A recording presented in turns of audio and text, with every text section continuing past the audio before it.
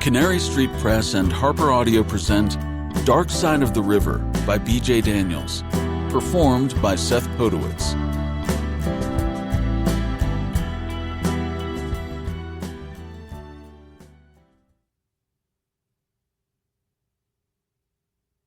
Chapter 1.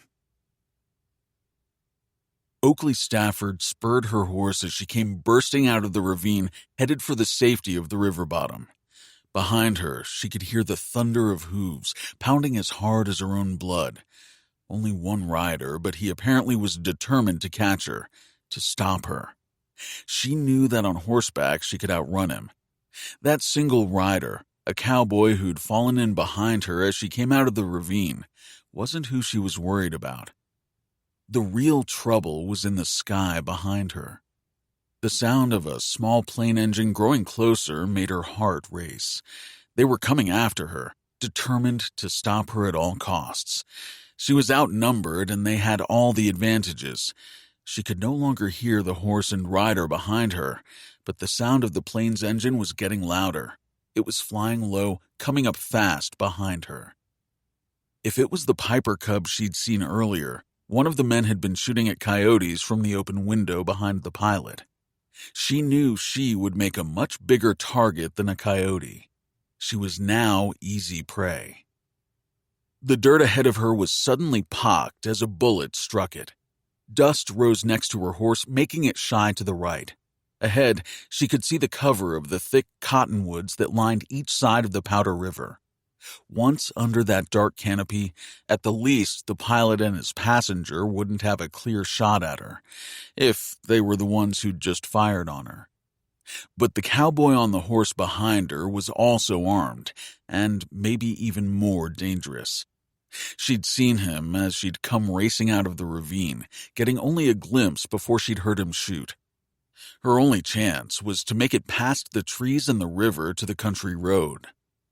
Spurring her horse, she leaned forward, urging the mare to go faster, desperate to reach the grove of cottonwoods. She heard the plane pull up and begin to circle, drowning out the sound of hooves behind her. But she knew he was still back there, determined to stop her.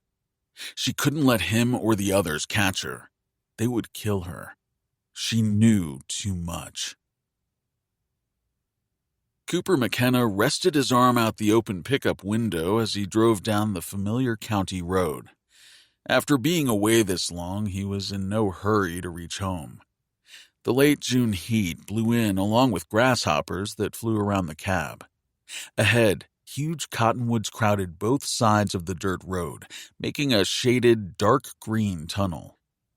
The sun pierced the green leaves to throw shadows across his path as he drove beneath them, the air in here cooler.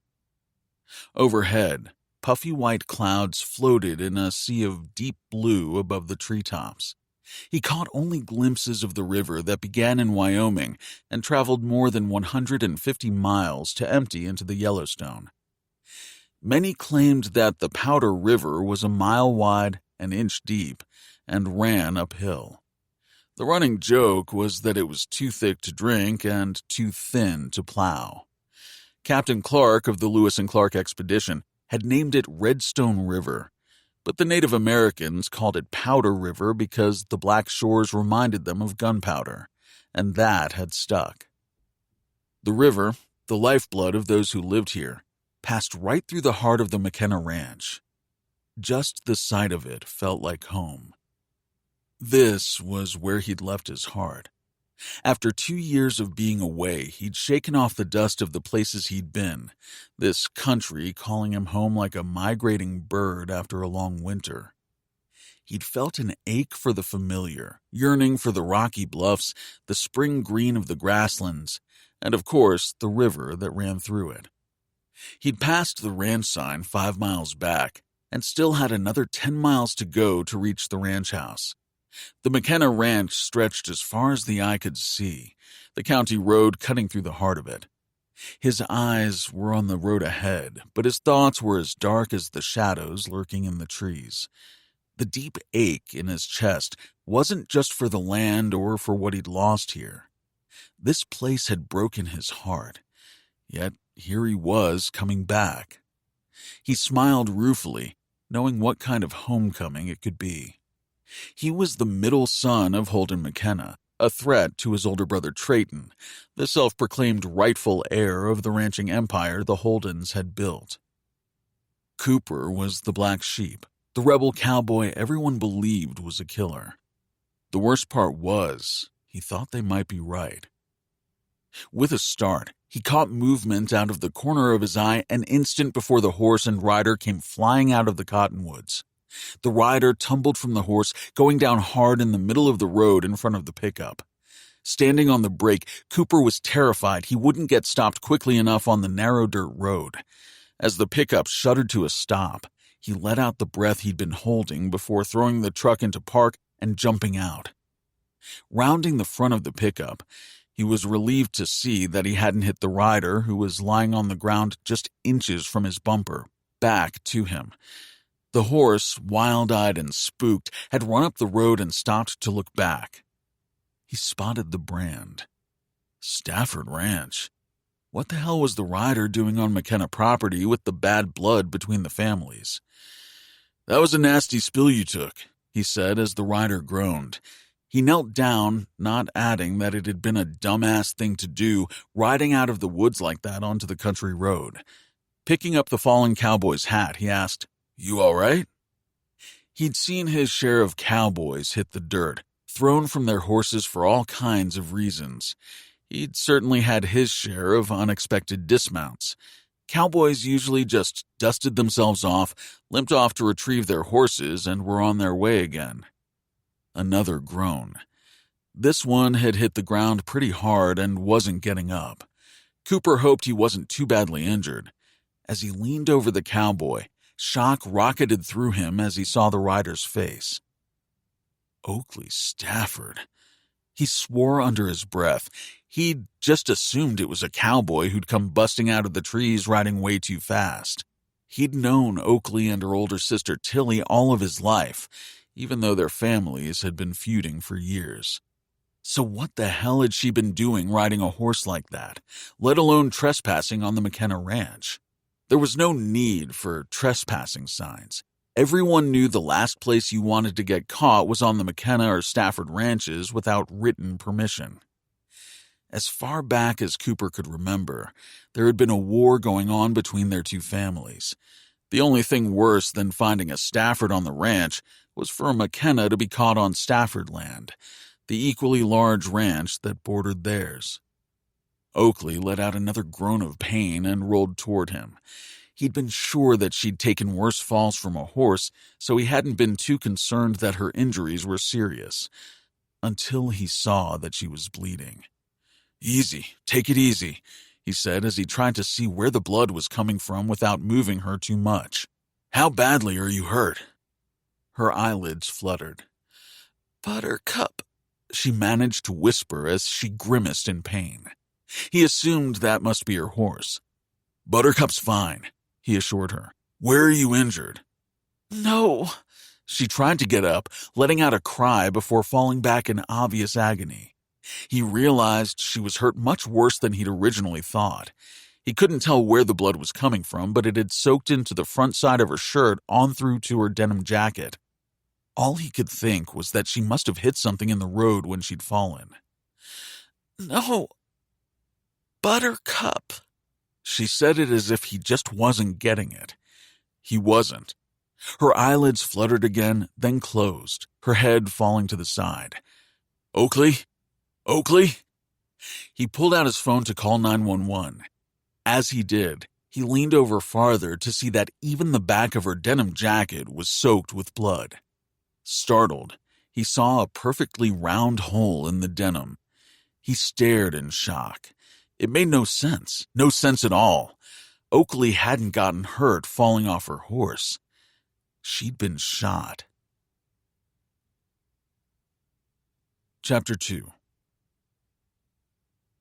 Even as Cooper made the 911 call, he found himself looking toward the woods in the direction Oakley had exited at such speed. "Oakley Stafford's been shot. I need an ambulance on the county road about 6 miles into the McKenna ranch. Please hurry. My name's Cooper McKenna. Just hurry." As he disconnected, the hair quilled on the back of his neck as he peered into the thick cottonwoods now deep in shadow. How the hell had she gotten shot? Why? He remembered her flying out of the trees like she was airborne and onto the road as if she was being chased. What had she been running from? Who? He felt his skin crawl at the thought that her would-be killer could still be in the dense stand of cottonwoods, watching them, waiting. Rising, he hurried around to his open driver's side door and pulled a t-shirt from his duffel, grabbed a roll of duct tape from under his pickup seat, and returned to Oakley. He balled up his t-shirt, pressed it to the front where he could see a lump under the skin where the slug hadn't exited. He duct-taped the t-shirt in place. The late June afternoon was hot. Taking off his own denim jacket, he slipped it under her head. Then he took off the t-shirt he was wearing and pressed it against her left side in the back where the bullet had entered. As he did, he listened for any sound. He could hear crickets chirping somewhere deep in the grove, but it was another sound that made his skin crawl. Cooper realized he'd heard it earlier, the buzz of a small airplane engine. The plane was growing closer. He stayed where he was, leaning against the front bumper of the pickup and keeping pressure on Oakley's wound. The plane grew closer and closer, the sound louder and louder until he felt the dark shadow of the Piper Cub pass over. The plane flew so low over the road that it barely missed the treetops. He tried to see the call numbers on the side, but only got a glimpse as the plane suddenly veered to the right and disappeared over the trees. When he looked up the road, he saw that the plane must have spooked Oakley's horse. It was no longer standing a dozen yards away. It had either run into the trees or on up the road. He knew he shouldn't be so worried about the horse, but he kept thinking of Oakley's urgent expression and the one word she'd uttered before she'd passed out. Buttercup. He was convinced she'd been worried about her horse. As the buzz of the plane engine died off, he heard another sound. This one brought comfort. Sirens. He checked Oakley's pulse, half afraid they would arrive too late. With relief, he felt it. As the sound of the sirens grew louder, he found himself feeling jumpy. He pulled out his phone and quickly took photos of the scene with his free hand, including the tracks coming out of the trees and Oakley lying in front of his pickup. He wasn't sure what exactly had made him nervous. Maybe it was the memory of being in a position a lot like this before. Only that time, the cops believed that the woman had been murdered, and he was the only suspect. Here he was again with a woman's blood on him, no one else in sight, and his guns in the pickup he was leaning against. He had an inherent distrust of the law since he knew how they could jump to conclusions. As the ambulance roared up in a cloud of dust, he pocketed his phone. A sheriff's patrol SUV pulled up behind it, but Cooper paid the cruiser little attention. He was anxious for the EMTs who jumped out to get to Oakley quickly. "She's been shot," he told them as the two techs pushing a gurney hurried to her. "She also took a tumble when she fell off her horse. I didn't move her but secured the injury to prevent blood loss best I could." "Shot?" Cooper turned to find a young deputy sheriff had joined them. "You shoot her?" "No," he said irritably. He moved to help the EMTs load Oakley into the back of the ambulance and felt a hand clamp down on his bare shoulder. "You aren't going anywhere." "I wasn't planning to," he said, turning back to the deputy as he tried not to lose his temper. The deputy's name tag on the new-looking uniform read Ty Dodson. "You want to hear what happened, or do you want to just make it up as you go?" The deputy's jaw tightened as he pulled out his notebook and pen. "You have a gun in that pickup of yours?" Cooper swore. "Yes, I have legal weapons, but I didn't shoot her. I was coming down the road and she came riding out of the trees as if someone was chasing her. If you look over there, you'll see her horse's tracks." "She was on horseback?" He glanced around. "So where's her horse?" "A plane came over and spooked it worse than it was already. I think it might have gone on up the road, I'm not sure." He'd seen that same skeptical look on an officer of the law's face a few too many times, and groaned inwardly. As I was saying, she came flying out of that grove of cottonwoods onto the road and fell off her horse. I hit my brakes. I thought at first that she'd been riding too fast and had just been unseated from her horse. But when I got the truck stopped and jumped out, I saw that she was bleeding and that it was Oakley Stafford and that she'd been shot. You recognized her? That how you know her name? I know her. Cooper didn't mention that he recognized the brand on her horse first before he'd knelt down beside her and, leaning over her, had finally gotten a look at her face. You say she came riding out of those trees. The deputy glanced in that direction. Isn't that McKenna Ranch property? You know it is, he said, trying not to roll his eyes. The fact that a Stafford had been on the McKenna Ranch brought up all kinds of questions and problems. That's when I realized that she'd been shot. Who do you think shot her? I have no idea, but she was shot in the back. He could feel the deputy's intent, suspicious gaze on him. Let's see those guns of yours. Dodson started toward the pickup. How about we give the sheriff a call? The deputy stopped and looked back. Why would we do that? I guess I'd just feel better if we did. Turning, the deputy came back to stand within inches of him. You know, I don't think I caught your name. You never asked. It's Cooper. Cooper McKenna. The deputy's gaze flipped up from his notebook to bore into him. McKenna? It's just my last name. Right, and you just happened to be driving down this road that goes to the McKenna Ranch. Cooper said nothing. Just call the sheriff. He knows me. I'm going to do you one better. I'm going to take you to see him. I haven't been in Powder Crossing long, but I know about the bad blood between the Staffords and the McKennas. I'm going to have to take you in. You're arresting me? On what grounds? He quickly backed off. Look, I need to find her horse and make sure it's safe. She was worried about her horse. How do you know that? I'll get a shirt out of my pickup, then I'll go find her horse and bring it down to the sheriff's department. Call your boss. The deputy had his hand on the weapon at his hip. You aren't going to give me any trouble, are you, McKenna? Holden McKenna knew why the sheriff had called him so quickly. A Stafford woman being shot on his ranch? He rubbed the back of his neck, at a loss for words for a moment. You're sure Oakley was shot? It wasn't that he'd misheard, he just couldn't believe it. Shot in the back. It definitely happened on your property, the sheriff said. So far, I have no idea what she was doing there. We're going to be treating the ranch as a crime scene, which means I need to get men in there. Of course. How's she doing? Serious condition. That was when he'd heard something in the sheriff's voice and had waited for the other shoe to drop. Cooper found her.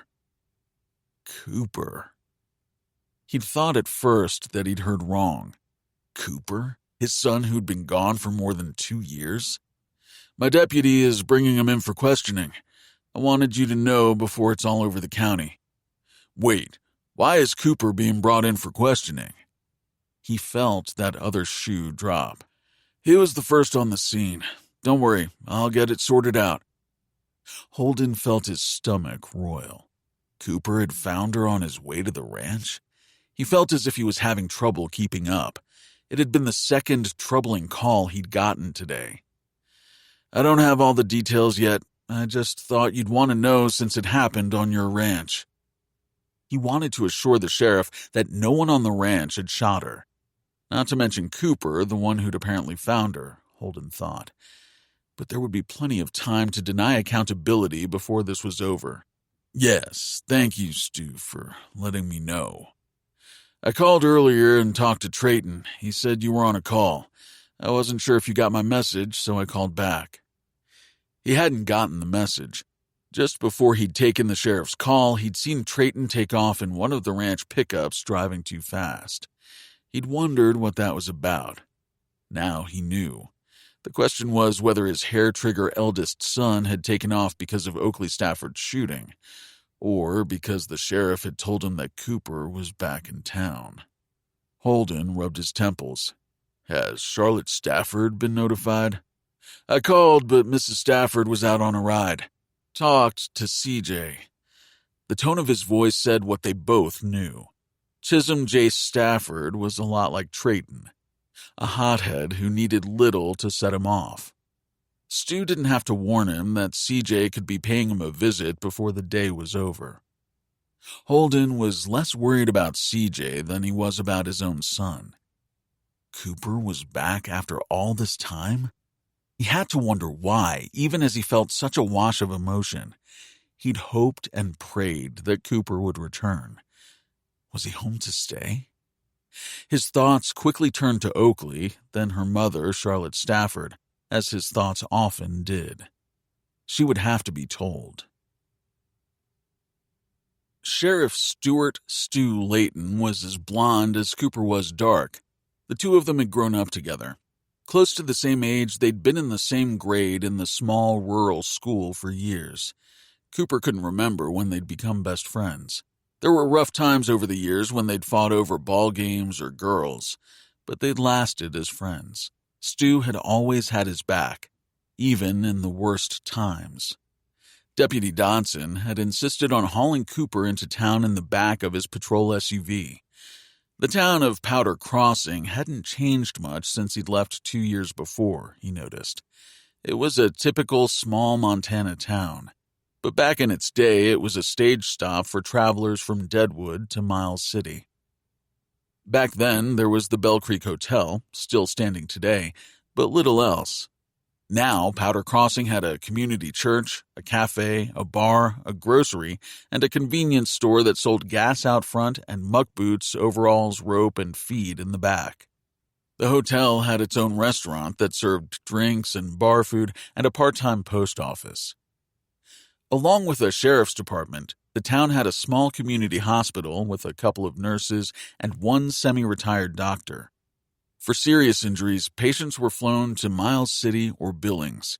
Oakley had been taken to the local hospital.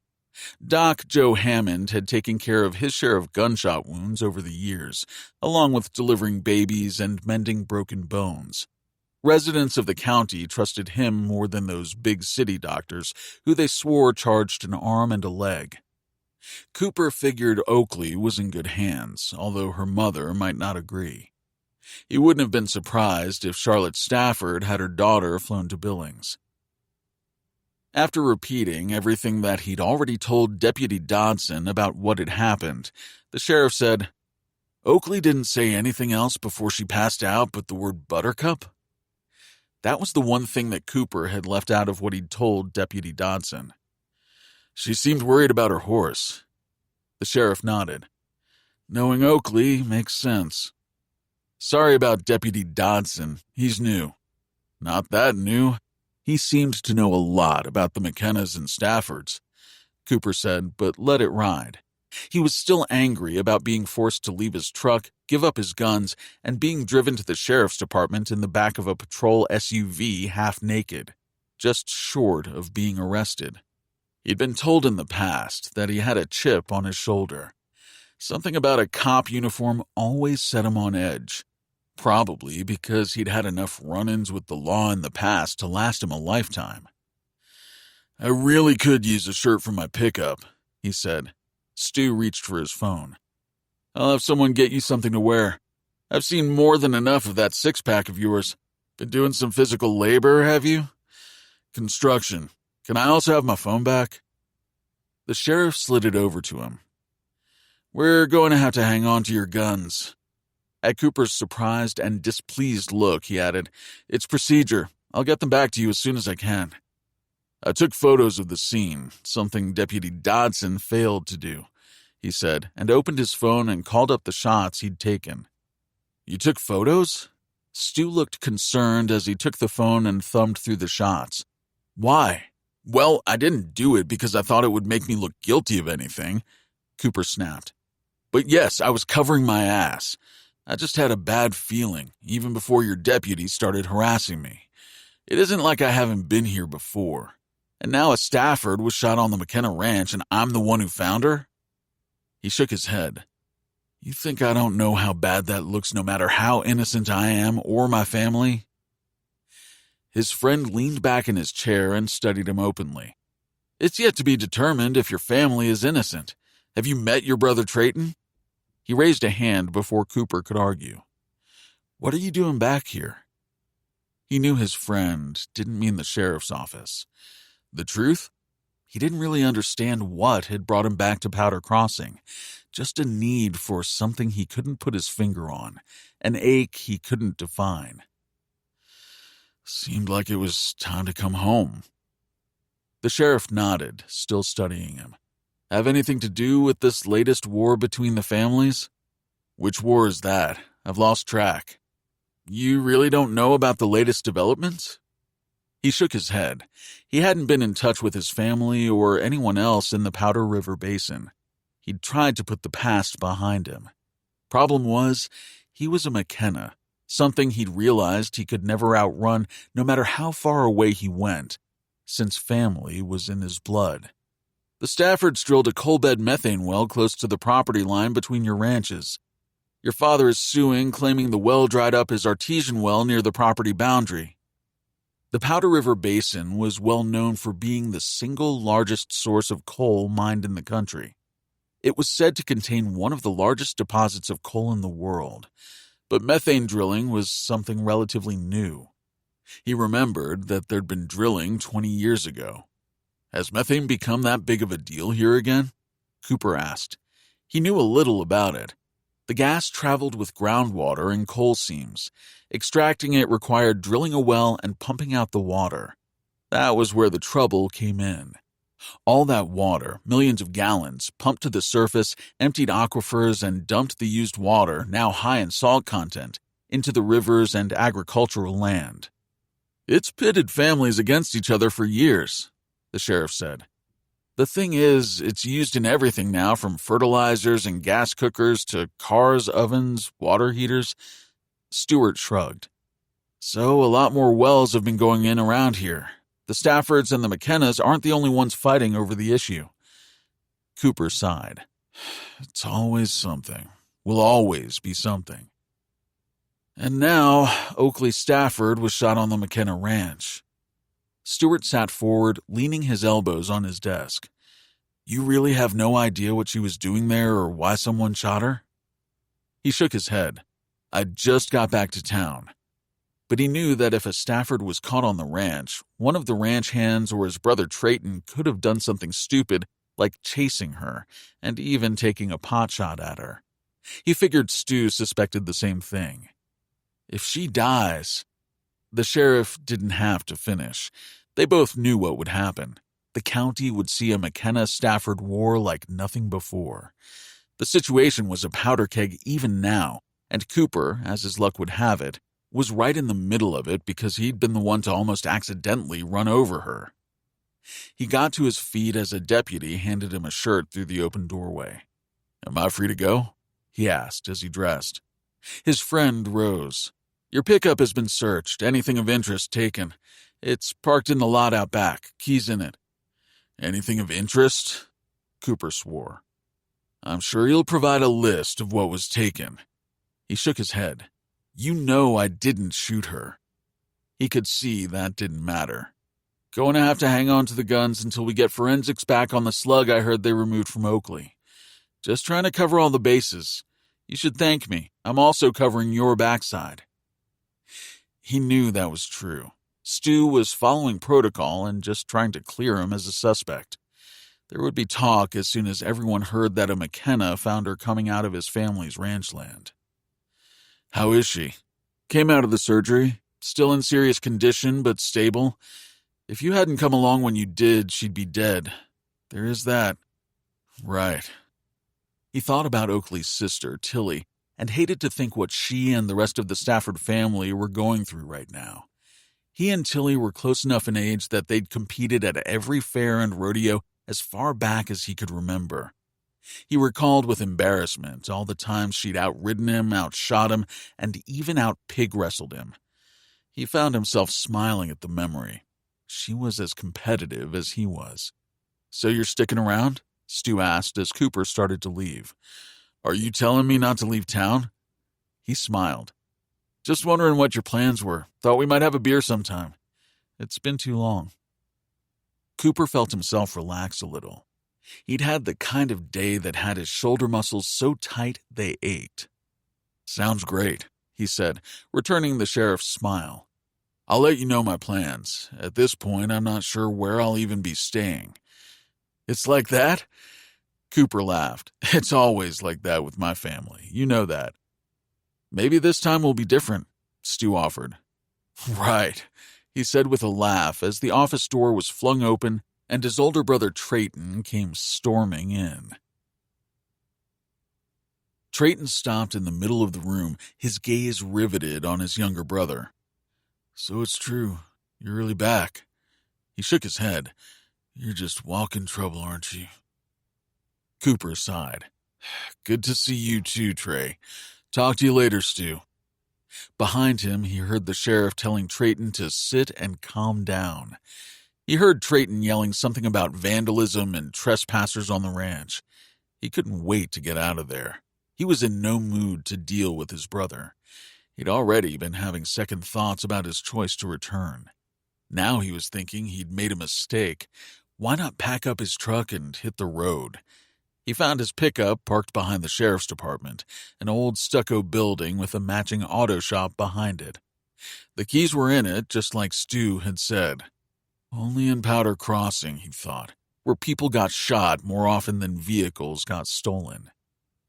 Climbing in, he noticed his glove box door hanging open. Everything inside it had clearly been gone through. Thank you, Deputy Dodson. Same with his duffel, its contents dumped on the passenger seat. But according to the list he'd been given, only his weapons had been taken. Gritting his teeth, he put everything back where it went, closed the glove box, and tossed his duffel behind the seat. He had no idea when he'd get his guns back, but couldn't leave without them. It made him feel a little naked and more than a little uneasy. He'd grown up with a gun handy as a kid. Never knew if he'd need to kill a rattler or scare off a critter. He'd had a rifle and a handgun in his truck for as long as he could remember. The worst part was that he couldn't shake the feeling that he would be needing a weapon, and maybe soon. Whoever had shot Oakley Stafford was still out there. As he started the engine, he thought about all the questions he'd had to answer. First with the deputy before he'd been detained. Not officially arrested, but damned close. Then with Stu. He had even more questions himself about what had happened earlier. He sat for a moment, engine running, thinking about Oakley's horse. Had they caught up to it? If so, had they taken it to the Stafford ranch? He didn't think it had been injured. He hoped not. He knew the horse wasn't his concern, but it had been Oakley's. At least, he'd thought that was what she'd been asking about. When she regained consciousness, he didn't want her worrying about her horse. Buttercup had to be the name of her horse. He considered calling the Stafford ranch to find out if the mare had been returned and if there was any news on Oakley's condition, but reconsidered. He was persona non grata, and not just because he was a McKenna. He and Tilly had gone head-to-head a few too many times. He remembered one wrestling match in the mud between the two of them when they were about 9. Not his best moment wrestling a girl in the mud. He remembered the whooping he'd gotten when his father had found out. To make it worse, a sculptor from Billings had witnessed it and actually made a bronze sculpture of the incident. He told himself to forget about the horse. He had bigger things to concern himself with, like facing his father after all this time, given the way he'd left. As he started to back out, he had to throw on his brakes for the second time that day as a pickup came roaring into the parking lot. The driver apparently still hadn't seen him as the speeding pickup swung into the space next to him. In the mood he was in, Cooper knew things could go south if he hit his horn, or worse, got out to give the driver a piece of his mind. Fortunately, he did neither as the driver's side door flew open and a woman bounded out, her blonde braid flying from her shoulder to trail behind her as she stormed toward the rear entrance of the sheriff's department. Matilda Tilly Stafford. He'd recognize her anywhere. He shifted into park and jumped out, calling after her. "Tilly?" She'd been stalking up the walk, but now stopped. He had no doubt that she'd recognized his voice as her back stiffened before she turned around. He saw her eyes narrow, her jaw set. She headed toward him, looking as if she planned to take off his head. He held up his hands to ward her off as she charged up within a few feet of him and stopped. He could see that she was furious, but also close to tears. He'd never seen her cry, although he knew there were times in competitions that she'd wanted to. The fury he'd seen before. Right now, he could see that she was struggling with both as she approached him. Before she could speak, he asked, "Did you get Oakley's horse back?" She blinked as if that was the last thing she'd expected out of his mouth. "What?" she demanded impatiently. "Oakley's horse. The deputy wouldn't let me go look for it and make sure the mare was all right." The fury won over the tears as she spit out the words. "You're worried about her horse?" "I'm worried about her too, but she was worried about the horse, so..." Her eyes widened. "She talked to you?" "No, just..." "I'm so sorry. I shouldn't be bothering you with this." "I thought you left town. How was it that you were the one who found her?" He shook his head. "Just dumb luck?" The tears were about to win. She turned and rushed away as if she couldn't deal with him right now. He couldn't help being relieved. But as she started away, he called after her. "What's the name of her horse?" Tilly stopped again, her back to him. Even from where he stood, he could see that she was vibrating with that earlier fury. He felt as if he'd poked a bear and was about to pay the price. But to his surprise, she didn't turn. She didn't storm back to him. He heard her mutter, "Him and the damn horse, what is wrong with him?" Her shoulders seemed to slump for a moment before she said without turning around, "Cheyenne. Her horse's name is Cheyenne." She shook her head as if he was a pesky bug and disappeared into the sheriff's department. "Cheyenne?" He stared after her, frowning. "Not Buttercup?" Then what the hell was Oakley trying to tell him? Chapter 3. After passing Trayton McKenna on her way in, Tilly Stafford headed for the sheriff's office, her body trembling with more emotions than she could handle right now. Fortunately, she'd avoided a confrontation with Trayton. He had stormed out so fast, it was as if he hadn't even seen her. Which was fine with Tilly. Running into Cooper McKenna had been bad enough. She'd thought she'd seen the last of him. Now he was back? He just happened to return today? Just happened to find her sister after she was shot? After all this time, he just happened to pick today to cross paths with her? She marched toward the sheriff's open door, ignoring the dispatcher who was asking if she needed help. Stewart looked up as she stormed in. Without a word, he got up, came around his desk, and pulled her into his arms. "I'm so sorry." He rubbed her back as she fought the tears that she'd dammed up since hearing the news. She stayed there taking the comfort he offered for a few moments before she pulled back to look into his handsome face. She'd known Stewart all her life, just as she had Cooper. The three of them had gone to the same rural school, often with the same classes, especially in high school. "I need to know what happened," she said, wanting the man she'd recently been dating to be the sheriff now. He nodded and offered her a chair as he went to close the door before returning to his desk. He cleared his voice. "I can only tell you what I know, which isn't a lot. I'm sure you heard that Cooper found your sister after she'd been shot and called 911. If he hadn't found her, he saved her life." She felt a stab of guilt as she thought about the way she'd just treated him outside. He was a McKenna. She'd just assumed since Oakley had been found coming out of McKenna property that he'd had something to do with her condition. Or knew who had. "Why would anyone shoot Oakley?" she demanded. "I don't know yet. The investigation has just begun. More than likely it was an accident. Maybe a hunter or one of those ranch hands on the McKenna place," she snapped. "A hunter? Are you serious? It's the end of June. There's no hunting season open." He leaned forward. This is Montana.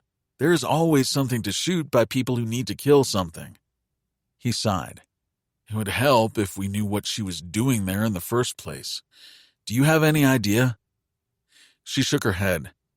Even if Oakley was trespassing, the McKennas can't just shoot her and get away with it. Of course they can't. But we don't know that they did. We don't know who shot her, Tilly. But I'm going to find out. Are you sure you don't know what she might have been doing there? She didn't. Scalding tears suddenly burned her eyes. Her sister was in the hospital fighting for her life, and what hurt was that Tilly had no idea why. She and Oakley hadn't been close in months. She blamed herself as the older sister because she should have noticed her sister pulling away from her. She's been secretive lately, like she was hiding something, Tilly said. I just assumed it was a man she didn't want me to know about. Probably because I wouldn't have approved. You don't know who? She shook her head before voicing her greatest fear. What if she had hooked up with someone from the McKenna Ranch? You mean like Trayton or Duffy? Tilly didn't know which would be worse.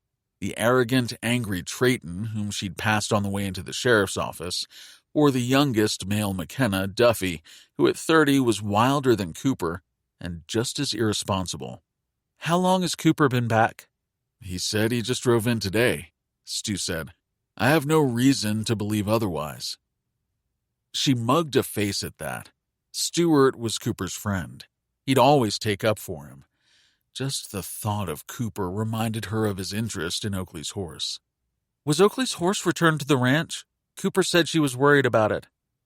You saw Cooper? Tilly tried not to read anything into the question or what she'd thought she'd heard in it. Was he jealous of her tumultuous history with Cooper? Their wrestling match all those years ago was made famous by that sculptor who'd taken a photo that day. Her mother had threatened to buy the sculpture and destroy it, but the piece had sold before she could get her hands on it. There was no reason for Stewart to be jealous. The two of them had been dating for only a few weeks. It wasn't serious. They hadn't even gotten intimate, although she knew he was hoping that was where they were headed. Cooper kept asking about her horse. She shook her head, wishing she hadn't brought it up. There was definitely something wrong with that cowboy. The horse is fine. I'm sure it's already been returned, but I'll double-check. As if he could see that she was still thinking about Cooper, he said, He didn't shoot your sister. She knew that on some level. No matter how many times she'd butted heads with Cooper, she knew he wasn't a killer.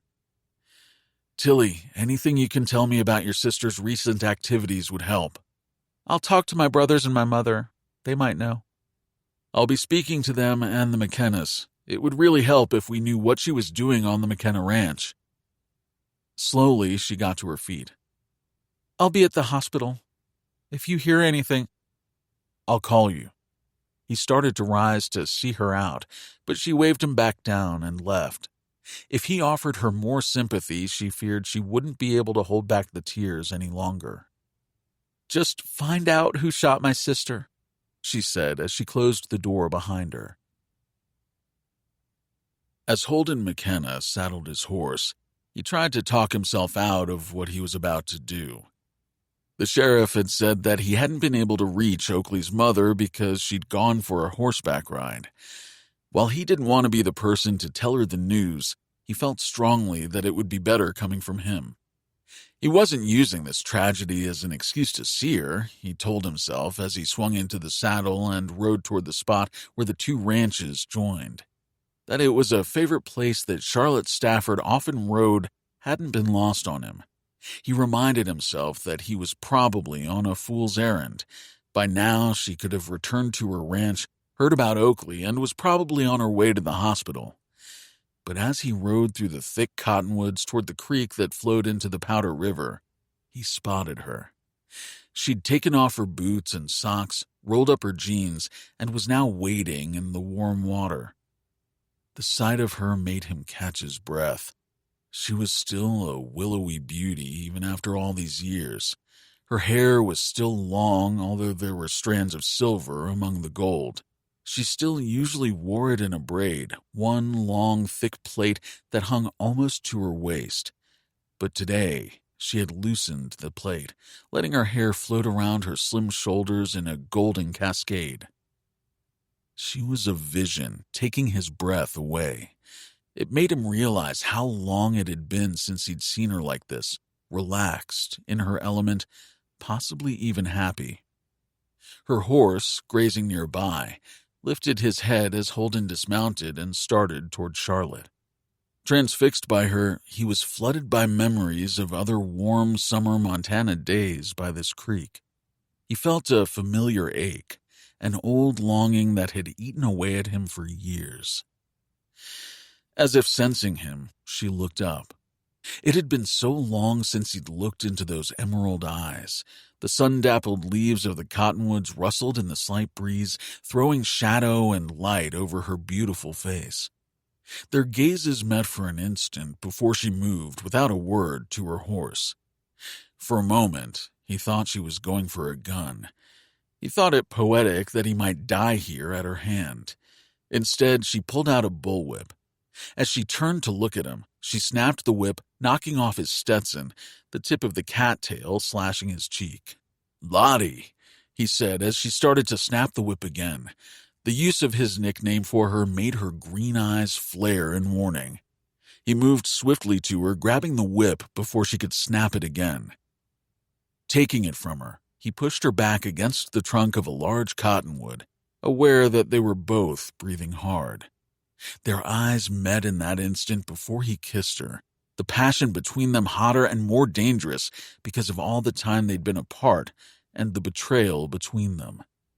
He recoiled as she bit his lip hard, drawing blood yet again. They stared at each other for a long moment before she kissed him with a longing he knew only too well. The sound she made sent a river of desire raging through his veins. She dug her fingers into his shoulders, clinging to him as if, like him, she'd been denying this for far too long. He'd never felt like this with any other woman, including his 2 wives. It had always been Lottie. Would always be Lottie. At the sound of a rider approaching, they pushed apart, adjusting their clothing and their expressions as her ranch manager, Boyle Wilson, came riding up. A rugged, surly man in his mid-50s, Boyle often had a scowl on his face. Holden had once seen him kick a dog. Boyle went after the animal as if he planned to kill it. Holden had jumped him, throwing the man to the ground as the dog scrambled away. Alfred Wilson, Boyle's father and then manager at Stafford Ranch, had pulled Holden off his son. But not before Holden had seen a malevolence close to evil in that young man's face. The same look he now saw etched deep in the now older Boyle's expression. The ranch manager drew up sharply, reining in his horse in obvious surprise at seeing Holden not just on the Stafford Ranch, but with his boss. The one thing Holden knew about Boyle was that he was very protective of Charlotte. Maybe a little too much so. "I was just leaving," Holden said, shifting his gaze to Lottie. She had regained her composure more quickly than him. Now she stood looking regal, the queen of the manor, his nemesis and his neighbor, his once lover, now his enemy. "Hope I'm not interrupting anything," Boyle said sarcastically, clearly hoping the exact opposite. "There's been a shooting," he said, glaring at Holden as if he recognized the kind of tension roiling between them. "It's Oakley," he said to his boss. "She was shot on the McKenna Ranch. Cooper was the one who apparently found her." Lottie glared at Holden as her fingers worked urgently to pull her long hair back into a tightly contained twist. "Is that what you rode over here to tell me?" she demanded. "Cooper called 911 and got her to the hospital." He didn't mention that his son was taken into custody and transported to the sheriff's office. She'd hear about that soon enough. "Lottie," he said, "the sheriff told me that he'd been trying to reach you. I knew where I could find you." She shook her head, her eyes warning him not to say his nickname for her again. He could see that she was already regretting that seeing him here had made her weaken just as it had him. It had been too long since they'd seen each other completely alone in a place they'd once made love in secret. The difference was, he didn't regret that stolen moment of wild abandon. But he could see that she did. Now she hated him more than ever, her look said. He nodded, turned, and walked toward where he'd ground-tied his horse, not sure she wouldn't put a bullet into his back. Swinging up into the saddle, he turned to look at her, his heart aching. If he hadn't known her so well, he might have thought that all that anger was for him. But he could see that she would never forgive herself for kissing him back the way she had, for wanting him as desperately as he wanted her. He had enough self-loathing for both of them. He didn't want her hating herself for old feelings neither of them had been able to control. "I'm sorry about Oakley," he said. He spurred his horse, riding away sick with worry about their families. He felt more regret than he'd ever known. He was responsible for the animosity between the families. Years ago, he'd betrayed Lottie and lost her forever, creating this ever-widening chasm between them and their own children.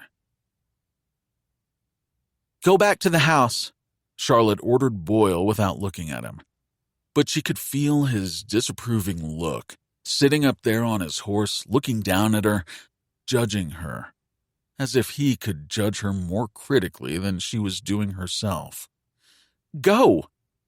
She crossed to where she'd left her socks and boots earlier, but didn't lower herself to the boulder to put them on until she'd heard him ride away.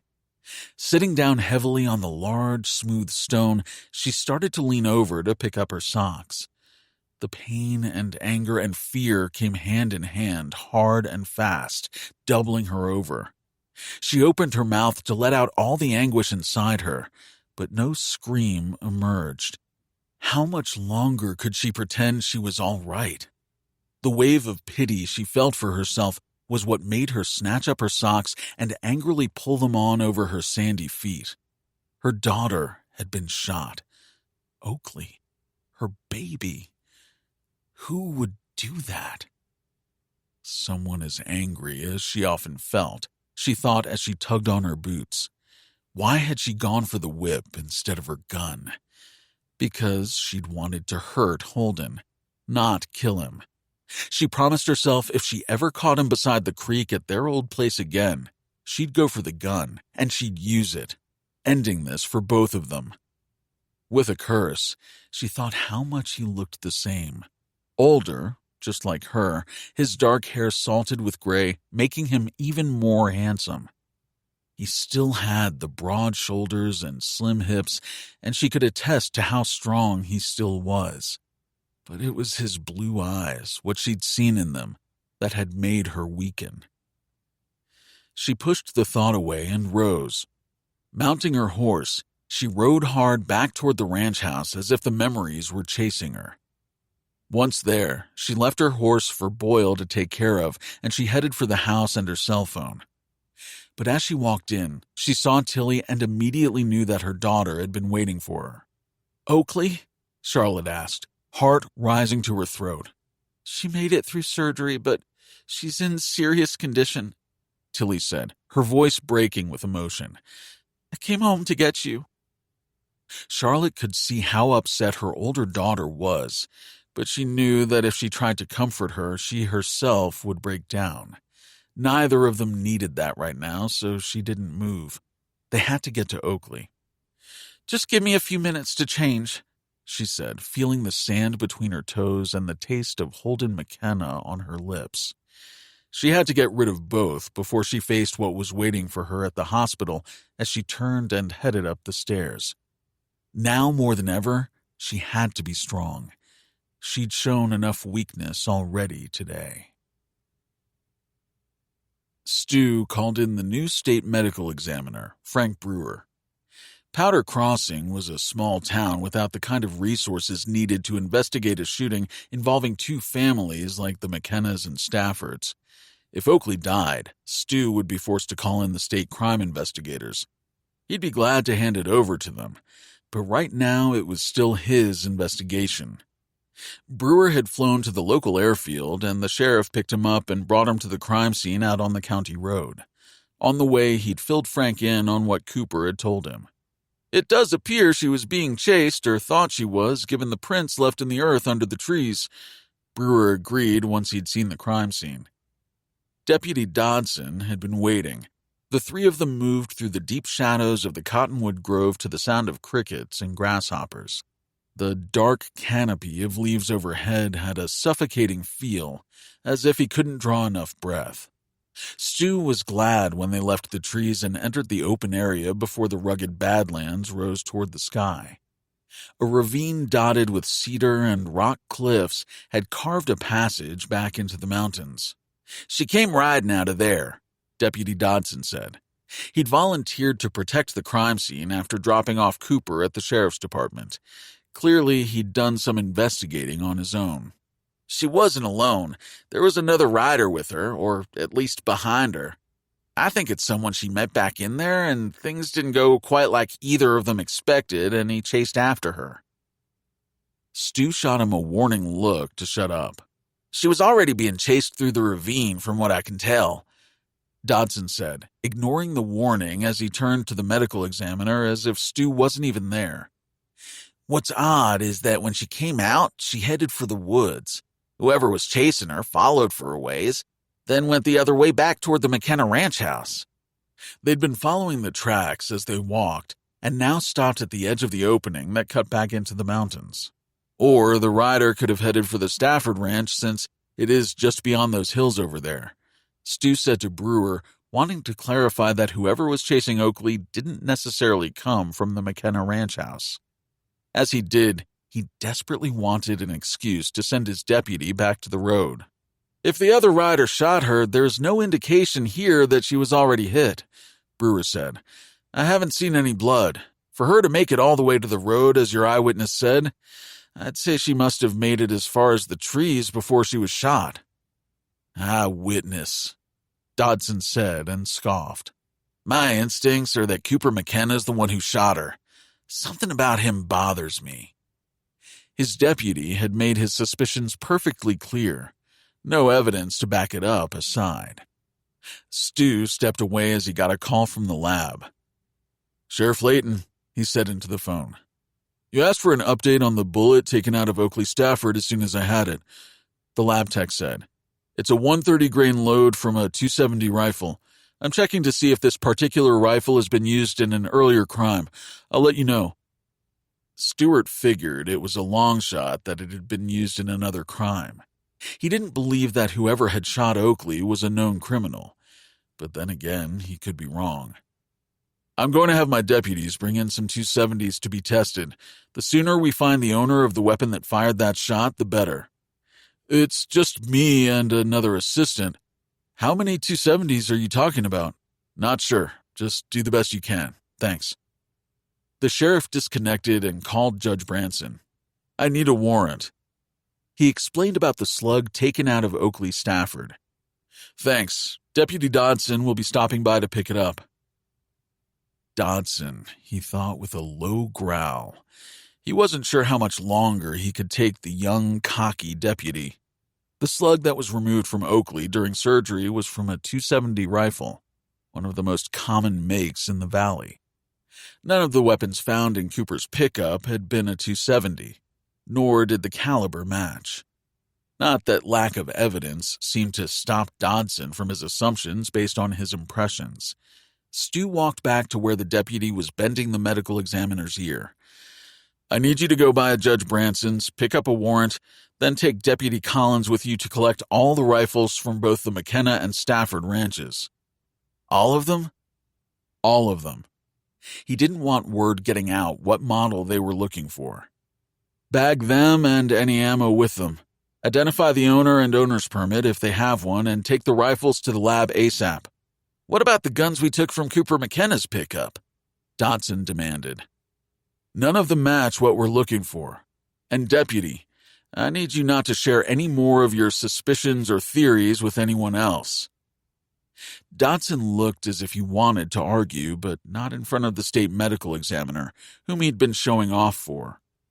Even though he looked as if he thought he was being sent on a wild goose chase, he thankfully left without another word. "Did I mention that he's new?" Stu said to the medical examiner. Brewer sighed as they both watched Dodson disappear into the woods.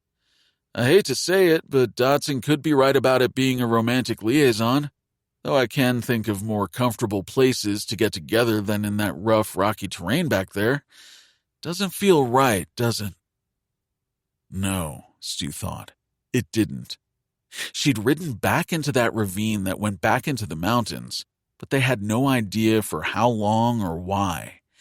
But it was suspicious that the other rider headed in a different direction, one that could have taken him to the McKenna ranch house or over the property line to the Stafford home.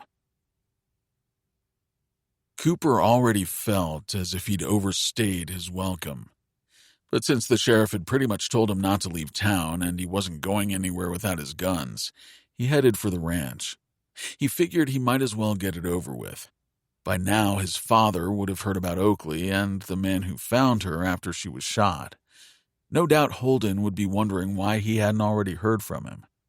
He hadn't seen his father in more than 2 years. They hadn't spoken since the last time he was at the ranch. They'd pretty much said all there was to say at the time. Another reason he was unsure if he was even staying at the ranch tonight. The smart thing would have been to stay in a motel and let the dust settle. But Cooper knew the dust wasn't going to settle for some time. The shooting would be the talk of the county. What made it more salacious was that a Stafford had been shot on McKenna land. As he drove through the McKenna ranch gate, he knew he couldn't put off the inevitable. He'd planned to sneak back into town, test the water, see if he was staying or not. But that hadn't happened. He would have to face everything, including why he'd left. Wasn't that why he'd come home? Because he was tired of running from it?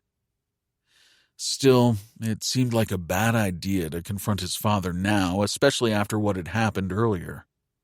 When he'd gassed up the truck before leaving town, he'd heard the local speculation. Tongues were wagging as if the jury was already out. A romance gone wrong, and the obvious suspect was some cowboy from the McKenna ranch. What was Oakley Stafford doing there if not meeting up with someone? It did make sense. They were the same questions he was asking himself as he parked in front of the house. He doubted his father would have the answers, but he never knew since he'd been gone for so long. A lot could have changed. He shut off the engine and sat looking at the place where he was born and raised. All the lights seemed to be on inside the McKenna ranch house, making it look even more impressive than in the daylight. The sprawling 3 stories of wood and glass had withstood the weather and the years. His grandfather had commissioned the building of the massive place, clearly not just to impress, but as the beginning of a legacy of McKenna's who would work and add to this ever-expanding empire. Cooper thought his grandfather, Edward Holden McKenna, had optimistically figured on a lot of sons passing on that legacy by having their own sons who were born to continue his work. Each son was to marry a rancher's daughter and bring her family's land into the McKenna holdings. It was a dying legacy even on other ranches around Montana. This generation didn't have as many sons, and a lot of those sons wanted nothing to do with ranching, let alone being coerced into marrying a rancher's daughter for their land, just as it was rumored his father had done by marrying Margaret Smith. One of the Smith ranches was now part of the McKenna ranch, so Cooper long suspected there was some truth in the rumors. Climbing out of his pickup, he didn't bother to grab his duffel. He wasn't sure he'd be staying. He wasn't sure he'd be allowed to stay. With a sigh, he headed for the front door, debating whether to knock, ring the bell, or just walk in like he was a McKenna. Fortunately, he didn't have to make that decision. He'd barely reached the porch when the door flew open and his sister, Bailey, ran out, screaming his name. She threw herself into his arms. He couldn't help laughing and feeling a little teary as his heart filled with love for his baby sister, who was now in her mid-20s.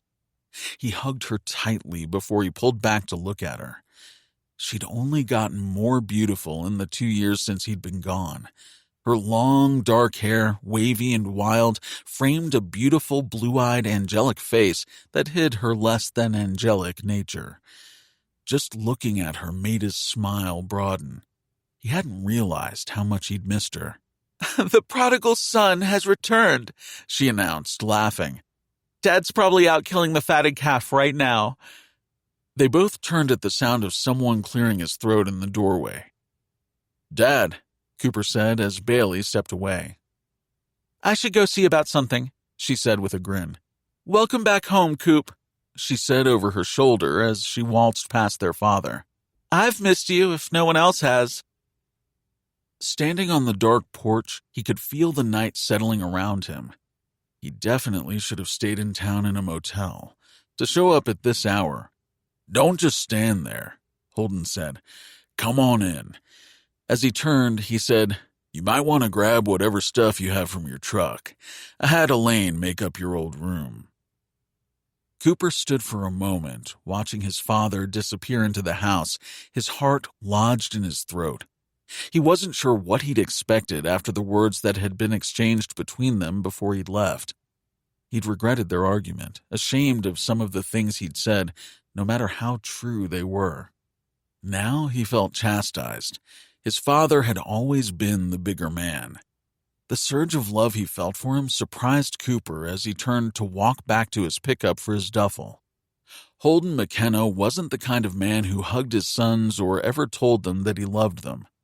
Most of the time, Cooper had suspected that he didn't even like his sons all that much and was constantly disappointed in all of his offspring, even Trayton.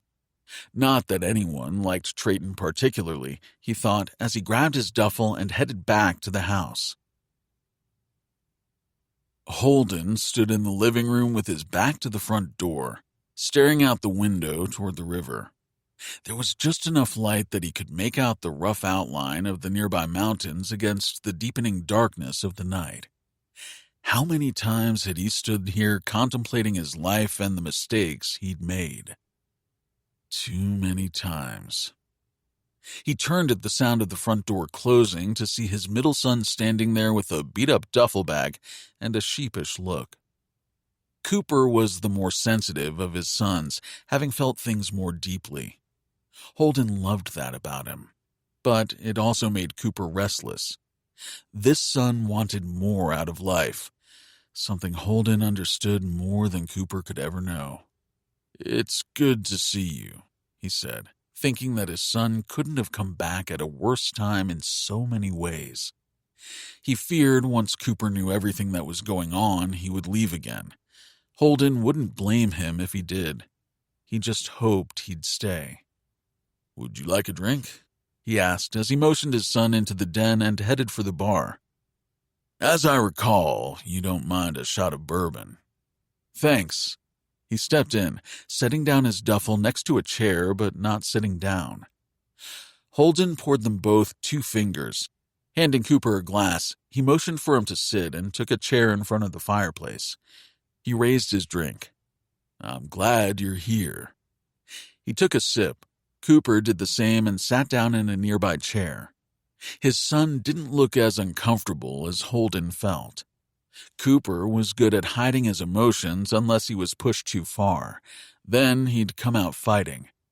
He wondered if his son knew how alike they were. He doubted it. He'd raised his family without their mother for so long that he feared he'd scarred them irrevocably. But unlike his father, Cooper had a moral compass that was both admirable and unyielding. "I'm not going to ask you how long you're staying, or even if you're staying," Holden said finally. "But I do have to ask why you came back." Cooper smiled, studied the bourbon in his glass for a moment before he raised his gaze and said, "I have no idea. Whatever your reasons, I'm glad you're here," Holden said, wondering how much he should tell him, then deciding not to get into it tonight. He didn't want Cooper walking out and never looking back this time. At the knock at the front door, he rose to find 2 deputies standing on the porch.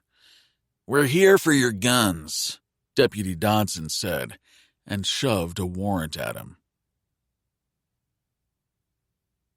Chapter 4. Early the next morning, Tilly found her mother sitting next to Oakley's bed at the hospital. She'd apparently been there all night. It was clear that her sister's condition hadn't changed. She stayed for a little while, but left her mother beside Oakley's bed, unable to take any more of Charlotte's silent, dry-eyed fortitude. She had to do something besides sit next to her sister's bed, holding her hand and crying. She also had to stop thinking about the fact that her sister might not ever regain consciousness. She might die. Tilly couldn't comprehend that kind of loss. She had to find the person who did this. Earlier, Stuart had stopped by to see how Oakley was doing and talk to her mother. He'd asked the same questions he'd asked Tilly. Her mother didn't know if Oakley had been seeing anyone. She didn't know what her daughter was doing on the McKenna ranch. "It doesn't matter what she was doing there," Tilly had cried. "They can't just shoot trespassers." "Matilda," her mother had reproved her and given her that disapproving look she'd withered under while growing up. For some reason, Charlotte thought she could make Tilly into something she wasn't, a replica of herself. From the time she was little, Tilly had more interest in being outdoors than in. She could be found out with the ranch hands, learning to ride and shoot and rope, determined to be as good as the best of them. She hated being forced to stay inside and help with setting the table, or worse, being told to act like a lady. Tilly had stayed long enough at the hospital to hear if Stuart had any leads. He didn't, apparently. His concern had been about the problems between the families and what this might lead to. "Mrs. Stafford, I hope you can keep this incident from throwing more fuel on the fire between you and the McKennas," the sheriff had said, as if he thought her mother had any more control over Tilly than Stuart did himself. "Let me do my job without getting calls about your ranch hands or anyone in your family making this worse. Please, just try to keep a lid on things so I can find the person who shot your daughter. That's all I'm asking." Tilly had gotten the message, which had only made her angrier. She'd been glad when Stuart had left. When he'd said he would call her later, she'd only nodded, afraid what would come out of her mouth if she spoke. Did he really think he could tell her what to do after a half-dozen dates, or even as the county sheriff? As she left the hospital, she kept thinking about Cooper and how he'd kept asking about Oakley's horse. The cowboy was dense as a cedar stump when it came to women, but he wasn't stupid. So why would he ask about the name of Oakley's horse? All the way back to the ranch, it nagged at her. Once home, she went straight to the stable. "Did the sheriff's department return Oakley's horse?" she asked the ranch hand, brushing down one of the stable horses. "I put her in her stall." "It's the Palomino mare, right? What's her name?" She could feel his questioning gaze. He knew the horses and their names better than she did, especially her sister's, since Oakley changed horses the way some women changed shoes. "Cheyenne, are you all right?" She turned to shoot him a scorching look. "My sister was shot and might die. No, I'm not all right." He had the good sense to glance away, mumbling sorry under his breath. But at her sharp words, she colored, realizing she was sounding like her mother. At Cheyenne's stall, she opened the door and started to step in. "I'm not sure I would do that," he said. "She keeps Cheyenne for no reason." "There is a reason. Oakley was shot off her horse. Of course the horse is acting scared." Ignoring him, she stepped into the stall, talking quietly to the mare as she went. The horse shied, but she kept up murmuring to her in a soothing voice as she began to gently run both her gaze and her hands over the mare. He was right. The mare hadn't been hurt. As she left the stables, she kept thinking about Cooper, his peculiar interest in Oakley's horse.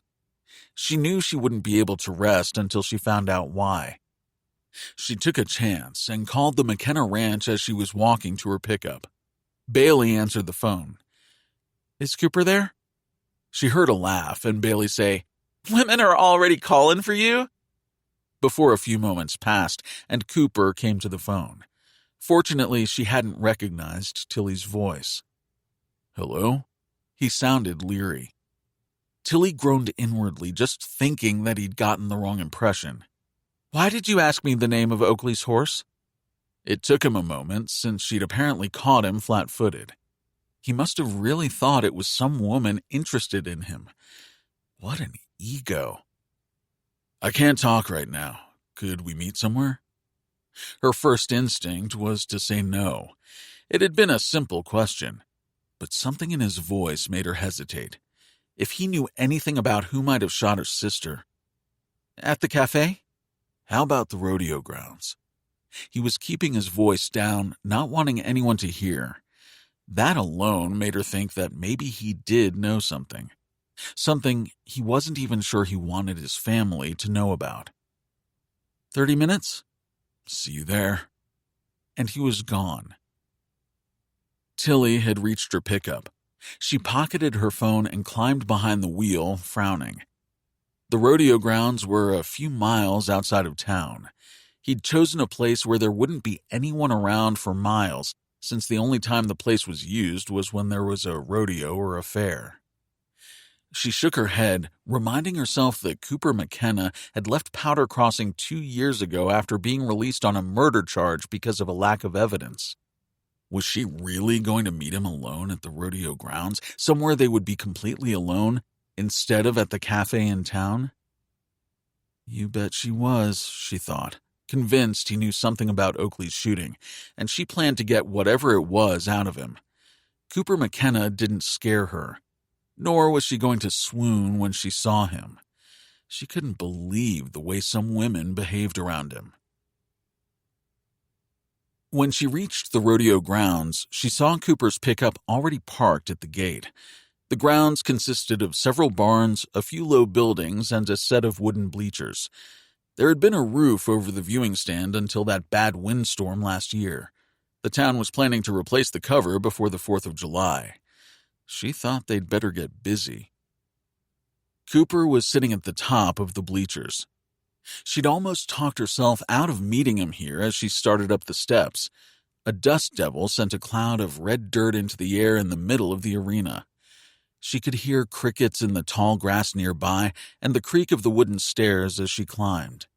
She concentrated on her next step, but out of the corner of her eye, she could feel him watching her with those blue eyes of his from under the brim of his Stetson. The cowboy was handsome, she'd give him that. He'd always pretended he didn't notice the way women acted around him. The thought made her smile since she didn't believe it for a moment. Cooper knew. It was one reason why she'd done her best to ignore him, pretending that she didn't find anything about him tempting. Even if he hadn't been a McKenna, she would have kept her distance. He was a heartbreaker. Any fool could see that. Tilly didn't mind tempting danger, but not when it came to her heart. Also, there was that black cloud hanging over him after his last girlfriend had either killed herself or been murdered. While the case had been closed as a suicide, there were still those people in the county who maintained it had probably been murder. A lot of people thought both the McKennas and the Staffords would get away with murder because of their standing in the county. Cooper got to his feet as she approached. Thanks for coming. You made it sound important and secretive. She motioned to where he'd suggested they meet and gave him a questioning look. I'm probably just being paranoid, but your sister was shot, and I got the impression she was running for her life when she came racing at breakneck speed out of the trees and onto the road. She thought about Oakley running for her life and now fighting for it in the hospital and had to swallow. He motioned for her to sit and lowered himself back to the bench. She watched him stretch out his long legs and lean back.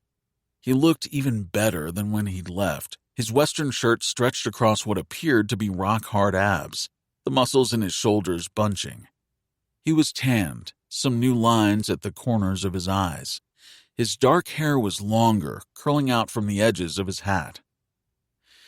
Okay, she could kind of see some of the attraction, she thought, as she sat on the edge of the seat a few feet away from him and looked out at the view rather than at the cowboy.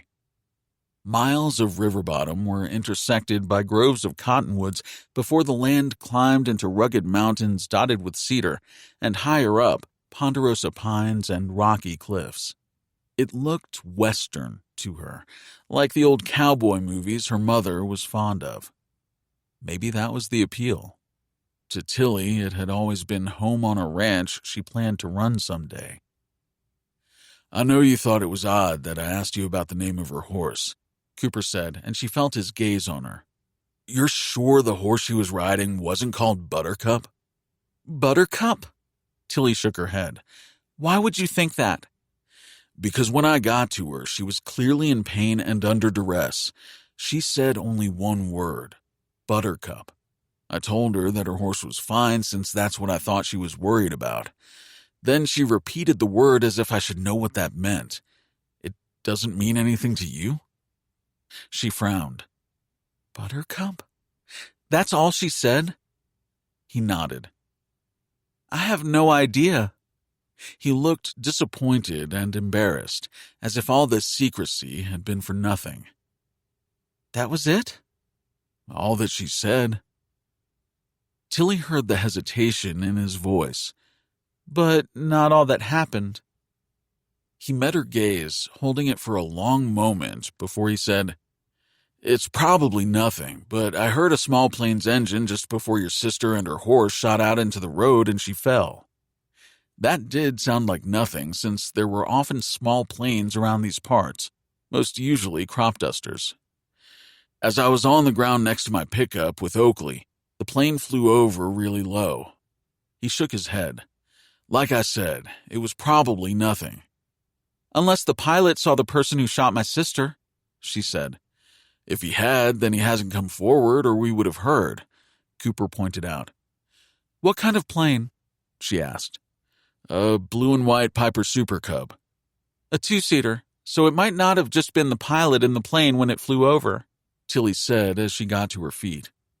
"There can't be that many blue and white Piper Super Cubs around, right? I want to talk to that pilot and whoever might have been sitting behind him." "Hold on," Cooper said as she started down the bleacher steps with him at her heels. "If there is even a chance that he or his passenger saw something," she said over her shoulder, "I plan to talk to them. Wait." He grabbed her shoulder as she reached the bottom and spun her around to face him. Maybe the pilot or his passenger did see something. Or maybe... He wasn't sure how to say it, so he just spit it out. "The passenger shot your sister." Her eyes widened. She opened her mouth to speak, but he cut her off. "It's illegal, but not that unusual for a rancher to take someone up armed with a rifle to kill coyotes or other animals from the air." "Take someone up like you?" He looked away, remembering a time when killing an animal he didn't plan to eat hadn't bothered him. That had been a very long time ago. "What I'm saying is that the shooting could have been an accident, but even so, the pilot isn't going to want to talk to you. It might even be dangerous if his passenger had been armed and breaking the law." She planted her hands on her hips. "Which is even more reason to find this plane and the pilot." "I agree, but I would suggest not coming on like gangbusters." The look she gave him was so familiar that he almost laughed.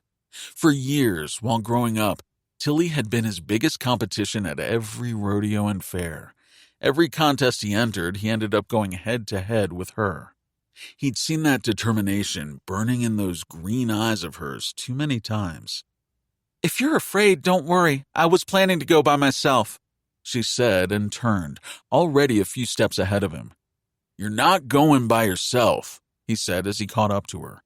"I'm going with you." She gave him a sidelong look but said nothing. "Don't make me sorry I told you." In truth, he was sorry. He could see how much she wanted to find the person who had shot her sister. But now he'd given her probably false hope. There was a slim chance that Oakley had been shot from the plane. At the same time, it was a relief that Tilly had taken what he told her seriously. He couldn't help feeling there was something suspicious about the plane. That the pilot had flown over him so low like that had nagged at him last night.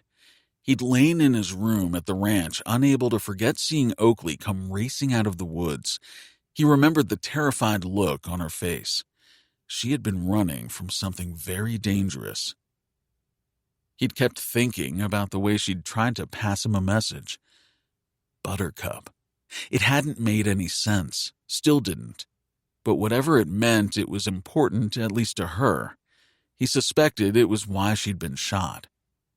"We'll take my truck," Tilly said. "I'll drive." He wasn't about to argue as he climbed into the passenger side. Holden watched his eldest son pace the living room floor. He knew Oakley Stafford's shooting had everyone on edge, but he couldn't help being surprised at how Trayton was taking it. "They'll be coming after us," Trayton said as he paced. "They're going to make it look like one of us shot her. We need to be ready. I can't believe that you just let them take our rifles." One of the biggest fears of most Montanans, Holden knew only too well, was that someday someone would take their guns. It had never happened, but it was a fear his father and grandfather had shared. "This isn't that," he told Trayton. "The lab will run ballistics on our firearms. If one of them wasn't the weapon that fired the bullet that struck Oakley, then the sheriff will bring them back. Let's not turn this into something it's not," he said as patiently as he could. Glancing at the time, he needed to put a damper on his son's paranoia and get going. He didn't want to be late for his appointment. Yesterday, he'd gone out to the ranch manager's house. Deacon Yates had gathered the ranch hands for him. Holden had hated to ask, but he knew he had to.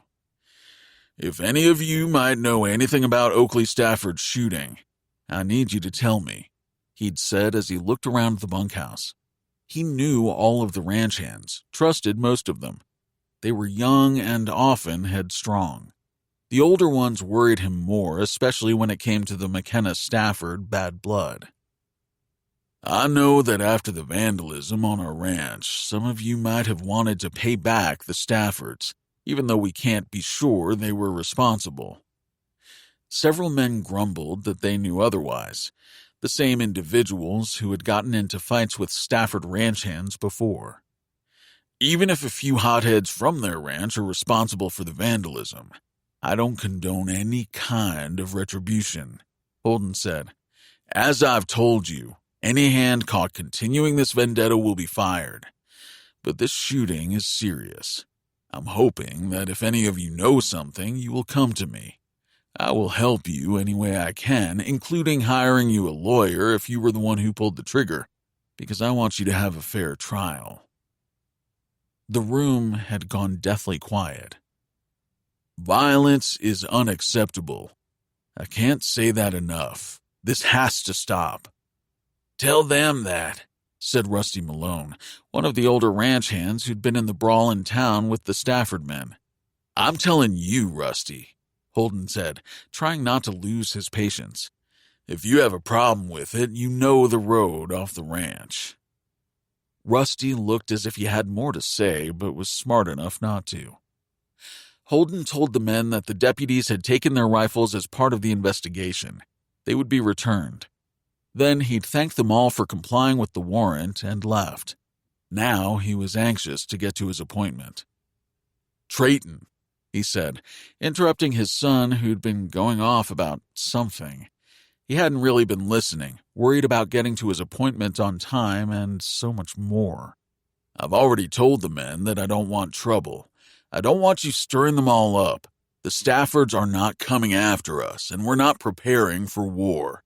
We're already at war with them," he shot back. "They do any more coal bed methane drilling and we won't have any water. The Staffords are trying to put us out of business. If we don't fight back—" Holden rose. "I don't have time for this right now. Let me deal with Charlotte Stafford." "Like you have in the past?" his son said sarcastically. "Would you see to that fence to the north?" It was the farthest point from the Stafford ranch and trouble. At least he hoped that would be the case. "Take a few men with you. Take Malone. While you're up there, check out the pasture grass. We might need to move that herd." Trayton nodded, but clearly wasn't finished. What about Cooper? He back to stay? He plan on working for his keep or just leave your brother to me? In fact, when I get back from my appointment, I hope to get you all together to discuss a couple of things." His son looked surprised and suspicious. "If this has anything to do with Cooper's return, it doesn't. Just a family meeting. It's time we had one, don't you think?" Holden left to avoid further discussion. Everything would be clear when he returned tonight, though he dreaded the outcome. Trayton was worried about the Staffords destroying the ranch. What Holden had to tell them tonight could destroy his often tenuous relationship with his family. The closest airport with a paved landing strip was in Miles City, but Powder Crossing had its own small airfield that was used by crop dusters and other pilots in the area. Cooper had suggested they start there instead of making the 4-hour round trip to Miles City. The local airfield had a windsock and a grass landing strip the last time Cooper had been there. A small plane was coming in as they drove up. He noticed several new hangars had been added since the last time he'd been out here. "Who built the hangars?" Cooper asked as Tilly drove them to a small shack-like building that was apparently now an office. "One of the mining companies, CH4, she said, pointing to a small sign on one of the hangar doors. "CH4? "The compound for methane gas. You didn't take any chemistry in college?" "Too busy going to keggers," he joked. He knew what the compound was. He was just surprised that the gas exploration and drilling company was working out of here so much that they'd built their own hangar. He'd seen that name in the news over a recent controversy about their methods for talking ranchers into drilling on their land.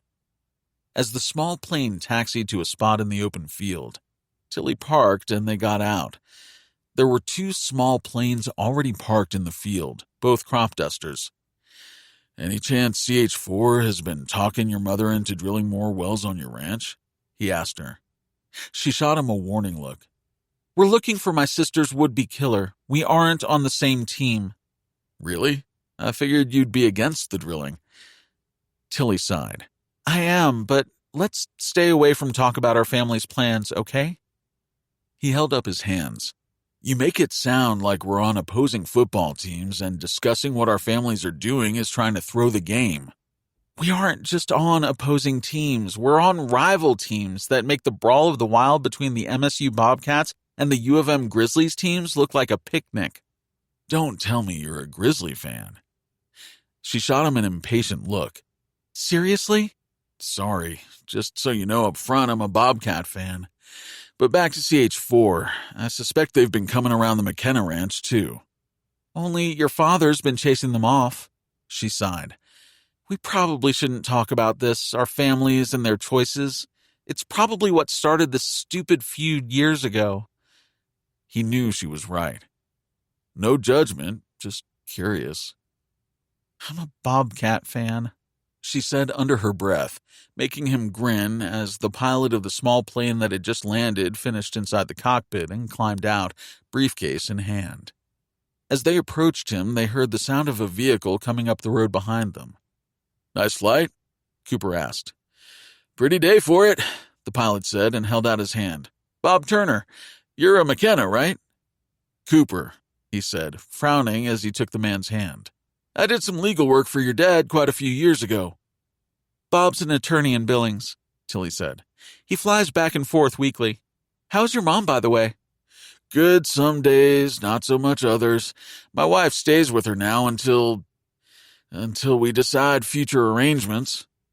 Cooper knew he meant whether or not they would be keeping the ranch once his mother died. "You own the Montana 360 ranch?" "My mother does," Bob said. "There's my wife now." He started to step toward the SUV that had just driven up. "We were wondering if you'd seen a blue and white Piper Super Cub around lately?" Tilly asked before Cooper could. Bob hesitated. "Cooper's interested in buying it." The pilot glanced at him. "I didn't realize you had your pilot's license." "The craft would have flown in and out of here yesterday, but if you weren't around," Tilly said. "It's in the far hangar," Bob said. "But I didn't hear anything about it being for sale. If you'll excuse me, it's been a long day, and I'm anxious to see how my mother is." He stepped past, going to the car and climbing in the passenger side. "I'm in the market for a plane," Cooper said. "I could have said the pilot and his passenger might know something about my sister's shooting, but he didn't seem anxious to give us any information as it was," she said as they turned to watch the SUV kick up dust into the late June morning. "I get the feeling he thinks we're interested in his mother's ranch," Cooper said. "Apparently, our parents have a reputation for buying up any land that comes on the market even before people like his mother dies." "That could be it," she said. "But in case you were unaware, the methane drilling has split this community as well as families. Everyone around here has an opinion about methane as well as those making a living drilling for it." Tilly headed for her pickup, and he followed, wondering what a CH-4 plane was doing flying over the McKenna Ranch yesterday at the same time Oakley was shot. As far as he knew, his father was still standing firm against anyone drilling for methane on the McKenna Ranch. Maybe more to the point, did the plane and its occupants have anything to do with why a Stafford was trespassing on the McKenna Ranch? Or why she was shot? "Your sister ever mention how she felt about the methane debate?" he asked as he slid into the passenger truck seat again. She gave him that look. "Come on, you have to be asking yourself the same thing. If you want to find the person who shot her, then we're going to have to talk about our families." She had started the engine but didn't shift the pickup into gear. Nor did she look at him. He figured she was preparing for a fight. He thought it wasn't beyond the realm of possibility that he'd be walking back to the rodeo grounds where he'd left his pickup. "You sure you want to go there?" Tilly asked as she looked over at him. He gave her what he hoped was a think we have to shrug. She took a deep breath and let it out before she said, "Oakley was opposed to the drilling. She tried to stop my mother. I'm not sure that they've spoken since." Cooper nodded. "Interesting, but it doesn't explain what she was doing on the McKenna Ranch, though." "Maybe it does," she said as she turned to him. "I happened to see your brother Trayton talking to one of the higher-ups from CH-4 one night outside the Buffalo Bar in Miles City. Don't ask, it was a friend's bachelorette party. But I wasn't so drunk that I missed the handshake between your brother and the gas company bigwig.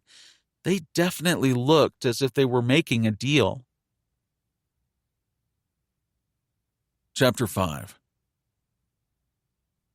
After a day of butting heads with members of both the McKenna and the Stafford families, Stewart couldn't wait to go off the clock for a few hours. He'd done everything he could on the investigation, including leaving a dozen or more .270 rifles his deputies had picked up in their search of the two ranches at the lab for ballistic tests. He hated to think about the angry phone calls he'd gotten on taking the rifles, even for a short time. He just wanted a quiet evening at home with a beer, a movie, and the woman he'd wanted for a very long time. "How about we just stay in tonight and watch a movie?" he asked Tilly when he called. A week ago they had talked about going into Miles City to see a band they liked there. "Maybe another night. I'm sure you've had a horrible day too." She sounded wrung out. He knew the feeling. "Seeing you would make my day better." No response. "Does this have anything to do with Cooper?" "What?"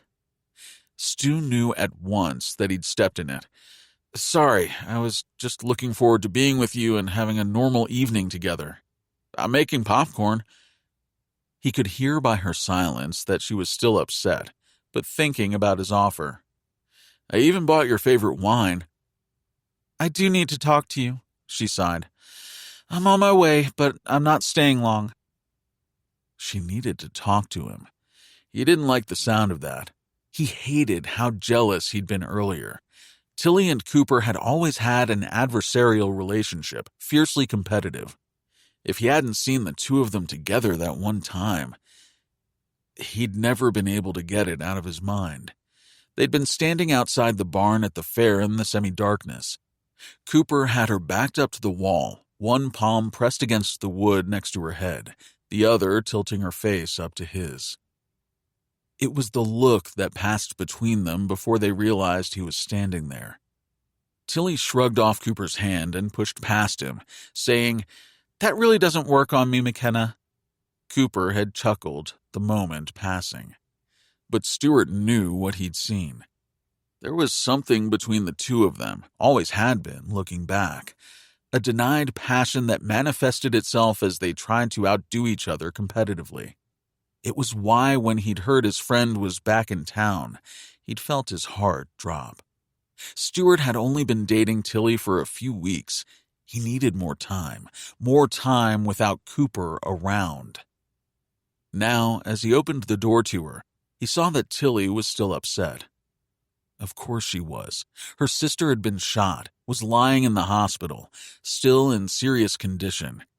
He pulled her in for a hug, and she came willingly enough, but was the first to break contact. He tried not to read anything into that as he led her into the kitchen, where he'd just finished making a big bowl of popcorn.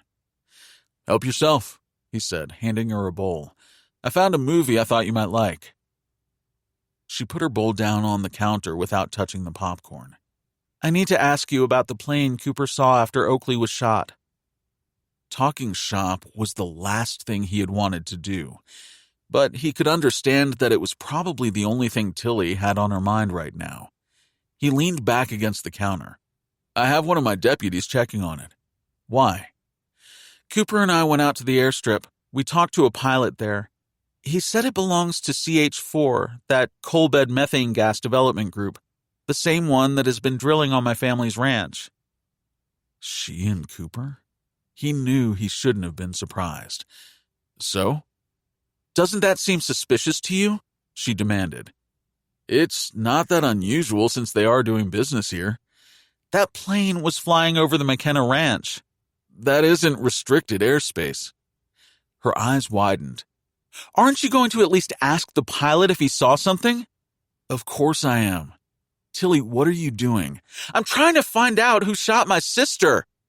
"So am I. Only I have the badge. I'm an officer of the law. It's my job. I don't want you investigating on your own, especially with Cooper." She drew back. "I beg your pardon?" "He's a McKenna, you're a Stafford. I'm doing my best to keep a lid on this, but I shouldn't have to tell you how your brothers would feel about your attempts to track down a possible killer with the man who found Oakley." She looked as if steam might come out of her ears. "What are you saying? You can't believe that Cooper had anything to do with—" "Of course not." He held up his hands. "We already checked his guns. He doesn't even own a .270, so he definitely did not shoot Oakley." "She was shot with a .270? He swore. "I misspoke. That information cannot get out." He sighed. "Do we really have to talk about this tonight? I'll talk to the pilot, see if he saw anything. I know what I'm doing." Her look questioned that. He took a step toward her. "Tilly." She took a step back. "I can't do this. Not tonight." With that, she walked out, leaving him mentally kicking himself for getting into it with her. Was it Cooper he was angry with for coming back, or for getting Tilly involved in the investigation? Right now, both. Holden cleared his throat as he got to his feet. He'd gathered the family in his den. His daughter, Bailey, was staring at her phone screen. His youngest son, Duffy, was squirming after mumbling, "Let's make it quick, I have a date." Trayton had refused to sit and was now standing next to the fireplace, tapping the fingers of one hand impatiently on the mantel. Cooper was slumped in one of the chairs, fiddling with his Stetson balanced on one knee of his crossed legs, his mind clearly elsewhere. His family, Holden thought, aware of the mistakes he'd made as a father. Worse, he feared he was about to make a huge one right now. "I have some news," he said, raising his voice to make sure he had all of their attentions. The problem was that he didn't know how to say it, so he just blurted it out. "We're going to have a new member in the family." Well, the blunt statement worked. They frowned at him, shared questioning glances at each other, then moved from him to Cooper. "Who'd you knock up?" Trayton demanded of his brother. "It isn't one of you," Holden said quickly, which brought their gazes back to him. Trayton swore and started to walk out. "It isn't me either," he said. He was doing a terrible job of this. Her name is Holly Jo Robinson. She's 12 and she's going to be living with us. Why? Bailey asked, glancing up from her phone. Is she an exchange student or something? Tell me she speaks English, Trayton said. Too bad she isn't old enough to date, Duffy joked. Holden had thought about telling them everything. He knew he was covering his bets by keeping the truth to himself until he saw how this was going to work out. That he was even thinking that filled him with shame.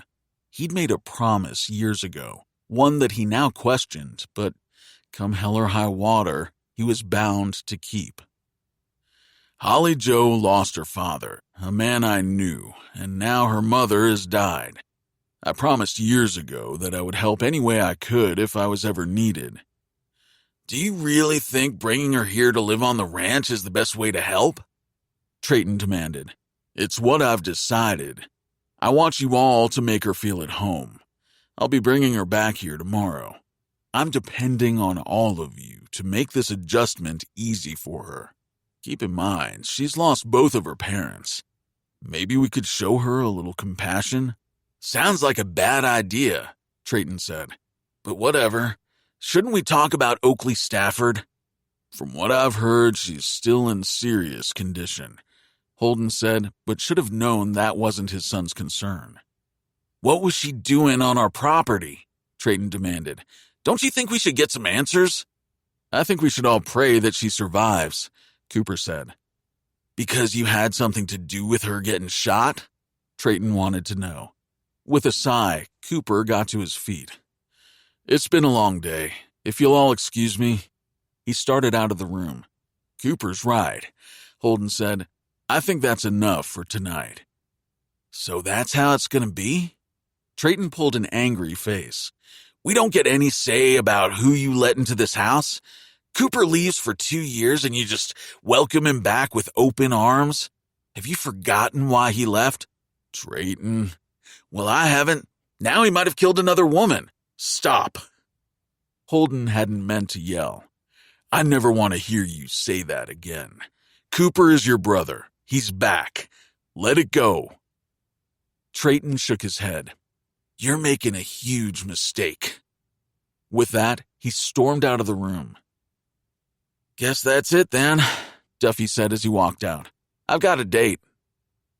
Bailey was still looking at her phone screen. Holden appealed to her, hoping to have at least one member of his family backing him. I was hoping you'd make this transition easier for Holly Jo. His daughter looked up and smiled. She was beautiful. Spoiled rotten, but he only had himself to blame. If you think we're going to do each other's hair and sit on my bed and talk about boys, you're delusional. She's 12. Just tell her to stay clear of my room, she said, getting to her feet. I catch her in there and there is going to be trouble. With that, she walked out. Great, he said to the empty den. In a way, things had gone better than he'd hoped. He told himself that he would pick up Holly Jo tomorrow, bring her back, get her settled in, and then deal with everything else. Every day seemed like a battle to save not just the ranch, but this way of life. Lottie was making it more difficult. After what had happened yesterday, he figured things were going to get much worse. With that cheerful thought, he poured himself a drink and told himself that maybe having a tween in the house was exactly what they all needed. Bailey was right. He was delusional. Cooper didn't go straight to his room. Instead, he went for a walk around the ranch as twilight deepened. The late June night was clear and warm. Stars began to pop out overhead. A sliver of silver moon peeked out from behind the rugged silhouette of the Badlands to the east. As he walked along the river, he noticed that some of the leaves in the nearby cottonwoods were already starting to turn. Usually it took a frost. This year it was the drought. He noticed how low the river was, and now they'd lost one of their largest producing wells. The ranch couldn't survive without water. A few more hot summers, no rain, more drought, and he wasn't sure what they would do. He thought about Bob Turner and his mother's ranch. The Montana 360 ranch had plenty of water. It would be a good addition to the McKenna Ranch if it came up for sale, but there would be competition for it. Charlotte Stafford, the biggest one, since that land fit nicely next to the McKenna and Stafford ranches like a missing puzzle piece. He'd seen the worry in his father's face. Hard country made men tough, according to his father. Cooper disagreed. He thought it made them hard-headed. There was no one more stubborn than his father, or tough and determined. Cooper had seen that steely look in his eyes. He wouldn't give up this ranch without the fight of his life, even knowing that it was going to kill him. He remembered the night he'd left here 2 years ago. His father had followed him out to his pickup. "You're just going to turn tail and run?" Holden had demanded. "I know when I'm defeated," he'd said, tossing in the duffel. "Do you?" His father had shaken his head. "Only cowards run." Cooper had laughed. "Or smart men who know better than to beat a dead horse. You're talking foolishness. You're a McKenna. We don't quit. We don't run. We take a stand. Is that what you did 35 years ago when you married Margaret Smith for her ranch?" He'd seen his father's face fall, the low blow making the big man stagger back. Cooper had wanted to take back the words immediately. That he'd struck too close to the truth was obvious from his father's expression. He could have said he was sorry, but he hadn't because he'd been about to ask what he really wanted to know. "What about 32 years ago?" He saw his father's eyes widen. "Don't you think it's time you put all the rumors to rest, or at least tell me the truth?" Cooper had demanded. "Am I the bastard son?" This was something that had been skulking below the surface between them for years. Now it was out. He'd wanted his father to deny it outright. But instead, Holden had shaken his head, turned, and walked away, his spine rigid, but enough slope to his shoulders that Cooper had felt sick with what he'd done. As he'd climbed into his pickup and started the engine, he'd feared that he'd burned the last bridge between them. He'd thought he would never see his father again, and that had been the way he'd wanted it. That his father had taken him back so easily didn't make him feel better about the question that remained between them. But he had no idea how to get over it, because there was still that question between them, a question only Holden could answer. Trayton had held it over Cooper's head for years, calling him a bastard, taunting him with the truth. This life hardened everything, even hearts, he thought now. It drove families apart, sent mothers away, left the men bitter and alone, their sons coming up in their footsteps with even less hope of surviving it. Cooper could see that ranching, maybe especially in the Powder River Basin, was a dying way of life. More and more ranches had sold out to large conglomerates or the rich and wealthy, who seemed to be in a race to own more of everything, even land they would never use. He could understand why some of the ranchers had bought into what the gas companies were selling, allowing the coal bed methane wells on their property for ready cash in the belief that it was a win-win proposition. The ranchers made easy money on the promise that they wouldn't even know the well was there. Except that the process of getting the gas from the coal bed took gallons and gallons of water, lowering the aquifer, drying up ranchers' wells in a place where water meant everything. When the gas wells no longer produce, they were often abandoned by the gas companies to leak contaminated water into the ground. It didn't escape him that Tilly had said her sister had been opposed to the drilling on Stafford property, and that one of the main gas corporation's airplanes had been flying close by when Oakley had been shot. His cell phone rang. "Tilly? Hello?" "I got the name of the pilot who was flying the plane. Want to go with me to talk to him in the morning?" He hesitated only a moment while he reminded himself that whoever had fired that shot at Oakley might have been trying to kill her. Tilly could be going to meet a would-be killer who wouldn't miss the next time. "Of course." "Good." "How is she?" he asked. "Same. 7 good for you? I thought we could meet for breakfast. There's something you need to know." "In Powder Crossing?" "Yes, at the Cattleman Cafe. Unless you don't want to be seen in public with me." "See you there." He waited for her to disconnect. When she didn't, he asked, "Is there something else?" "No, we can talk tomorrow. Night." As he pocketed his phone, he tried to imagine what she needed to tell him. Something about the case? He figured he would know soon enough. Yet, when he went up to his room, sleep was the last thing he thought about. Grabbing his duffel, he unpacked what few things he'd kept. Moving a lot, he couldn't hang on to much, which was fine with him. If he was staying, though, he'd have to pick up some more clothes. He put away what clothes he had, then went to stuff the duffel into another drawer when he spotted something on a nearby shelf. He recognized the book spine, surprised the book was there. When he'd left this room back then, he'd packed quickly, taking only what he considered necessities.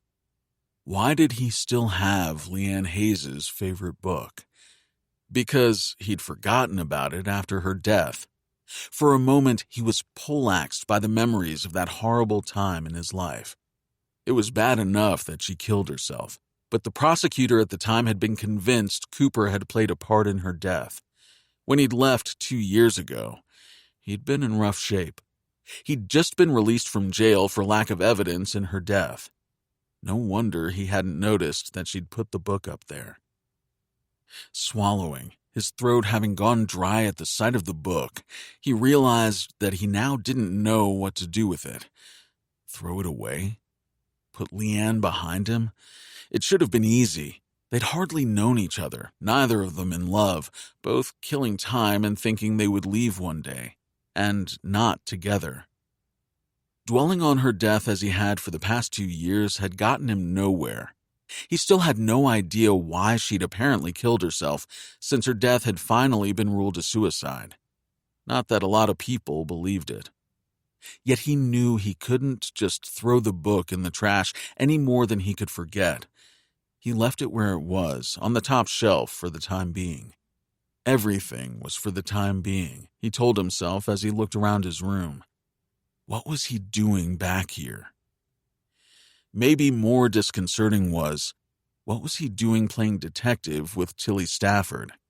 If not a recipe for disaster, he didn't know what was. Chapter 6.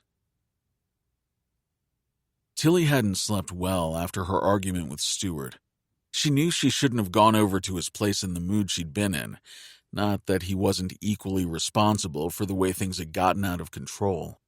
Had he really told her to stay away from Cooper, as well as stop trying to find out who'd shot Oakley? "It's my sister." As long as she was trying to find Oakley's shooter, she didn't worry constantly about whether her sister would wake up or not. Tilly just needed to feel like she was doing something to help. But she knew her butting into his investigation was only part of the problem. It wasn't her interfering in the investigation that bothered Stewart as much as her investigating with Cooper. Stewart was jealous. Jealous of Cooper McKenna? Was he a complete fool? She and Cooper? Ridiculous. They could hardly stand each other. The only reason they were doing this together was that he was the one who'd found Oakley. He'd been there when she'd needed his help. No matter what Stewart said, she wasn't going to stop looking into her sister's shooting. But meeting Cooper for breakfast was more out of spite. They had no reason to hide. If Stewart didn't like it, too bad. Nor was she going to stop looking for the shooter. Yesterday afternoon, she'd made a few calls. Her mother had a number for CH4 since they were the company who'd put in the methane well on the ranch. She'd used her sweet voice and within minutes had the name of the pilot of the blue and white CH4 Piper Super Cub. She could have gone to talk to Howie Gunderson alone, but she needed to see Cooper anyway. Also, if Howie's passenger had been the one who'd shot Oakley, then it might be nice to have the cowboy along for backup. His pickup was already parked outside of the cafe when she arrived. It was early enough that there weren't many people inside. She found Cooper sitting at a small corner table in the back. There were 2 menus and 2 cups on the table. His cup was half full of coffee. He looked up and started to get to his feet, but she was too quick. She'd already pulled out a chair and sat down across from him. "You ordered yet?" "I was waiting for you." She tried to tamp down her annoyance. It made it easier to remember why she didn't like him when he wasn't being so polite. The waitress arrived with a pot of coffee, filled her cup, and asked if they needed a minute. "Chicken fried steak, eggs medium, hash browns, and whole wheat toast," she said in answer. It was going to be a long day, and she wasn't sure when she'd get to eat again. Also, she'd skipped supper last night. She'd lain in bed thinking about the big bowl of popcorn Stuart had made her and wishing she hadn't stormed out of there so quickly. "I'll take the same," Cooper said, and handed the waitress the menus with his thanks as he made eye contact. The woman beamed, her cheeks reddening. Tilly wanted to groan. Not that it was anything new, the way women responded to Cooper. "I've been dating Stuart." Why had she said that? She felt her own cheeks redden with embarrassment. It made her sound desperate that she felt she had to tell him she'd been dating someone. Not just someone, his best friend. After her argument with the sheriff last night, she wasn't even sure it was true anymore. But, she told herself, she'd said it because she didn't want Cooper to think she'd been keeping it from him. "Okay," he said, showing no emotion. "I just thought you should know." "Okay." He looked confused, which only irritated her more. "It's just that if we keep looking for my sister's shooter together—" He seemed to be waiting to see where she was headed with that thought, as if almost daring her to finish it. If she saw even the hint of a grin, she swore she would dump his coffee over his head on her way to the door. "So, what's the name of the pilot we're going to see?" Cooper couldn't help being confused. Had Tilly thought hearing that she was dating his best friend would upset him? He and Tilly had been adversaries from as far back as he could remember. Even in kindergarten, he remembered the two of them competing when it came to everything, even coloring. She had seemed to think that she was the only one who could color inside the lines. He'd found himself mentally shaking his head, unsure why she had felt the need to tell him she'd been dating Stuart. Fortunately, he'd hidden his reaction. Tilly and Stuart? Sorry, but he couldn't see it. Stuart was his best friend, but the sheriff was analytical, approaching everything in life with caution, just the opposite of Tilly. Also, Stuart lived by the letter of the law. Tilly was a free spirit, a wild young woman excited about life, willing to try anything. And while she had been able to color inside the lines in kindergarten, she didn't approach living that way at all, which was probably why Cooper had always been drawn to her, he realized. "Howie Gunderson," Tilly said, keeping her voice down although there weren't any patrons close by. He must have frowned as if he couldn't remember what they'd been talking about, because she added, "That's the name of the pilot. The plane is his, apparently, but he works pretty much full-time for CH4, flying their executives as well as geologists in and around the area." "Do we know if he had a passenger with him that day?" Cooper asked. "Not yet. That's why we're going to talk to him." She was all business again. When food came, she dug in. He couldn't help but wonder why she seemed... what? Disappointed in his reaction about her and Stuart? How had she expected him to react? She'd said they were dating. He started to wonder exactly what that meant, but stopped himself. None of his business. In fact, after talking to the pilot, he didn't see any reason he and Tilly had to see each other again. He thought of it as fraternizing with the enemy. Wasn't that the way Trayton would have put it had he known? That was another problem with him and Tilly doing this together. It would be hard to keep it a secret, especially after having breakfast together here in town. It would be impossible for word not to spread throughout the county by noon. This kind of news moved faster than a grass fire. His gaze went to Tilly. So why had she suggested meeting here? She wasn't trying to make Stuart jealous, was she?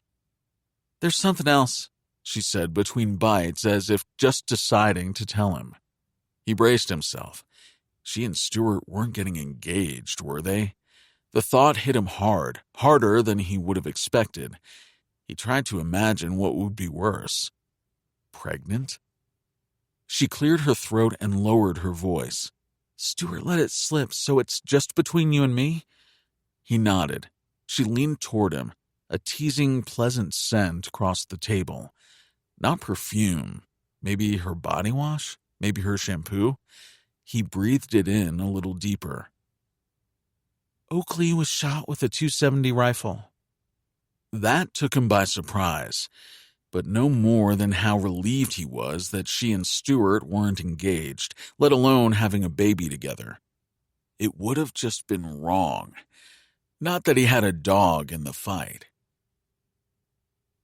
Holden saw the girl's face at the edge of the curtains as he drove up in front of the house and parked. All he got was a glimpse of large blue eyes, short choppy dark hair, and a mouth set in a grim line.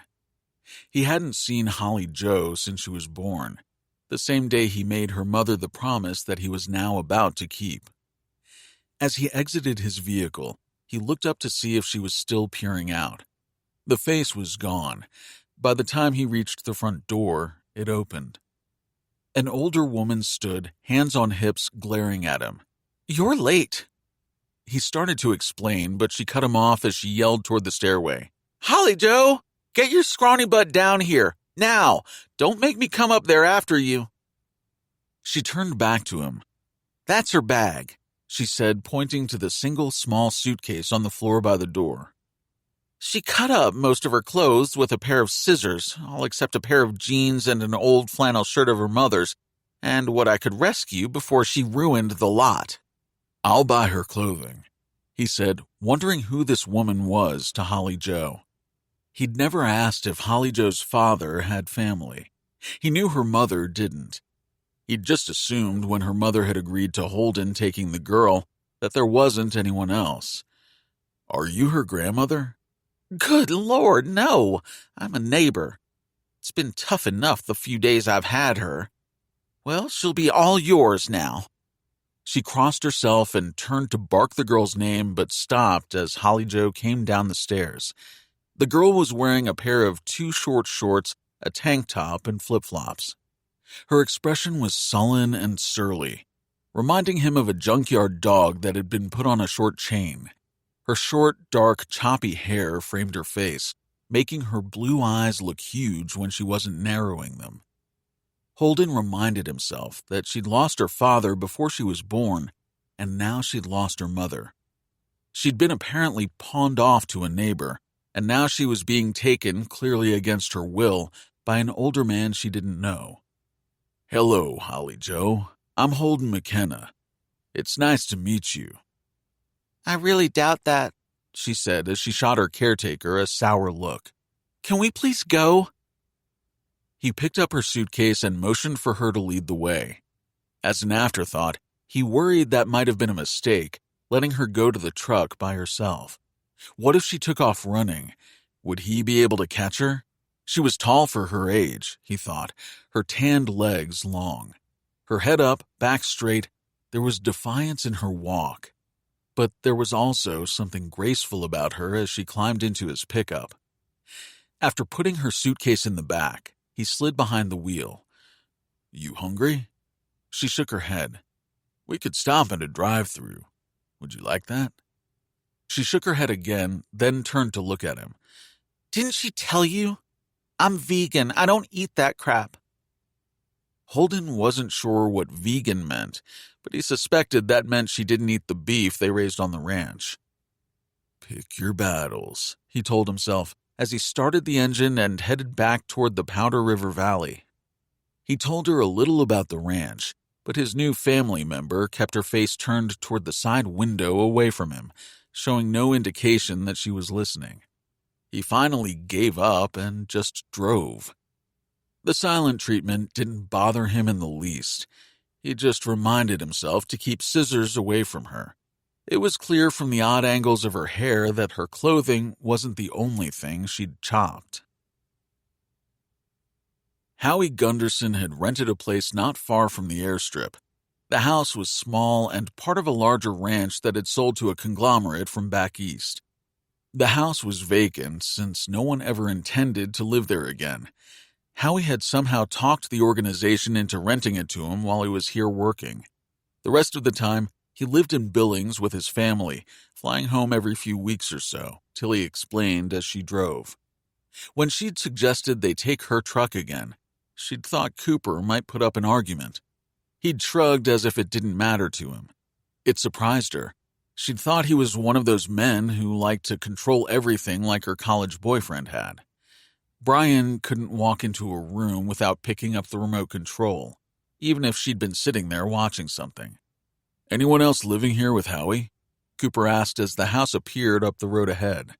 He hadn't spoken since they left the cafe. She suspected something was eating at him, but she didn't ask, telling herself she didn't care. Was it the news about her and Stuart? Probably not. She was mentally chastising herself for telling him. Cooper's reaction had been even more embarrassing. He couldn't have cared less when all she was trying to do was let him know the lay of the land, so to speak. Transparency. Wasn't that a big thing nowadays? "I didn't ask who all lived there." She saw an SUV and a second vehicle parked in front of the house, a large pickup, and realized that was why he'd asked. After parking between the two vehicles, they both got out and walked up to the door. Cooper looked at her as if to ask if she wanted to be the one to knock. She felt herself flush. Was he insinuating that she was pushy? Worse, controlling? She shook her head and bit down on her lip to hold back what might come out of her mouth. The door opened almost immediately after his knock. No doubt the occupants had heard them drive up, although there was only one man standing in the doorway. "Howie Gunderson?" Cooper asked. "Yes? Mind if we come in and ask you a few questions?" "You don't look like cops," Howie said, perusing them both before returning his attention to Cooper. "I'm Tilly Stafford, and this is Cooper McKenna. We just want to ask if you might have seen something the day my sister was shot," she said, tired of biting her lip.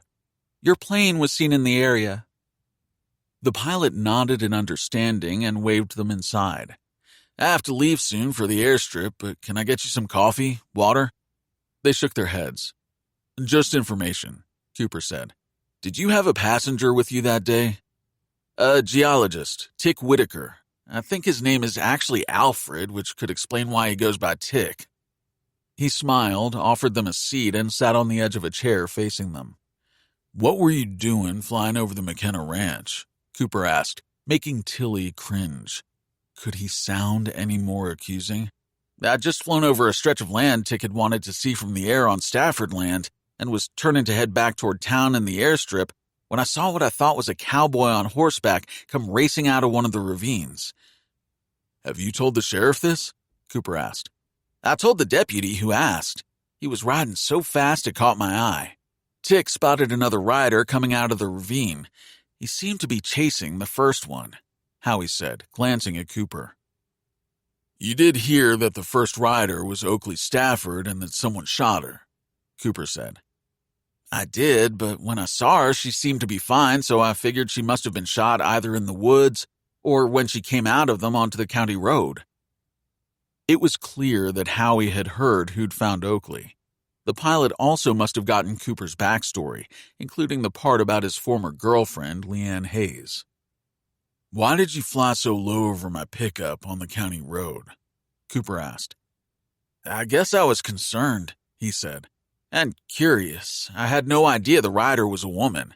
I had no idea who you were," Howie said to Cooper. "So you didn't contact the sheriff's department?" Tilly asked. "I didn't know for certain what was going on. I could see that she was apparently hurt, but I never would have guessed that she'd been shot. I made a big circle after I saw you, thinking I might come back and check, but then I saw the flashing lights coming up the road from farther downriver. Whatever was going on seemed to be covered.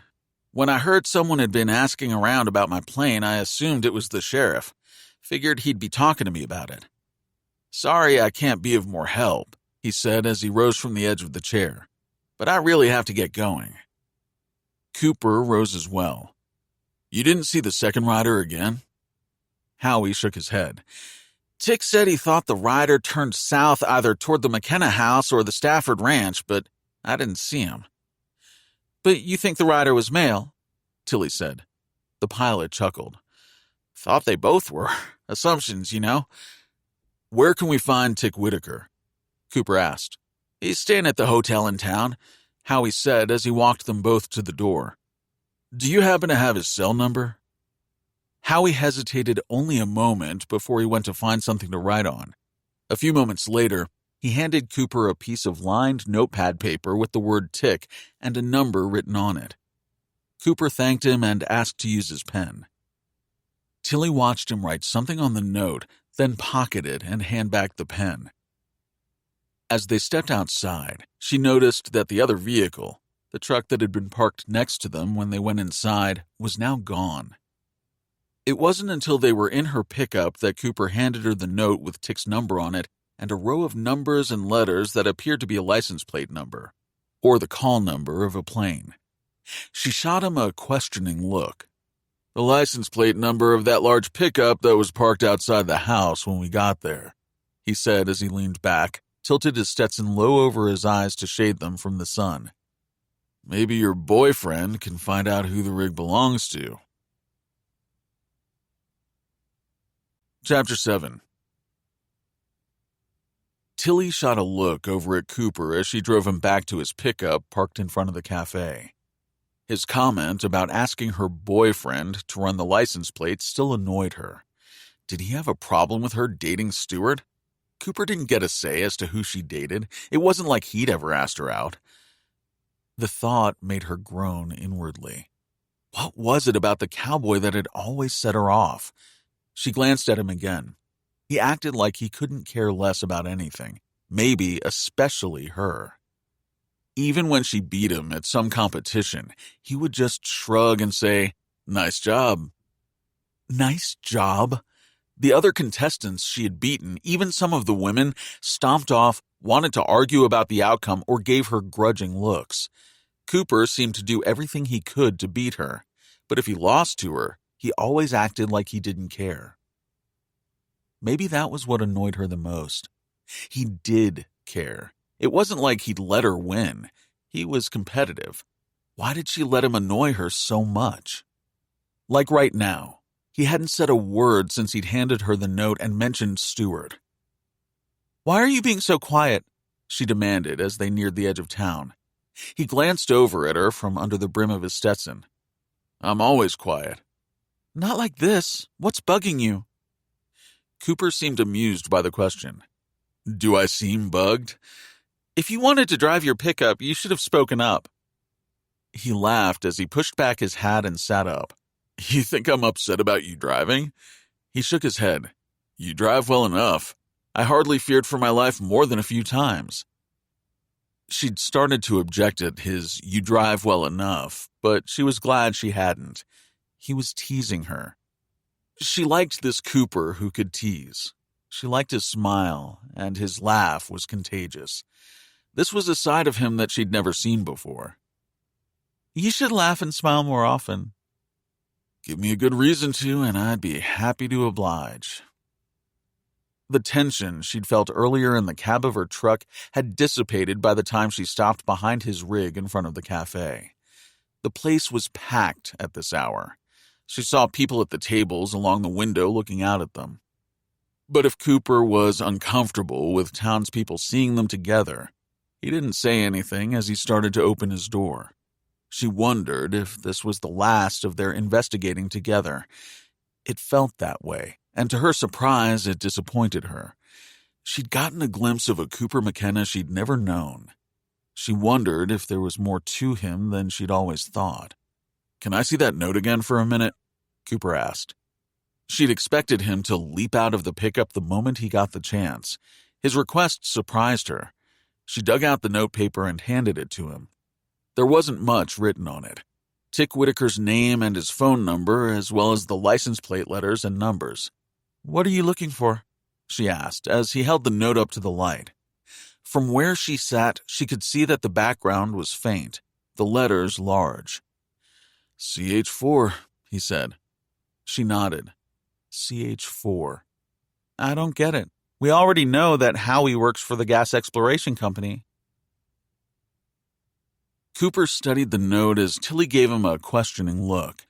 He didn't like keeping anything from her, but what he'd seen had nothing to do with her sister's shooting.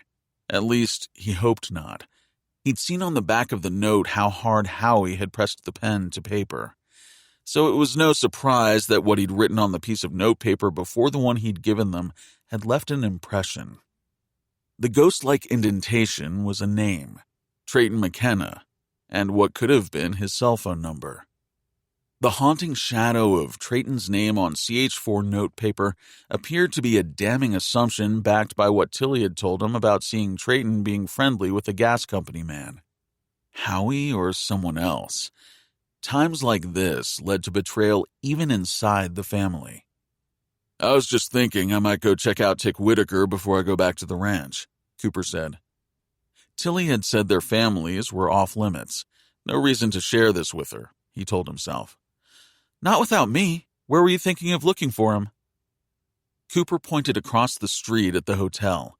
Tilly groaned when she saw what he'd seen. Parked out front was the geologist's SUV with Texas vanity plates that read Tick, followed by numbers that could have been his IQ. "You just think you're smart, don't you?" Tilly teased as they crossed the street. "Not particularly," he said, but couldn't help grinning at her. It wasn't every day that he could best her. Inside, they headed straight for the hotel registration desk. "We're looking for Tick Whitaker," Cooper said. "Check the bar."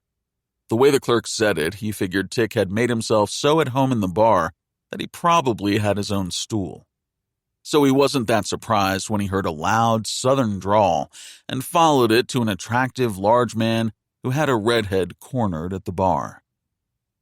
Cooper looked over at Tilly as if to say, "Want to bet that's Tick?" as they advanced on the Texan. Tick was pouring on the southern charm at an annoying volume. "Tick? Not now," he said without turning around. "Can't you see that I'm busy?" "Tick?" At the sound of a sultry female voice, he turned, already smiling even before he saw Tilly. "Hey, honey, where did you come from? If you have a moment, we'd like to ask you a few questions," Cooper said. "Not really the time," Tick said with a wink. "We'll make it quick. Maybe we could step over to a table in the corner?" Tilly suggested. Tick gave the redhead a questioning look. "Promise you won't go away?" She smiled. "Order me another drink. I'll sip it while you're gone." The geologist roared at that and motioned to the bartender. "Keep her well oiled," he said over his shoulder as he followed Cooper and Tilly to the table. "What's this about?" Tilly glanced at Cooper, who nodded for her to take the lead. "Howie said you were the man to talk to." "He did he?" Tick beamed. He looked to be close to 50 with big brown eyes, fringed with dark lashes and a full head of thick brown hair. He was broad-shouldered and athletic-looking, and handsome enough that Tilly knew the redhead wasn't going anywhere until he returned. "He told us that the two of you were flying over the McKenna Ranch the other day and saw the woman who got shot." Tick looked from one of them to the other. "You cops?" "No, she's my sister." "Oh, sorry. She okay?" "Not really. She's still unconscious." "Oh, that's too bad." "Can you tell me what you saw?" she asked. "Sure. Didn't see much. Saw her riding out of the ravine like the devil was chasing her, so she caught my eye. Then this other rider came out, hot on her tail. I thought—" He shrugged. They all knew what he thought. "The male rider. Can you tell me about his horse?" Cooper asked. "Truthfully, I wasn't paying much attention to his horse. Brown, that's the best I can do." "You didn't happen to see the brand?" He shook his head. "I was watching the woman ride into the trees. By the time she disappeared, so had the male rider." Tilly thought it interesting that he knew the first rider was a woman, while the pilot had thought Oakley was a man by the way she was dressed. "What about later when the plane flew low over the road?" Cooper asked. "Saw the pickup and the girl on the ground. Wasn't sure what had happened until later that night here at the bar I heard that she'd been shot." "Can you tell me what you were doing flying over the McKenna Ranch?" Cooper asked. Checking for coal bed seams, he said, looking more relaxed now that they were on a subject he clearly enjoyed. I can usually spot them from the air. If I see a good one, then we let the ranch owner know that he's got a potential moneymaker out there in those badlands that aren't all that much use for anything else. Tilly saw Cooper clamp down on his jaw. That the geologist saw this land as useless for anything except gas exploration made Tick like a lot of men who'd come to the state to rape it of its treasures and leave. It was why Montana used to be called the Treasure State. If that's all, Tick said, glancing back at the redhead as he got to his feet. If you think of anything else? She handed him her business card with the ranch number on it. Stafford, Tick said, glancing at the card. Right, the girl who got shot was a Stafford, so you're related to Charlotte. She's my mother. We just put a well on your ranch recently. Tick looked way too pleased about making her wonder if he wasn't more involved in CH4 than just their geologist. Your mother made a smart decision. Hopefully some of these other ranchers will follow. He looked over at Cooper. I just realized that I didn't get your name. Cooper McKenna. Related to Holden McKenna? He's my father. Tick nodded, his smile evaporating quickly before he turned to Tilly. It's been a pleasure. Can I buy you a drink? She declined. Tick returned to the redhead and she and Cooper left. Well, that was fun, he said as they reached their trucks. He looked over at her. It's been a pleasure, he drawled. She laughed as she watched him go to his pickup and leave. They'd learned little today, and yet it hadn't felt wasted. She wondered if he would have agreed. As she climbed behind the wheel, she looked in the Cattleman Cafe windows where they'd had breakfast. Like then, there were people looking in her direction, hers and Cooper's. She was sure the two of them were already the talk of the town. She could feel her ears burning as she started the engine, put the truck in gear, and pulled away. What could they say other than that she and Cooper had been seen together? Big deal. But she did wonder what Cooper's father would have to say once the gossip reached him. Unfortunately, she knew exactly what her mother's reaction would be, no matter how innocent their interaction had been.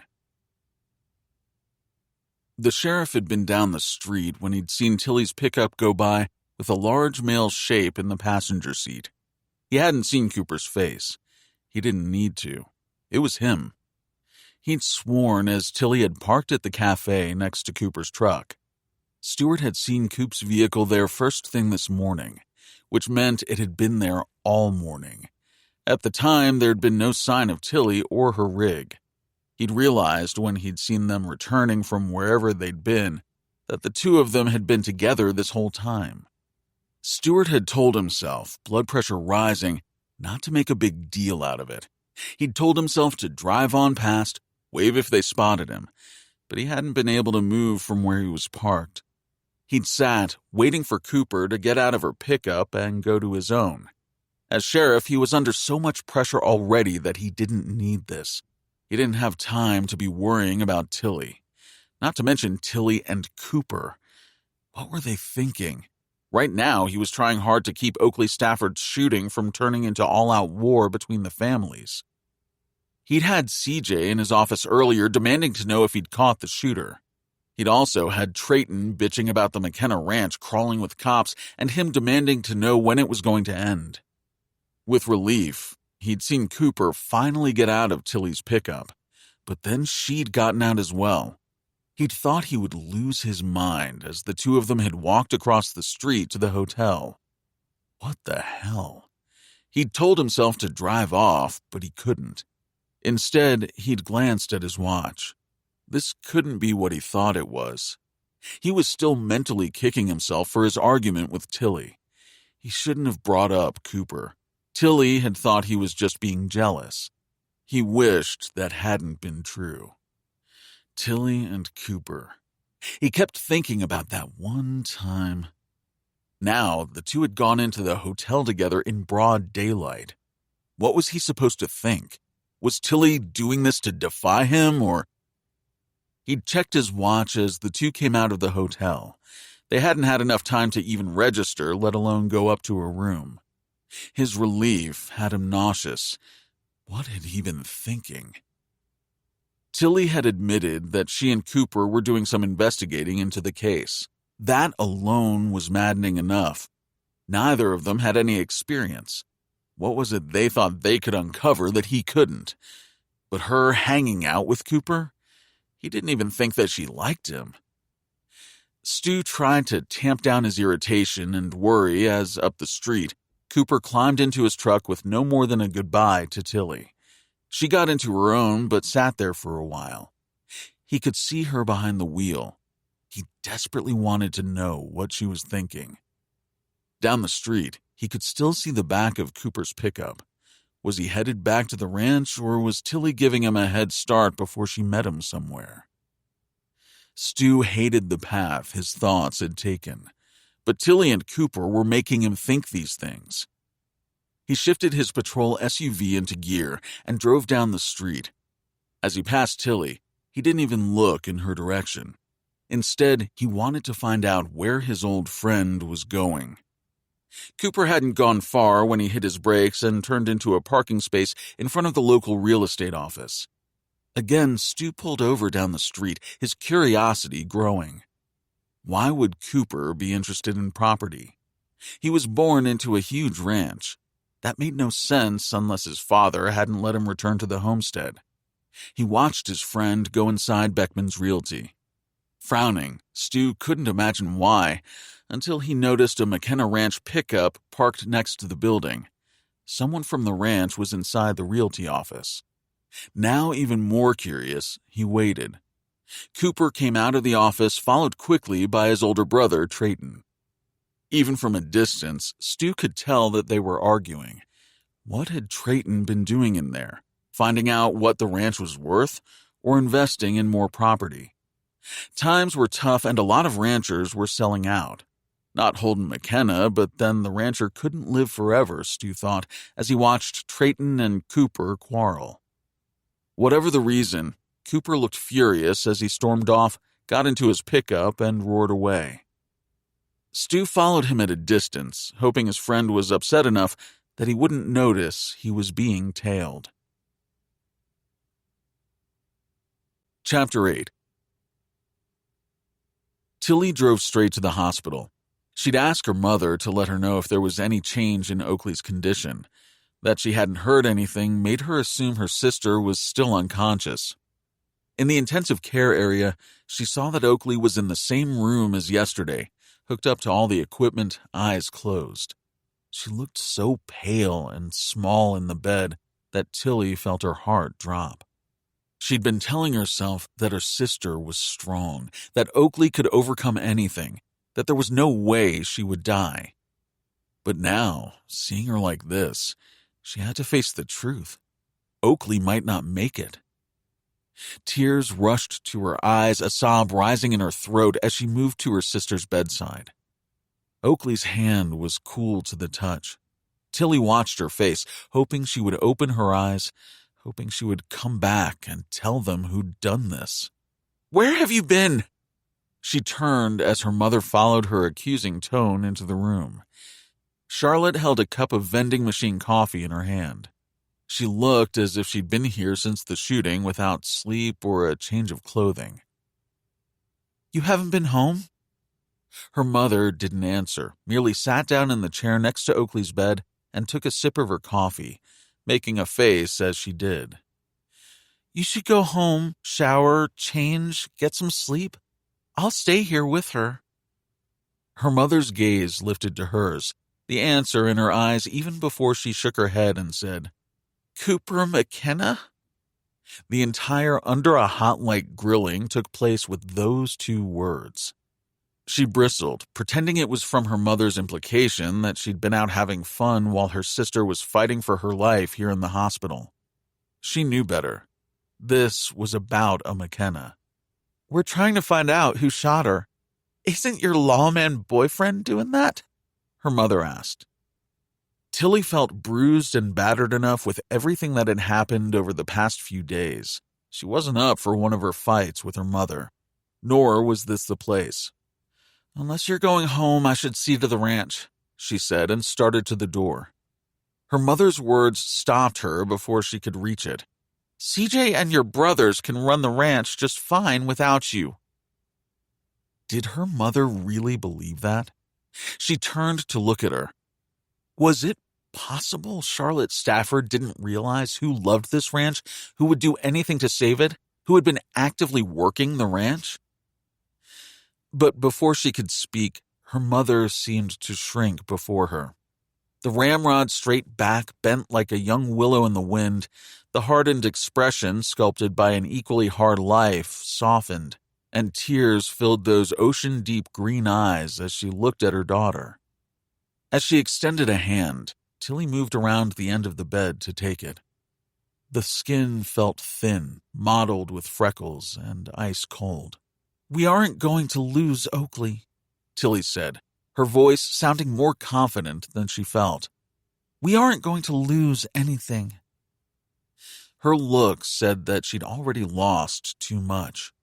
Tilly knew that loss had nothing to do with Charlotte Stafford's last husband, who'd run off and hadn't been seen since.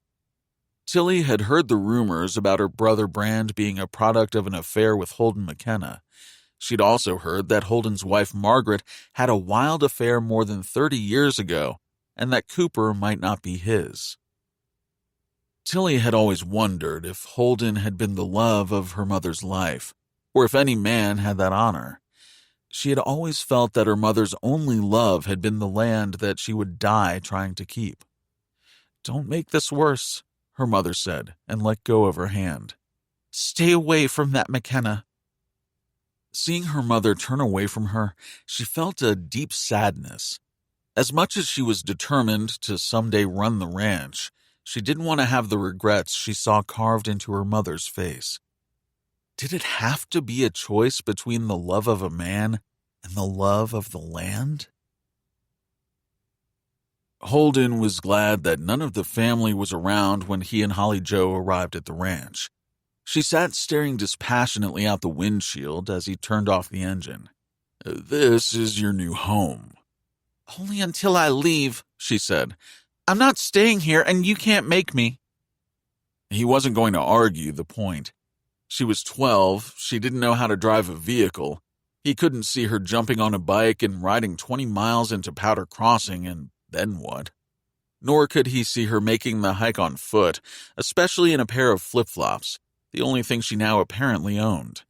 Come on, I'll show you your room. I'll see about getting you some boots tomorrow. She made a gagging sound and didn't get out until he'd taken her suitcase out of the back and started for the house. He could hear her hollering something at him, but didn't turn. He was already missing her silent treatment. Holden carried her suitcase up the stairs to the room Elaine had readied for the girl. It wasn't his taste, too frilly and pink, but she said a little girl would like it. He doubted Holly Joe would like anything here on the ranch. Turning, he saw that she'd followed him upstairs and was now staring at the room in horror. I'm not 5, she said, clearly offended. Our cook and head housekeeper, Elaine, decorated the room for you. I don't want you hurting her feelings. We can change it to something you like better after a few months. She raised a brow. A few months? She scoffed. I won't be here that long. Well then, I guess it will be fine the way it is. He headed for the door. If you're hungry, come down to the kitchen. Elaine will make you something to eat if you ask nicely. Otherwise, as far as he was concerned, she could starve. Tilly was coming out of the hospital when she saw Stewart pull up. When he didn't get out of his patrol SUV, she knew that he was looking for her. She'd seen that he'd texted a couple of times and tried to call once. She hadn't checked her messages. She was still angry with him. Angry with Cooper as well. Men, she thought, as she walked over to his driver's side window. He powered it down. Get in, please, he added before her eyebrows could shoot to the stars. He leaned over and opened the passenger side door. Going around the SUV, taking her time as she debated how she felt about Stu right now, she climbed in and closed the door. Did you get my messages? he asked. I've been busy, she answered without looking at him. Okay, she was still angry about last night, reminding herself of some of the nice things he'd done in the past, including making her popcorn last night. She turned to him. I don't want to fight with you. I don't want that either. There was a tightness in his voice. I was out of line last night about Cooper. Interesting. That's all? As for you crime-solving on your own, damn it, Tilly, I'm the sheriff. I can arrest you for interfering in my investigation. So arrest me, because that is the only way you're going to stop me. They locked gazes for a long moment. This isn't a game, he snapped, angrily running a hand over his short blonde hair. Don't you think I know that? She snapped back. I also know that you're understaffed and you don't know my sister as well as I do. He raised a brow at the last, and she had to drop her gaze, feeling her cheeks flush. No, I don't know what she was doing on the McKenna Ranch or who shot her. I don't even know who she's been dating. But I know my sister. She took a breath. I think it might have something to do with CH4, the gas company that drilled on our ranch. Oakley was adamantly opposed to the drilling. She and my mother fought over it. I think that's what was going on that day. That doesn't really explain why she would have been on the McKenna Ranch. There isn't any drilling going on there. What was the company plane doing in that area? We talked to the pilot and the passenger. Have you met Tick Whitaker? He's a good old boy from the South. A real charmer. Are you saying your sister might have been involved with him? Not in the way you think, if I'm right. It's just a feeling I have. This is exactly what I'm talking about. I'm the one who needs to interview these people. I'm working the case, Tilly, as fast as I can. I have the lab trying to establish the rifle used based on the slug taken out of your sister. My job isn't just about interviewing possible witnesses. My point exactly, she said. How long before you know who shot her? When he didn't answer, she groaned and threw open her door. He grabbed her arm before she could get out. I'll look into the methane gas angle, okay? But it's not the only one I'm chasing, all right? She stared at him. If you know something, Tilly, trust me. I'm going to find your sister's shooter, okay? Just give me a little time. I can't be worrying about you and what you're up to. His gaze met hers. I don't want you getting shot too. We don't know if the shooting was an accident or if the person who pulled that trigger was trying to kill your sister.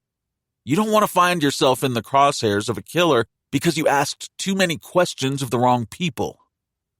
She felt as if she'd been doused with ice water. His words reverberated through her. She had forgotten that she could be chasing a would-be killer. Aren't you worried that the person who shot Oakley isn't finished? What if he tries to finish the job at the hospital? Don't you think I've thought of that? He demanded, shaking his head. She's in intensive care, where there is always someone on duty. The only visitors she gets are family, and even then I've alerted the nurses to watch family in addition to strangers. I'm doing everything I can. I'm sorry. Thank you. I don't want this to come between us, he said quietly. Tilly knew what he was also saying. He didn't want Cooper to come between them. It won't, she assured him. He reached over and took her hand, giving it a squeeze. I hope not. I felt like you and I were just getting started. He sounded so serious. She liked Stuart, had enjoyed going out with him. They'd gotten close, just not as close as he would have liked since they still hadn't had sex. Her choice. She had put the brakes on, and she couldn't say exactly why. Stuart was a good-looking man. Maybe it was because she'd known him all her life, and yet lately this was the first time they'd ever gone out. She thought of him more as a friend. Maybe if they kept dating, her feelings would change. Once this is over, she pushed her door open and climbed out. Call me if you hear something. Be careful. She nodded, then walked to her pickup, thinking back to before Oakley was shot, before Cooper came home, before she'd gotten to see this other side of the sheriff. Had her feelings for Stuart changed? Or had he always just been a friend who'd been too possessive suddenly? Whatever it was, she felt different about him, and that made her feel sad. It was like everything had changed the day Oakley was shot. Or was it Cooper coming home that changed everything? Holly Joe looked at the hideously pink and frilly room and felt her eyes burn with tears. Angrily, she dared the tears to fall. She'd cried herself to sleep for months after hearing that her mother was sick and dying. She'd sworn that no matter how awful Holden McKenna and his ranch were, she wasn't going to let him see her cry. Keeping her tears at bay only made her want to throw herself on the floor, kicking and screaming until she didn't feel like this anymore. "It's all part of the grieving process," the doctor had told her. "I promise that you will feel better. It just takes time." He was old, and his kindness made her hurt worse. He'd patted her head as if she were a child. She would be 13 in a few months. She'd been told that she was tall for her age, wise beyond her years. She could pass for older once she got out of this place. But in the meantime, this was her life, she said to herself as she looked around the room. She thought about unpacking her suitcase, since she'd purposely brought only as much as she would be able to carry on her back once she left here. Just the thought of actually using the white wooden dresser next to the bed seemed like more than she could handle right now. Her stomach growled. Maybe she would go downstairs and see if there was something to eat. She wasn't looking forward to meeting Elaine, the woman who'd apparently decorated her room, as she left and went downstairs. She had no idea where the kitchen was. This place was so huge it should come with a map, she thought as she wandered around, peeking behind closed doors until she found a massive kitchen off the back of the house. So far, it was her favorite room since it was light and airy, with large windows that looked out toward the mountains in the distance. "You must be Holly Joe," a voice said behind her, and she turned to see a small woman with bright blue eyes and a wide smile. "I'm Elaine. It is a pleasure to meet you." She really doubted that, but she smiled and used the manners she'd been taught since she had a feeling this woman could be an ally. "It's nice to meet you. I'm betting you're hungry. I knew you were coming today, so I've been cooking all morning, but not knowing what you liked, I had to just make my favorites." She gave what Holly Joe would have called a belly laugh. To her surprise, it made her smile. She thought she could like Elaine, in spite of everything.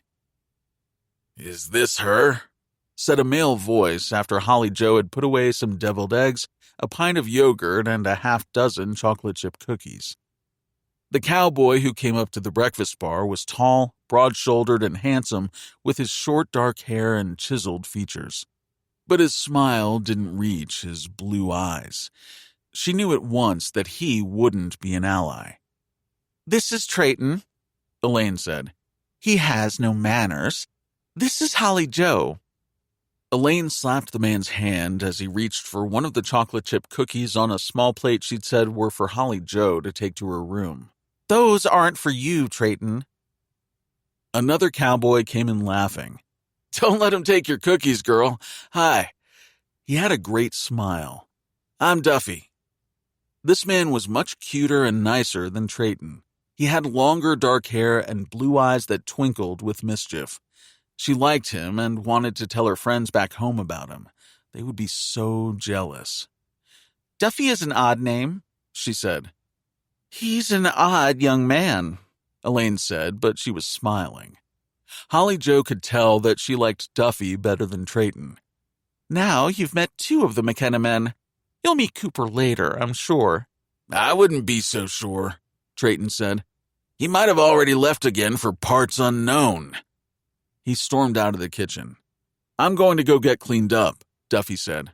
"Another hot date?" Elaine asked with a laugh. "You know it," he said and winked at Holly Joe. She'd made up her mind not to like anyone on the ranch, but she couldn't help liking Elaine and Duffy. Not that she would be staying long. Even if she did, though, she doubted she would ever like Trayton. Back in her room, she unpacked her suitcase, putting everything away even as she planned her escape. Her mother had told her about the ranch. After the long drive here, she knew it was in the middle of nowhere, far from any and everything. She moved to her window and pushed aside the curtain.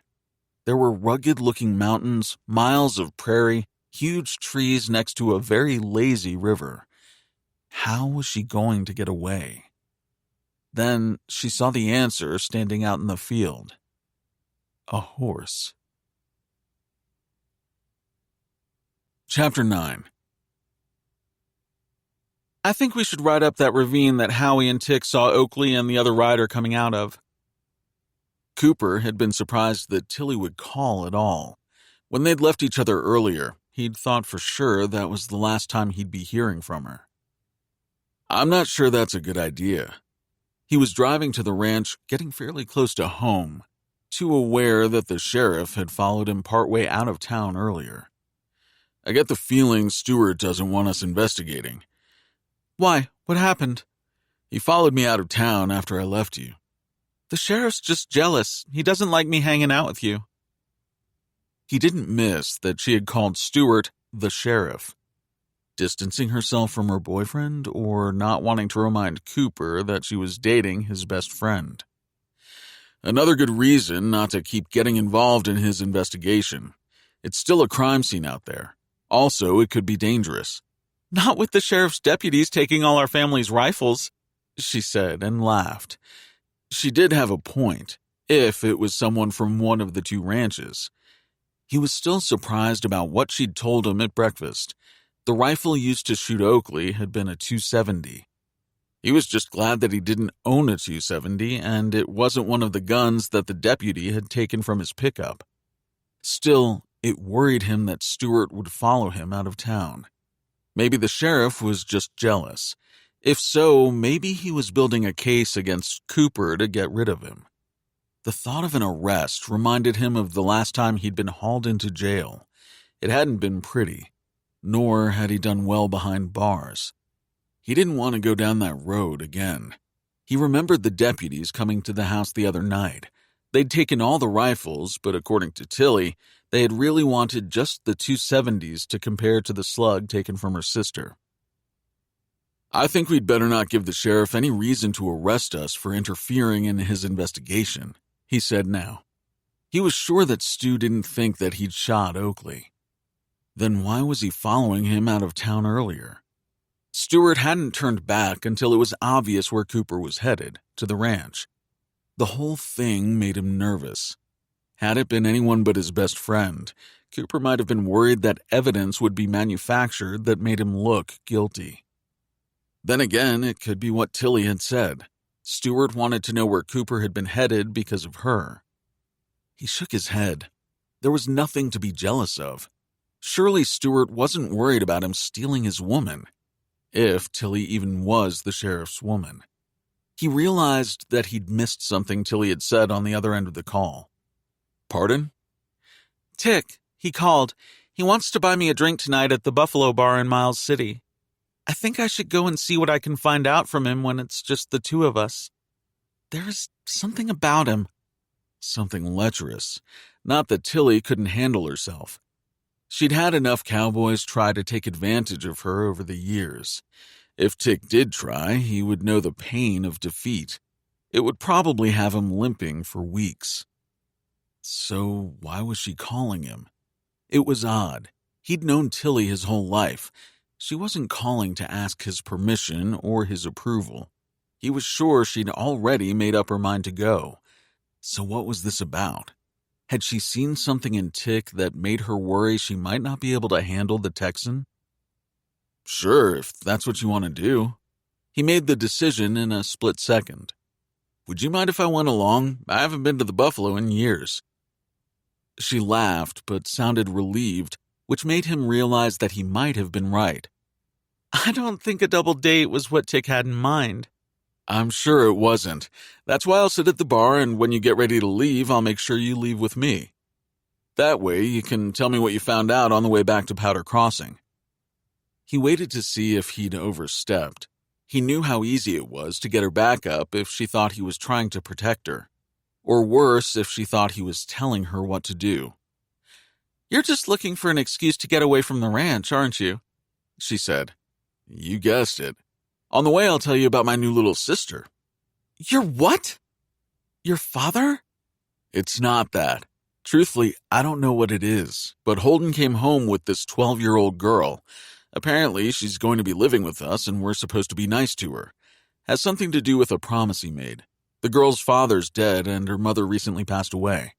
That's awful, the part about losing her parents. It's nice that your father is taking her in. Though I feel sorry for her. I know you'll be nice to her, but Trayton?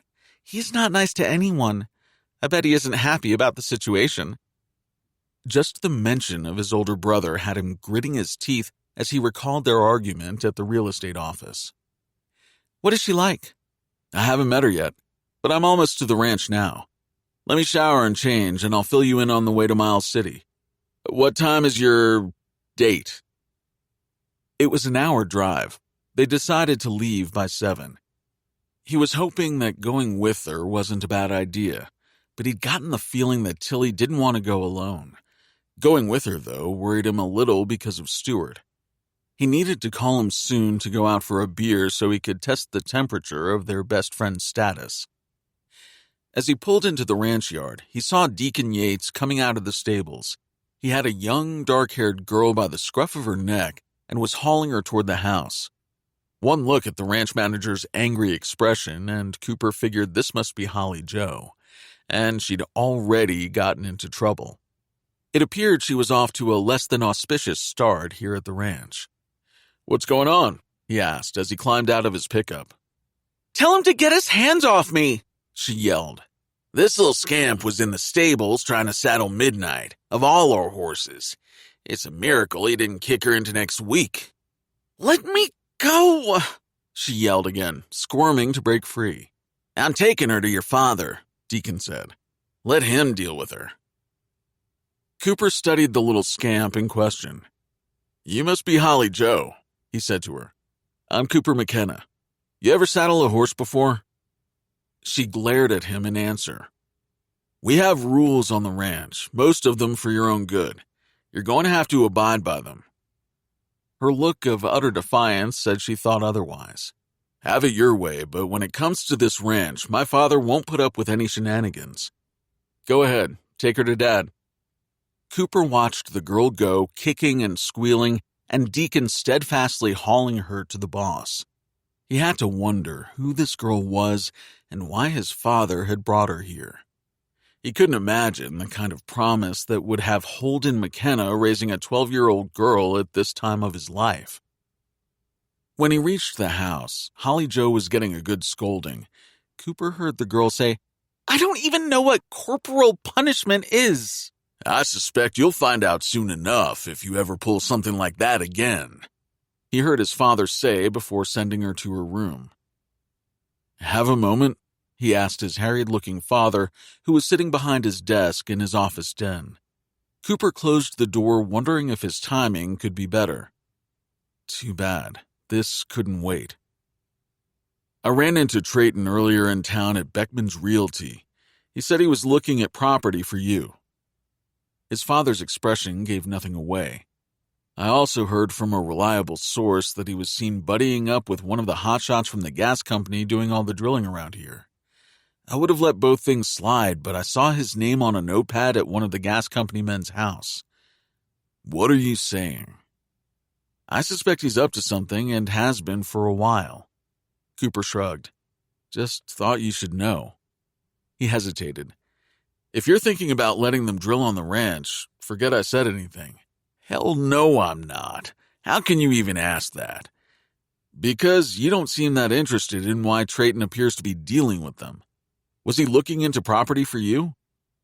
This time, his father's expression gave him away. "Then I suspect he was there to find out what the ranch is worth on the open market. Are you thinking about selling?"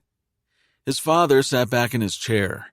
He looked older, as if weighted down by life. "I'm just trying to understand what was going on," Cooper said. He felt as if he'd walked into the middle of a movie, one he'd been edited out of. One thing was for certain, this definitely didn't seem like a good time to adopt a 12-year-old orphan kid. "You're right.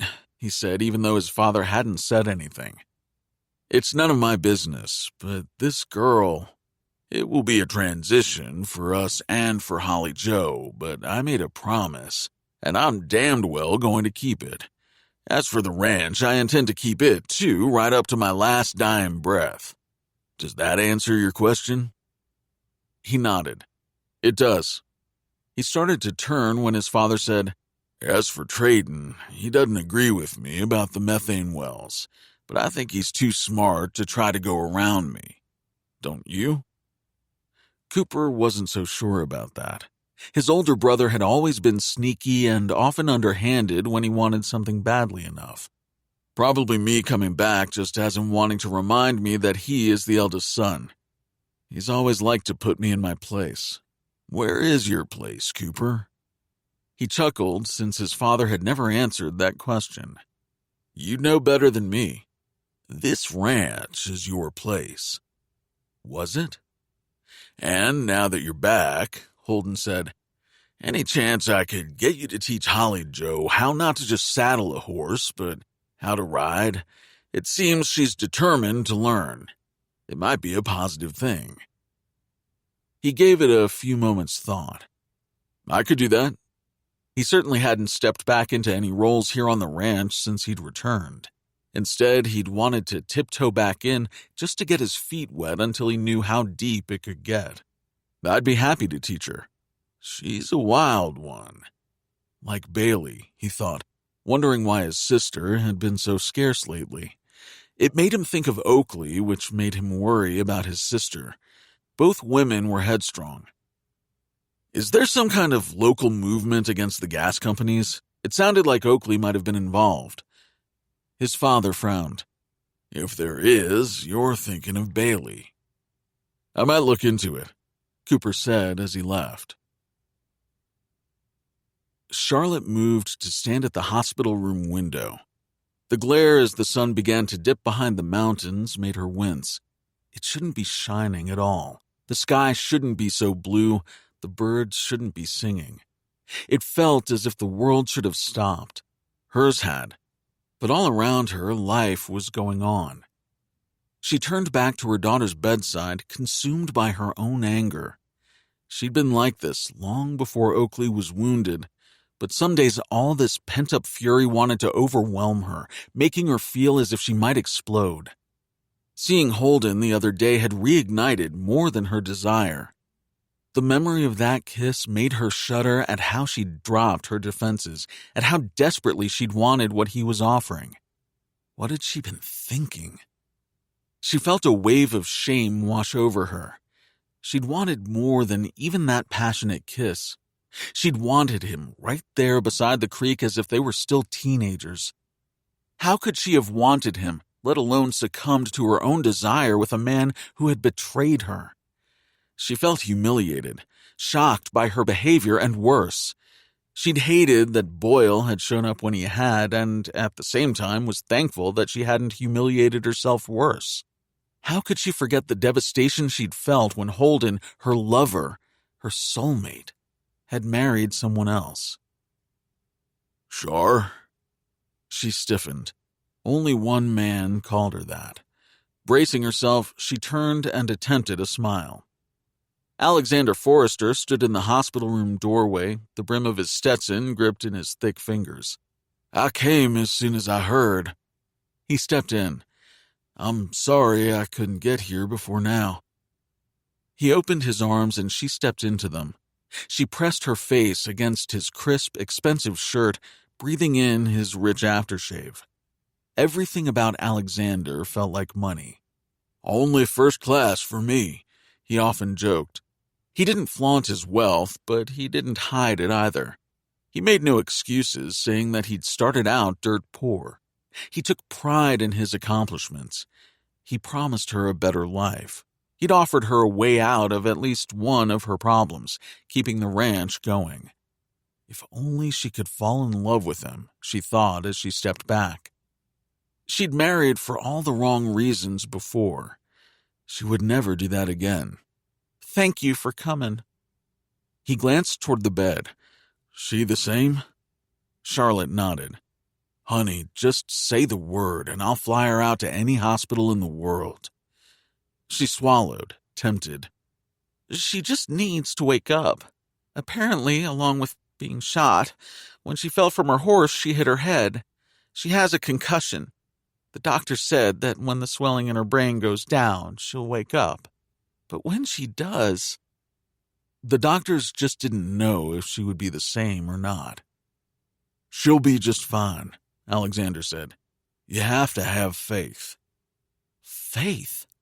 She had to turn away, trying to remember how long it had been since she'd had faith in anything, or anyone. At a sound at the door, she looked over and saw her son standing there giving Alexander looks filled with animosity. He saw them and their expressions and said, I should go. I have a big meeting tomorrow in Denver. But if you need me, I'll hustle right back up here. He placed his hand over hers. You just call me. She met his gaze and nodded. He leaned to her, kissed her softly on the mouth, then pulled back to smile at her. She knew what he wanted from her. Marriage. He'd come to Montana looking to buy a large ranch. He'd wanted hers and had offered more than she had ever imagined she could get for it.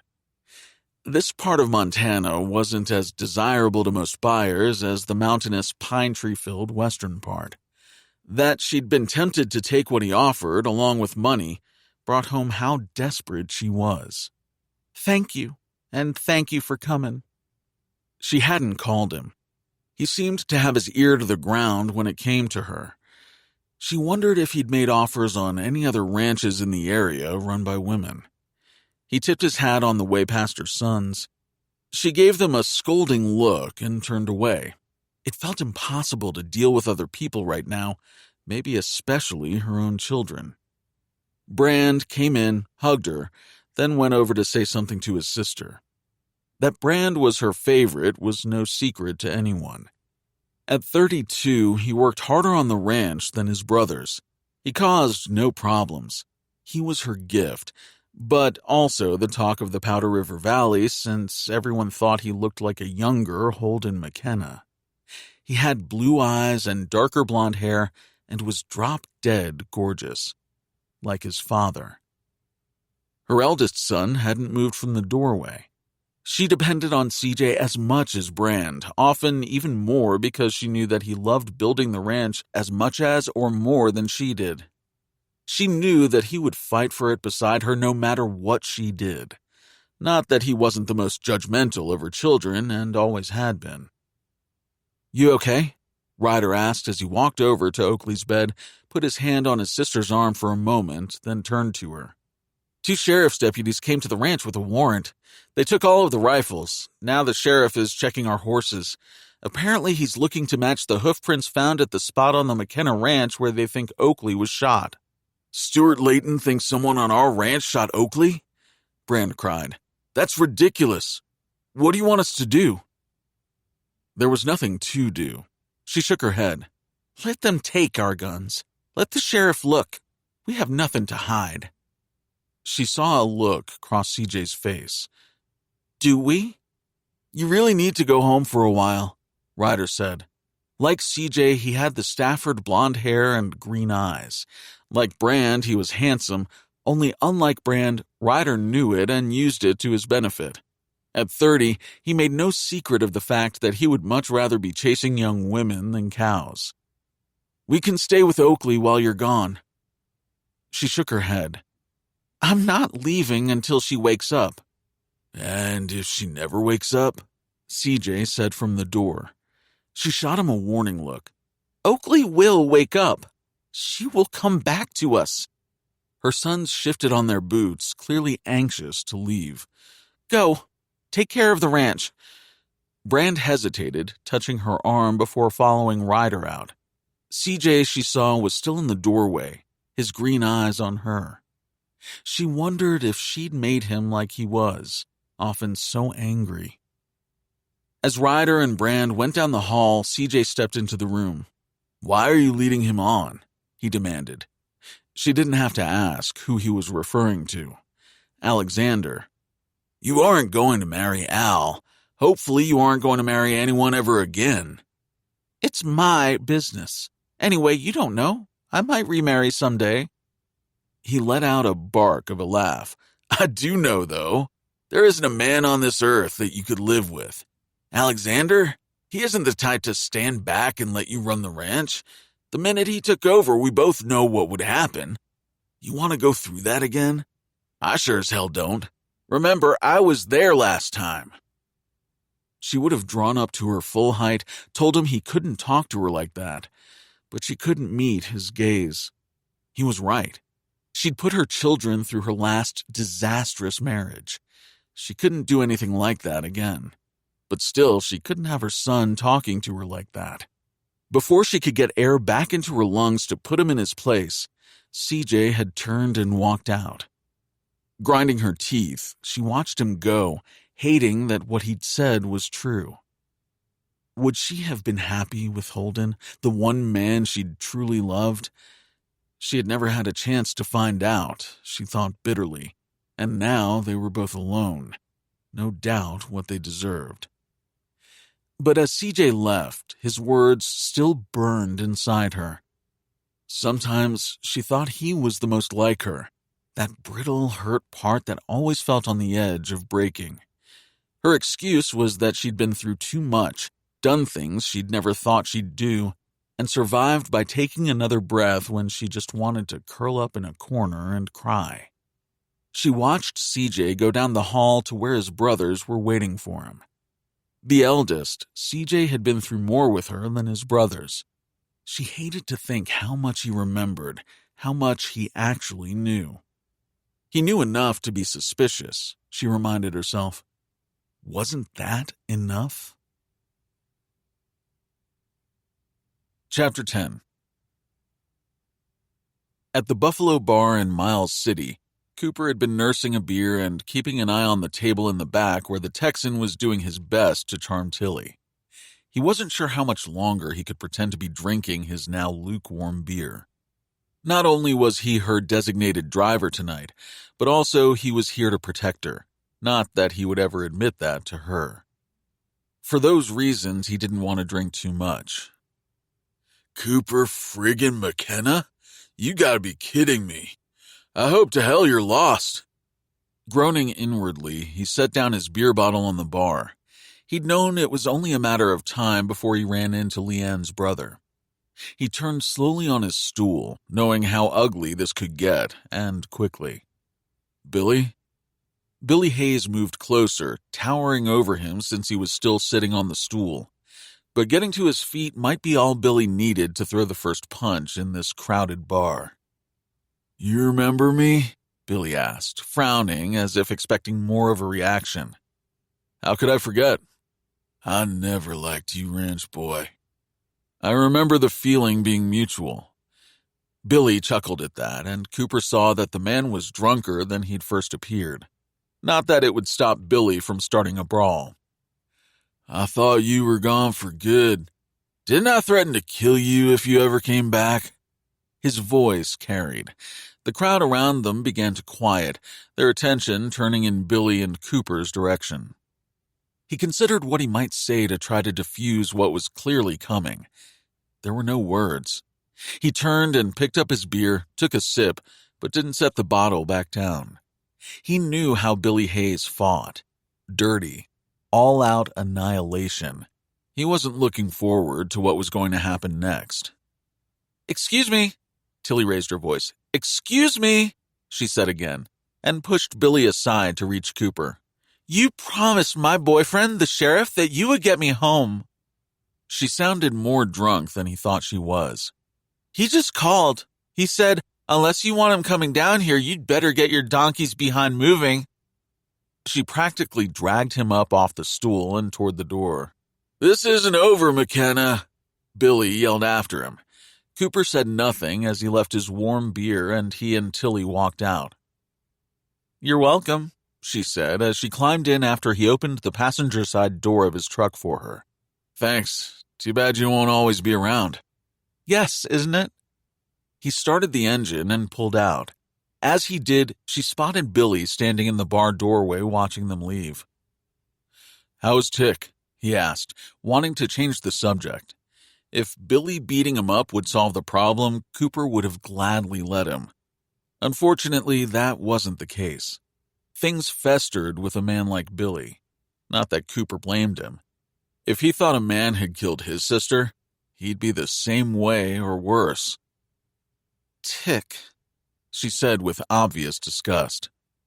"I'd rather hear about your new sister." On the way to Miles City, they'd talked about Oakley and the investigation and what Stewart had told her. "Did you finally get to meet her?" He knew he could be dense sometimes, but clearly she didn't want to talk about Tick. Because she hadn't gotten any useful information out of him, or another reason. But he went along with it since he didn't have much choice. Tilly would tell him when she was ready, or not. Holly Joe, she's something.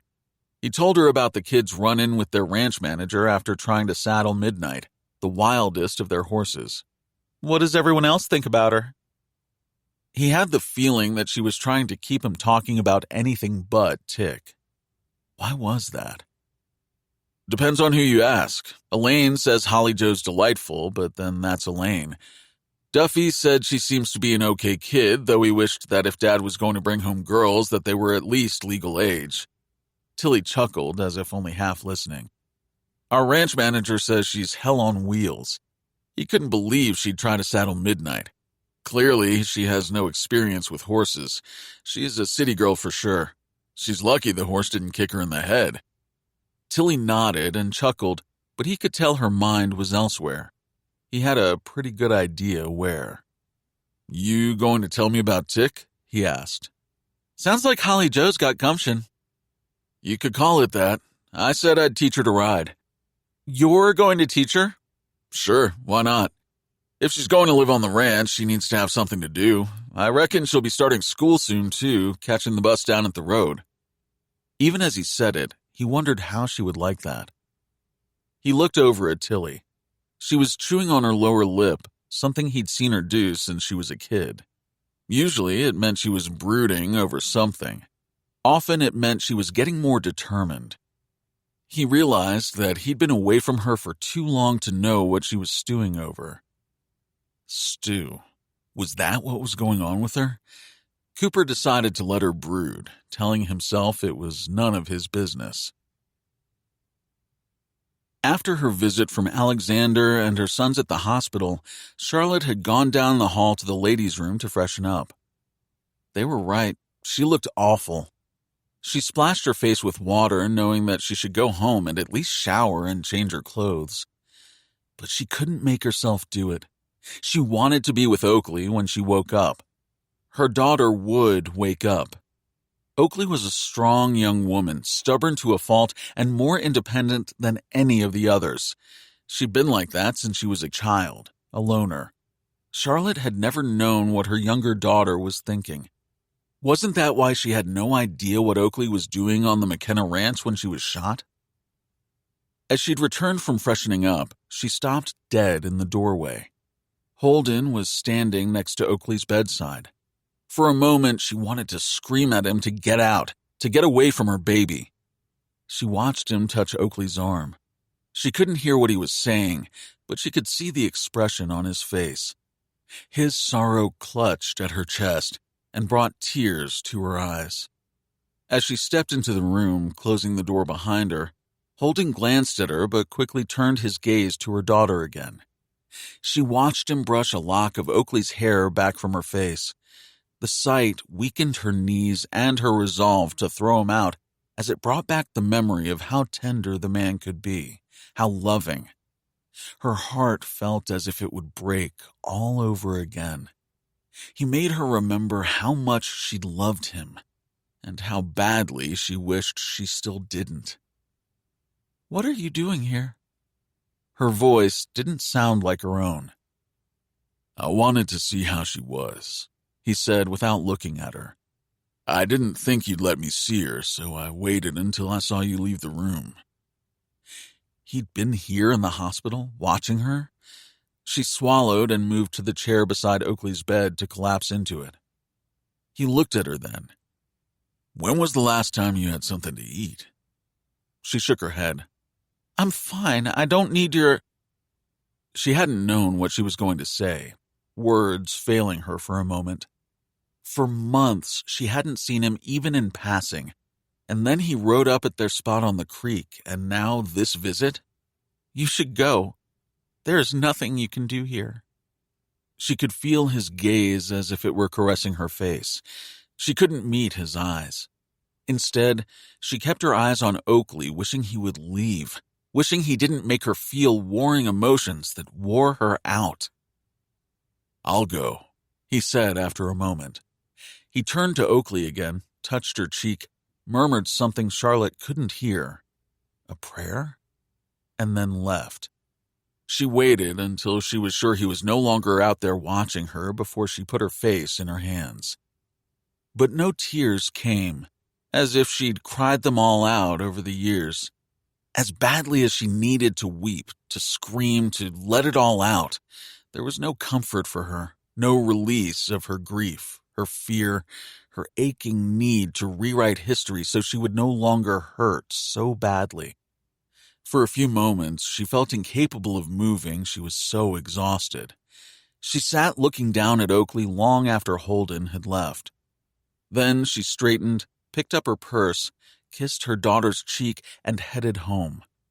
A woman had to know when she was beaten, she'd always said. She was, but good. She needed a bath, clean clothes, and a decent night's sleep. Tomorrow she'd face all of this. Tomorrow. Cooper drove in silence through the darkness between the rocky, pine-covered mountains before the highway dropped down into the Powder River Basin. Tilly seemed lost in her thoughts, her face turned away from him, but he could see her face reflected in the glass. He could see her chewing at her lower lip, and he knew something had happened back at the bar that had upset her. You don't have to tell me about Tick. It's not that, Tilly said, tugging at the bottom of her jean jacket for a moment as she sat up. He made my skin crawl. All the time I was sitting there, I was thinking that he could be the person who shot Oakley. I'm sorry. She shrugged. It was my idea. I mean, I knew where he was headed the first time we talked to him. I could have shut him down from the get-go. I certainly didn't have to meet him at the bar. He could hear regret and something more. He glanced over at her. Did he make a pass at you? She let out a startled laugh. If he had, you'd have known about it by the way he hollered in pain. No, he just made me feel icky. He's so slimy. She hugged herself. Also, I didn't learn much. I suppose I'm disappointed. Feel cheap for even agreeing to have a drink with him. The only thing he said when I mentioned Oakley was that my sister had the prettiest eyes he'd ever seen. Cooper caught his breath, his gaze swinging to hers. When did he see her close enough that he knew the color of her eyes? I started to ask him that, but he said he misspoke, that he'd had too much to drink, that it was my eyes he was talking about. He said he'd never met my sister, but he sure hoped she'd be all right. I didn't believe him. Cooper didn't know what to say for a moment. I think I might know how their paths could have crossed. We need to find out if Oakley was involved in a group opposed to the methane drilling. You think that's how Tick met her? I think it's a place to start. There's been rumors floating around about residents getting together and doing something about the drilling. I doubt we were the only ranch that lost one of our biggest producing water wells because of the drilling. The drilling on our ranch really did cause that? Tilly asked, concerned. I'm sorry, I tried to talk my mother out of it, especially so close to your place, but CJ convinced her otherwise. But I can't see Oakley involved in an anti-methane group. I'll look in her room when I get home. I don't even know if she keeps a diary or will have some item to give me an idea of what she's been doing. He glanced at her as he drove. Can you get into her phone? There could be something on her calendar. Stuart still has her phone. I'll see if he's gotten into it. Maybe I can talk him into letting me give it a try. I know Oakley's passwords. He nodded, thinking of his one and only password. Ahead, he could see the lights of Powder Crossing and the river silver in the starlight. Maybe you should tell Stuart what you found out and let him take it from here. He is the sheriff. And your boyfriend, but he didn't say that. She shook her head. He's also understaffed, and if you must know, looking into other leads, he told me. He didn't say it, but it was clear that he thought I was wrong about the gas company having anything to do with this because of my bias. If you don't want to help me, that's not it. He slowed on the edge of town and caught her eye. I don't want to come between you and Stuart. Do you have any idea how arrogant that sounds? You know what I mean. I don't want him thinking... What? He could see the challenge in her eyes. She was already angry with herself and Tick. He knew that Tilly could be reckless enough, but when she was angry, he didn't want her doing something she would regret, and he might regret even more. I'm not bailing on you, he said quickly. I just don't want him thinking there's more going on between us than there is. He told her and saw that he'd put his foot in it again even as hard as he'd tried not to. She sat back in her seat, turning to look out at town as they drove through. My truck's right up here, she said, unnecessarily since he'd picked her up here not that many hours ago. She was angry, and he wasn't entirely sure how much of it had to do with him. But he suspected it was because he'd made it sound as if there was no chance there could be something going on between them because he wasn't interested. That wasn't the case. He clamped his jaw shut, determined not to put his foot in his mouth again tonight. He'd let her call him tomorrow if she wanted his help. Otherwise, he'd start teaching Holly Joe about horses. It would be for the best. He liked Tilly too much, and spending this time together had only made him like her more. He was afraid of getting too close because of his feelings for her. But if she didn't call tomorrow and they quit working together, he'd be disappointed. He'd come to look forward to seeing her. He enjoyed being with her, something he wouldn't admit even under torture. They weren't Romeo and Juliet, and their families were definitely not the Montagues and Capulets, but it was close. He couldn't let this go that far. No good would come of it for either one of them. He pulled up by her truck, glad this conversation was over, but Tilly didn't get out. Tell me about Leanne. Where the hell had that come from? His old girlfriend was the last thing he wanted to talk about. You already know about her. Her suicide was all over the news, all over town. She shook her head.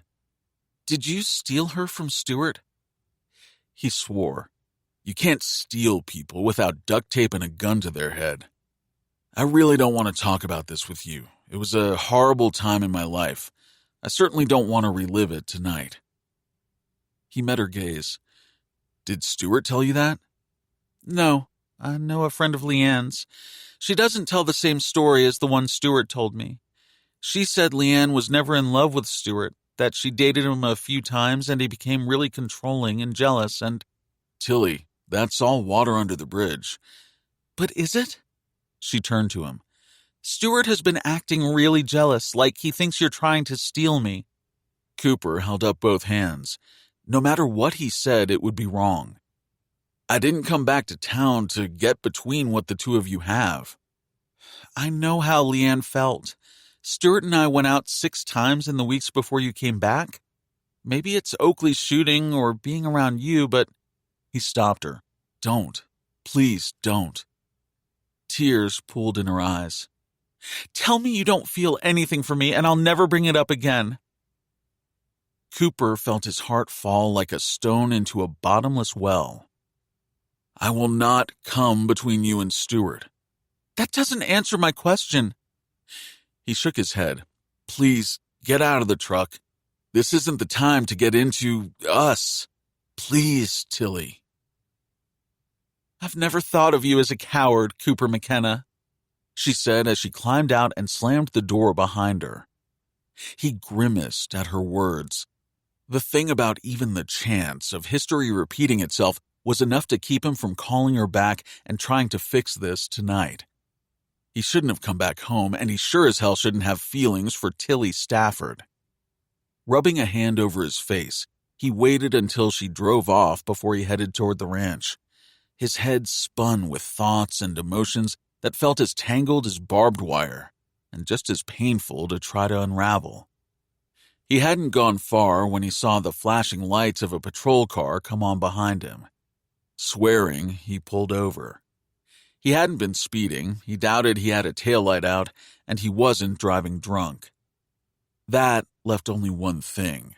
Stewart had seen him drop Tilly off at her pickup at this time of the night. Had he been sitting down the block waiting, or did he just happen to be nearby? Cooper figured he was about to find out. He waited in his pickup as the sheriff pulled his patrol SUV up behind him, got out, and walked toward him. Cooper pulled out his license and registration, determined to keep this civil. But from the expression on the sheriff's face, it was too late for that. He whirred down his driver's side window and did his best not to look guilty of anything. Tilly hadn't cried over a boy since high school. After she'd left Cooper, she'd been too upset to go home. She'd driven to the hospital, glad to see that her mother wasn't around. The nurse told her that Charlotte had gone home and wasn't planning to come back until morning. Even better news, Tilly thought. Now, as she sat next to her sister's hospital bed, she let the tears flow. There had been a time when she and Oakley had shared confidences. She missed those long talks, when they'd covered for each other when one of them was in trouble, when they'd been close and shared everything. "I can't believe I let this happen," she said to her sister in the privacy of the closed-door hospital room. With Oakley unconscious, she could pour out her heart in privacy. "Cooper McKenna, I know. You would have a fit if you were conscious. You'd tell me what a fool I am, how a relationship with a McKenna would never work, how Mother wouldn't allow it." She took a breath between sobs. "Not that it would stop you. You always were braver than me. What am I going to do? I like him so much it hurts. I know he likes me, but he's such a coward. He doesn't want to hurt Stewart, even though I tried to tell him that it isn't like that between Stewart and me. Oh, I wish he would wake up. I need to know about Cooper's old girlfriend, the one who killed herself. I wasn't paying that much attention at the time, but you always know the latest gossip." She studied her sister and frowned. "I wish you could tell me who did this. But I have a bad feeling that you got involved with that group that's been vandalizing gas company property, didn't you?" She sighed and wiped her tears. "I suspect it's the reason you're lying here now. Oh, Oakley, you have to come back. I need you. I love you. I'm sorry I've been a terrible older sister, so involved in my own life that I didn't pay any attention to you. You've always been that way." The words came out raspy and barely audible. For a moment, she thought she'd only imagined that they'd come from her sister's mouth. She stared at Oakley. Those green eyes that Tick had mentioned fluttered open. Oakley did have beautiful eyes. Tilly began to cry with joy as she grabbed her sister's hand. "Water." Hurriedly, she pushed the button for a nurse, then struggled to raise the bed enough that she could put the paper straw to Oakley's lips. A nurse rushed in. "She just woke up," Tilly told her, excited as she wiped her tears.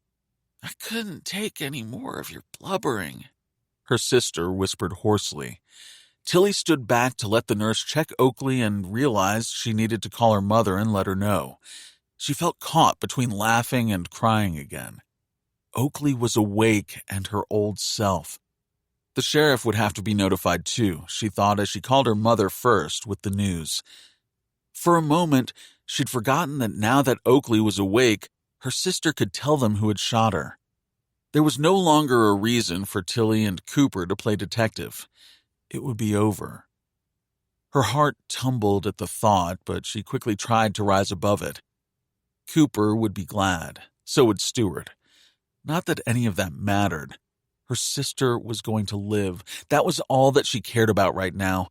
Oakley's would-be killer would be caught and put behind bars. Justice would be done. Tilly began to cry again.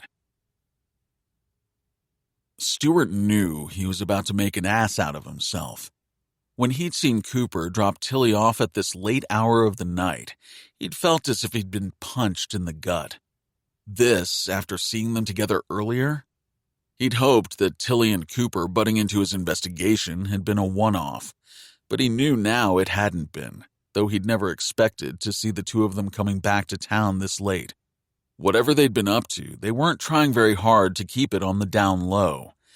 That should have relieved his mind. Instead, it made him angry. They were rubbing it in his face. Everyone in town was talking about seeing them together. Cooper hadn't even been back to town for a week, and he'd already come between him and Tilly. As he walked toward his once best friend's pickup, he balled his hands into fists, then released them as he neared the driver's side. All the way he kept telling himself he shouldn't have pulled Cooper over. He shouldn't get into it with him, not like this. However, it was as if he wasn't listening to his logical, sensible self. He was risking his job right now.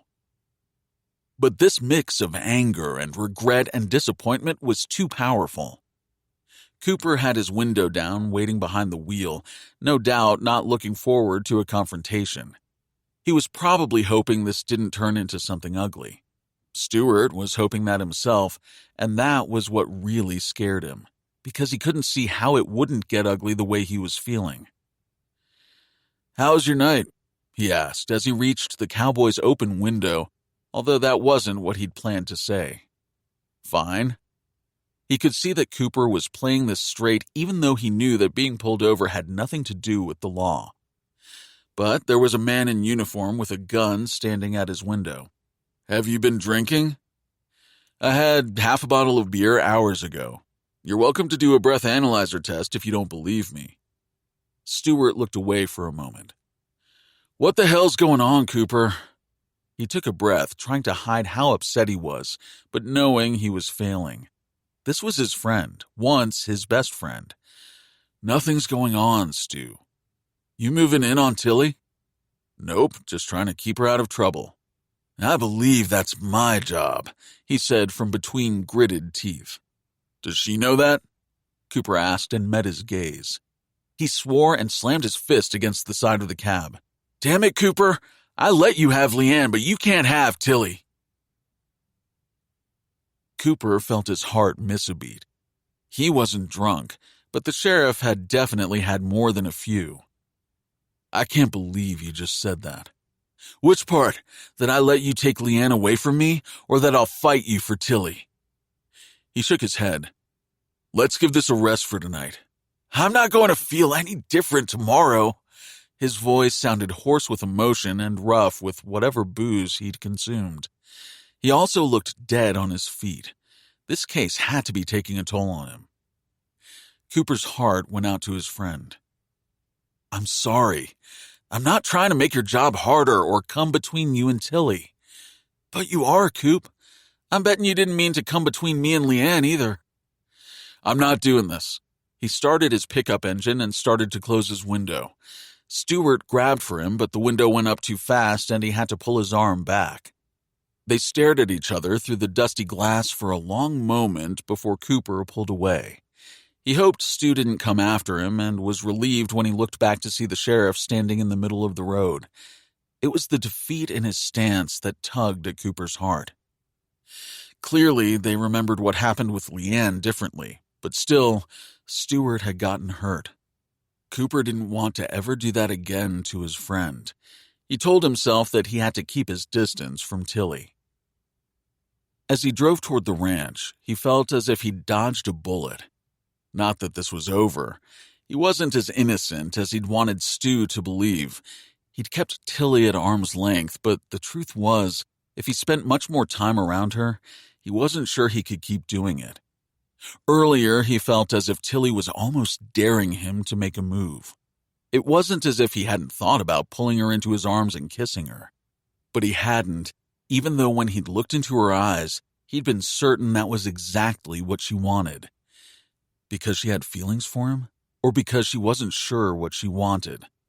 Either way, the two of them together were trouble, something Cooper didn't want or need.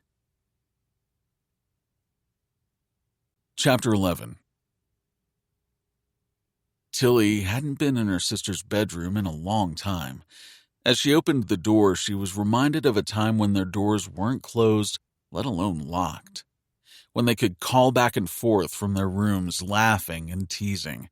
When they would curl up together in one of their beds and talk late into the night about everything from their dreams to the boys they liked to their weddings and the kids they would have.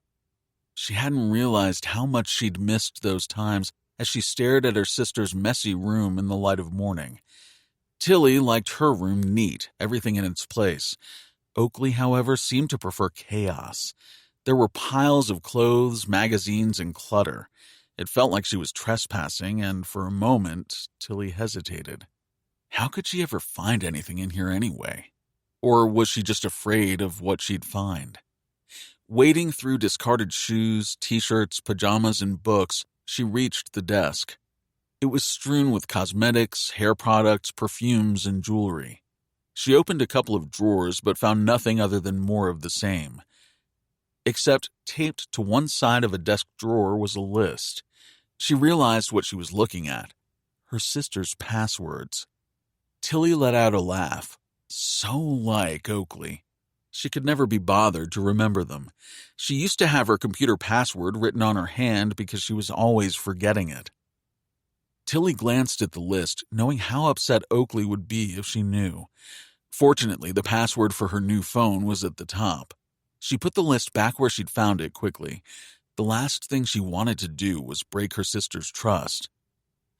As she started to turn away, she caught sight of her sister's bulletin board. It was covered with photos of friends, most making silly faces, most looking tipsy. But the photos, she realized, were old. Was she friends with any of those girls anymore? She felt as if she'd missed a huge chunk of her sister's life when she saw the flyer. It was partially balled up on the floor next to her overflowing trash can. What had caught her eye was the company name, CH4. She reached for the flyer, flattening it out on an empty spot on the bed. If not for the word CH4, she might have thought it was a flyer for some band Oakley wanted to see in Billings. But as she looked closer, she saw that it was indeed about methane gas drilling. She knew there were numerous organizations in the state opposed to the drilling, but this flyer wasn't on glossy paper, nor had it been produced by a professional designer. It had been printed on someone's computer in black ink. The grassroots look of it made it seem all that more subversive and dangerous. Printed in large block letters was "Dirty Business." There were no data, no facts to back up whatever the organization's claims might be. Instead, there was simply a date and time and the words "No more drilling." The date was tonight at 9 p.m. Oakley had circled it and written CH4 next to it. But nowhere could she find where the meeting was to be held. At one of the airport hangars? Seemed unlikely. She stared at it for a full minute before she pulled out her phone, then remembered that she wasn't speaking to Cooper. Her face burned at the memory of last night. What had she been thinking, throwing herself at the cowboy? She groaned. Had she really called him a coward? She reminded herself that now that her sister was awake, Oakley would tell Stewart who shot her. There was no longer any reason to look for clues, let alone go to some subversive meeting about methane well drilling. She really didn't even need her sister's password for her phone.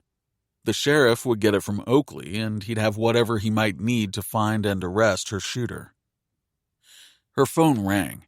For a split second, her heart lifted at the thought it might be Cooper. It was her mother. "I leave to go home and shower and change, and your sister wakes up?" Her mother demanded without preamble. "I'm so glad you called me, though, and grateful she's going to be all right. But I had wanted to be there." "Has she told you who shot her?" she asked, looking at the flyer in her hand. "No." She heard something in her mother's hesitation. "She doesn't know, or at least doesn't remember. The doctor said with her concussion, she might not ever recall the time before she was shot and fell from her horse. I have to go. The doctor's here. I haven't been able to reach your brothers. Please let them know if you see them." She disconnected. So it wasn't over. Not yet. Tilly glanced at the flyer. Then, screwing up her courage, she called Cooper. He answered on the third ring. "Tilly, I'm kind of in the middle of something right now." "Oakley is awake, but she doesn't remember anything from the hours before she was shot. I'm in her room. I got the password for her phone, and I found a flyer for a group called Dirty Business." They meet tonight. Great news that Oakley is conscious. I'll call you back in a few minutes. I'm teaching Holly Joe about horses. In the background, she heard the girl grumbling. She disconnected, her heart still pounding. Cooper had sounded fine. She felt relieved. He'd probably forgotten all about last night. If he called back, then things between them would go back to the way they were. That was what she wanted, wasn't it? She looked down at the flyer clutched in her hand, needing to reroute her thoughts. She wasn't up to going down that road this morning.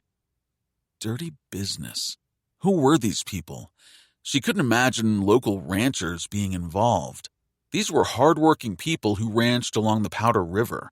If they were against the drilling, then they just wouldn't allow the companies to drill on their property. They wouldn't organize to stop all drilling. They'd figure it wasn't their place to tell their neighbors what to do. They would mind their own business and expect others to do the same. Except the drilling was hurting other people's water supply, she reminded herself, remembering what her mother's methane well had done to the McKennas. She stared at the flyer again. It couldn't be very many people.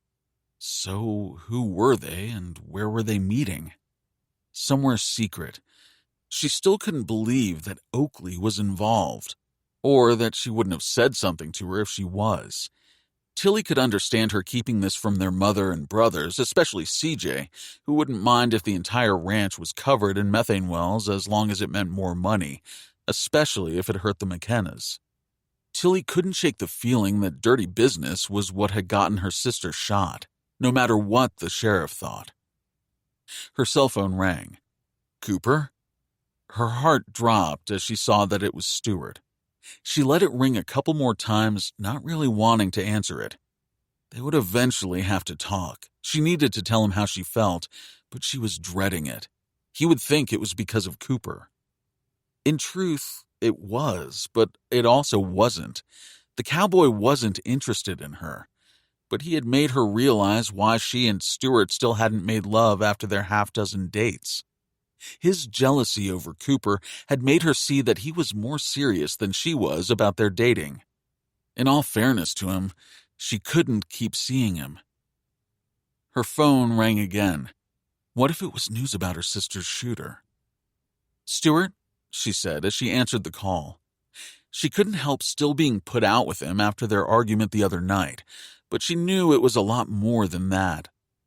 She needed to break things off with him, which felt odd since she hadn't really thought of them as a couple.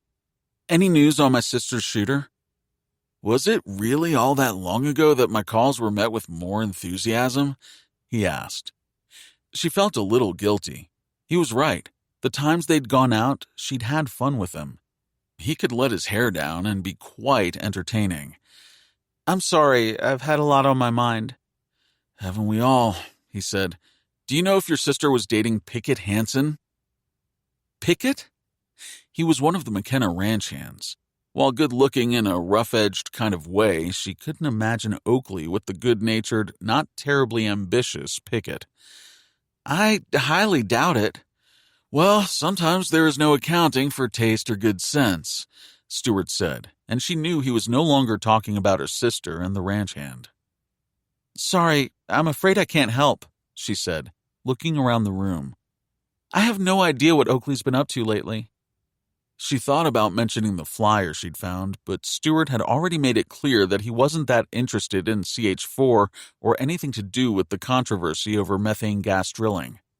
Like he said, he was following other leads. Did he now think Pickett had something to do with shooting her sister? "I'll track down Pickett. Maybe he can shed some light on it."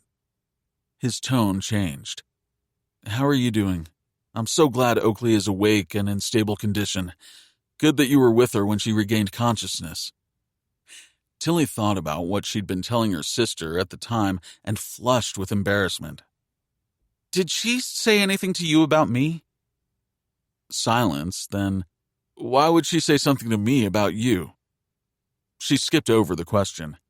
"I didn't ask her about the shooting. I was just so glad that she was all right." "Tilly," he cleared his throat, "I'd like to see you. I was thinking we could go into Miles City for a movie, dinner, make a night of it, get out and forget about all this for a while." She looked down at the flyer in her hand and let out the breath she hadn't realized she'd been holding. "I can't tonight. I'm sorry." She could hear ice fill the line even before Stuart spoke. "Maybe some other time." He disconnected, leaving her holding the phone and feeling worse. Should she have told him about dirty business and the meeting tonight? Probably, even if he didn't think it was important. The one thing she couldn't do was put off talking to him. The problem was that he wouldn't want to believe why she was making this decision. He would blame Cooper. The irony of that didn't escape her. Cooper McKenna wanted nothing to do with her.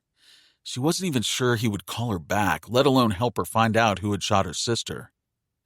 Not that it was going to stop her, though, Tilly told herself as she tried to ignore the ache in her chest.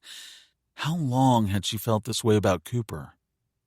A lot longer than she wanted to admit. "That your girlfriend?" Holly Joe had asked as Cooper pocketed his phone. "No, nor is it any of your business. Pay attention to what you're doing." She'd groaned, the brush in her hand. "I now know the parts of a horse and that horses have to be brushed and fed and their stalls cleaned out. Are you ever going to show me how to saddle one?"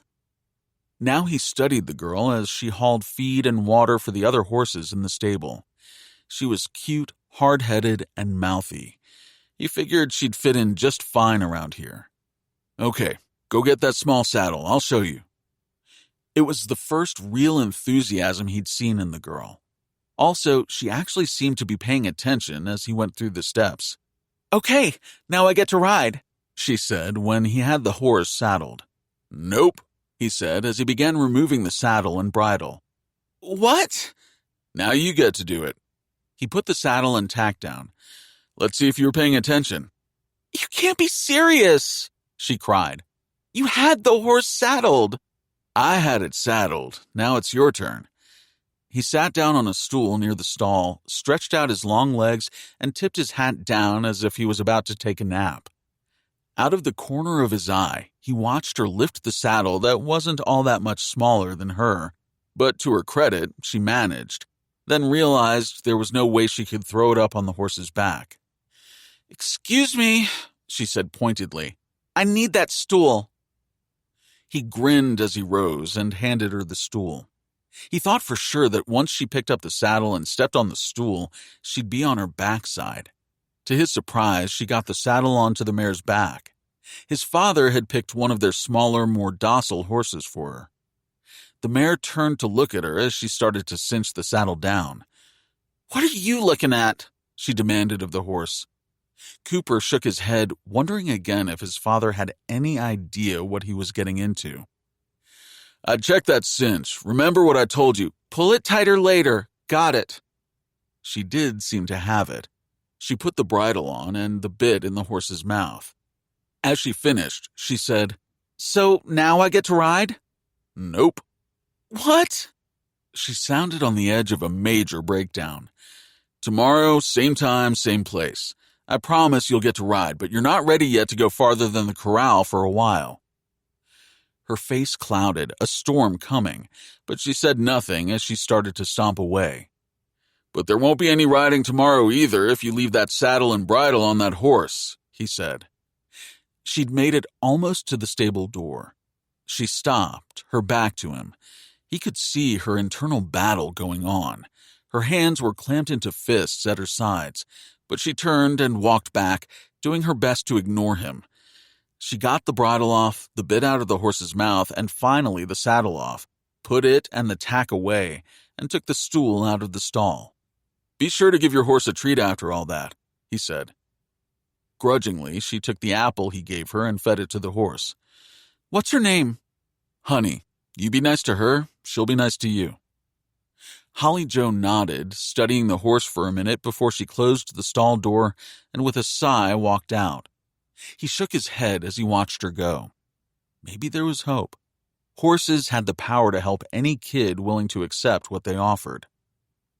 He pulled out his phone and called Tilly back, all the time reminding himself that he needed to stay clear of her. "Sorry, Holly Joe is a headstrong 12-year-old hard to rein in. Reminded me of you at 12 years old." Remember that one rodeo where I dared you to stand on your horse and gallop around the arena and you did it? He asked with a chuckle. Got me kicked out of the competition, which I'm sure is why you dared me to do it. He laughed. Sorry about that, but come on, you know you were always too big for your britches. Someone had to knock you down a peg or two once in a while. I beg your pardon? Cooper swore under his breath. This was not the way the phone call was supposed to go. He certainly hadn't meant to be taking a ride down memory lane any more than he'd planned to be joking with Tilly. But he felt bad about the way last night had ended. He didn't want there to be hard feelings between them. He liked her. Their easy banter made it fun, made it easy to be in her company. He could pretend that they were just friends and that he wasn't attracted to her, or that being around her was making it harder not to do something about it. You said you found something? If she heard the change in his voice, she didn't comment on it.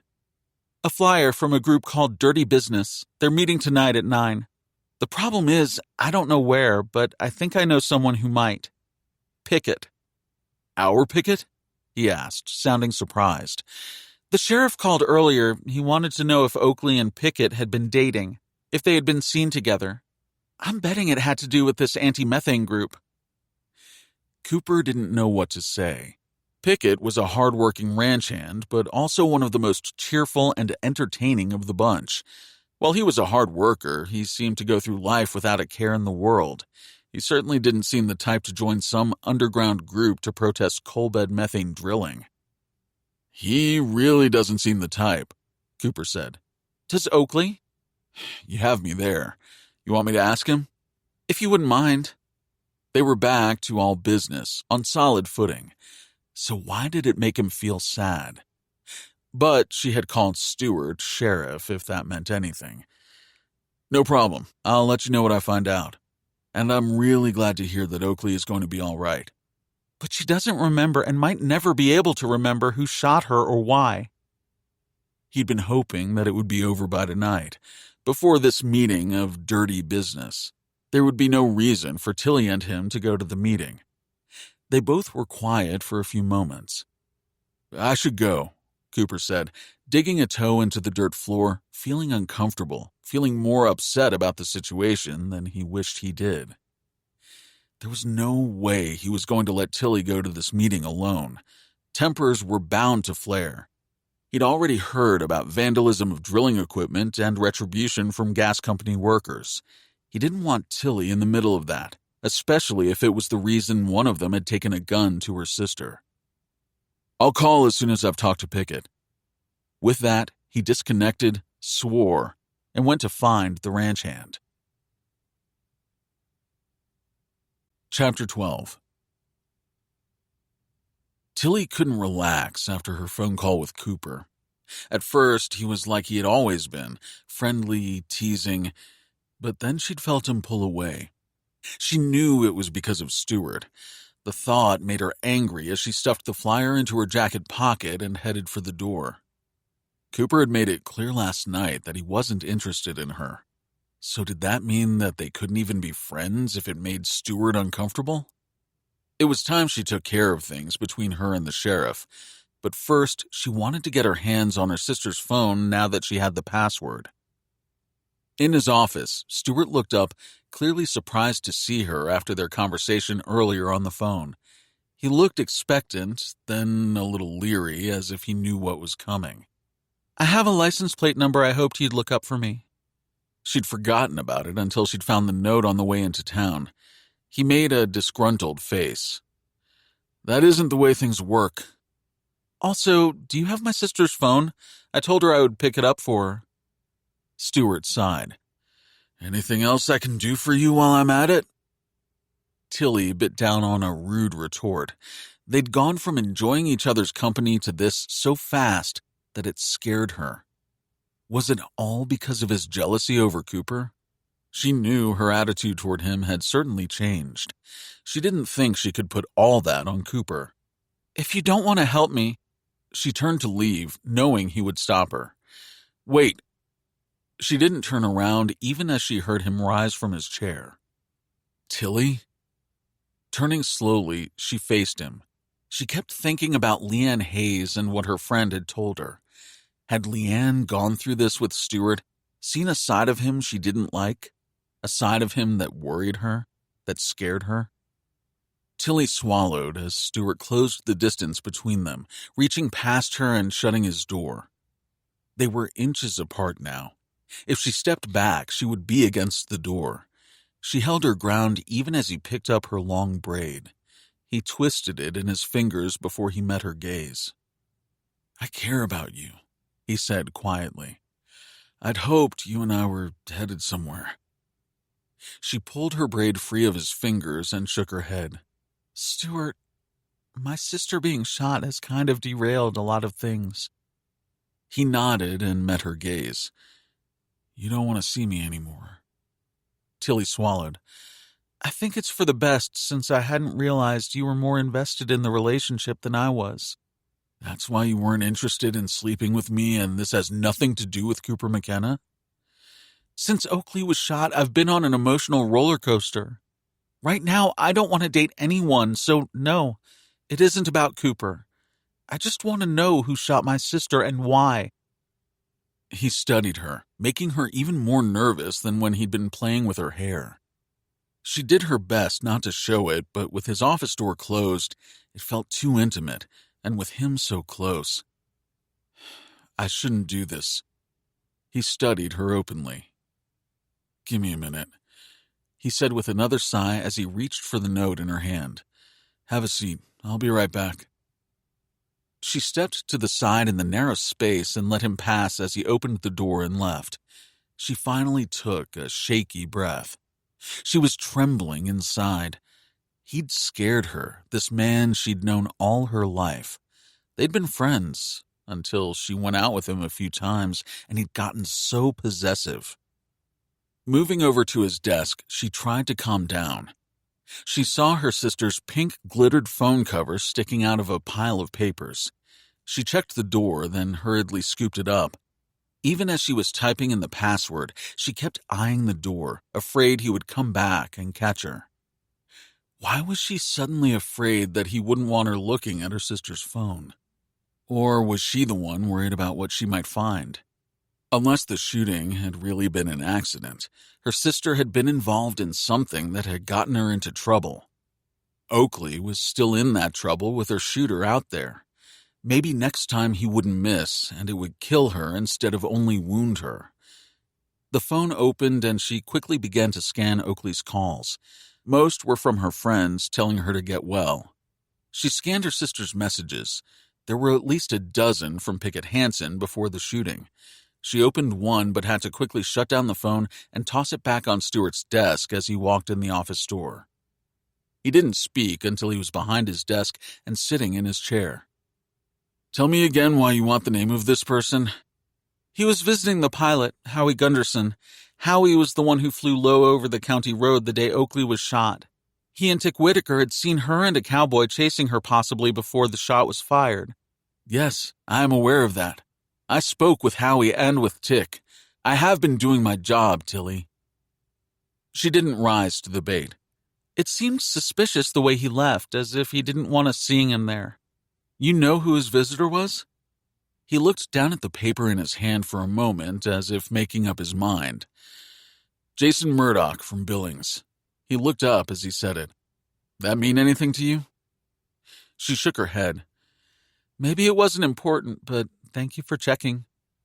Whoever the man was, she had the feeling that he hadn't wanted them to know that he had dealings with Howie and CH4.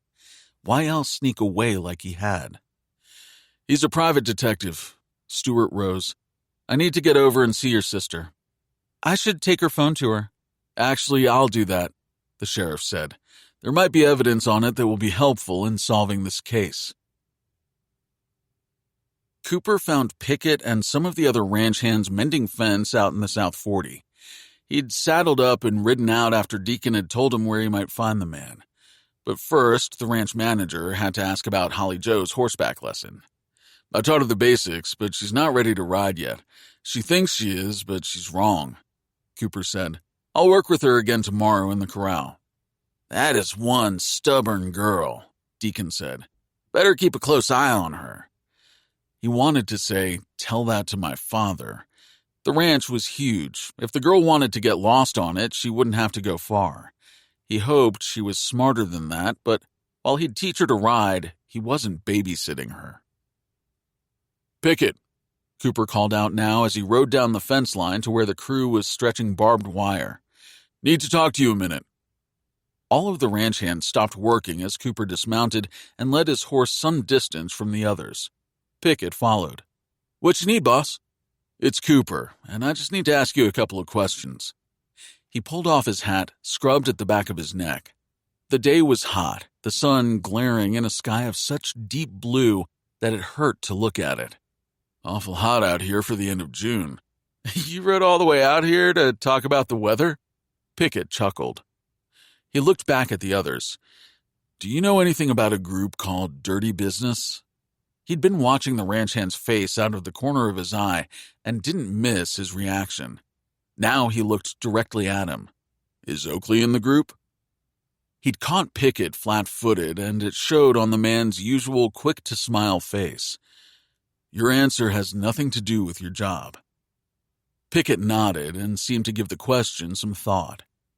"I might know something." "There's a meeting tonight. Where exactly?" He waited, watching the man struggle. "This also is between just the two of us." He could see Pickett caught between two alliances, maybe more, depending on how close he was to Oakley. Fraternizing with the enemy was definitely frowned upon, on both sides of the barbed wire fence. Down at Bowman's abandoned barn. It was quite a few miles from town. "You planning to come alone?" Pickett asked. "I'll probably be bringing Tilly Stafford. That okay with you?" He didn't need the man's permission. What he needed was for Pickett not to warn the other members and cancel the meeting. "Expect that would be all right?" "Suppose you heard that Oakley regained consciousness. Seems she's going to recover just fine." He saw the man's relief, more relief than he would expect if they were only vigilantes against methane gas drilling. He wondered what Tilly would make of it. Guess he'd have to ask her and let her take it from there, since Cooper had no intention of asking the ranch hand about his love life. "She saw who shot her?" Pickett asked. "Not that I've heard. Thanks for your help. Appreciate it," he told the ranch hand as Pickett walked back toward the others. He knew the men would quiz him, curious about their conversation. "And if you see Holly Joe wandering too far from the ranch house, would you let me know?" he called after him. Pickett turned, smiled. "You bet I will. Already heard she might give us a run for our money." When Cooper got back to the ranch, he put his horse away and called Tilly. He'd thought about going to this clandestine meeting alone, but Oakley was her sister. If they were going to get any insight into who shot her, he figured people would be more forthcoming with Tilly there, and there was no way Tilly wouldn't want to go. At least, that was what he told himself as she answered the phone. "I know where the meeting is tonight." His throat went dry. He couldn't let her go alone, and he couldn't betray Pickett by sending the sheriff. "You want to go?" "You know I do," she said. He tried not to read too much into her tone, but if he had to guess, she sounded pleased. "I've got news as well. Meet in town?" "No, I think we should meet behind the old gas station on the way out of town. I'll tell you why when I see you. 8:45? "See you then." He disconnected, telling himself he was a damned fool. He didn't like the way he and Stu had left things last night. He couldn't let this escalate. Heading for his pickup, he decided that after tonight, it was time to mend some of his own fences. Chapter 13. Cooper found the sheriff just returning to his office. As Stewart got out of his patrol SUV, he took one look at Cooper, slammed his vehicle door, and leaned against it, waiting. "Just stopped by. You'd mentioned having a beer sometime for old time's sake," Cooper said, walking toward him. His friend looked up slowly. "A beer? You used to like beer, or have you switched to whiskey?" Stu chuckled at that. When they were teenagers, Stu had gotten drunk on some hardcore whiskey he'd taken from his house. It had made him deathly ill. He swore he'd never touch the stuff again. "Think us having a drink would do any good?" "Can't see how a beer or two would hurt. We could come unarmed if you think it's Oh, that's right. You're the sheriff. You're always armed. He smiled. Then again, I remember that you always carried long before you went into law enforcement. Maybe you should start. Cooper shook his head. I don't think there are that many people in the county who want me dead. I wouldn't bet on that, but he smiled when he said it. It's almost quitting time. For bankers and lawyers, Stu said, I've got some things I have to do. Just give me a holler when you're free. How about later tonight? Stewart asked, an edge to his tone. Can't tonight, family meeting. Not sure how long it will run. You might have heard we have a new family member, Holly Joe, age 12. I'll tell you about it over that drink. She's going to turn my father every way but loose.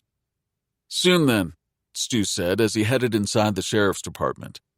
Cooper climbed back into his pickup, wondering if he'd mended any fences or was about to burn down the barn tonight. The family meeting was true. It was what he planned to do after dinner, meeting Tilly for the dirty business event. He feared that if Stu found out, it could be the end of their friendship. But as he drove back toward the ranch, he worried it might already be too late, no matter what happened tonight. Holden looked around the table at his family. None of them appeared happy to be there. Normally, they didn't have family suppers except on special occasions. He couldn't think of a special occasion meal that they'd had in months. Elaine always made unique meals for birthdays and holidays, but all sitting down together was unusual. They were busy running a ranch, he would tell her when she complained. The truth was that his grown children had lives of their own. While they still lived on the ranch in the vast old house, they had little to say to each other. His sons knew what had to be done on the ranch and saw to it. The ranch hands were the same way, especially with ranch manager Deacon Yates, who had been with the ranch for years and ran a tight ship. The financial part of keeping the ranch afloat had fallen on Holden. That work didn't need to be done from the back of a horse. It meant long hours in this office taking care of the bookwork or on the phone with accountants, bankers, stock buyers, and sellers. He missed riding fence, rounding up the cattle, breaking in the new colts. He felt as if he'd lost that feeling of being part of the land.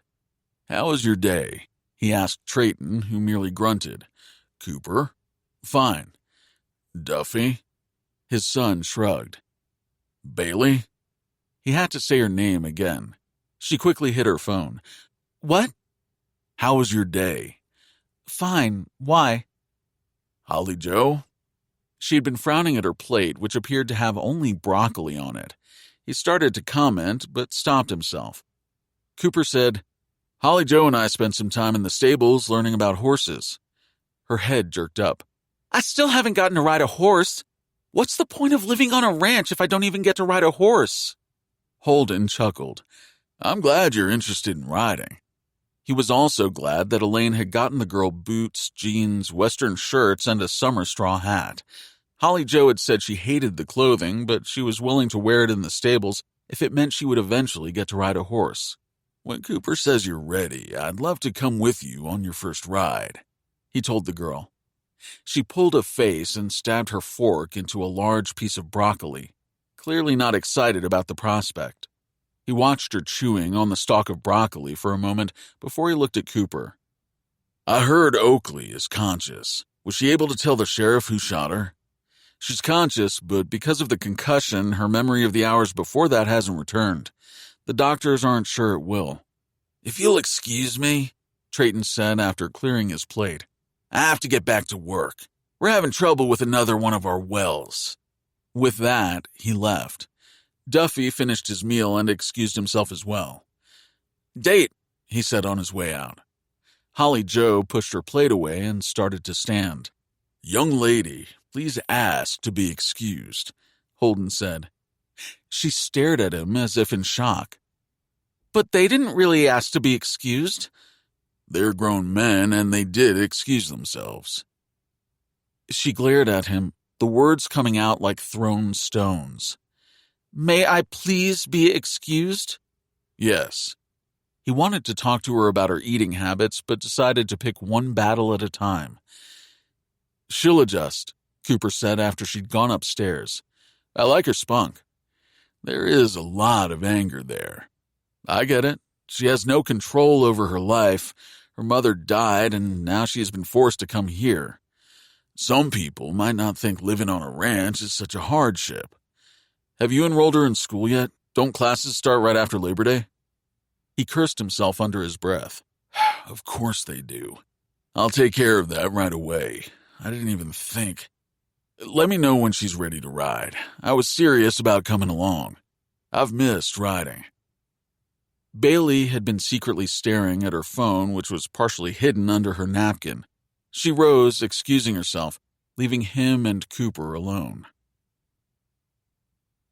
Cooper had wanted to ask his dad how the ranch was doing, but from the things Trayton had said and the new worry lines carved in his father's face, he had a pretty good idea. Is there anything I can do around here to help? For now, I really appreciate you teaching Holly Joe how to ride. After that, well, we'll see how you feel about being more involved in the daily running of the ranch. I don't want to step on Trayton's toes. His father laughed. No one wants that. Cooper hesitated before he said, I know we talked about this, but I don't think Trayton has given up on drilling methane wells on the ranch. Holden sighed. He and I have discussed this at length. He knows how I feel about it, and I have the last word on the subject. He chose his words carefully. You don't think he'd take it on himself to do it behind your back, do you? His father looked surprised. Not if he has a lick of sense. He could see his father's ire rising. I'll talk to him again. He wanted to bring up again his concern about Trayton visiting the realty company in town. But his father pushed his plate away and rose, saying he had a conference call. He watched him head for his office, worried about his dad, about the ranch, about what was going on in the Powder River Basin. He worried that Oakley Stafford's shooting was just the warning shot of what was to come. Especially if he kept hanging around Tilly Stafford. His visit with Stu earlier had been chilly at best. There would be no mending things if Cooper didn't give Tilly a wide berth. Even as he thought it, he had to admit that it wasn't what he wanted. Quite the opposite. Stu said he would fight for her. Cooper had seldom walked away from a fight, especially one he thought he could win. But at what cost? He groaned at the path his thoughts had taken. But if he kept being around Tilly, he knew what was going to happen. And he thought she did too. Was that what she'd wanted him to say last night? That he wanted her? Even as he warned himself against it, he was already looking forward to seeing her. Checking the time, he went upstairs to get ready for the Dirty Business event. Tilly parked behind the abandoned gas station outside of town and got out of her pickup. The summer sun had disappeared behind the rugged hills to the west, but it wouldn't get dark until after 9 tonight. No one from the highway could see her vehicle, though, but anyone traveling the road to the barn could. She wondered why Cooper had wanted them to meet here. It wasn't because he was looking for an intimate place for them to meet. No, he was worried about the talk in town, about their families, or about the people responsible for Oakley's shooting seeing the two of them meeting. No, she thought. He was worried about his friend. Well, he didn't need to worry anymore. She and Stewart wouldn't be dating again. Stewart had taken it better than she'd expected. She was glad she'd cleared things up with him. Not that it would make a difference with Cooper, if that was what she'd been thinking. Tilly felt a chill even though the approaching night was warm. Were Cooper and she headed for trouble if they kept digging into her sister's shooting? Even though Oakley was going to be all right, was she really safe? The smell of dust hung in the air. She noticed in the fading light that some of the cottonwoods farthest from the river were starting to turn. This drought was all anyone was talking about, other than the methane well drilling. They needed a good old-fashioned winter with lots of snow. Would Cooper leave again? She had no idea why he'd come home to begin with and wondered if he did. She hadn't expected to hear from him after last night. Now she hugged herself and checked the time. He wouldn't stand her up, not Cooper. There was something so Old West gentlemanly about him that it made her smile. Still, she felt relief when she heard a vehicle coming down the highway, slowing and then turning. She stayed where she was in case it wasn't him. As she heard his pickup turn in and park, she stepped out into the twilight. Cooper pulled up next to Tilly's pickup. She'd been in the shadows of the old station. The light caught in her blonde hair. She seldom wore it down, but she had tonight. It floated around her shoulders. The look of her made him catch his breath. Desire, a fire in his belly, and much lower. As she approached his pickup, he reached over to open the passenger door for her. He was on edge just thinking about the turn last night's conversation had taken. He didn't want to argue with her. He also didn't want to push her away anymore. As she climbed in, he caught a whiff of the summer night and the sweet scent he knew was Tilly. Not perfume, maybe her bath soap or shampoo, but it pulled at him, stirring his need for this woman as if fanning embers. "You said you had news?" he asked to break the silence as she buckled up and he got the truck moving. "Good to see you too, Cooper," she said and laughed almost nervously. He saw that she wore a sleeveless top, her shapely arms tanned, and a skirt that ended where the tops of her western boots hit her slim calves. He swallowed, trying to remember if he'd ever seen her in a skirt before. As he drove, she pulled her hair up, reining it into a knot at her nape, exposing a spot of skin so pale and soft-looking that he ached to kiss it. He cleared his voice. "You look nice, Tilly." She laughed again. "Thank you. I heard in your voice how hard that was for you to acknowledge." She reached into the pocket of her skirt. "I have a name on that truck that was parked at Howie's the day we went out there. Jason Murdoch. He lives in Billings. He's a private investigator." "A private investigator?" Cooper repeated. "I wonder who hired him. Maybe CH4 because of the vandalism. Good work. How did you—" "The sheriff." He heard the hesitation in her voice. "That's not all. While Stuart went to see about the license plate, I got to look at my sister's phone. Did you know that she and Pickett Hansen are thick as thieves?" He had suspected as much. Glancing over at her, he asked, "Romantically or just their involvement in dirty business?" "I'd say both. I only got to look at one message from Pickett. But there is definitely something going on between them. It's no wonder she's kept all this under wraps. Our mother would go berserk. I can't even imagine what CJ would have to say about it." "Because she's involved in the anti-methane well movement or because she's fraternizing with a McKenna ranch hand?" he asked. She gave him an impatient look. "It doesn't matter that he's a ranch hand. That would be fine with her, if he didn't work on the McKenna ranch. As for CJ," she shook her head. "My brother seems to think he can tell us who we can see and what we can do. Clearly, he can't." He glanced at her. "You're not just using me to ruffle your brother's feathers, are you?" He'd kept his tone light, but when she responded, hers was anything but. "Is that really what you're asking?" she demanded. "I don't care what my brother thinks. He and I seldom agree on anything. If you're asking what he'd have to say about you and me..." She looked away. "If there was a you and me, he'd learn to live with it." Cooper doubted that since he knew CJ. Her older brother had a chip on his shoulder when it came to a lot of things. He was very protective of his family, maybe too protective, and he had a grudge against the McKennas. There was only one person who could keep him in line, and that was their mother, Charlotte Stafford, and she seemed to feel the same way about the McKennas, or at least Holden McKenna. "Has your mother said anything about the two of us being seen together?" "Not really. What about your father?" she said. "Does he know what we've been up to?" "I don't think so. If he did, his concern would be that we were going to get ourselves killed." She turned a little in the seat. "Are you saying he'd be fine with us dating?" Was she really going to finally put it out there? Apparently so. He wanted to say they hadn't gone that far yet, but he saved his breath, pretty sure they'd been headed in this direction for a lot longer than he'd been home. All that passion they'd put into trying to best each other all these years, it had manifested itself into this.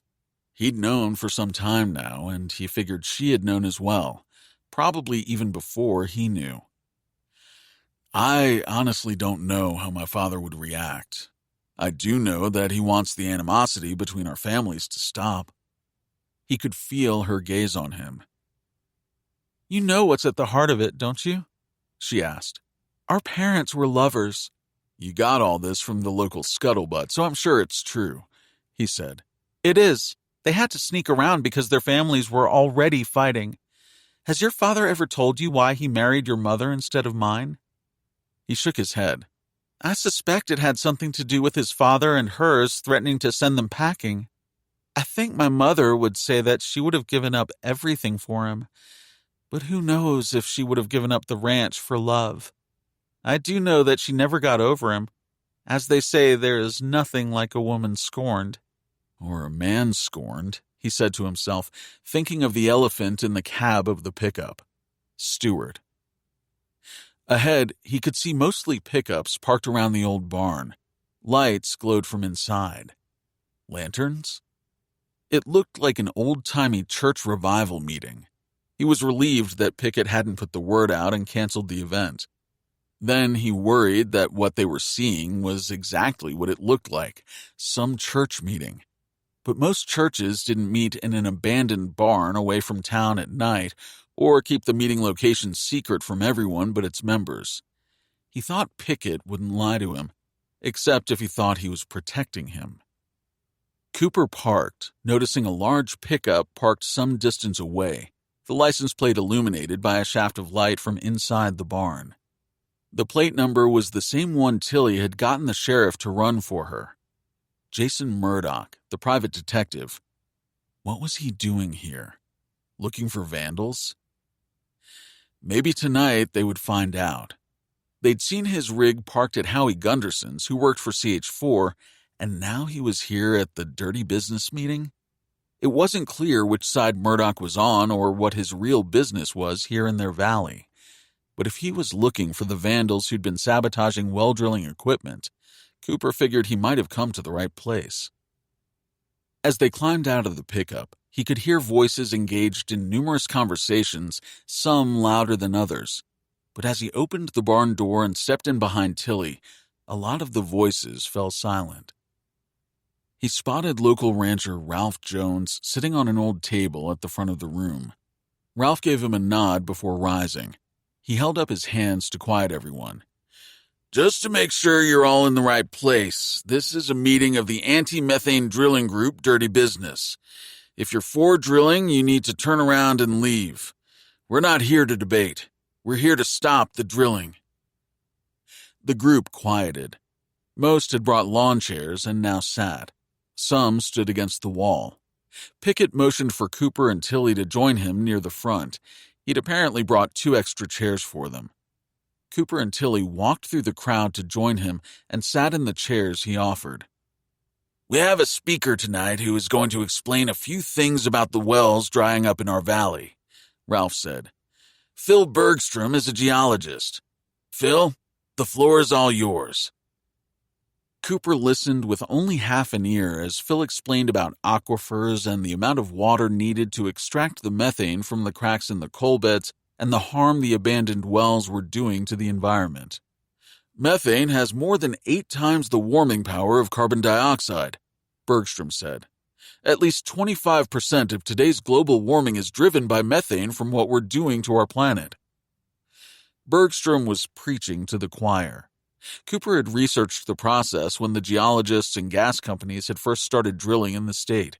He figured everyone in the barn already knew this. Like him, they could have looked it up online. He found himself glancing around the crowd of mostly ranchers and a few of their wives. There were even a few businessmen from town. He couldn't help being surprised at how many people were in attendance. He recognized most everyone except for a man standing up at the far back. Murdoch? If so, he was a large man with a gray crew cut. He wore canvas pants and a black windbreaker that matched his Stetson. When Phil finished, several people spoke about the deals the gas people were offering. Others talked about how they hadn't been warned that they might not have water on their ranch after the company drilled. Another talked about how the fishing in nearby Tongue River Reservoir had declined since the gas companies had begun drilling in their area. They blamed all the salty water that had been dumped into the river. Finally, Ralph passed around some more information about who they could call with their complaints. A few rabble-rousers stood up and demanded to know why they weren't running the whole bunch of gas company men out of Powder River County.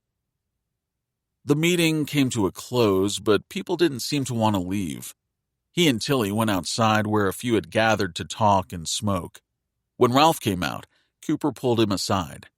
"We're trying to find out who shot Oakley Stafford," he said. "Can you tell me if she's been coming to these meetings?" "Something we don't do is tell anyone who comes or doesn't come to the meetings," Ralph said. "I'd appreciate it if the two of you would do the same after attending tonight." "Please," Tilly said. "Why don't you ask your sister? I heard she's going to pull through," the rancher said. "Don't you have a well on the Stafford Ranch? I understand there might be more drilled." "That's my mother's doing, not mine," she said. Ralph shook his head and turned to Cooper. "There's talk of wells on your ranch as well." "It would have to be over my father's dead body," he said, worried that might be Trayton's plan. The rancher looked at Tilly. "I'm sorry, but some people have been ostracized after coming to a meeting. We only agreed to meet tonight after one of our members vouched for Cooper. Please don't make me regret it. Talk to your sister," he said to Tilly.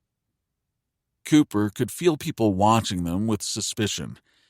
"This might have been a mistake," he said under his breath as they walked to his pickup and climbed in. He searched for the man at the back whom he hadn't recognized. The man was nowhere in sight. As Cooper pulled out to head back to the abandoned station for Tilly's pickup, he saw that Jason Murdoch's rig was gone. Apparently, the PI had already left. Tilly felt a chill as she looked in her rearview mirror as they drove away. There were no vehicle lights behind them. The people who'd been outside had apparently gone back inside the barn. "I don't think the meeting was over. Did you hear what that one man asked about doing something rather than just talking? Ralph waved him off, but I have a feeling that the ones who are still there are now talking about taking some kind of action right now." "I caught that too," Cooper said as he looked into his rearview mirror. "I think the geologist's talk tonight was for our benefit. All the information Phil gave us is online. Anyone could access it on one of the many sites about the pros and cons of methane drilling. Plus, I really doubt anyone at that meeting didn't already know all of that. Other than trying to get ranchers not to lease their property to the gas company, how do you think they're planning to stop the drilling other than lining up on the county line with guns?" "Seems several of the drilling rigs have been vandalized. If your sister was involved in that aspect of dirty business..." "I've been thinking about that. I still think we need to check out that ravine Oakley came riding out of according to the pilot and Tick," she said.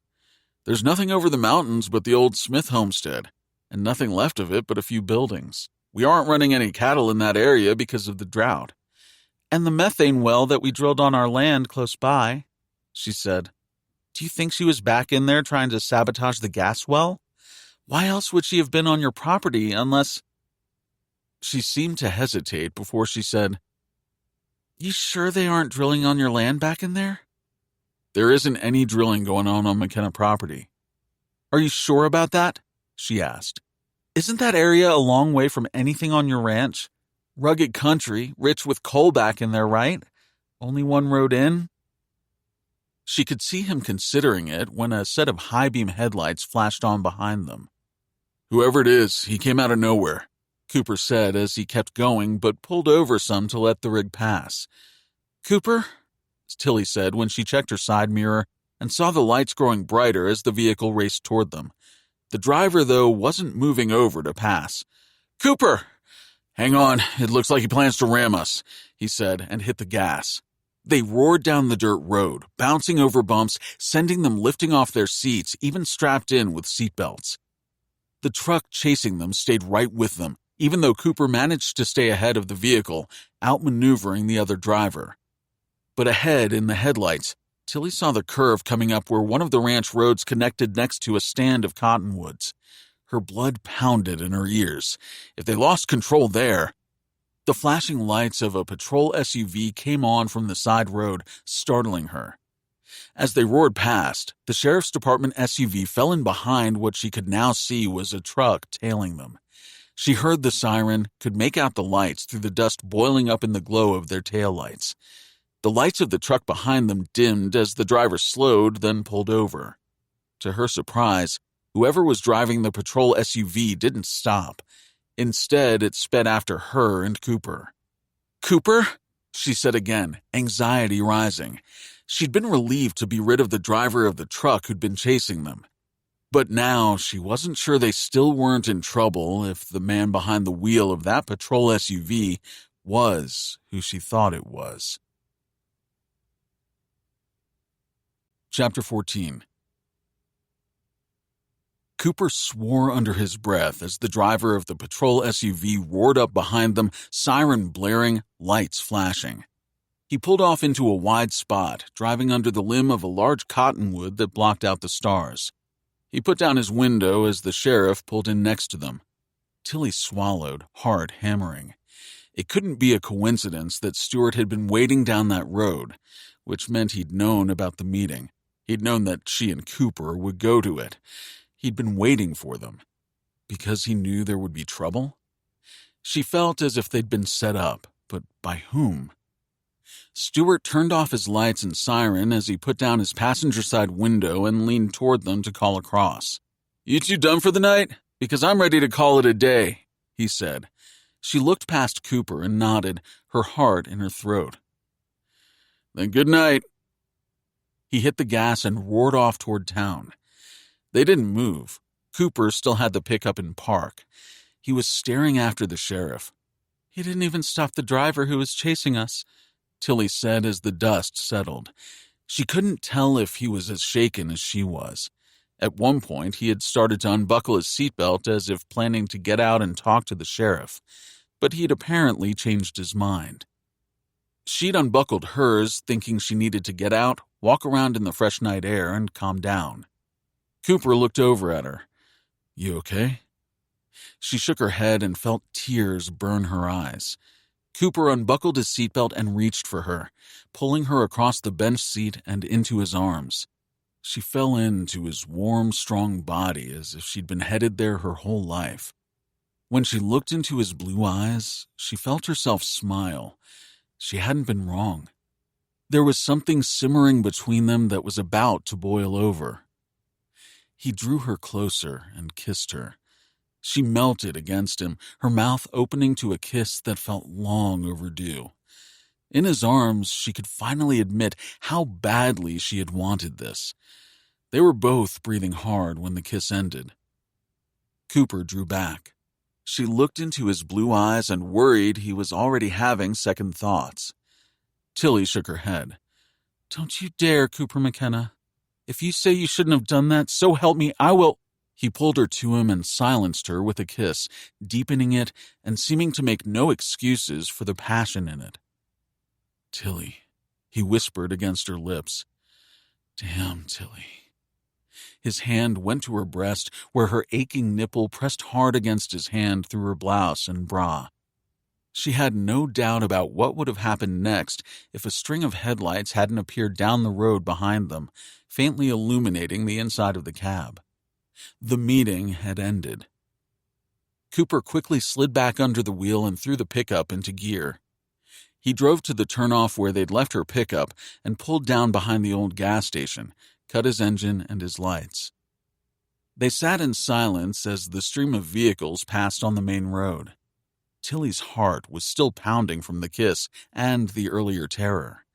Had that been a warning from someone at the meeting, or was that an attempt on their lives? They would never know, thanks to the sheriff appearing when he did and scaring off whoever was following them.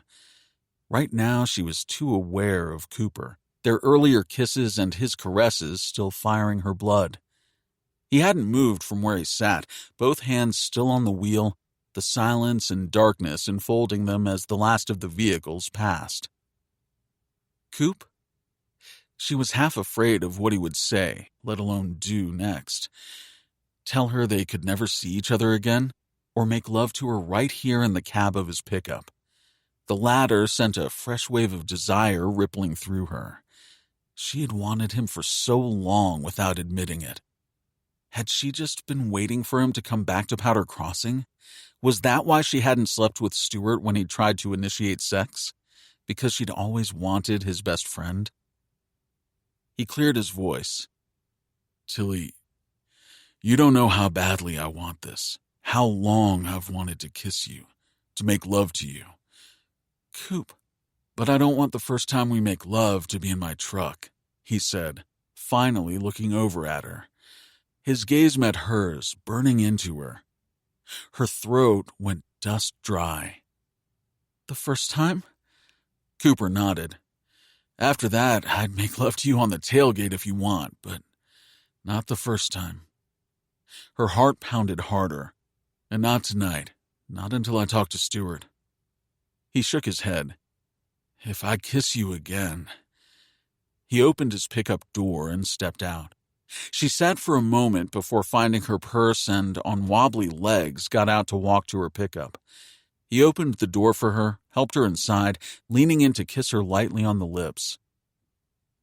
"Good night, Tilly." Their gazes locked.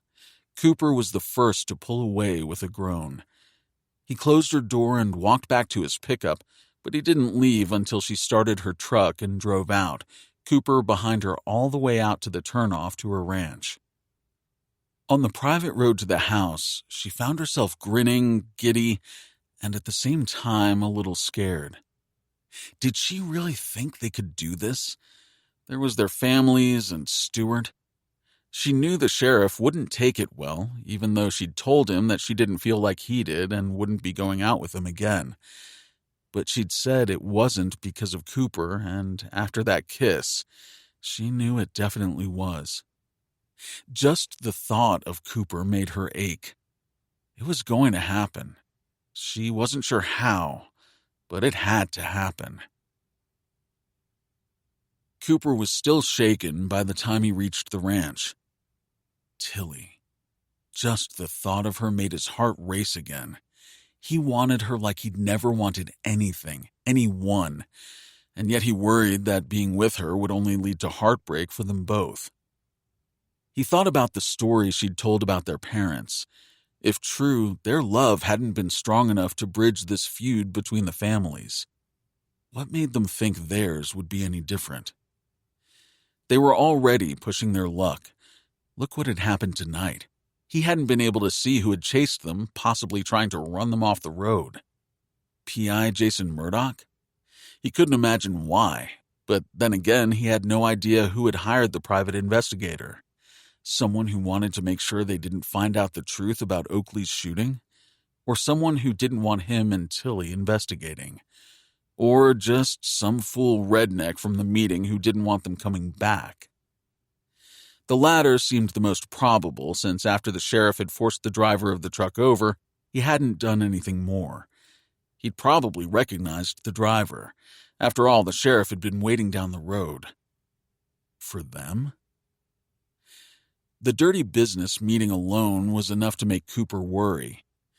It was clear that things were heating up between the two factions. The sheriff had known about the meeting. Or he'd followed Tilly to the old gas station, seen them leave together, and waited. Then again, he could have known about the meeting all along. Cooper's head hurt trying to figure out not just who was behind Oakley's shooting, but who they could trust. He couldn't shake the feeling that the sheriff and whoever had chased them might have been in on it tonight. He told himself he was wrong. Stu had been his best friend for years. When Cooper had been arrested for Leanne's murder, Stu had still been on his side, helping as much as he could, hadn't he? Now, Cooper wasn't sure of anything. He found himself questioning if he'd ever known Stu. Even if the sheriff and Murdoch hadn't been in league tonight, it didn't explain what Stu had been doing on that road at that hour as if waiting for them. There was only one explanation. He'd known about the meeting. He'd known that he and Tilly would attend. So who'd tipped him off? Not Pickett, Cooper was sure. He had too many questions and no answers. Still, after tonight, Cooper felt as if things had gotten more dangerous. Tonight's close call had felt personal. Once in the house, he went straight to his room on the 3rd floor. The rooms were large. Each had its own living area and bathroom along with the bedroom. Holden had the old house remodeled as his children had grown, so they would want to stay on the ranch rather than leave and get their own place. He closed the door behind him and stood trying to make sense out of everything, maybe especially what had almost happened between him and Tilly. He could have so easily made love to her tonight right there in the cab of his pickup. He'd wanted her so badly. Fortunately, good sense had overridden desire. He'd meant it about not wanting to make love to her the first time in his truck. But he had also wanted to come up for air. This was moving too fast. He'd been gun-shy since Leanne. How could he not be? She'd killed herself. Because of him? Wasn't that what worried him? That even though they'd both said they weren't looking for anything long-term, maybe she had lied and been so hurt that she... He shook his head. He had never believed that she had taken her own life because of him. And yet, how did he explain her death? Maybe suicide was unexplainable. How could one ever really know what was going on in the mind of another human being? The one thing he did know was that he was going to have to put the past behind him. That meant putting Leanne and her death behind him. He saw her favorite book on the shelf where he'd left it. He shook his head as he moved to the shelf and pulled it down. As he did, the worn book spine bit into his finger. He loosened his grasp in surprise. The book dropped from his hand to the floor, falling open as it did. A half-dozen folded sheets of notepaper fluttered out. Blinking, he stared down at them, recognizing the notepaper as the same kind Leanne had written her alleged suicide note on. As if sleepwalking, he reached down and picked up the book and the notes. Unfolding one of the pages, he felt his heart drop. It was addressed to him. He staggered over to the couch and sat down, placing the book next to him as he opened each of the notes. They were all addressed to him, none of them apparently completed. "What the hell?" he whispered as he swallowed, his throat going dry as he read. "Cooper, I wish there was a way to say this, but I can't." That was all she had written. He picked up another one. "Cooper, I wish I wasn't such a coward, but I'm not good at goodbyes. It's not you, it's me. You're the..." Again it ended, this time in the middle of a word. He picked up another note, trying to make sense of what he was seeing. "Cooper, thanks for taking me in when I needed a place to stay. But we both know this isn't going anywhere. Maybe this is a mistake, but I need to..." He put the note down with the others. Were these her attempts at a suicide note like the one that was found next to her body that day? Why practice a suicide note this many times? He picked up the last one. "Cooper, I know you won't approve of what I'm about to do, but I deserve to be happy. Maybe it's a mistake, but what do I have to lose? Maybe this time I'll find love." He felt a start. Maybe this time I'll find love. She'd scratched out happiness and written L-O and stopped.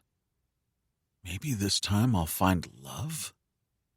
These weren't suicide notes, he realized with a start. She was leaving because she'd found someone else. Cooper hadn't realized that he'd been holding his breath. Slumping back onto the couch, he put his head in his hands. He had so many regrets when it came to Leanne. For the past 2 years, he'd beaten himself up with guilt, believing that he was the reason she'd taken her own life. If she'd been leaving for another man, there was no way she would have killed herself. He sat up. Who? Why hadn't she just told him? He glanced at the notes piled up on his couch. She'd been trying to when... When what happened? Her lover had shown up? He picked up the last note, heart pounding as he realized that if she hadn't killed herself, there was only one other explanation. She'd been murdered. As the notepaper caught the light, he saw something that stopped his heart dead. Holding it up to the light, he saw the faint, pale blue of the large gas company logo, CH4, under Leanne's writing. Chapter 15. Cooper walked into the sheriff's office early the next morning, closed the door behind him, and turned to face the man he'd once called his best friend. Stu was already on his feet. "If this is about last night, that's another conversation. There's something you need to see." "I don't have the time to make the time," Cooper said, moving to stand on the opposite side of the desk from him. He dropped Leanne's book on the desk. "What's this?" Stewart asked, frowning. "You don't recognize it?" "I can see that it's an old book, one that looks as if it needs to be pitched into the trash." If he'd had any question as to how well Stu had known Leanne, he didn't anymore. It was Leanne's favorite book. Stu's frown deepened. "Seriously, Cooper, I don't have time." "She didn't kill herself." He flipped the book open and dumped out the notes. The sheriff gave him an impatient, pointed look. "The prosecutor never thought she did kill herself." Cooper sighed. "I didn't kill her, but someone did. The man she was leaving with." "What are you talking about?" He dropped back into his chair. "Look at the notes." Stu picked up one and read it. "What are these?" "She was practicing letting me know that she was leaving. What you found was never a suicide note." He picked up the other notes and spread them out on the sheriff's desk in front of him. "No one practices writing a suicide note unless they aren't serious about killing themselves. She was trying to tell me that she was leaving with someone I wasn't going to approve of." Stu sighed and read one note after another, making a small pile of them on the corner of his desk. As he read the last one, he sighed again. "She doesn't mention another man. It's implied and you know it." He snatched up the notes and read from the most telling of them. "I know you won't approve, but I've thought about this a lot. I need to leave here and I don't want to go alone. You can't save me, so please don't." "Don't what?" Stu asked. "Don't kill me?" Cooper shook his head, wondering why he'd thought this evidence would make a difference with the sheriff. "Maybe she was leaving you for someone else," Stu conceded. "But that seems to only strengthen the prosecutor's suspicion that you killed her." "No matter our differences, you don't believe that. Come on, Stu. You can't have it both ways. Either she killed herself or she was murdered. If she didn't kill herself and I didn't do it, what does that leave?" The sheriff sat back, chewed at his cheek for a moment. "You think the man she was planning to run away with murdered her?" He shrugged. "Why would he?" "Maybe he changed his mind, or maybe she changed her mind. They argued and things got out of hand." Stu shook his head. "Or maybe he realized she wasn't the woman for him after she'd been with you." "That sounds awfully personal," Cooper said. "I was just spitballing, while getting in a few licks of your own." He put the notes back in the book where he'd found them. "Leanne didn't kill herself," he said, more to himself than the sheriff. "It never made sense. She and I were friends. I saw how restless she was. She wanted to change her life. She was looking for something that would make her happy, outside of Powder Crossing. Didn't you feel that?" Stu looked away for a moment. "Who then?" Cooper pulled out one of the notes and held it up to the light. "Ever seen this notepaper before?" Stu took it from him, held it up to the light, and frowned. CH4. How was it that no one questioned, myself included, the paper she'd written her alleged suicide note on was from the gas exploration company that had moved in here 2 years ago? Cooper said. The man had to be someone connected to the company who had access to these notepads. "You're grasping at straws," the sheriff said as he sat forward, opened a drawer, and dug around for a moment. He pulled out a half-used notepad that matched the paper Leanne had used. "Don't get excited. The gas company was handing these out like hot dogs. I'd forgotten I even had one. Cooper thought it could be true, but he wasn't going to let this go. Find the man she planned to leave town with, and you'll find her murderer. Stu rose. Right now, I'm busy looking for the person who shot Oakley Stafford. I'm sure you can understand why that is my priority. He started to step around his desk to leave. That the way you're going to play this? Cooper demanded. Stu stopped at the end of his desk and sighed. You sure you want to reopen the case, Coop? The county prosecutor is still convinced that you killed Leanne. You'd be behind bars if they'd found even one piece of hard evidence. They reopen the case and dig up that one piece of evidence that makes you look even more guilty, you might be facing life in prison. That almost sounds like a threat. The sheriff groaned. Not everyone wants you out of Powder Crossing. Just you. Leave the notes. I'll take them to the prosecutor if you're sure that's what you want, but right now, I'm kind of busy trying to find out who shot Oakley Stafford rather than dig up an old closed case. Cooper hesitated. I think I'll make copies and leave those with you until the prosecutor wants to see the originals. Stu shook his head. Little paranoid? Whole lot paranoid, but maybe with good reason. You really don't trust me? I used to, Cooper said. Funny. I feel the same way. Close the door on your way out.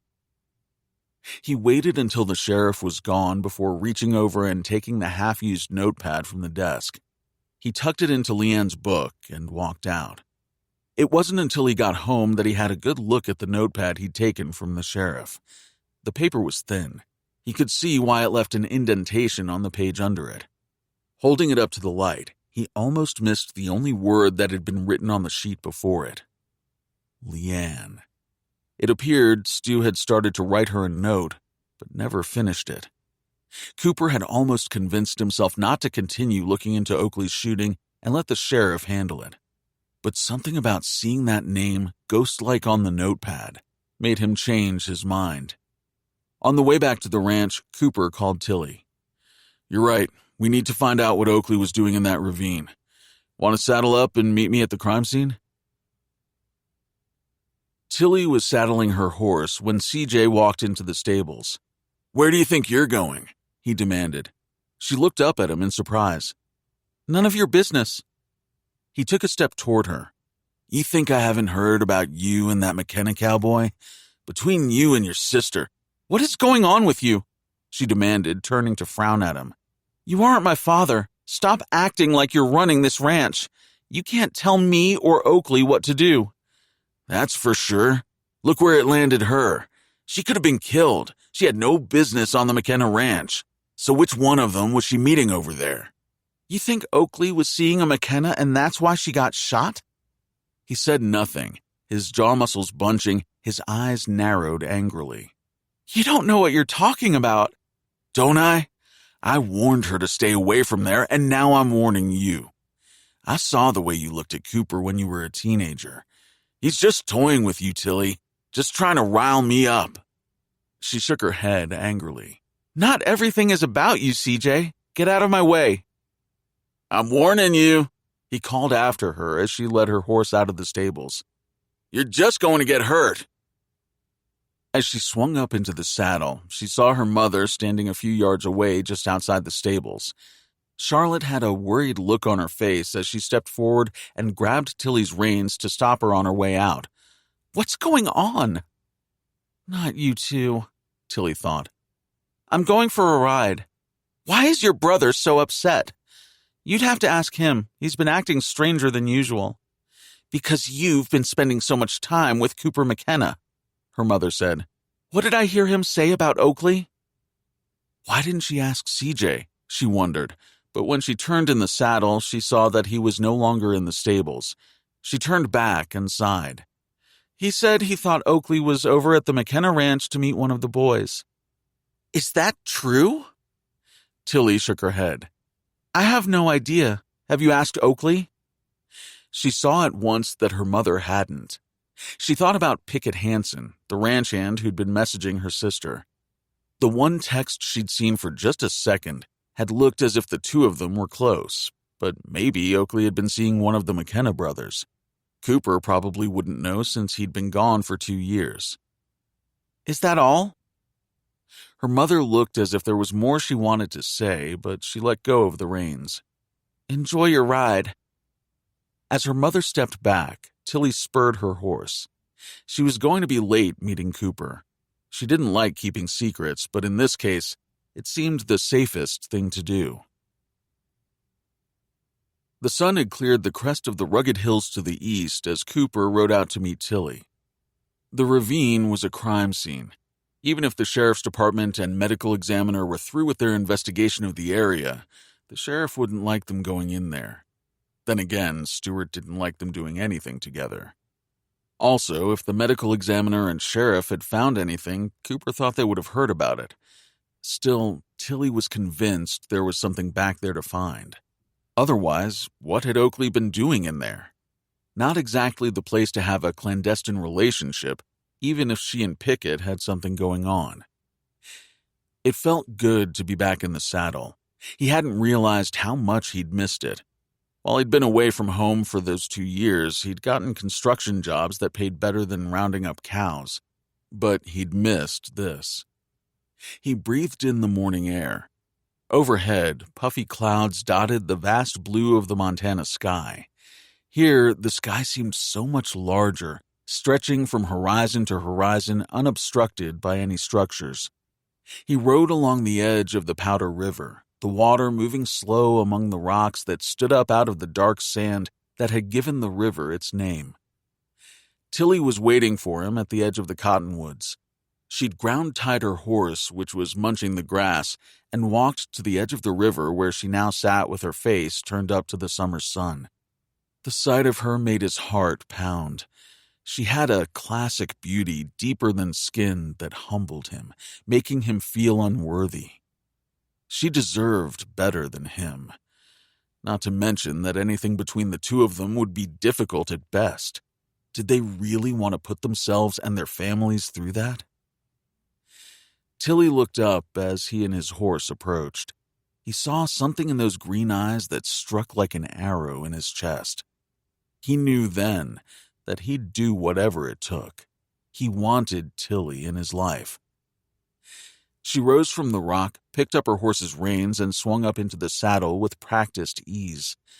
She looked good sitting there, as if perfectly at home. She cocked her head, amusement playing in her expression. Her lips turned up a little at the corners, her eyes bright. "There's something on your mind, cowboy?" she asked. He looked away, swallowed. How easily she'd read him. He'd have to watch that, he thought. "No, I don't want to discuss the kisses. Isn't that the sort of thing you talk about with your girlfriends?" She laughed. "You really don't know much about women, do you?"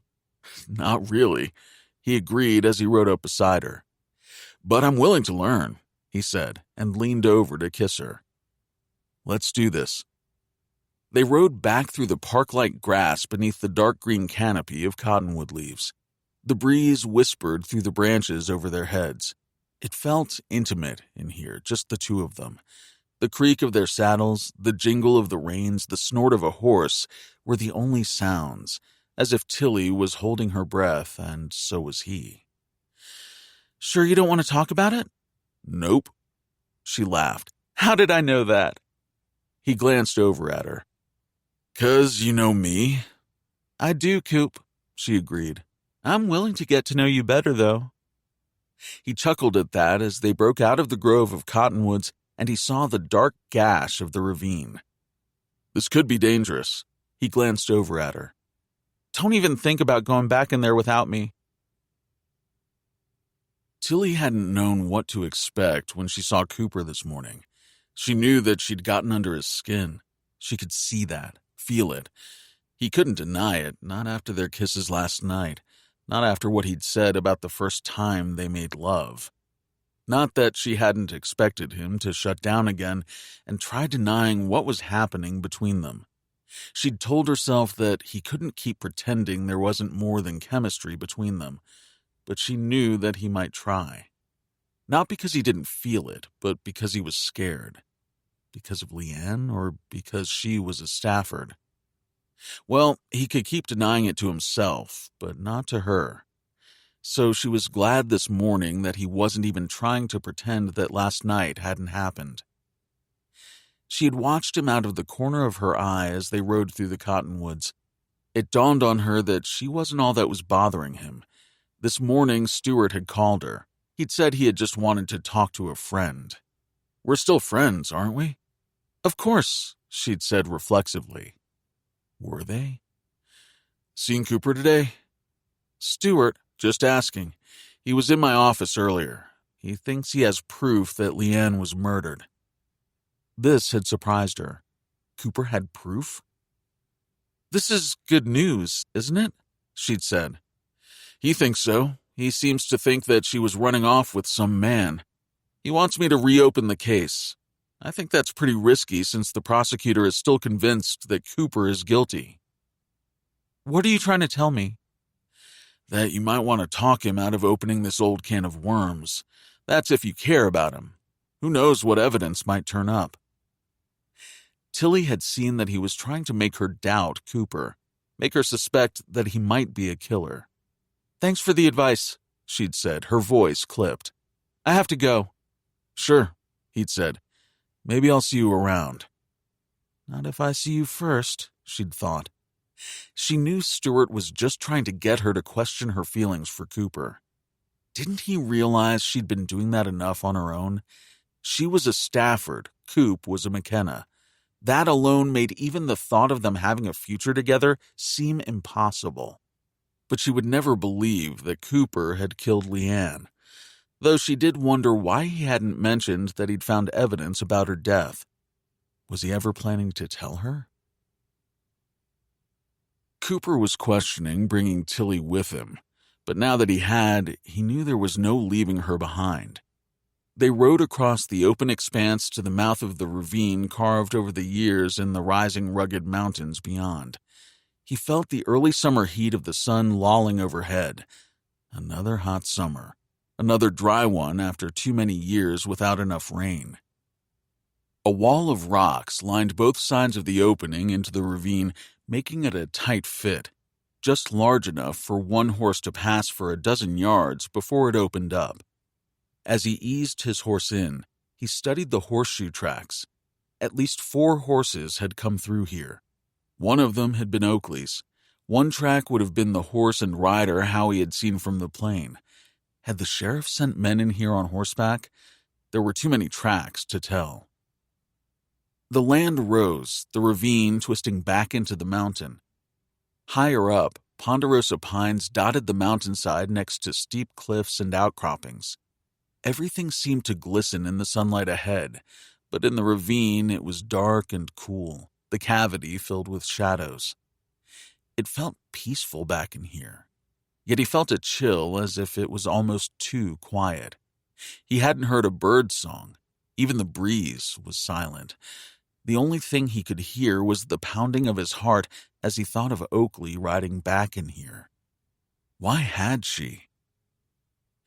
When the ravine widened enough for 2 horses, Tilly rode up next to him and reined in. "I saw the tracks. Maybe Oakley was meeting someone back in here." "Maybe." It didn't look like a place for a romantic rendezvous, but what did he know? "The other tracks have stopped, buried under fallen dried pine needles." He rode a little farther and picked up only her horse's tracks. "Let's see where this comes out." They rode on up through the ravine and over the top of a ridge. From there they could see the dirt road back into the old Smith homestead, but not any of the buildings. They dropped into another ravine, this one wider. Someone had been up here on a 4-wheeler. He pointed to the fresh tracks, and Tilly nodded. It was so quiet. Neither of them seemed anxious to break the silence. Cooper pulled up short as they rounded a bend and the homestead came into view. "Do you see what I see?" he whispered. Below them was a grassy strip of land corded with tire tracks. "A landing strip?" she whispered back. "Sure looks that way." It also appeared it had been in use recently. He felt unease crawl up his spine. As they rode a little farther, Cooper saw what was left of the old homestead buildings. A half-dozen outbuildings in varying degrees of condition stood next to the rock foundation of what had been the house. This ranch was one of many that had been added to McKenna Ranch over the years. The sun reflected off something shiny on the door of one of the larger buildings. As he rode closer, he saw that someone had put a padlock on the door. "This looks interesting," he said, dismounting. The glass in the windows had been gone for years, but wood had been nailed over the openings. He peered through a crack between two slabs and swore. "What?" Tilly asked, joining him. "Unless I miss my guess, someone's set up a meth lab in there." He glanced at the other buildings and the old outhouse that was leaning but still standing. "Which would explain the landing strip and the four-wheeler tracks," she said. He glanced to the west. This old homestead was miles from the nearest highway. With the drought, this part of the ranch didn't have any cattle running on it, making this spot the perfect place for a drug lab. There was little chance that anyone would stumble across it. It was McKenna property, private land. Anyone on it without permission was trespassing. Had someone gotten permission? He thought of Trayton and hoped his brother had nothing to do with this. At the sound of a vehicle in the distance, they looked at each other. "Come on," Cooper said. They rushed to their horses, mounting and riding back toward the ravine they'd just come out of.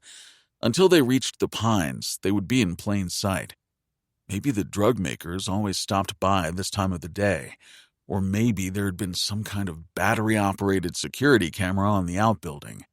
Cooper mentally kicked himself for not noticing.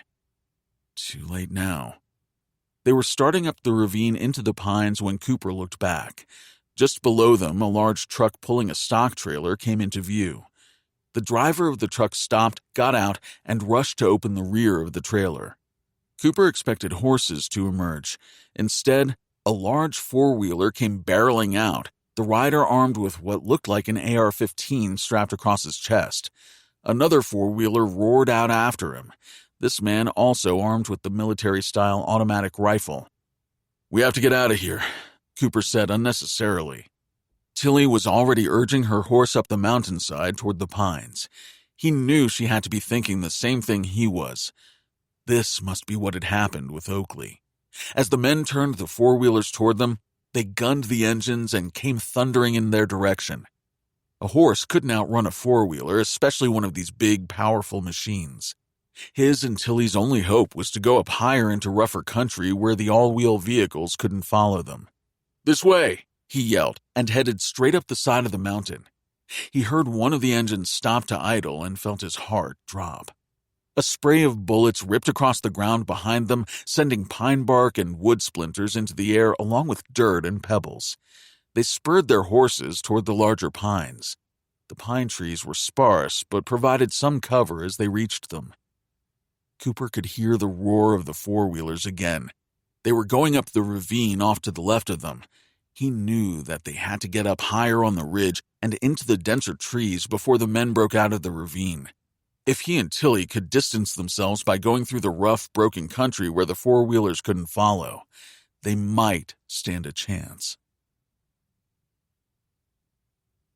Chapter 16. Stewart got a call from a deputy about a multi-vehicle accident outside of town. He sent a second deputy out to the wreck, but then a bar fight broke out. With both deputies out at the highway accident, he took the saloon call. As he walked into the Wild Horse Bar, he saw two men wrestling on the floor. Several tables had been overturned, beer and glass on the floor just feet from them. He recognized the men at once and swore. Boyle Wilson from the Stafford Ranch and Rusty Malone from the McKenna Ranch. "Knock it off or I'm going to shoot both of you," he yelled to no avail. He motioned to the bartender to hand him the baseball bat from behind the bar. Taking it, he jabbed Rusty, who was on top, in the side with the end of the bat.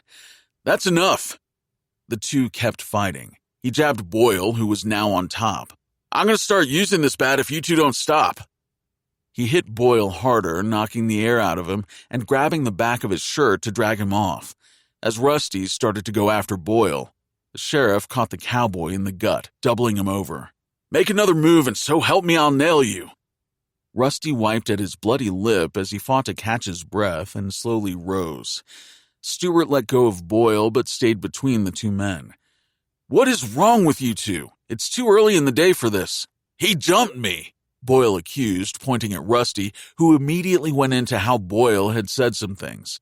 "Stop, both of you," Stewart snapped. He was in no mood for this. Having Cooper storm into his office first thing this morning had set his day off on a bad note already. "I should arrest the both of you for disturbing the peace and let your bosses come bail you out." "That's not necessary," Boyle said, backing down first. Apparently, he didn't want Charlotte Stafford coming to the jail to free him. "What about you?" Stewart asked Rusty, who shrugged. "Both of you get out of here. Next time I'm taking you in." He handed the bat back to the bartender as the two left. "They cause any damage?" The bartender shook his head. "Not really, but it's getting worse between those two families," he said with a shake of his head as he put the bat away. "Not just the families, but the men who work for them." "They've been fighting as far back as I can remember," Stewart said. "Over water, land, love affairs gone bad." He thought of Cooper and Tilly. They were just fooling themselves if they thought they could be together. Maybe Tilly would come to her senses. Or maybe Cooper would force the prosecutor to reopen Leanne's suicide case and end up behind bars again. The one thing he knew for certain was that they could never overcome the long-running feud between their families. Cooper hadn't heard any more gunfire. Even the sound of the four-wheelers was distant by the time they reached the top of the ridge and headed across the top. They had little choice but to take the south ridge. To the east was a band of sheer cliffs, the top edge marked by large boulders. To the west was more rugged country that dropped back into the narrow valley where the old homestead sat. He hoped the men on the four-wheelers had turned back, but knew differently as he picked up the faint sound of revved engines again. Looking off the cliffside of the ridge, he realized that the two riders must be traveling along what appeared to be a rock ledge some distance below. Cooper reined in, motioning for Tilly to keep going. "I'll catch up." He could see where the ledge below widened. Once the men on the four-wheelers reached that point, they would be able to pick off him and Tilly up on this ridge. That meant that Cooper had to stop them before they reached that point. Dismounting, he walked his horse over to the edge of the ridge out of the possible line of fire and tied the reins to a tree. He saw Tilly winding along the ridge through the sparse pines and large rocks and hoped she'd keep going no matter what happened with his half-baked plan. The four-wheelers were getting closer. He moved back to the edge of the cliff. Looking back, he caught glimpses of the vehicles through the pines below. He stepped to a large boulder balancing on the edge of the cliff. If he could dislodge some of the larger rocks. He tried a couple without success, then found one that gave a little. He waited. He could hear the four-wheelers growing closer and closer on the rock ledge below. Soon they would be directly under him and the boulder he'd dislodged. He made himself wait a little longer, trying to gauge their distance, knowing he had to activate his plan at the right moment or risk getting shot or completely failing in stopping them. They were almost directly below him. He sent the first boulder off. It hit other rocks on the cliff, starting a rock slide as it tumbled down toward the ledge and the riders on it. He quickly moved to another boulder and pushed it over the edge. It careered down, the sound of moving rocks almost blotting out the roar of the four-wheeler engines. He worked quickly, sending more rocks off the cliff. They were directly below him now. He could hear rocks still crashing down as he pushed off yet another. He'd been afraid to look, fearing that he'd only managed to give his location away. Through the dust and rocks still falling, he finally chanced to look. The first four-wheeler had managed to stay on the ledge, the large rocks missing it. The first rider must have caught the movement and sped up as rocks went airborne over the ledge, missing him. But as Cooper watched, a large boulder he dislodged careened down, striking the second four-wheeler and its rider, sending both off the ledge to tumble down the mountainside. The rocks continued crashing down. The rider of the first four-wheeler had gone some distance along the ledge before stopping. The man was looking back, no doubt trying to see through the dust and rocks. As the rock slide slowed and the dust began to settle, it was clear that the second rider and his four-wheeler were out of commission. Cooper saw the first rider look up in his direction and swing the AR-15 up. Bullets riddled the top of the cliff, sending rock chips flying into the air. He ducked down, feeling some of the chips cut into his face as he moved quickly to where he'd left his horse. Swinging up in the saddle, he waited until he heard the roar of the four-wheeler before he went after Tilly, staying in the trees as much as possible. Below him, on the mountain, he could hear the vehicle's engine. As the ridge began to drop down to the lowlands, he stopped. The rider on the four-wheeler would have reached a wide spot on the ledge he'd been following. He'd have a clear shot at them. But would he continue on, hoping to stop them? Or would he go back to check on the other rider, to get help, to let whoever was in charge of the meth lab know that they'd been busted? Heart in his throat, Cooper listened, relieved when he heard the sound of the four-wheeler's engine growing fainter and fainter until he couldn't hear it at all. Chapter 17. Tilly had been terrified, looking over her shoulder for Cooper. She'd heard the four-wheeler engines, heard what sounded like a rock slide, then the engine stop, then gunfire. Her heart had dropped. She'd been about to turn back when he'd appeared. Relief had brought tears to her eyes. She swallowed the lump in her throat as she reined in under a large ponderosa pine to wait for him. She couldn't hear the four-wheelers. She didn't know what that meant or what had happened. He rode up to her and reined in next to her. She wiped hastily at tears at just the sight of him. He had some small cuts on his handsome face, but he was all right. "You okay?" he asked, and she nodded. "Are they still following us?" "I don't think so." "They have to be the ones who shot Oakley." "Maybe, if one of them had a .270 rifle. The men who fired on us were using AR-15s. Let's get off this mountain. We'll go to my house since it's not far from here. I'll take you and your horse home." She looked at him.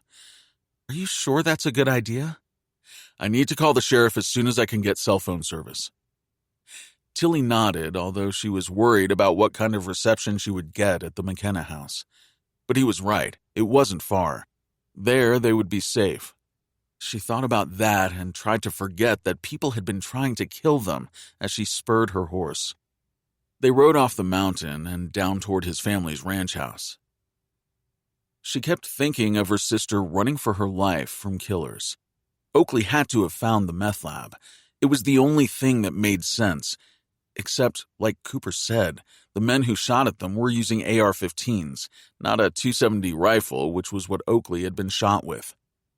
She kept thinking about the other rider Howie and Tick had seen, the one who hadn't followed Oakley, the one who had turned toward either the McKenna ranch house or the Stafford ranch property, the same way she'd ridden earlier. The moment they left the pines on the mountain, the sun bore down on them until they reached the cottonwoods and what relief the thick leaves overhead offered. Cooper reined in his horse to look back. They hadn't been followed.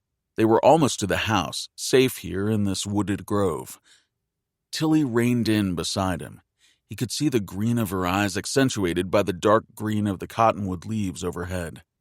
The sun-dappled ground around them was at odds with the coolness under the canopy. He could see that she was shaken, just as he was.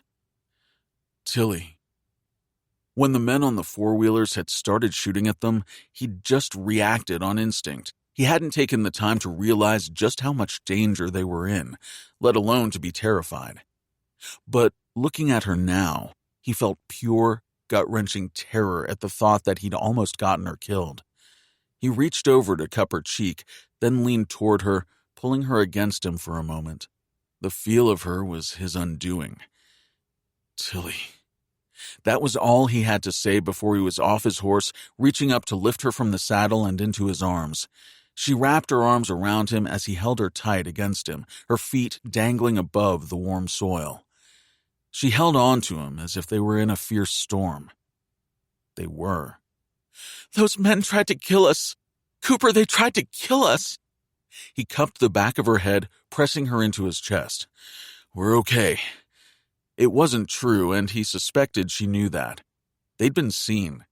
They had no idea who was behind the meth lab, but it wasn't those men who'd chased them.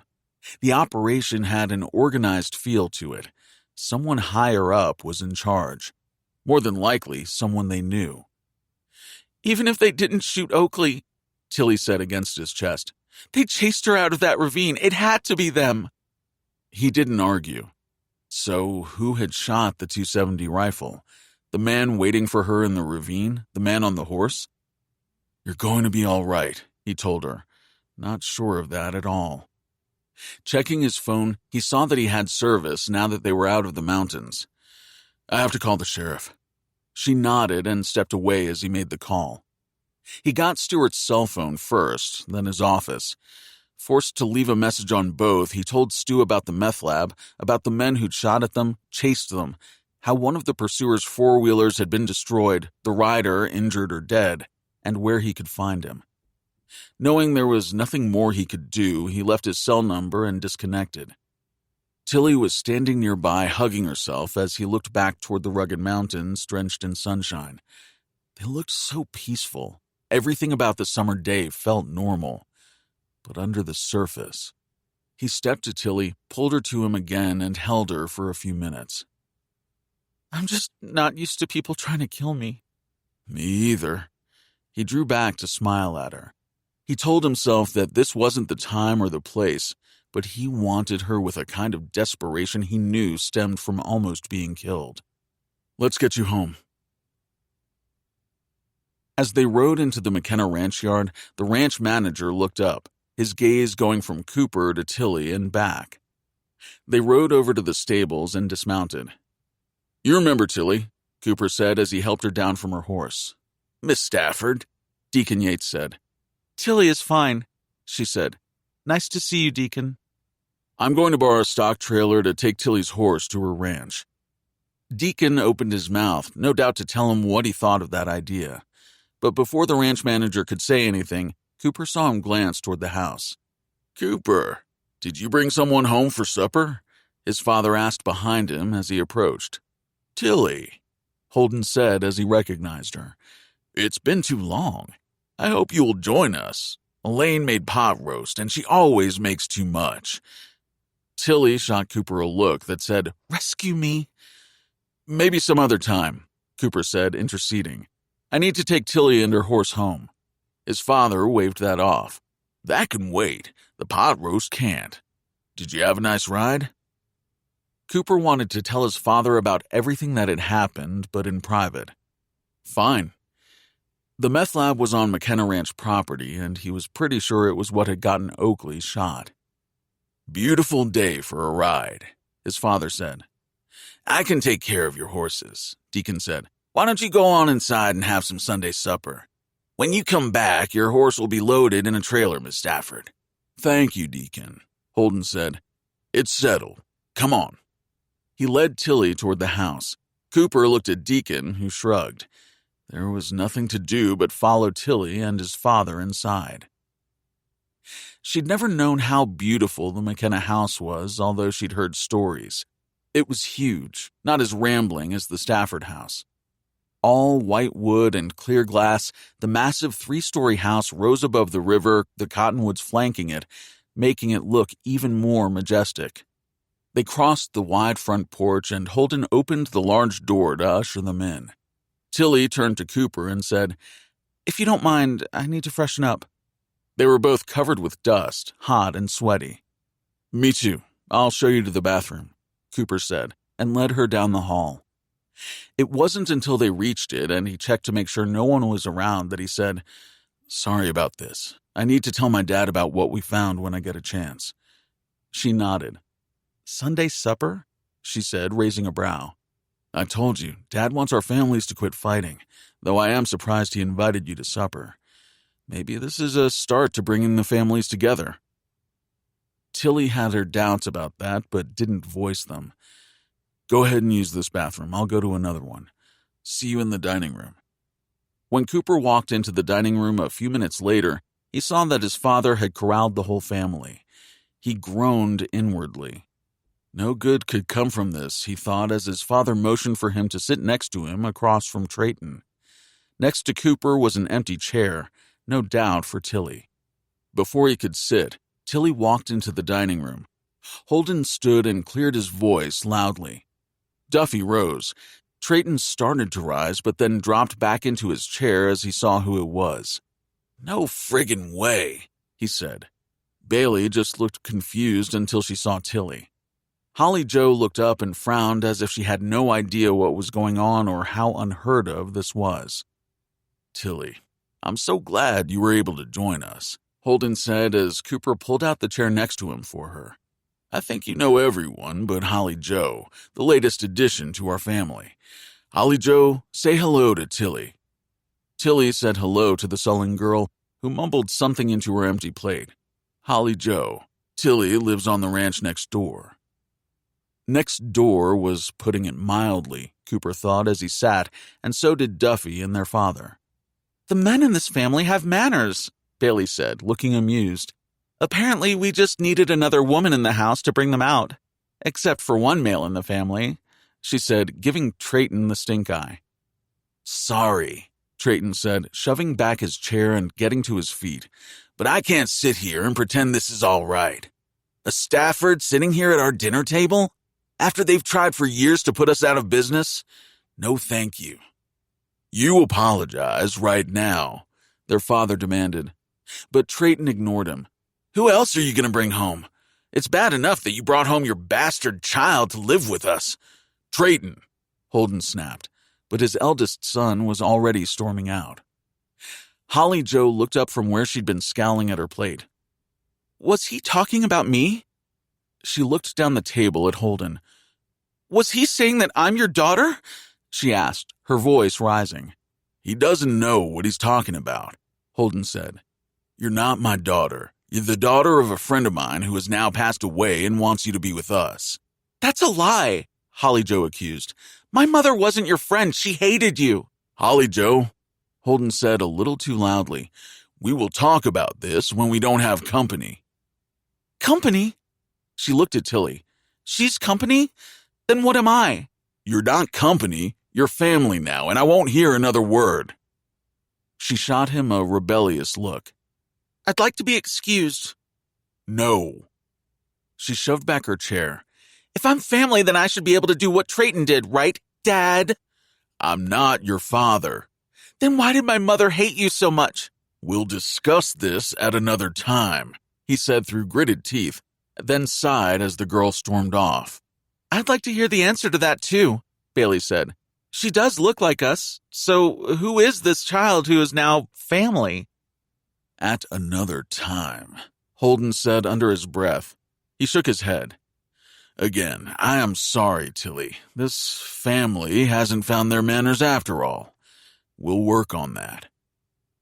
Elaine brought in the food with the help of the other staff. "There's no reason for you to be sorry, Dad," Cooper assured him.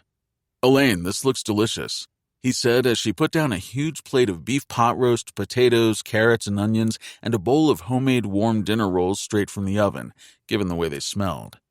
"This is beautiful," Tilly said. "Thank you for inviting me to join you."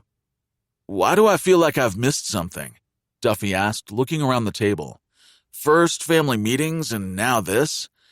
"Don't be an ass, Duffy," Bailey said. "If you weren't always thinking about women, unlike my sister, who—" "Not you two also," Holden interrupted loudly. He turned to Tilly. "Again, I apologize for Trayton. He was raised better than this. Also for the rest of my family." "It's all right," she said, smiling as if she was amused. "I understand. Believe me, if it was Cooper at my family's table, I'm afraid my brother CJ would do a lot more than refuse to eat with him. Trayton's right. Our families are at odds, and we can't pretend that they're not. They have been for a long time. I'm not sure our generation can fix it, but we don't have to continue fighting among ourselves." Holden smiled. "You're a very smart young woman. I'm glad you're having Sunday supper with us." He looked around the table. "I'm sorry about that outburst, but let's have a pleasant meal. You know Elaine," he said to Tilly as Elaine brought in a large fruit salad and a watermelon bowl. The two women exchanged pleasantries, and Elaine started to leave. "This is such a special occasion. Elaine, please join us. Elaine is the best cook in the county and has blue ribbons to prove it. Cooper saw the surprised look on Elaine's face, but also the pleasure and apprehension at being invited. She started to say something about it just being family, but his father interrupted. You are family, Elaine. Please, take Trayton's place. As she took off her apron and sat, he said to her, Maybe a prayer? Again, Elaine seemed as surprised as everyone else at the table. Holden nodded to her, and they all bowed their heads as she said, God bless this food, this family, and our neighbors and friends. Amen. Bailey and Duffy looked in shock as their father began passing the food around the table.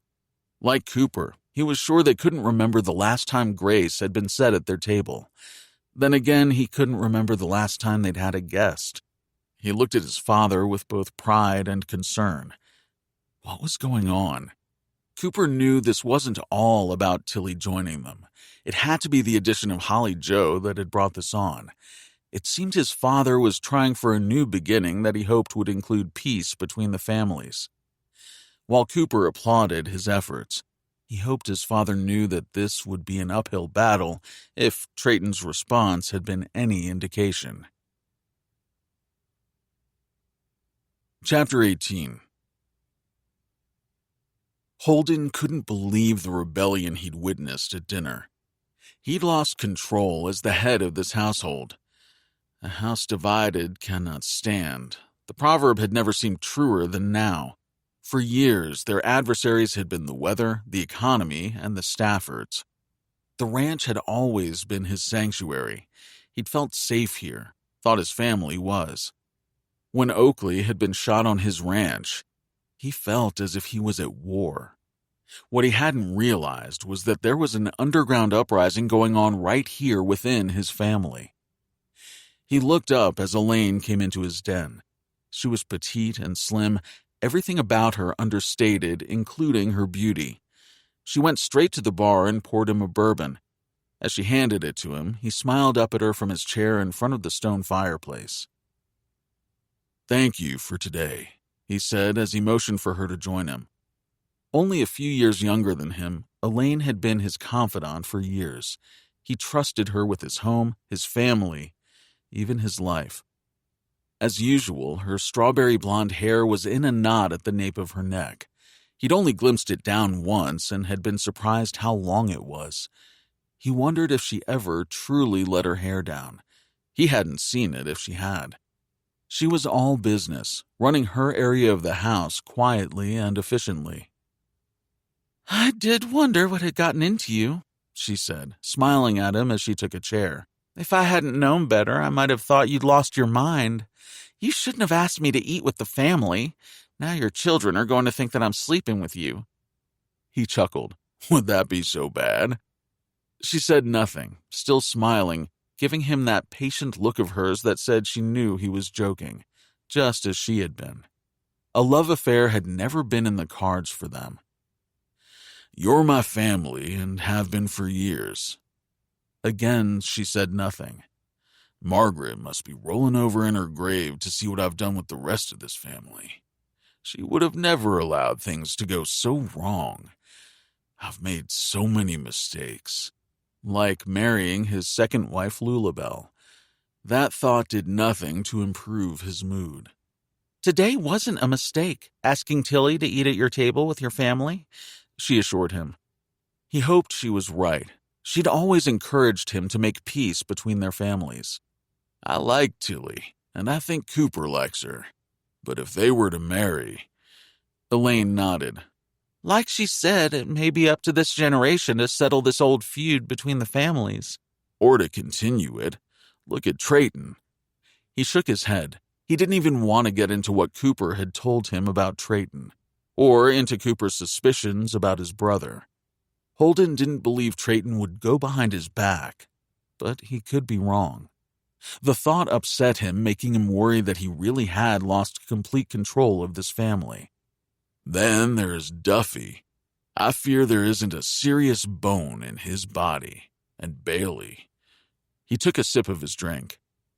"You're a good father. It's your children who are awful," she joked. They are headstrong, that's for sure. He looked at her. Elaine had a quiet quality that he'd come to appreciate more and more. She'd been with him through it all. He knew there could be more between them, except he also knew she would never make the first move. He was in love with another woman and suspected Elaine knew it. He would never do anything to ruin the easygoing camaraderie he had with Elaine. He wondered if she felt the same way. He took another sip of the bourbon. It burned all the way down, sending a needed warmth through him. You always know what I need, he said, making her smile again. When are you going to tell them the truth? She asked. When I have no other choice. He could feel her waiting, her gaze intent on him. It's hard to admit a part of your life you want to forget. But when it comes to Holly Joe, I hope I'm doing the right thing. He shook his head again before emptying his glass. I haven't been paying enough attention to what's going on here at the ranch, and it is proving to be a very big mistake. We've all made mistakes, she said, waving it off. He laughed. Not you, Elaine. You're a saint. He liked the sound of her laugh. Have a bourbon with me. She shook her head. I have my secrets, and you aren't going to try to get me inebriated to worm them out of me. She rose to go to her room off the kitchen. Don't be so hard on yourself, Holden. Easy for you to say. But Elaine had already left the room. He stared into the empty fireplace, already anxious for fall and cooler days, even though it was only late June. He wished he could see the future. With a laugh, he got up to get himself a refill, glad he couldn't see where his life was headed. The future scared him right now, especially as he considered what Cooper had told him about Trayton. He thought of Cooper. What would Lottie make of Tilly and Cooper spending time together? As if he didn't already know. After supper, Cooper walked Tilly out to where Deacon was hooking up the horse trailer. He couldn't wait for the two of them to be alone. All through dinner, he'd found himself looking at Tilly, wanting her. There was so much he wanted to say to her. Once they were headed to her ranch, he was damn sure going to kiss her. Hell, he might change his mind and make love to her in the pickup if she was up to it. Thank you for earlier today, she said. I don't know that I would have gotten out of there alive without you. And I enjoyed Sunday supper. That was all my dad's doing. I'm going to talk to him about what happened earlier today, what we found. He'll be upset. He'll want to find out who's behind it. I just hope it isn't anyone close to the families. She nodded as if it was her fear as well. They lived in a community where they knew everyone. When Oakley was shot, they had both wanted to believe it had something to do with coalbed methane drilling, and someone from outside the community had fired that shot. He didn't want to talk about any of that. He just wanted to get her alone. He wanted Tilly, and by damned, they were going to be together. Just the thought of her naked in his arms was almost his undoing. He knew a spot where they could stop along the river in the trees. But as he reached the horse trailer, he saw that Deacon had hooked it up not to Cooper's pickup, but his own. What's going on? He asked the ranch manager. I think it would be best if I took her, Deacon said, and looked at Tilly as if he expected her to back him up. To Cooper's surprise, she did. Deacon's right. We don't want any trouble, and I believe there would be if CJ is around. Your father was wonderful tonight, Coop, but he doesn't realize how things really are, and quite frankly, they've been getting worse. She must have seen his disappointment and had some of her own.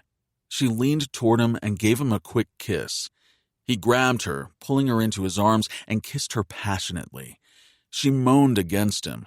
He swore he could feel her heart thundering like his own. She pulled back, looking as if it was as difficult for her as it was for him. Deacon had turned away and was now climbing into his pickup. They stood looking at each other for a long moment before she said goodnight and climbed in the cab with Deacon. Cooper watched them drive away, the stock trailer with her horse inside trailing behind.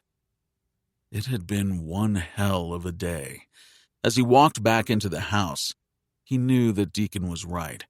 As his ardor cooled a little, he knew that if he'd taken her home, he would have made love to her in the pickup. That wasn't what he wanted, not for their first time. But he couldn't take her up to his bed in the house, and he couldn't go to her bed in her house. The last thing he wanted to do was take her to a motel, but it might come to that. He told himself that he would come up with something. He wasn't pushing her away. Not anymore. As he reached the house, his thoughts turned to what they'd found on the ranch earlier. He hated to lay this on his father, but he'd waited long enough to tell him. He hadn't heard anything from the sheriff, but then again, Stu didn't have to call him. He'd left enough information that the sheriff wouldn't have any trouble finding the meth lab at the old homestead. Stu knew this area as well as anyone, maybe better since as sheriff, he saw more of it than anyone else. "Dad?" Cooper found Holden sitting in his den in front of the fireplace. "Dad?" His father stirred, waving him in, smiling. "I'm so glad Tilly had supper with us. It was nice of you to invite her. Dad, there's something you need to know." Sitting down, he told him about everything he and Tilly had found on the far side of the ranch. He could see that the news about the meth lab on McKenna property had struck him hard. "You could have both been killed," Holden said. "Why didn't you tell me as soon as you got back?" "Because it's on our property. I thought we should keep it between us, at least until Stewart raids the place and word gets out." "Well, it's not like we have anything to do with it," his father said, and then stopped as if suddenly realizing what Cooper was really saying. "You can't think that Trayton or someone else who works for us might be involved?" "I think it's possible. I also think that it might be why Oakley was shot. She must have heard something about it, went to check it out, and someone tried to stop her from going to the authorities." Holden let out a breath as if trying to take it all in. "What do you suggest?" "I already left messages with the sheriff. Whatever he finds, I guess we'll ride it out. What else can we do?" "You're sure it's a meth lab?" "That's what they look like on TV. I've personally never seen one before. We must have tripped some security device. Those two cowboys who showed up on the four-wheelers meant business. I didn't have time to even think about taking a photo with my phone." His father shook his head as if still not wanting to believe it. Cooper knew how he felt. "That isn't all. I found something, evidence that might prove Leanne didn't kill herself. I think there was another man she was planning to leave town with. I think he might have killed her." He nodded at his father's shocked look. "I asked the sheriff to reopen the case." "Oh, Cooper. I know, but I have to know the truth. I hate that it will put me and the family back in the news. Also, as Stu pointed out, it might make the prosecutor come after me again." "Are you sure you want to do this? I'm worried you might go to prison for something you didn't do." "I need to put it behind me, but I can't." "Have you told Tilly?" his father asked. He could see that Holden wanted to ask about their relationship. "Tilly and I..." He couldn't finish. "It's complicated." "Yes," his father agreed. "You're worried?" "Just that you might get your heart broken. While I want to end this animosity between our family and the Staffords, I'm no fool. It could take generations. I know. Believe me, I've told myself all the reasons I should stay away from her." "Can you?" his father asked. He shook his head. "I can't. Not anymore. Please don't make the mistake I did. Our families were so opposed to Lottie and me. I was a coward. I took the easy way out. Don't get me wrong. I know that if I had done things differently, I wouldn't have you kids, so I can't be sorry. But I gave up the love of my life because of this stupid family feud. I would hate to see you do that." His father rose. "We should get some rest." Deacon was unloading Tilly's horse when her brother CJ came out to see what was going on. "CJ?" Deacon said without stopping what he was doing. As he brought her horse out of the trailer, she took the lead attached to the halter that Deacon held out to her. "What the hell is he doing on our ranch?" her brother demanded as Deacon unloaded her saddle and gear, putting them on the ground. "Deacon was kind enough to help me get my horse home," she said. "I was trying to get home after being thrown earlier." A white lie. "Deacon happened to see me and offered to help." Her older brother stared at her, not buying the story. "You got thrown from a horse?" "It happens." She thought about telling him the truth, but she kept remembering what Cooper had said. If she told him about dinner at the McKenna Ranch, she would also have to tell him about the ride she and Cooper had taken and what they'd found. They had no idea who was behind the meth lab. While it was on McKenna land, that didn't mean that someone from her family or ranch wasn't involved. She was fine with letting the sheriff handle it. "You sure you can take it from here?"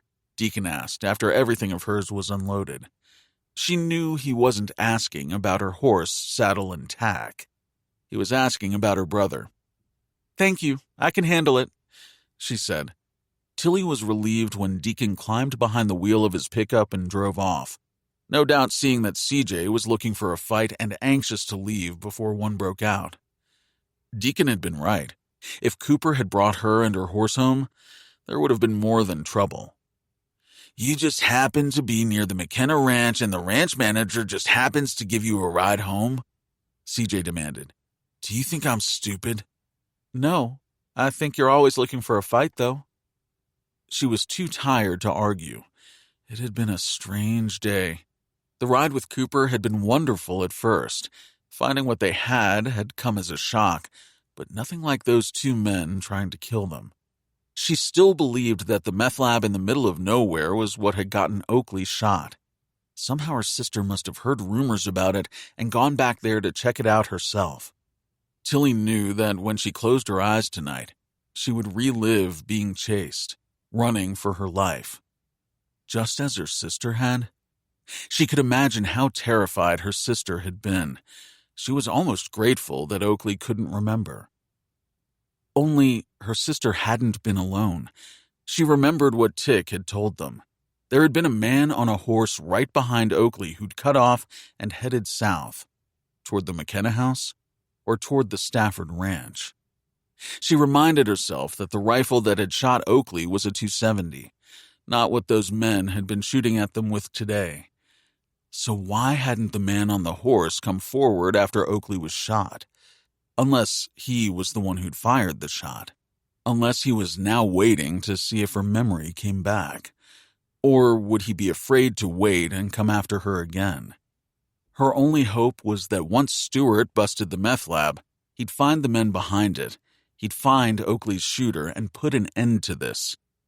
She started past her brother when CJ grabbed her arm and turned her back to him. "There's talk around town about you, little sis, about you and Cooper McKenna. It better not be true." "You could bring my saddle and gear," Tilly said to her brother as she broke free of him and led her horse toward the stables. "Do it yourself," CJ said, staring after Deacon through the boiling dust.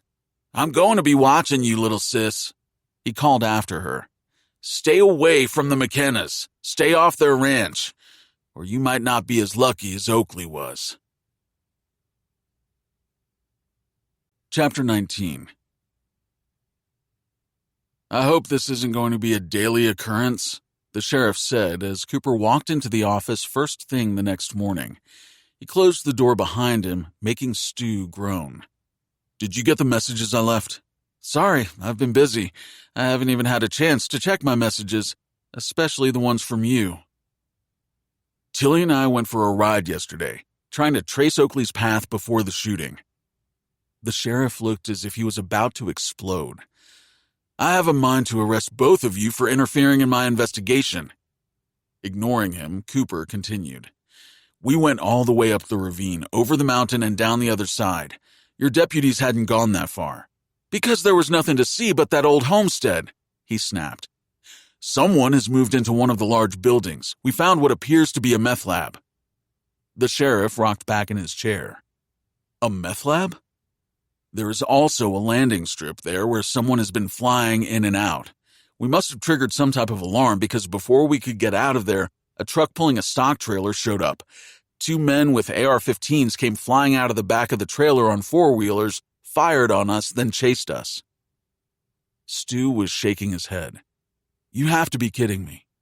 I might have injured one of the men. I at least killed his four-wheeler in a rock slide. You don't believe me? Go check it out yourself. If you had checked your messages, you would have known about this last night. A meth lab, armed killers, all on your ranch? Cooper wasn't surprised that would be the sheriff's take. On the part of the ranch we aren't running cattle on right now. I called as soon as I could and left you messages. I suspect this is why Oakley was shot. No kidding, the sheriff said. Did you ever think I might be on top of this? I sure hope so, Cooper said. Stu wasn't inspiring confidence. Had he really not gotten either message? And if he knew about this, then why wasn't he out busting the thugs running the lab before they could move it? Now get out of my office. Stewart held his head in his hands after Cooper left. He was falling down on his job. He was going to get fired. He was going to lose everything if he didn't snap out of it. Last night, he couldn't believe that he'd driven to Billings, picked up a woman at some bar. He had to quit drinking. He wasn't good at it. He wanted to blame the job, but he knew that wasn't it. His father had seen this coming. You always seem to want what other people have instead of being thankful for what you have, his father had told him all the time he was growing up. It was true.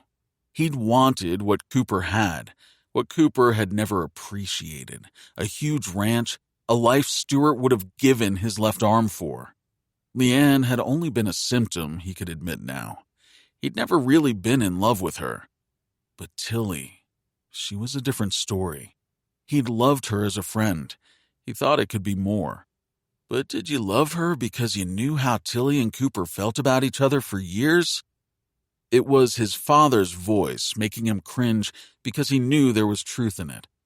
He realized he'd been angry with his friend for leaving, for giving up his place on the ranch as if it meant nothing to him. When Cooper had returned and started hanging out with Tilly, it had been the last straw. Rubbing his eyes with the heels of his hands, he wondered if he could feel any lower. His phone rang. He picked up. He swore. Another fight down at the bar. And just when he was thinking his day couldn't get any worse. Tilly had been expecting a call from Cooper, so she wasn't surprised to hear from him so early. Did Stewart bust the lab? No, he said he didn't get my messages. I think he plans to go check it out himself now. That's all we can do, but there is something else I need to talk to you about. Can we meet? She thought about CJ. She didn't doubt he would be keeping an eye on her. I've been craving a burger. You know that place in Baker? I do. She could hear the grin in his voice. Perfect. Why don't I pick you up at the junction outside of town, 10:30? See you then. She hung up, wondering what he had to tell her. Yesterday she could tell that something was bothering him. She'd thought it was the kisses and the discussion of their first time making love. Of course, he hadn't wanted to talk about either. Then, last night at his house, she'd seen the desire in his eyes, felt it in his kiss and the way he'd squeezed her against him. He wanted this as much as she did. So if that was what he had to talk to her about, denying what was going on, she swore she would deck him. This morning, he'd gone to see the sheriff. She hoped what he had to tell her wasn't about Stewart. She had to quit speculating and go meet him. Maybe it would be good news. But as she got ready to leave, there was a knock on her bedroom door. Her mother stepped in. Tilly saw her hesitate and felt her stomach drop. It isn't Oakley, is it? No, Charlotte said quickly. CJ mentioned that Deacon Yates brought you and your horse to the ranch last night. She waited, letting her mother lead this conversation. He said you'd gotten thrown from your horse. Are you all right? Just a little sore. I'm fine. CJ shouldn't have worried you with it. She felt the full intensity of her mother's gaze. He's apparently heard the same rumors I have about you and Cooper McKenna. Still, Tilly held her tongue. Matilda, you need to tell me. Are you seeing this McKenna boy? He's no longer a boy. I thought you were dating the sheriff, her mother said. We went out on a few dates, yes. You're not seeing him anymore? No. Her mother looked as if she was ready to stomp her foot in frustration. What is going on? You tell me right now. I'm seeing Cooper McKenna. I had dinner with him and his family last night at the ranch. Holden invited me to join them. You what? Her mother grabbed the doorframe for support. Holden wants to put an end to this ridiculous feud between our families. Her mother looked aghast. If you think one dinner will take away all the bad blood and history, no, I don't think one dinner will do it, but it's a start. Charlotte shook her head. It's never going to happen. Because you won't allow it? Because you can't forgive Holden for breaking your heart? You know nothing about it. But I do know. Everyone in this county knows that he broke your heart when he married someone else. He did it because of this stupid feud that goes back years, not because he didn't love you. All it did was add fuel to the flames. Her mother seemed at a loss for words. You don't know. I do know that you have never forgiven him. Straightening to her full height, she met Tilly's gaze with an angry one of her own. You think it's that simple? No. Love never is, but how long do we have to keep doing this? You can never marry a McKenna. Tilly didn't know how to tell her mother that it hadn't gone that far, that maybe Cooper had needed to see her today to tell her that they couldn't see each other anymore, because like his father, he couldn't marry a Stafford. Are you listening to me? I forbid it. She stared at her mother. Did she really think she could stop it? I have to go. I'm meeting a friend for lunch. It was true. She and Coop were at least friends, if not lovers. Yet. At 10:30, Cooper was already waiting for her. He saw right away that something had happened. She was too quiet, and she was chewing on that poor lower lip. She left her pickup, and they drove toward Baker and the famous burger place. I didn't want to tell you this over the phone, he said after they'd gone a few miles. You're kind of scaring me, Coop. I'm sorry, I'm not trying to. It's about Leanne. I'm still trying to make sense of what I found. He told her about the notes in the book. I'm running a little scared myself. I need answers, but they could come at a cost. Are you okay? He knew what she was asking. Were they okay, the two of them? He wished he knew. After his visit with the sheriff this morning, he felt more uneasy about Stu, about the past, about Tilly, and this love triangle he'd apparently stepped into. The problem seemed to be that Stu was the only one who didn't know Tilly wasn't in love with him, and never had been. He hated what that might mean, what that told him about his old friend. Stewart had never been in a relationship that lasted very long, Cooper now realized. He couldn't fault him for that. He didn't have much of a track record himself. But it did make him question what Tilly said her friend had told her, what Leanne had said about Stu. Too possessive. Cooper was so frustrated with Stu, with all of this. Maybe especially frustrated with the fact that the sheriff had been dragging his feet on everything, including busting the meth lab, finding Oakley's shooter, asking the prosecutor to reopen Leanne Hayes' case. He pushed thoughts of Stu away, needing to tell Tilly what he'd found and what that meant for his future. Their future? He told Tilly about Leanne seeming to practice how to tell him that she was leaving town. There was another man she was leaving with, someone she thought I wouldn't approve of. I'm sure of it. Just as I'm sure she didn't kill herself. Tilly felt relieved that he'd told her. She didn't mention that Stewart had wanted her to talk him out of pushing to reopen the case. Then who did kill her? I don't know. Maybe things went sour with the boyfriend and he killed her. Or maybe there was someone else in the picture, an old lover. I just don't know. But I showed the notes to Stu and asked him to get the prosecutor to reopen the case. He said he's too busy right now with Oakley's shooting. I'm not sure if he will or not. If not, I'll go to the prosecutor. The same one who still thinks you killed Leanne? I know it's a gamble, but if I'm right, her killer is still out there. She listened as he told her about how the notes had been written on a CH4 notepad.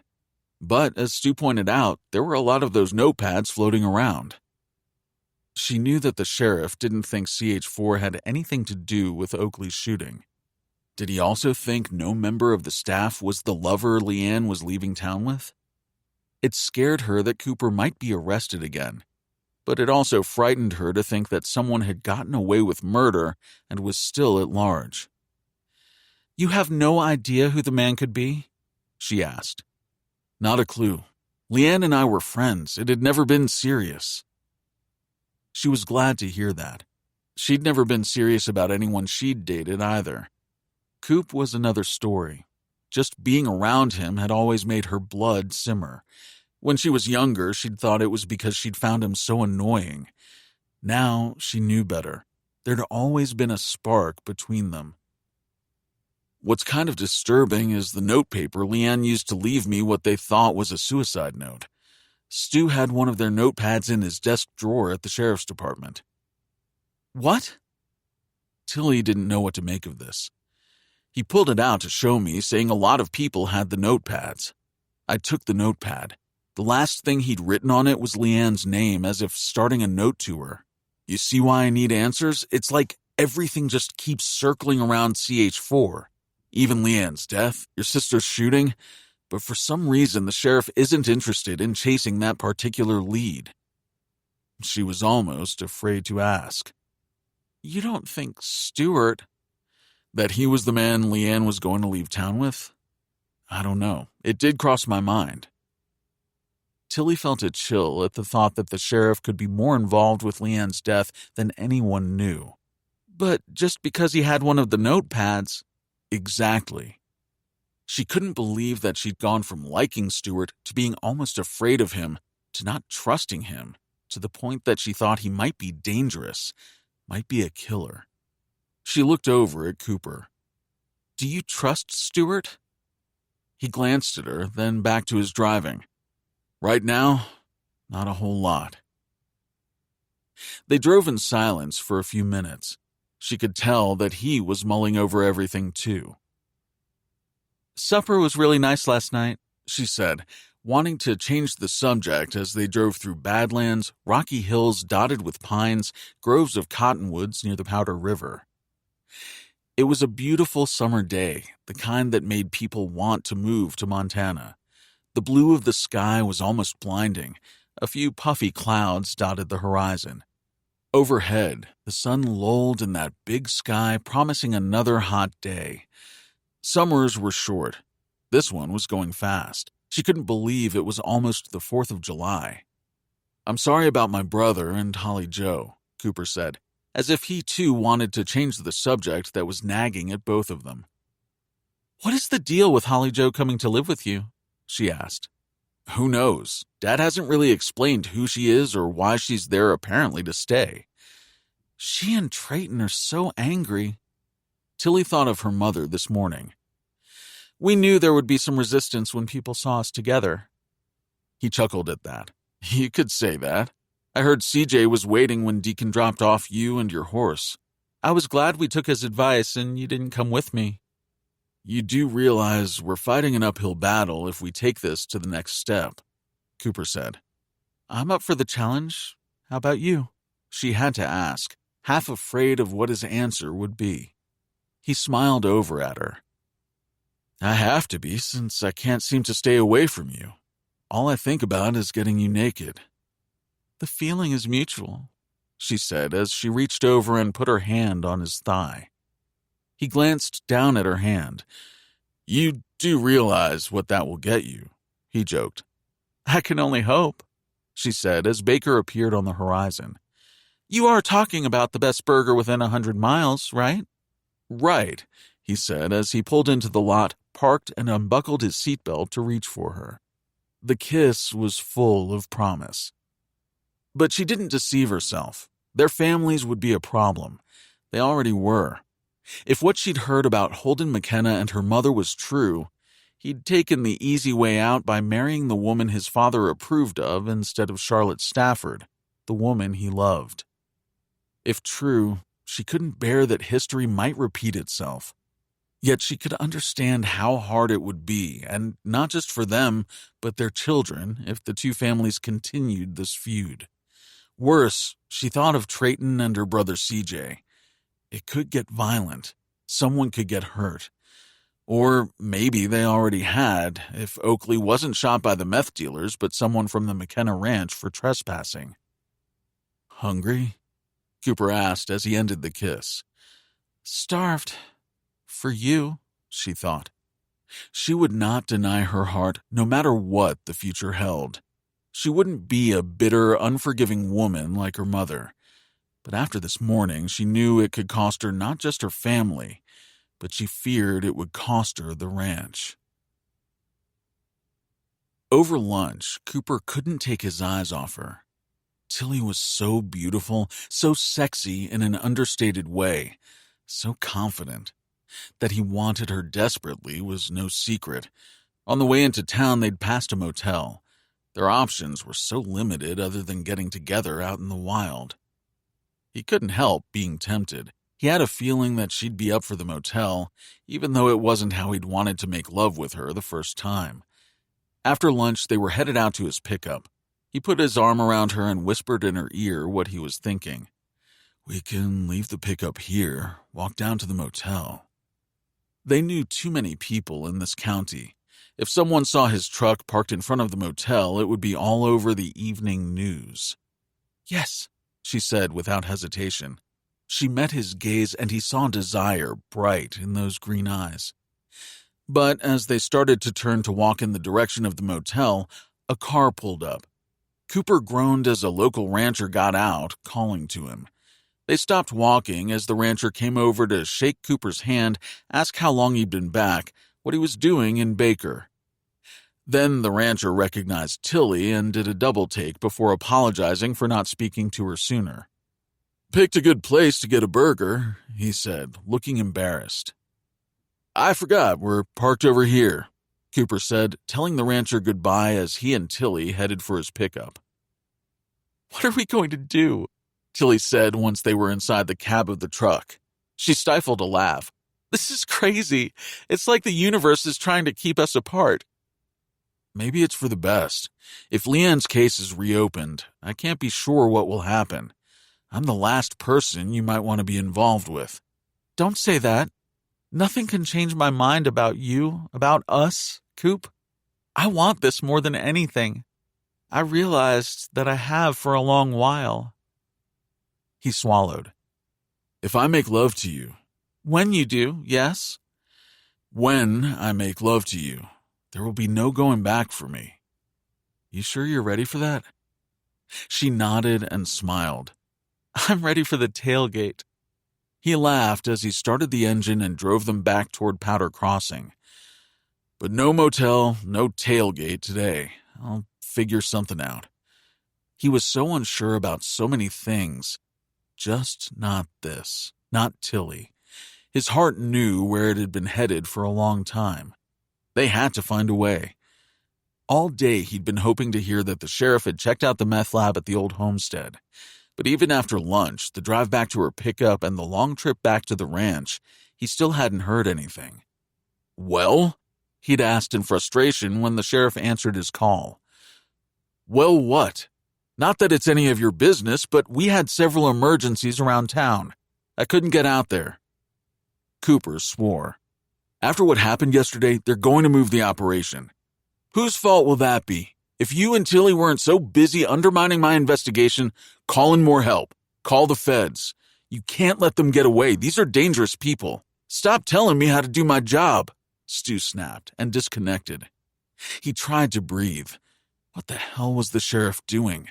Not his job. Cooper wanted to call him back and tell Stu what he thought about him, using his anger at him and Tilly to ignore something this important.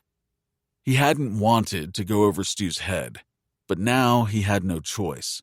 He called the feds, told one of the agents everything, and gave them coordinates to where the meth lab was located. Stewart would be furious. Cooper was kicking himself for not going to the feds right away. He just hoped it wasn't too late. He found Holly Joe mucking out the stalls and grumbling under her breath. "Heard you got into trouble," he said. She looked up, pulled a face, and kept working. He knew his father was now locking the tack room to make sure she didn't take it on herself to saddle up and take off. I have to go into town, but I'll be back for your riding lesson. What is the point if I never get to ride? She wailed. He looked up as Pickett came through the stable door. Something I think you'd better come see, the ranch hand said, and motioned for Cooper to follow him. Once outside, he saw it immediately. Flames shooting up high into the air on the other side of the ravine that cut through the mountains.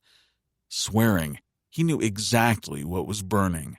All evidence of the meth lab and the men involved. Chapter 20. Cooper blamed himself. If he hadn't gotten involved with Tilly Stafford, the sheriff would have done his job. The moment he thought it, he knew this didn't fall on his shoulders. He caught the sheriff as he was coming out of the building. What are you doing here? Stu demanded. His uniform was wrinkled and he looked tired, beaten down. Cooper had heard that he'd had a visit from the feds. He hoped they'd chewed his ass good. They burned everything, getting rid of the evidence, didn't they?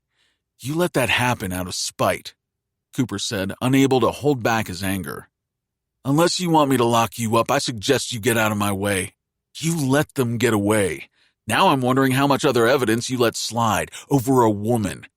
I don't have any idea what you're insinuating, but sure you do, Stu. Leanne. I didn't kill her and she didn't kill herself. The notes prove it. There was another man in her life. She was leaving with him. I wonder what happened. Did she see something in him that she didn't like that day? Or had he changed his mind because he finally had her? He'd finally taken her away from me. You're accusing me of not just covering up evidence but killing her? You think I was the other man? She said I wouldn't approve, and she was right if it was you, because she wanted to leave town and you're never leaving here. You don't know me. You're right, Cooper said. I don't. I thought I did, but you've now reminded me of things about you that gave me pause that I ignored out of friendship. Stu let out a bitter laugh. No one is as perfect as Cooper McKenna, the sheriff said sarcastically. Good thing you came back to town to save Tilly Stafford. Too bad you couldn't save Leanne, though. Isn't that what really bothers you? What really bothers me is that she was murdered and you don't seem to want to find her killer. Stu glared at him. I think I already have. I'm starting to agree with the prosecutor. Maybe I will reopen the case. But what will Tilly do without you all those years you're in prison? Other people were coming out of the sheriff's department and courthouse as the day ended. This wasn't the place or the time, but Cooper hadn't been able to hold his anger in any longer. He'd felt like Stu had been dragging his feet on Oakley's case, ignoring leads, and now letting the men running the meth lab get away. I'm going to find out the truth, and not just about Leanne's murder, but Oakley's shooting and who was running that meth lab in your county under your nose, Cooper said. You get in my way again, and I will put you behind bars, Stu said as Cooper turned and walked away.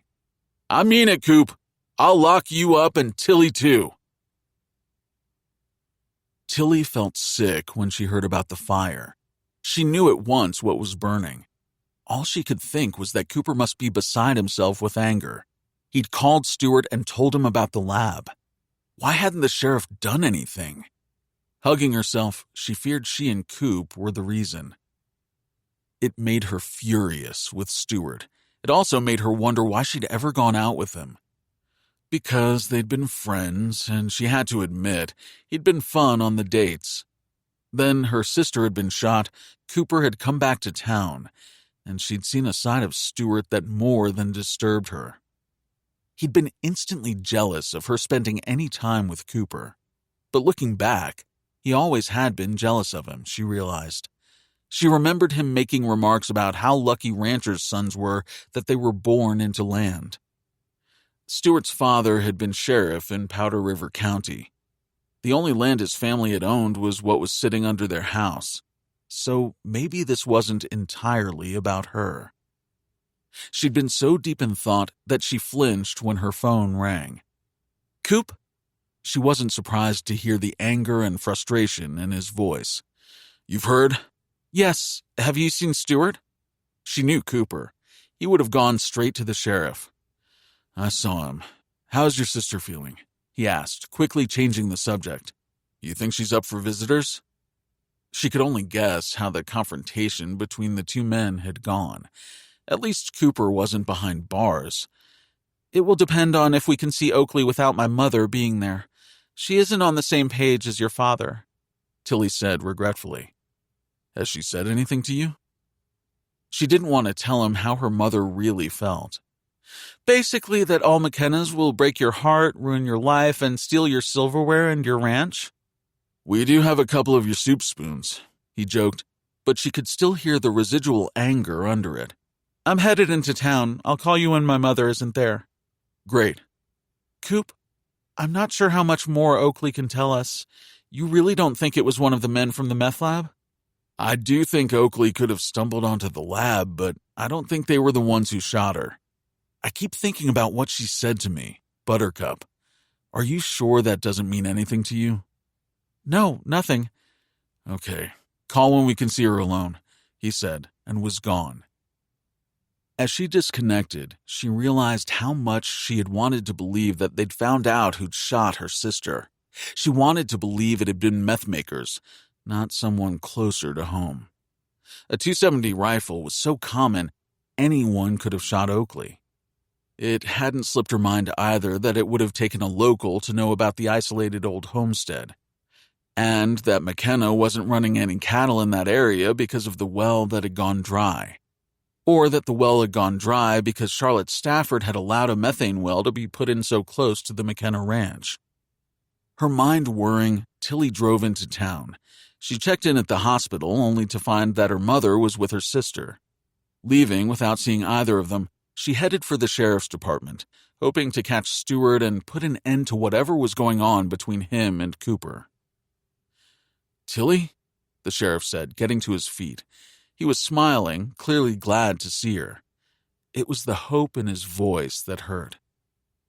She closed the door and turned to look at him, reminding herself how long they'd been friends. Maybe I wasn't clear the other day. No, you were perfectly clear. I know, you don't want to go out with me again. You just left out the part about you and Cooper, but I got it. Is there anything else? He asked impatiently. I'm sorry, Stuart. Please don't say anything else. I enjoyed the times that we went out, but I didn't feel the way you apparently do. I didn't know how you felt until Cooper came home? I guess so. Did you even know how you felt about me before then? Because I don't really think this is about us. He didn't answer. I think it's about you and Cooper. The sheriff chewed at his cheek for a moment, not denying it. So, you're serious about him? She smiled. There's always been some strong emotion between Cooper and me. He used to annoy the hell out of me. I remember the two of you fighting like cats and dogs. I guess I should have known then there was no getting between the two of you.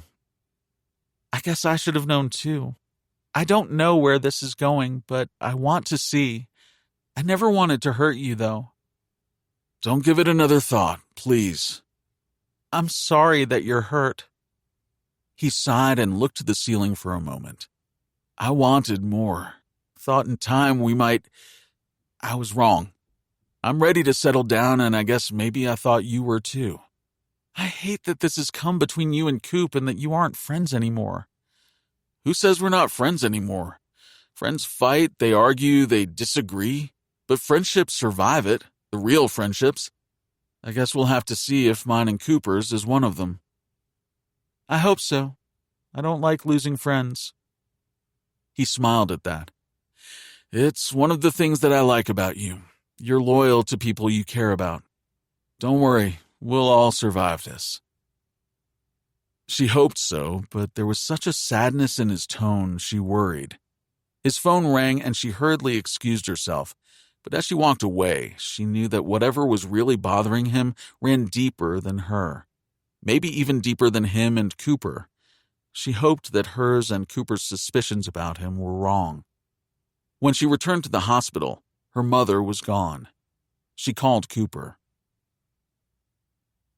You're going to wear a hole in that floor. Charlotte turned to see her ranch manager standing in the doorway of the living room, hat in hand, a sheepish look on his face. Boyle Wilson had been a fixture on the Stafford Ranch since he was a teen. She remembered him flirting with her, making her even more aware of the 17 years between her and her first husband, Rake Stafford. Before Rake, the ranch had been the Carson Ranch, left to Charlotte as the only child. When she married Rake, the name was changed to the Stafford Ranch. He brought in enough money and know-how to expand the ranch and teach her how to survive as a rancher. She'd given birth to 5 children before Rake died, leaving her free to run the place the way she wanted. As she looked around the room, she reminded herself that she'd been born and raised for this life, just as she'd been born and raised in this rambling house with its worn wood floors and rock fireplaces. Boyle had been around from as far back as she could remember, right through her short second disastrous marriage until today. He'd often told her that he knew her better than anyone. What he meant by that was that he knew her secrets. He thought that gave him job security. She thought he underestimated her and knew that one day he would find out just how much. In the meantime, as long as he did his job, she kept him close, just not too close. Even at 55, close to her own age, he still looked at her as he had when he was a young ranch hand. "What's this I hear about Deacon Yates bringing Tilly and her horse home yesterday?" she demanded. "I just know what CJ told me. Seems she went riding, got thrown from her horse, and Deacon found her and brought her and her horse back here." Charlotte tried to breathe. Boyle didn't believe that story any more than she had. Tilly rode better than anyone she knew, but accidents did happen. She just didn't believe this had been one of them. 2 of her daughters on the McKenna ranch, 2 of them being rescued by either a McKenna or their ranch manager. "The sheriff called this morning, said you got in a fight with Rusty Malone at the bar yesterday. I've told you to stay away from him." He was some shirt-tail relative of her second husband. "He started it." "Well, I'm finishing it. Stay away from him. Stay away from the bar if that's what it takes." "Anything else, Mrs. Stafford?" he asked sarcastically. "No." As he turned to leave, she said, "Boyle, see that my horse is saddled." She said it to put him in his place. She was more than capable of saddling her own horse. She would also double-check that he'd done it correctly. Did she really not trust him? The thought made her uneasy. "I'll get right on that," he said, his look questioning where she was going. But he was too smart to ask as he left. She pulled out her phone, keyed in the number. When her call was answered, she said, "Meet me at the usual place." "Yes, now, please." With that, she hung up. She was still the matriarch of this ranch, and damned if she wasn't going to find out what had been going on right under her nose. Chapter 21. Oakley was sitting up in bed when Cooper and Tilly walked into her hospital room. She burst into a smile and reached for Cooper's hand. "I heard that you found me, saved me," she said, squeezing his hand. "Thank you." "I'm glad I was there, even though I can't tell you how much you scared me," he said. "It's good to see that you're so much better." Oakley looked at her sister and laughed. "This explains Mother's foul mood." As Cooper walked over to the window to look out, she motioned Tilly closer and whispered, "Are they 2 of you?" "No," Tilly whispered back. "Not yet." Her sister laughed again. "Who knew you'd grow up to be the rebel in the family?" "We want to ask you some questions if you're up to it," Cooper said, returning to her bedside. "I don't remember anything from that day at all," she said. "You don't remember me almost hitting you with my pickup then?" She shook her head. "Why?" "When I found you on the ground after you'd fallen off your horse, you grabbed my arm and said Buttercup. You were quite insistent. I thought it was the name of your horse and that you were worried about the mare. But when I told you that your horse was fine, you said Buttercup again as if it was important. Once I found out that your horse's name was Cheyenne." "Buttercup?" Oakley shook her head, frowning. "I have no idea." She sighed. "It's so frustrating. I'm told someone shot me, you found me and saved me, but I have no idea what I was doing there or why anyone would want to shoot me. I'm sorry." She took a deep breath. I did hear that the two of you have been trying to find out what happened. Thanks, since I won't be getting out of here for a while yet. I know you don't know why you were on the McKenna Ranch or why you came riding out of that ravine that leads to the old homestead. Cooper said, Your sister and I rode back there. Someone had a meth lab in the larger of the buildings. Oakley's eyes widened. You think that's what I found and one of them shot me? We think it's possible, though you were shot with a slug from a .270 rifle. The men who shot at us had AR-15s. You got shot at? Oakley cried, looking to her sister. We're fine. Unfortunately, before the sheriff or the feds could get to the lab, it burned to the ground, taking any evidence with it, Tilly said. I suppose that could explain what I was doing back in there if I was looking for the meth lab, Oakley said, not sounding at all sure about that. We also suspect that you'd been going to the meetings of a group called Dirty Business, Cooper said. It's a grassroots organization trying to stop the methane drilling. Pickett Hansen, one of our ranch hands, is a member. You really have been digging into my life. She didn't look that comfortable with that revelation. It's no secret that I'm an environmentalist, a dirty word around these parts. Don't get me started on coal bed methane drilling. There is something else. The day you were shot, you weren't alone, Cooper said. There was another rider either chasing you or with you. Her eyebrows went up. Have you been seeing someone recently? Someone like Pickett Hansen? Oakley grinned and pretended to lock her lips. I've been busy trying to get our new governor to do something about coal bed methane drilling. I don't think I have to tell you which side he's on. You haven't been dating anyone? Tilly asked. Oakley shook her head. I haven't had the time. It's why I need to get out of here. I felt like I was making headway with some of the ranchers in the area. Not our mother or CJ. She sighed. I swear they are impossible. Tilly moved to her sister's side. I'm so glad you're getting well. I've missed you. When you were shot... Her voice broke. Oakley took her hand. I know we haven't talked much. She glanced at Cooper, then back to her sister and smiled. But we will talk. So much to ask. Tilly laughed and leaned down to give Oakley an awkward hug. You are incorrigible. That's what Mother says. Hey, the next time you come in, could you do me a favor?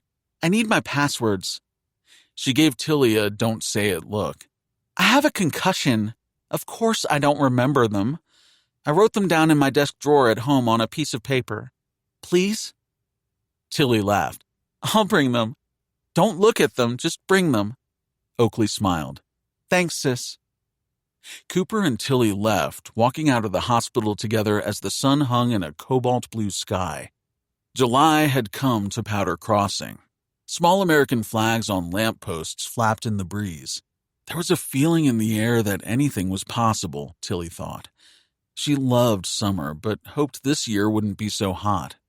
They needed more rain. It was all local ranchers had been talking about. They also needed an old-fashioned winter with lots and lots of snow. It seemed to her it was always something. Grasshoppers, heat, lack of rain, wind, hail that ruined the crops, or a winter that the cold killed the calves born too early. She didn't understand why people ranched, and yet it was all she'd ever known, all she'd ever wanted to do.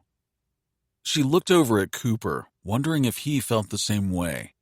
He'd left for more than 2 years, but he'd come back. To stay? What? He asked, as if feeling her probing gaze. Tilly shook her head, afraid to ask, afraid of his answer. I talked to Stuart this morning. He stopped walking to look at her. How'd that go?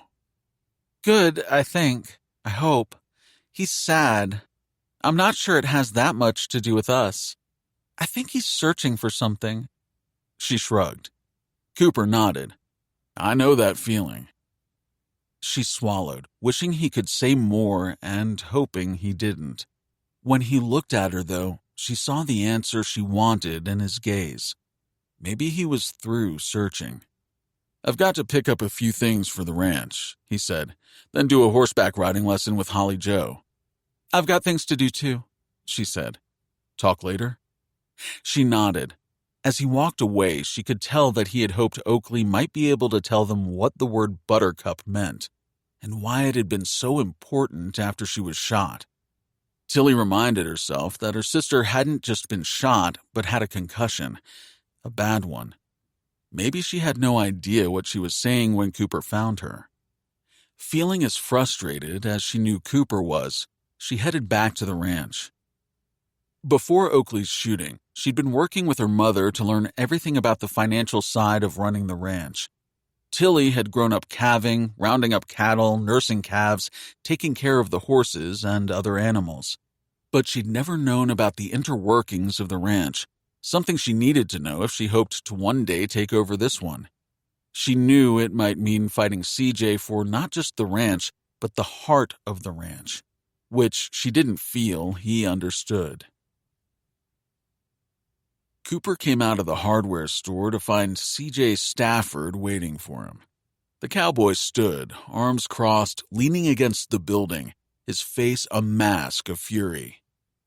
"Whatever it is," Cooper said, "I'm really not in the mood for it today." C.J. shoved off the wall and advanced on him, clearly looking for a fight. "You need to stay away from my sister." "Thanks for the advice." He started to step past him, determined not to get into a brawl on the main drag of Powder Crossing, but CJ had other plans. He slammed a big palm into Cooper's chest, driving him back a step. "You think I don't know what you're up to?" the cowboy demanded. "Not doing this."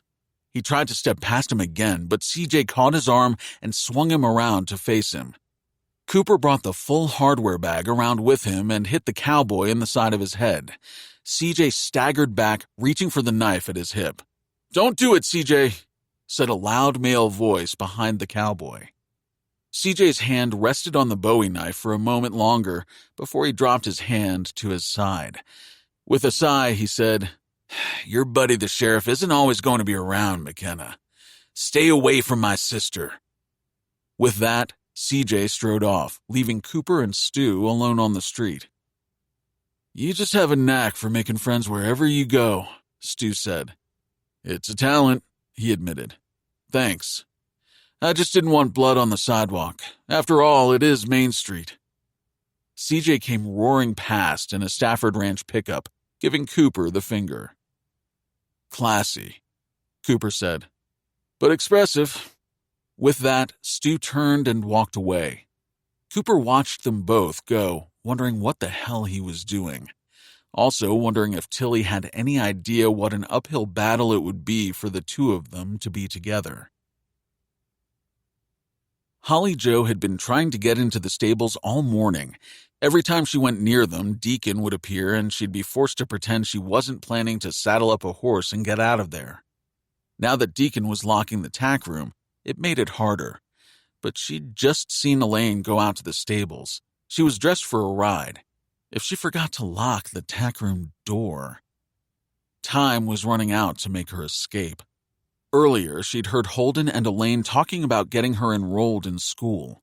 She would be taking the bus and have to walk to the end of the ranch house road to catch it? They had to be kidding. It was at least a half mile. "It will be good for her to walk down there every morning," Holden said. "All my kids did. Didn't hurt them." "She's going to need some school clothes."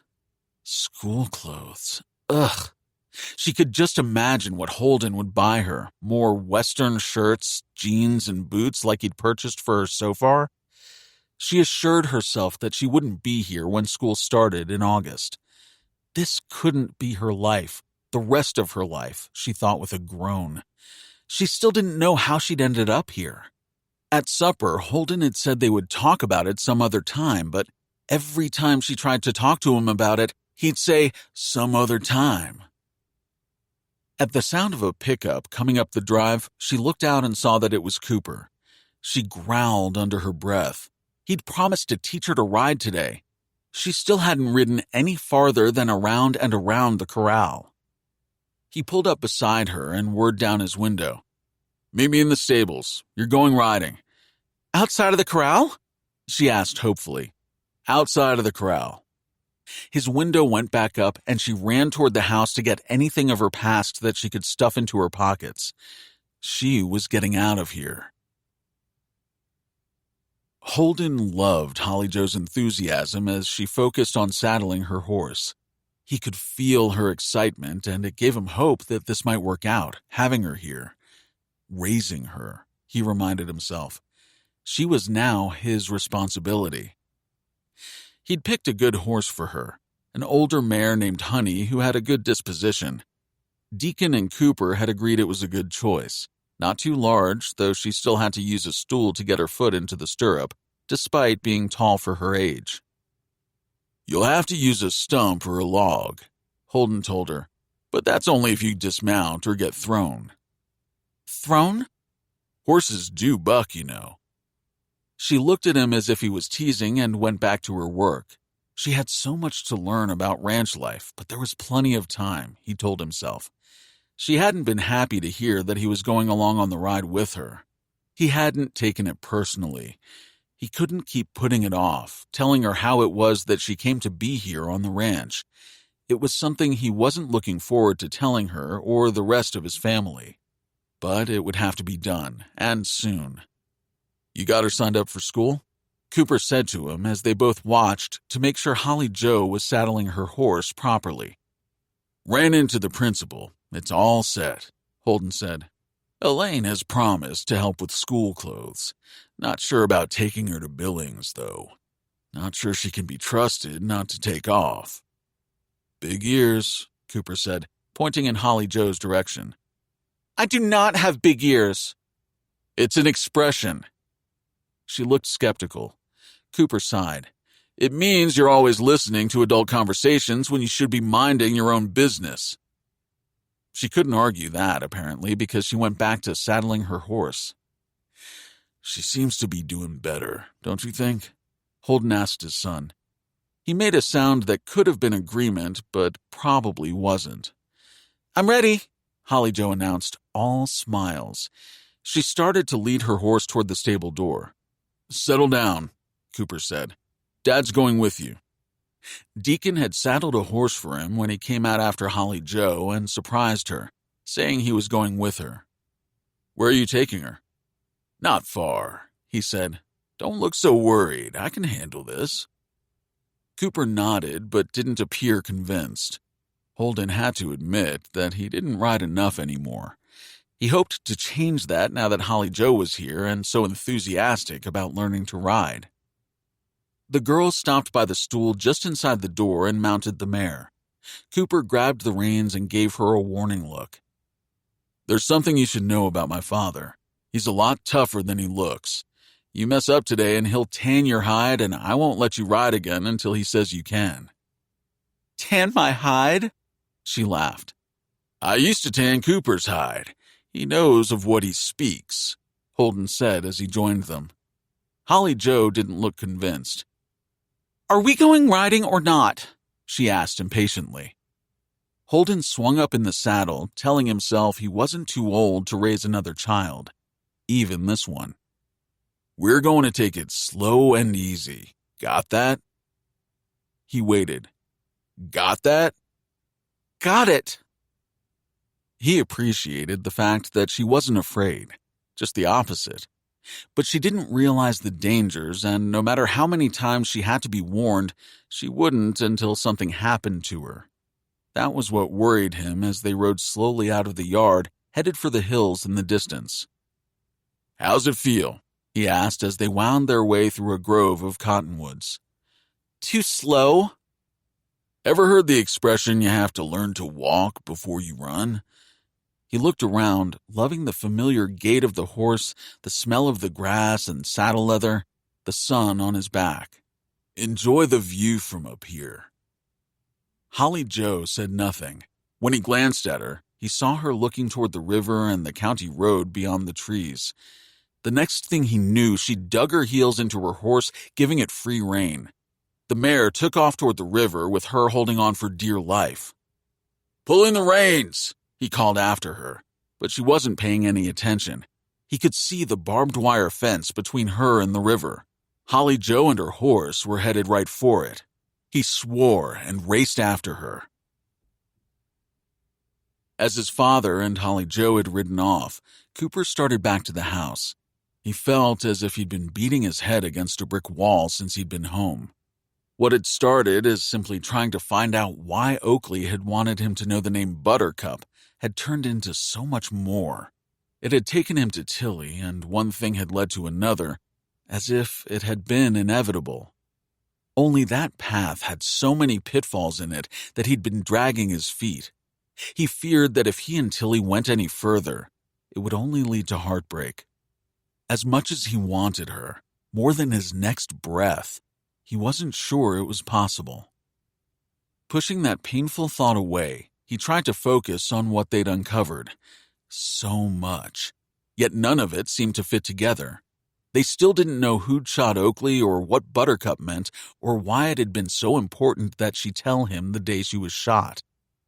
Finding the pilot of the plane that had flown over that day led them to Howie Gunderson and Tick Whitaker and the CH4 gas company. CH4 kept coming up, first with his brother's name indented on the note that Howie had given him. The same note paper Leanne had used to write her goodbye notes to him, then later on, the notepad Stu had in his desk. It was on the latter one that he'd seen the name Leanne indented on the paper. Everything they'd found kept leading them back to CH4 and coal bed methane drilling, including the dirty business group Oakley had been involved in, until they'd found the meth lab on the other side of the ravine Oakley had come riding out of the day she was shot. While Cooper didn't trust any of them, he and Tilly hadn't found a link to Oakley's shooting. He felt at loose ends. His father and Holly Joe weren't back from their ride, but Deacon said he'd go look for them if necessary. Unable to sit still, he drove into town thinking he might go to the bar, have some nachos and beer, and try to make sense out of everything that had happened since he'd returned home. But a block away from the bar, he saw a uniformed figure come stumbling out, then weave his way across the street.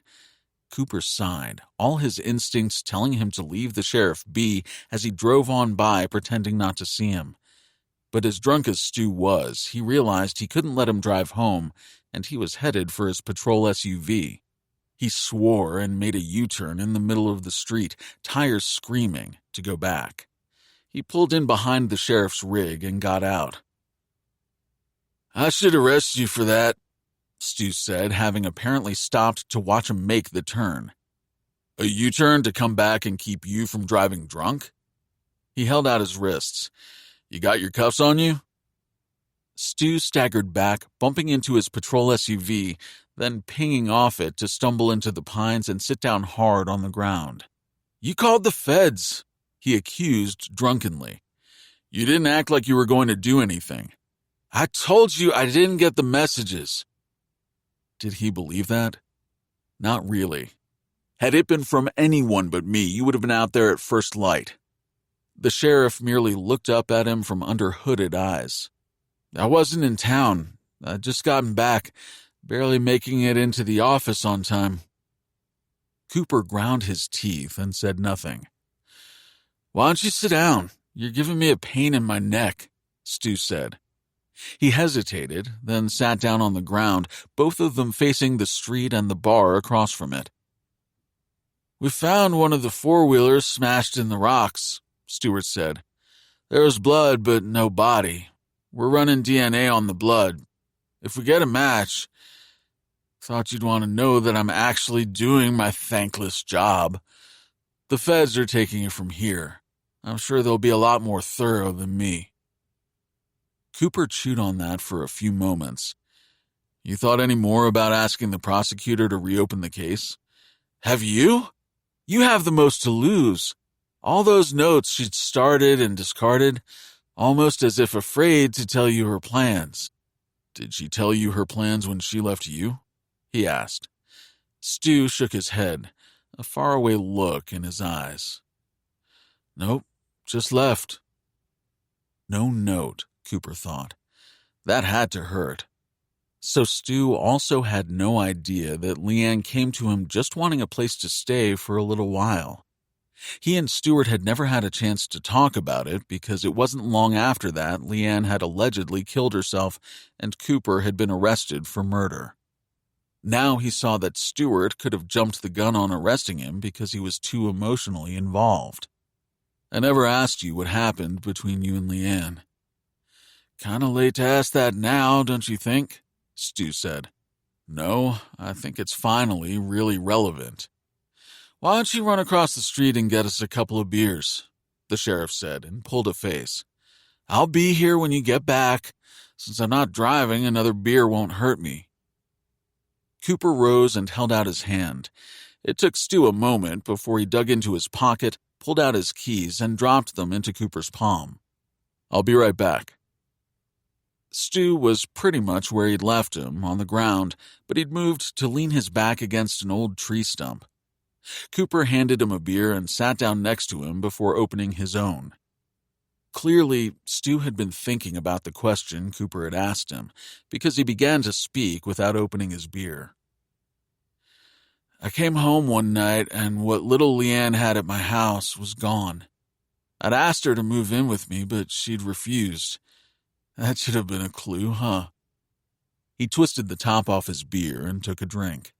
"I called her when I saw her things were gone, and she told me she'd moved on and that she'd been thinking about it for some time."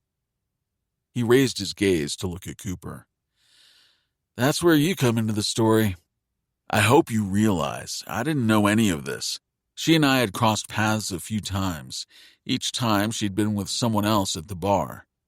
When she showed up at my door, I asked her about you, and she shrugged it off, saying you two were just friends.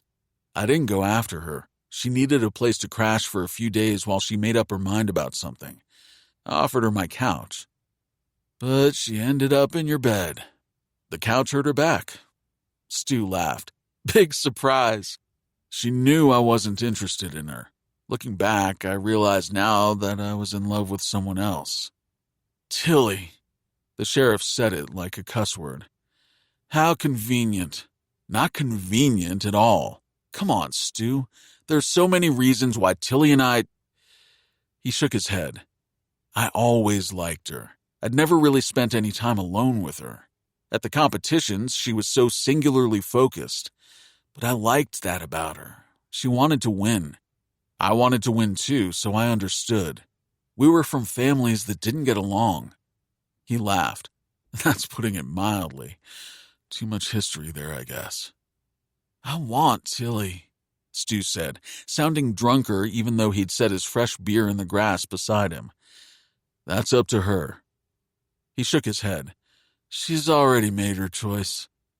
This isn't a competition. I didn't want this any more than I wanted Leanne. Is that why you killed her? Because maybe the man in her life was me and you couldn't stand her coming back to me?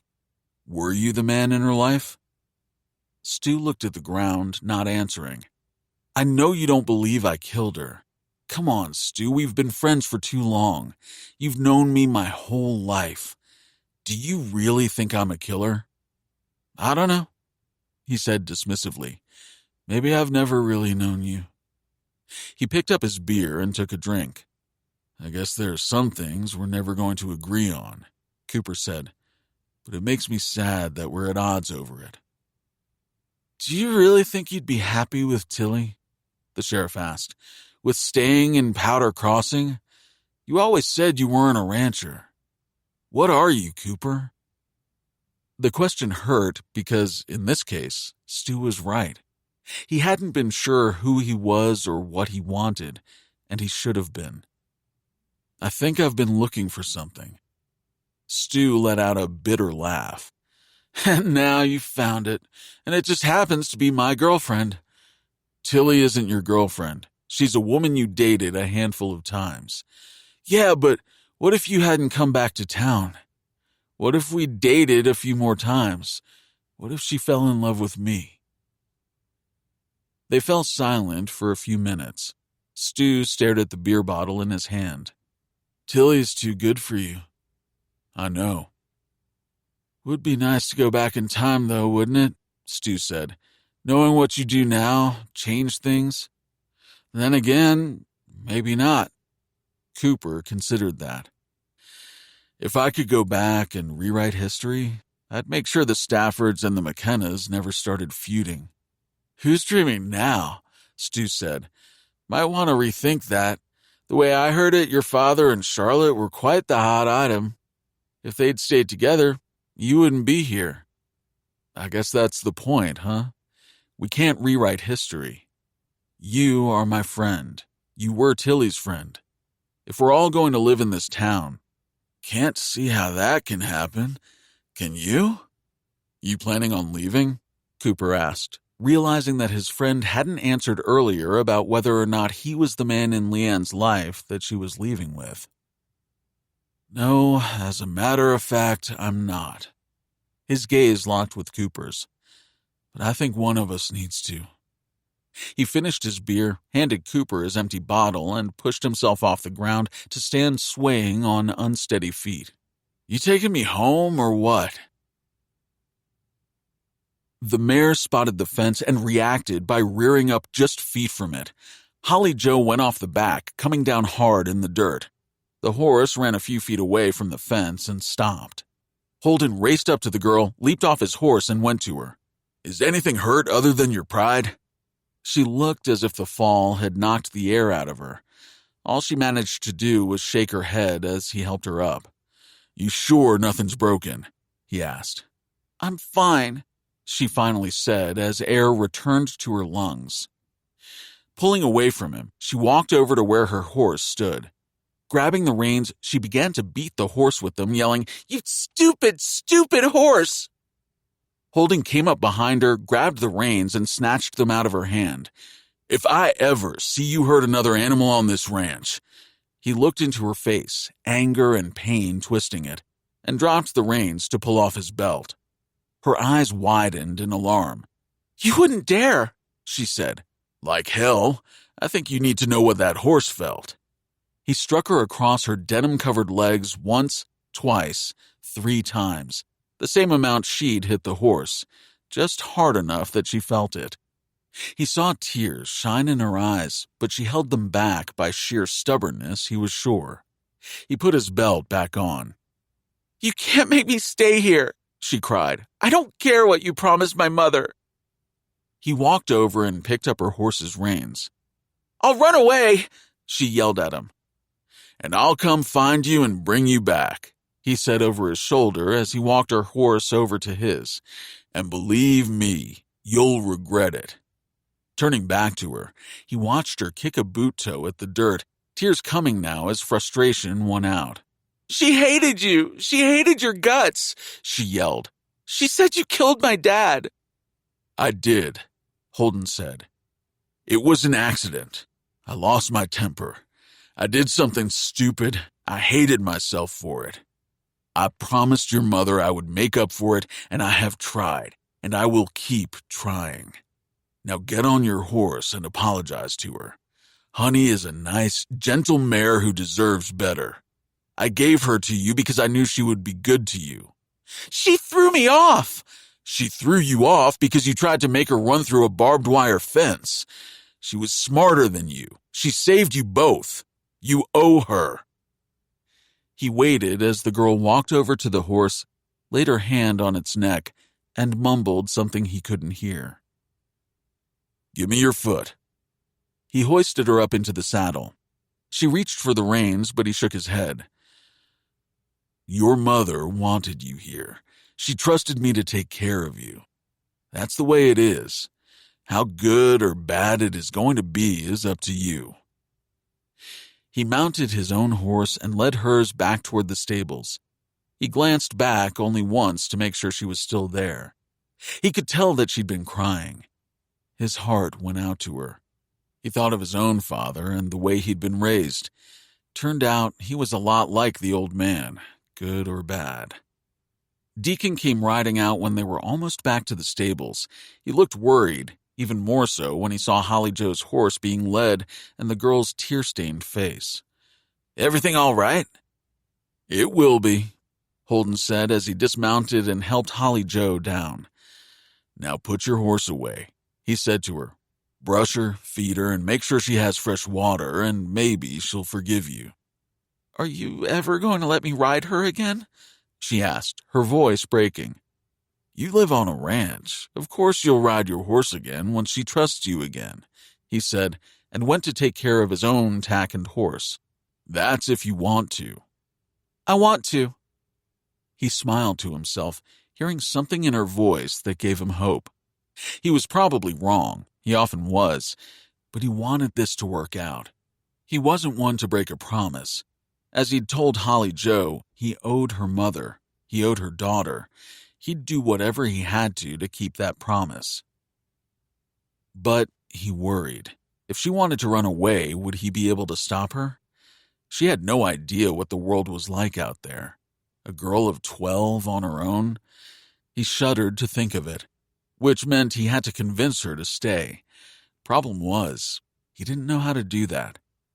Probably taking his bell to her hadn't helped, but if she was going to stay, she wasn't going to be abusing the animals. Of that, there was no question. He'd seen too many cowboys beat their dogs, their horses, often their wives. It made him sick to his stomach to see animals mistreated like that. It had gotten him into more fights than he should have taken on, including the one that had gotten Holly Joe's father killed. Charlotte reined in her horse as she saw the rider waiting for her. When she'd heard about the meth lab on the old homestead, she'd felt gutted. She had no doubt that it was what Oakley had been doing on the McKenna ranch when she'd been shot. That old homestead had been part of the Smith ranch. Her best friend growing up had been Margie, right up until Holden had married Margaret Louise Smith, and all that land was added to the McKenna ranch. She'd never forgiven Holden, or Margie. It wasn't in her nature to forgive. At least, that was what her mother had told her, and apparently it had been true. Even when she'd heard that Margie was sick, she hadn't been able to bridge what she'd seen as an unforgivable betrayal. She'd been stuck on the other side even as Margie died, making it impossible to grieve alone. Regret was a hard pill to swallow. She'd had to learn to live with it, shifting all her anger and regret onto Holden. Now it was as if the past refused to die, taunting her with soured memories and tormenting her with the precious ones she still couldn't let go of as much as they hurt. Elaine looked up as Charlotte rode into the trees to join her. They'd been meeting like this for years, since Margie had fallen ill. Elaine had taken pity on her one day when they'd run into each other in town at the store. Charlotte had asked about Margie as if the words came flying from her heart against her iron will. Elaine had told her and begged her to forgive and contact Margie herself. "It's your chance to put the past behind you. Do it for yourself," Elaine had pleaded. "Do it for Margie." But Charlotte hadn't been able to. Instead, she'd called Elaine, who gave her updates. When Margie died, Elaine had called and asked to meet. That day, Elaine became her friend, the only true one she counted. Charlotte had cried over Margie's death, the death of their friendship, the death of any hope of changing the lonely, desperate life she'd made for herself. Elaine had shared her own grief in losing Margie, who'd been a friend to her. "Thank you for meeting me," she said now to Elaine. "You heard about the meth lab?" She nodded, met her friend's gaze, and swallowed. "That has to be why Oakley was shot coming from that ravine." "It does seem so," Elaine said. "You do know that Cooper and Tilly went back in there looking for evidence. They're the ones who found the meth lab and called the sheriff." Charlotte hated that she knew little of what her offspring had been up to, unfortunately. She'd heard the rumors about Tilly and Cooper and let her daughter know how she'd felt about it, for all the good it had done. "Have you heard if the sheriff found anything?" "Unfortunately, the lab burned, I believe, before the sheriff could get out there." Elaine took her hand. "Cooper said those men at the meth lab fired on him and Tilly." "Oh, my heaven," she said, feeling sick. "They could have been killed."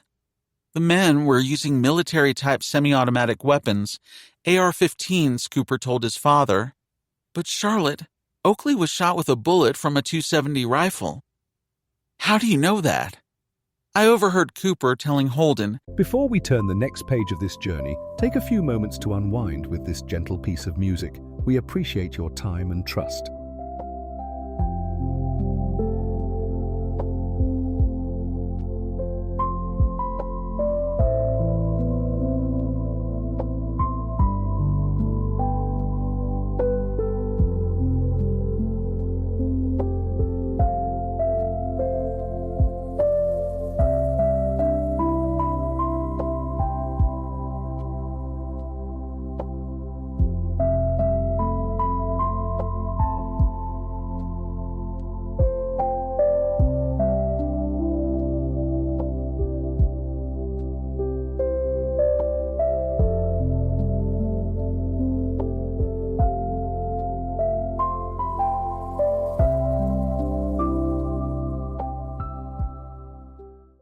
He thinks someone else shot her, Elaine said.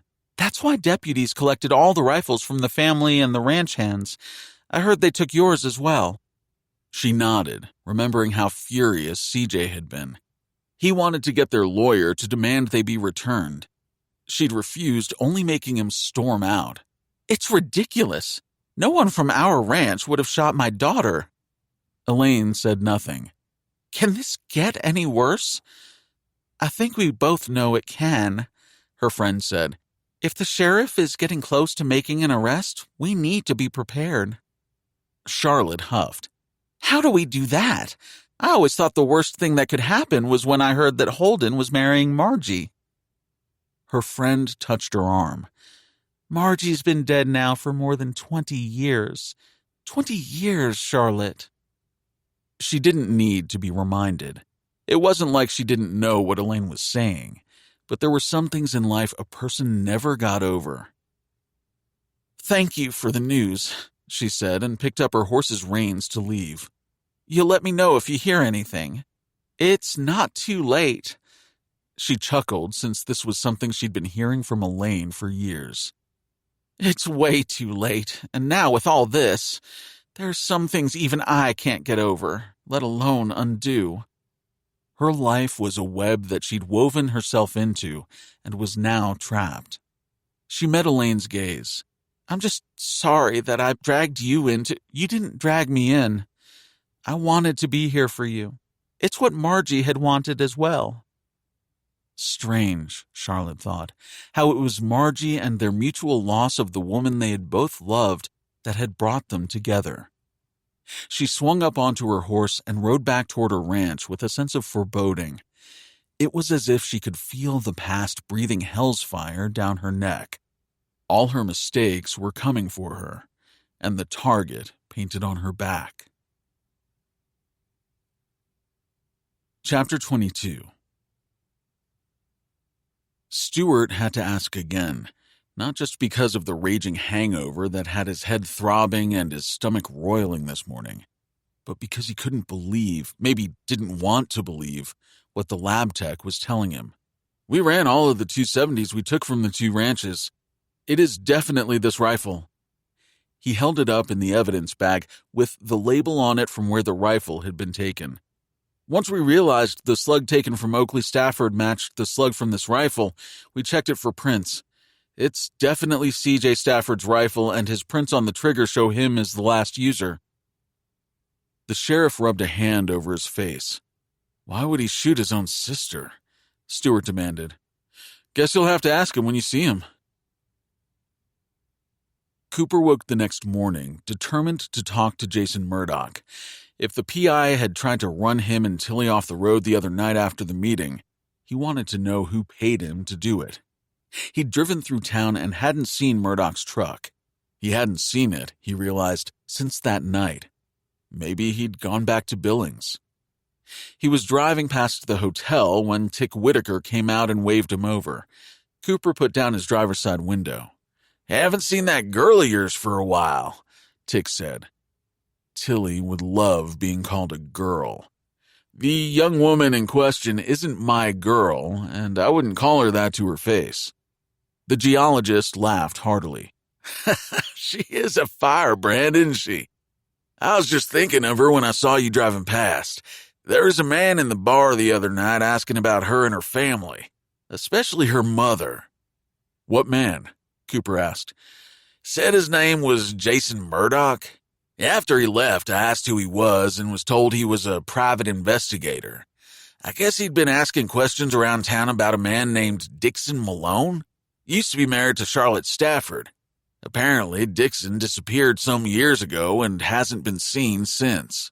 Seemed odd anyone would be looking for him now. Did he say who'd hired him? Tick shook his head. I noticed that a lot of people clammed up in the bar. I heard Tilly's name mentioned. Got the impression everyone liked her. Just thought she should know. Thanks, Cooper said.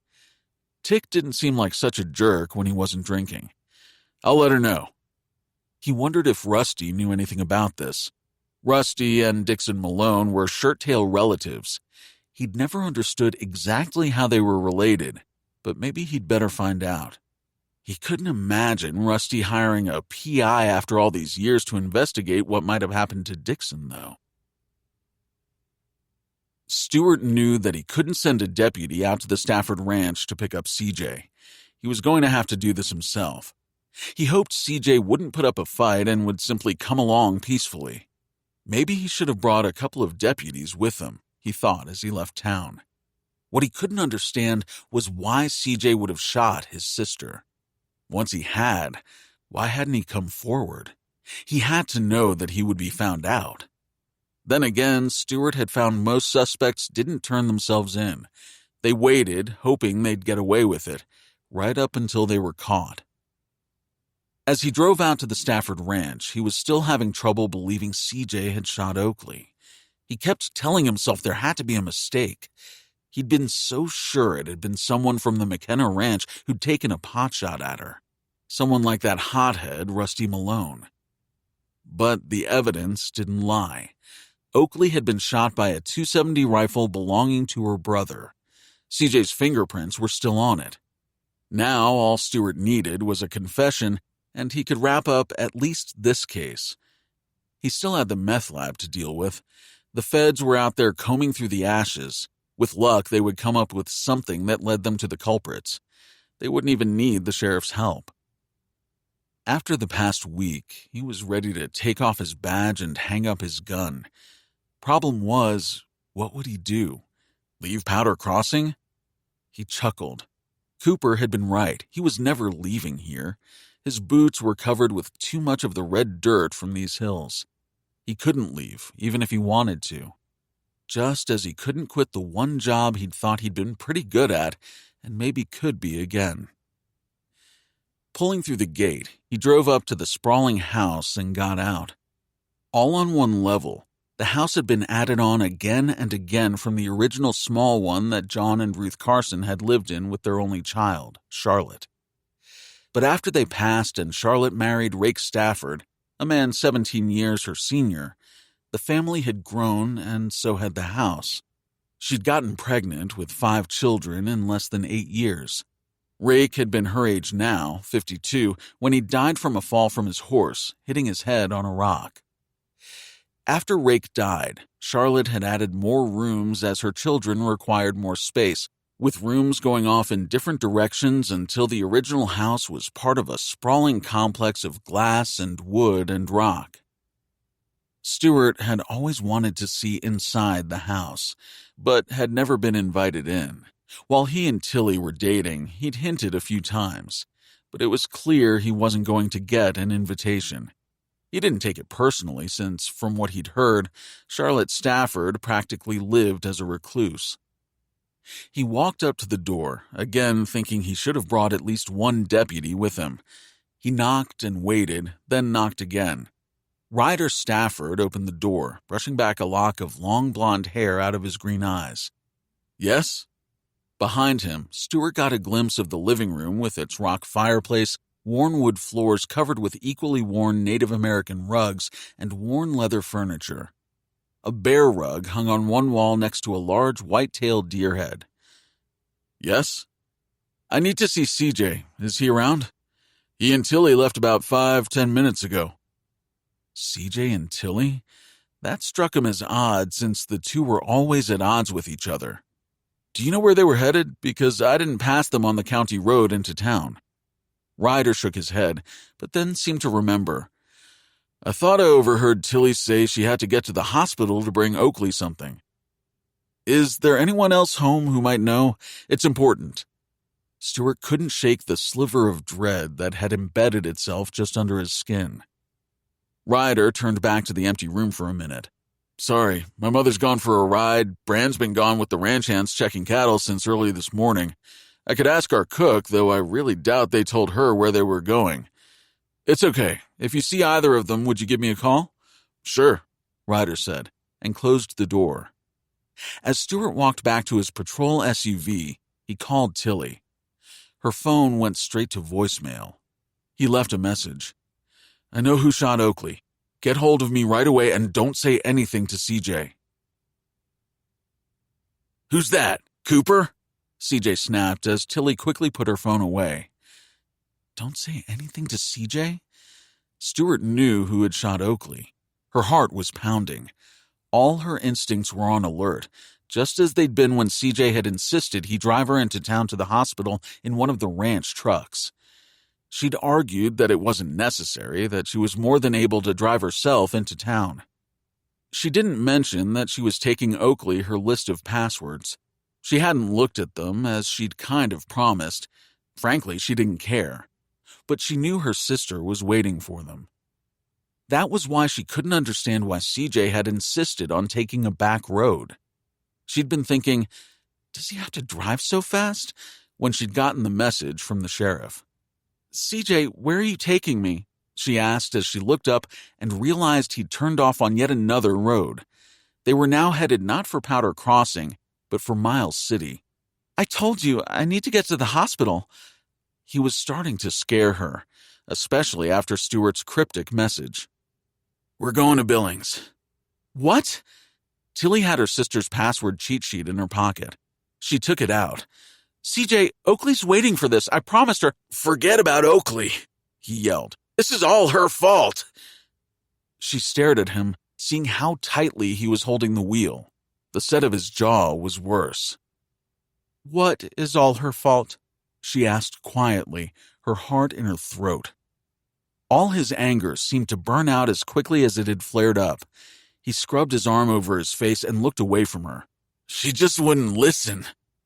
Her pulse drummed in her ears, and she felt dizzy as she watched her brother driving too fast on the narrow dirt road. CJ, pull over. He shook his head. She glanced down at the paper in her hand and realized that Oakley had written her password list on CH4 notepaper.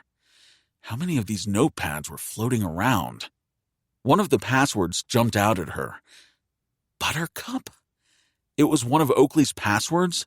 For what? CJ sped up, taking a curve in the narrow dirt road too fast and throwing her against her door. I can't go to Billings. I have to see Oakley. I told you to forget about her. She's fine. He glanced over at her, tears swimming in his green eyes. I have to get out of town, out of the state, maybe out of the country. Tilly swallowed, suddenly even more afraid at the emotion she heard in her brother's voice. Her pulse thundered in her ears at the expression on his face. When she spoke, her voice came out in a whisper. What did you do? He wagged his head, looking miserable. I warned her and warned her. She just wouldn't listen. Someone had to stop her. Realization struck like a slap, stinging and sharp, bringing tears to her own eyes. Oh, tell me you didn't. He looked at her, swallowed, and the words poured out of him. I saw her go into that ravine. I waited for her. When she came out, I thought she was headed for their house. I meant to fire just a warning shot. He broke down, no longer capable of talking through his sobs. It was an accident, she said quickly, noticing that he seemed to be driving even faster and more recklessly. Oakley's fine. She's going to be fine. Once you tell the sheriff what happened... No. It came out a growl. He wiped his sleeve over his face again and regained control of his emotions, but he was driving more dangerously. The pickup lifted off the road as he hit a bump and came down hard, making him fight to keep the vehicle on the road. I can't go to the sheriff. He shot her a look.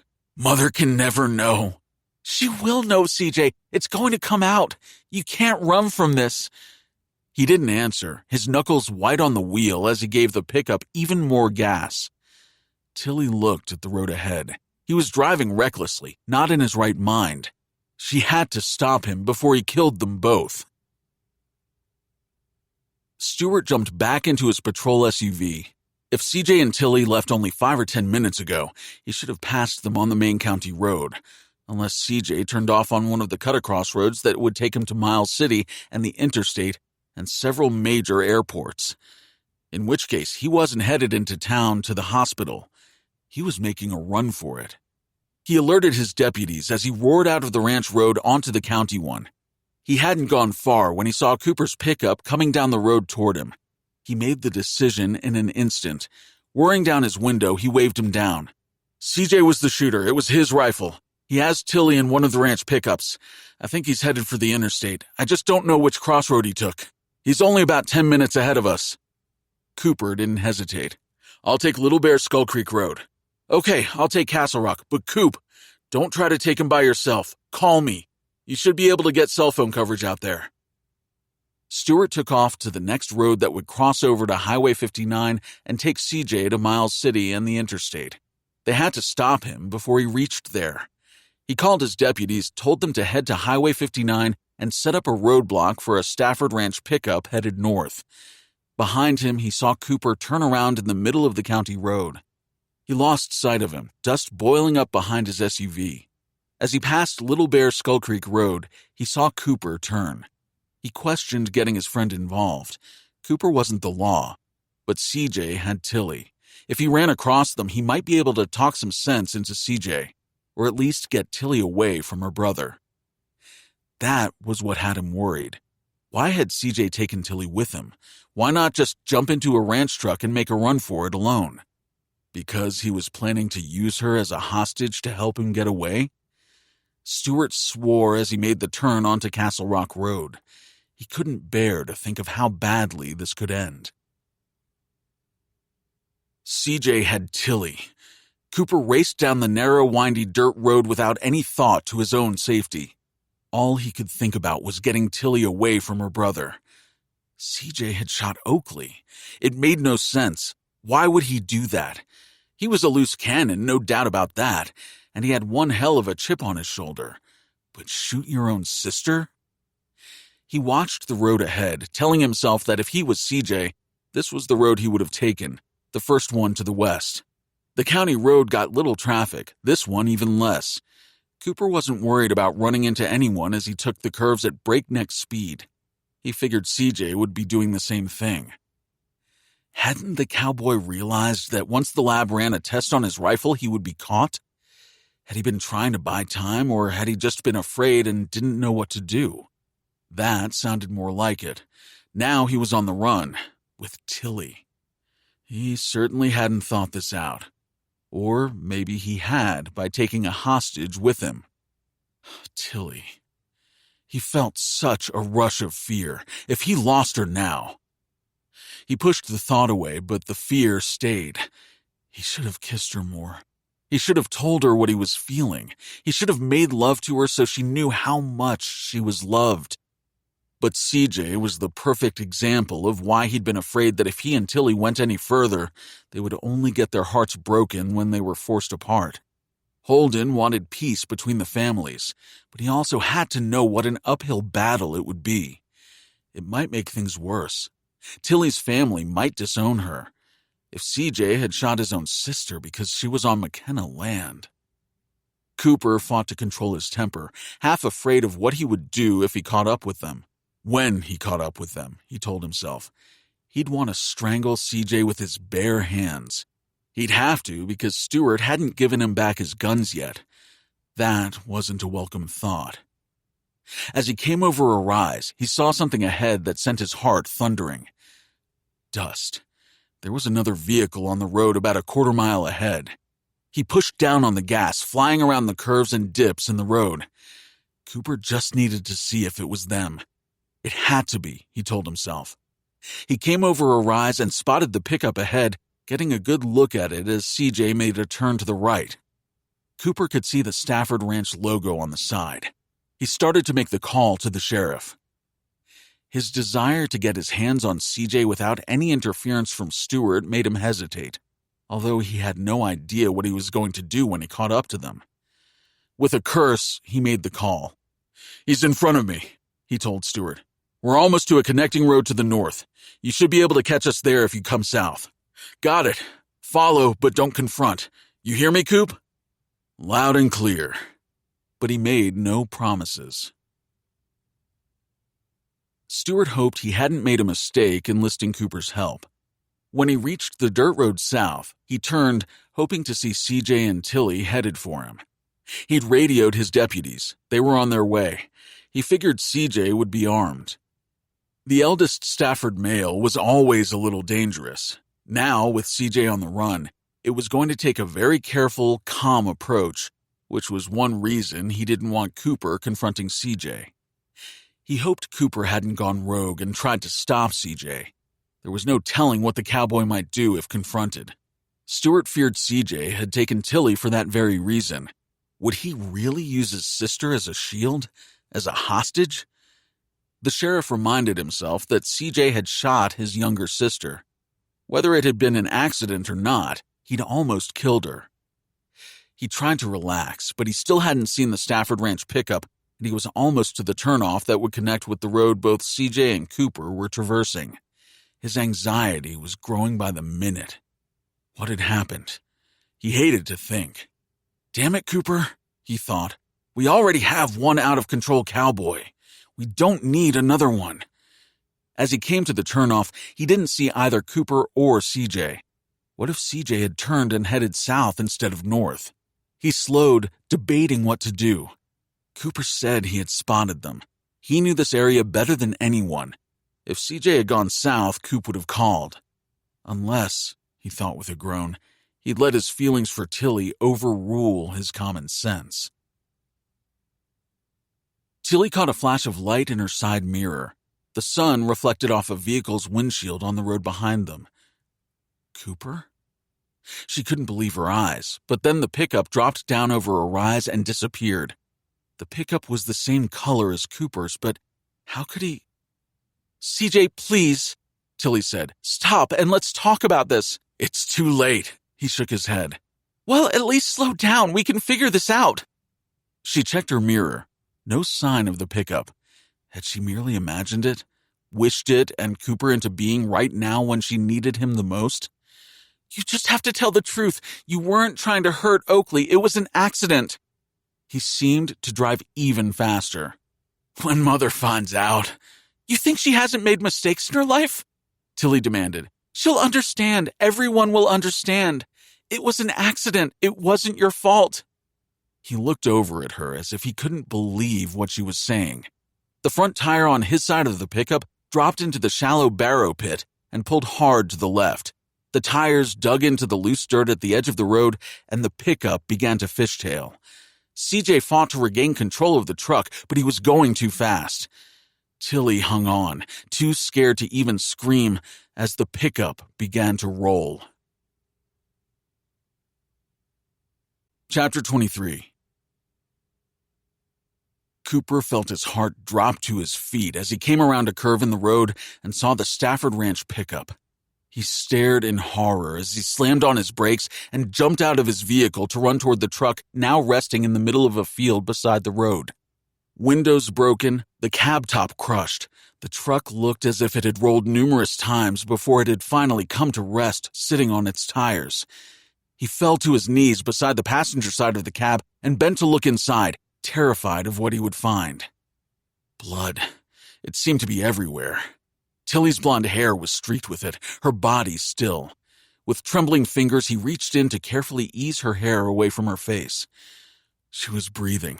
His fingers rested on her temple. He felt a pulse. He could hear a vehicle coming. The sheriff? He pulled out his phone and called 911. There's been an accident, he told the 911 operator. We need an ambulance, at least one injured. He gave her the location as the patrol SUV came into view. He pressed his hand to Tilly's cheek, promising that he would never let her go if she would just live. He stayed with her as the sheriff arrived, then his deputies, followed by an ambulance. He finally had to step away as the EMTs and Jaws of Life went to work to get her out of the truck. As he stood there, he saw that CJ was conscious and screaming for help inside the wreckage. Cooper hadn't checked on him, wanting to stay with Tilly, but he knew that wasn't the only reason. He'd been half afraid of what he would do to him. They're getting Tilly out, Stewart said beside him. I figured you'd want to follow the ambulance to the hospital. He nodded, feeling hollowed out at the sight of her on the stretcher. His throat had gone dry, and he doubted he could speak even if there were words. He'd never been in this kind of pain, nor felt so helpless. I'll need to write up a report at some point, the sheriff said. Did you see them roll? He shook his head. You hadn't caught up to them? He glanced at him, knowing exactly what he was asking. Did Stu really think he would have jeopardized Tilly's life by chasing CJ? He swallowed. I hadn't caught up to them yet. I doubt they even knew I was behind them. That answer your question? I had to ask. Cooper met his gaze. The truth was that he hadn't known what he would have done if he had caught up to CJ's pickup. Charlotte couldn't believe both of her daughters were now in the hospital, her older girl now possibly fighting for her life. Just as crushing, CJ had been driving the truck and had apparently also been injured. She could lose both of them, and she had no idea what had happened, just that it had her running scared. Her world seemed to be coming apart at the seams, unraveling a piece at a time as if the fabric of her life had become rotten. The thought made her realize how true it might be, and she knew she was to blame. She didn't believe in karma, but maybe she was getting what she deserved for the role she'd played in all of their lives. If so, it was only the beginning. Karma wasn't through with her yet. Not even close. She walked into the emergency room and saw her daughter lying on a gurney. Not her beautiful Tilly. There was no sign of CJ. Surely he hadn't. Her knees went weak. A nurse rushed to her to tell her that CJ had been taken up to surgery. Tears flooded her eyes. She grabbed the wall for support, awash in her sins that had wrought this. A doctor and nurse were working on Tilly. All she heard was surgery before the two began to roll her away. She rushed forward to touch her daughter's arm before she was gone, the nurse saying something about waiting for word. As she turned, she saw Cooper McKenna. He sat in a nearby chair, his head down and resting in his hands covered in blood. Her daughter's blood? Her nails bit into her palms. She took a step toward him, knowing only that there had been an accident, desperately wanting to put all the blame on this McKenna and all the rest of them. Mrs. Stafford? The sheriff's voice stopped her. She turned slowly, suddenly feeling too lightheaded. He took her arm. Let's go down here where we can talk. Who did this? She demanded the moment he lowered her into a waiting room chair and closed the door so they had some privacy. I saw that McKenna. It wasn't Cooper. She looked up at him then, saw something in his eyes. This man was about to rip out her heart. She braced herself, straightening in her chair as she reminded herself who she was. Tell me everything, she said, and then wished she hadn't. Cooper looked up as someone tapped his shoulder. He didn't know how much time had passed since he'd been told to sit down and wait. He blinked up at the nurse. I'm waiting to see Tilly Stafford, he said. The nurse nodded. All I can tell you is that she's out of surgery. She's going to be all right. The nurse gave him a reassuring smile. I'm sure the doctor can tell you more. He felt as if he could finally breathe a little. Can you tell me what room she's in? She's still in recovery. You won't be able to see her until tomorrow. He nodded, reminding himself that he wasn't family, that he would have to sneak in to see her when her mother wasn't around. As the nurse walked away, he stood, rubbing the back of his neck. It was stiff from hours in the chair. Tilly was going to be fine. She had to be. His relief was followed quickly by his anger at CJ. The bastard had better not die because Cooper wanted a piece of him. When he saw the sheriff coming down the hallway, he waited. Cooper met Stu's gaze. She's going to be all right, isn't she? Stewart nodded. Mild concussion, abrasions, broken forearm that had to be set. He took a ragged breath, let it out. CJ? The sheriff seemed to hesitate. He suffered a lot of abrasions, some broken ribs, and a severely fractured left leg. He also has a neck injury and right now has no feeling in his lower extremities. Will he ever walk again? They don't know at this point. They're trying to assess the damage right now, Stu said. Let me guess, you're hoping he can walk again so you can beat him up. Cooper chuckled. You think I wouldn't go for his throat even if he was in a wheelchair? No, I don't think you would, even if he can walk again. You want to be with Tilly? You can't beat up her older brother. Even the one who tried to kill both of his sisters? Stu pulled a face. Both were accidents, though. He held up his hand to keep Cooper from interrupting him. He was responsible for both. Maybe he's learned something from this. He snorted, and Stu laughed. Yeah, he's still C.J. Stafford. Yeah, Cooper said, as he saw C.J.'s mother crying down the hall. Crying with relief that her daughter was going to live, or crying because her son was badly injured and going to prison? Or was he? She'll get him off if there is any way in hell. Stu followed his gaze down the hall before looking at Cooper again. You going to be all right? Sure, I'll be fine. But he didn't feel fine. He remembered being on the ground next to Tilly when she was trapped in the wrecked pickup, promising that if she lived, he wouldn't let anything come between them. He hadn't realized what an impossible promise it had been, but he did now. Not that it would stop him, but as Stu had pointed out, it would force him to rein in his ambivalence. He'd have to be a lot more diplomatic than he was by nature. He'd have to tread lightly if there was any hope of bridging that gap between the families. How else could he and Tilly survive even a relationship, let alone a marriage and children? It was going to take a better man than he was right now, he thought, because he still wanted to go for CJ's throat. Hopefully, he'd get over that impulse before the cowboy got out of jail. Chapter 24. Cooper knew he wouldn't be able to see Tilly until morning. As he climbed into his pickup, his stomach growled, reminding him that he hadn't eaten all day. He didn't feel hungry, but he did feel lost, and he had no desire to go home right now. He drove down to the Wild Horse Bar, took a stool, and ordered a burger and a beer. It was quiet and cool, not even many of the regulars here at this time of the evening. Things would pick up later, but right now he pretty much had the place to himself. He did notice that Deputy Ty Dodson was sitting at a table in the corner with a friend. Cooper hoped he stayed there. Rumors are running wild, Eric, the bartender, said as he poured him a draft and set it on a napkin in front of him. The man was young, early 20s.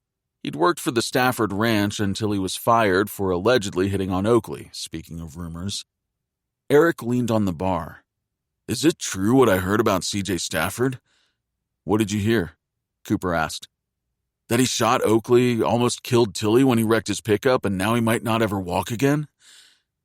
Cooper shook his head. News to me. The way rumors traveled in this county truly amazed him. Then again, he suspected Deputy Ty Dodson had probably been spreading a few. Can't say I'm surprised knowing what I do about that family, the bartender said. Heard a private investigator out of Billings has been asking a lot of questions about Charlotte Stafford's husband who disappeared. Cooper pretended he hadn't heard that. What kind of questions? That maybe Dixon Malone never left here, at least not alive. Strange no one has seen or heard from him. Cooper sipped his beer. Who'd care enough to hire a private detective? He asked, scoffing. Dixon's daughter from his first marriage. That was news. I guess I never knew that he was married before. Eric nodded, looking pleased with himself to be sharing the news. The PI is asking everyone who has any kind of connection to the Staffords. From the kitchen, the cook called, Order up! And the bartender went to get Cooper's burger. Now it's got people wondering about Charlotte's first husband, the old guy, Rake Stafford, the one she had her kids with. People are questioning now if he really did die of natural causes. Eric lifted a brow as he set down the burger before reaching under the bar for ketchup and mustard. With her second husband missing and her first one dead and buried, might have to dig the old guy up and see just how natural his death was. Sounds like a whole lot of speculation, Cooper said, and very little evidence of wrongdoing. Maybe, Eric said, but if they find out that Dixon Malone never left the Stafford Ranch, well, kind of opens up a whole can of worms, doesn't it? He laughed at his own lame joke. Fortunately, a patron down the bar called to Eric for another drink. Cooper devoured the burger, finished his beer, and left. He'd heard the rumors for years. Everyone wanted to make Charlotte Stafford a killer. Or maybe they just wanted to see her knocked off her throne. The fact that she was so seldom seen, yet had so much power in the county without leaving her ranch, made her a target. But now a PI was looking into her second husband's disappearance. Sometimes where there was smoke, there really was fire. He certainly hoped not, though. The sheriff made it official as soon as CJ came out of surgery. He found Charlotte in her son's room with 2 attorneys. She was on the phone when Stewart walked in. He could hear her making plans to have CJ flown to a facility that specialized in neck injuries. He read CJ his rights over the objections of his mother and the attorneys. "Oakley isn't filing charges," Charlotte said indignantly. "Well, the county is, Mrs. Stafford," Stewart told her. "It was a shooting. Your son fired at his sister and hit her. I'm sure your lawyers will be talking to the prosecutor. Meanwhile, I'm just doing my job. It's the law." She huffed and turned her back to return to her phone call. Her attorneys started to argue, and Stewart held up his hand. "I'll let your lawyers fight it out." With that, he walked out. CJ would probably never get more than a slap on his wrist. If his mother had anything to do with it, her son wouldn't even spend a minute behind bars. CJ wasn't talking on the advice of his attorneys. But according to Tilly, CJ told her that he'd fired a warning shot when he'd caught Oakley on McKenna property, thinking she was meeting up with one of the McKenna boys after he'd warned her to stay away from them. Unfortunately, it sounded like something the trigger-happy CJ Stafford might do. That he might never have to pay for what he'd done wouldn't sit well, especially with Cooper. But his friend had lived in this county long enough that he should know that Charlotte Stafford got what she wanted. It was no secret that she would move heaven and earth to protect her eldest son. As Stewart was leaving the hospital, he saw Cooper drive up. He walked over to his friend's pickup as Cooper put down his window. "How do you feel about getting a beer? I picked up a 6-pack on my way here. You know, I really could use one. Your new deputy's down at the bar, so let's not go there." Stewart saw that gleam in Cooper's eyes that he'd missed seeing for a long time. "You weren't suggesting the fire tower?" Cooper grinned. "Got to admit, it did cross my mind. It's been a long time. Too long. Hop in." They said little on the drive up into the mountains to the fire tower. They used to come here as kids after getting someone to buy them a 6-pack of cheap beer. They would sit on the top deck, legs dangling over, and take in the view as they talked about sports, girls, school, girls, horses, and girls. Tonight, they climbed the winding stairs up to the top as they had done so many times before. The wind rocked the large nearby ponderosa pines, playing a melody in the branches that was both familiar and at the same time a little melancholy. As they sat down on the deck, their legs dangling over the side, Stewart was painfully aware that they weren't kids anymore. They weren't worried about things that now felt so irrelevant. The issues in their lives felt huge, life-changing, scary. Cooper popped open one of the cans of beer he'd bought and handed it to him. He opened one for himself. "To us," Cooper said, holding it up in a toast. They touched cans and Stewart repeated, "To us," and took a drink. Stewart looked out at the valley now shaded in twilight. He still loved it here in the Powder River Basin. His father used to call it God's country. He could never see himself leaving, even though he probably should. "Charlotte's having CJ flown out to a special hospital for neck injuries," Stewart said, wanting to be the one to give him the news. Cooper said nothing. "I guess some would say he's paying a hell of a price for what he did." His friend scoffed and shook his head. "What is the price for almost killing both of your sisters?" They fell silent again, as if neither wanted to get into the bigger issues. "Do you remember when Dixon Malone disappeared?" Cooper asked. He looked over at him in surprise at the abrupt change of subject. "Not really. Why?" "That license plate number Tilly had you run for her? Jason Murdoch is a private eye from Billings. Apparently he's in town asking questions about Dixon Malone's disappearance. Rumor is that he was hired by Dixon's daughter from another marriage. After all this time, huh? Stuart took a gulp of his beer and sighed as he looked out at the growing night. It's always something, isn't it? Cooper chuckled. I thought that was why you became sheriff, for the excitement. That and the money. He watched lights blink on across the valley. You thought any more about asking to have Leanne's case reopened? I've thought about it. I haven't changed my mind. Stuart nodded. I can talk to the prosecutor. He's going to be inundated by Charlotte's attorneys for a while, but after the dust settles, I'm sure he'll be happy to reopen it. They drank, listening to night fall around them. Stuart leaned against the log railing, feeling his age. He remembered his father one time saying he'd felt old in his 30s. But it had passed. Stuart hoped it passed soon as he finished his beer, and Cooper handed him another one. Chapter 25. Buttercup. It was the first word Tilly said to him when she opened her eyes and saw Cooper sitting next to her hospital bed. He'd sneaked into her room after her mother had left to find her still sleeping, but he hadn't wanted to wake her. Buttercup. He fought the feeling of déjà vu since that was exactly what Oakley had said. He figured it was the drugs talking. Hello, beautiful. She had scratches and abrasions on her face, a cast on her right arm, but he'd never seen a more wonderful sight than those green eyes of hers open. How are you feeling? I'm groggy, but I'm okay, she said, returning his smile. You heard about CJ? He nodded. I can't believe he shot Oakley, or that he's hurt so badly after wrecking the pickup. Mother says not to worry, that she's taking care of everything, including having him flown out to a special hospital. I'm more worried about you, he said.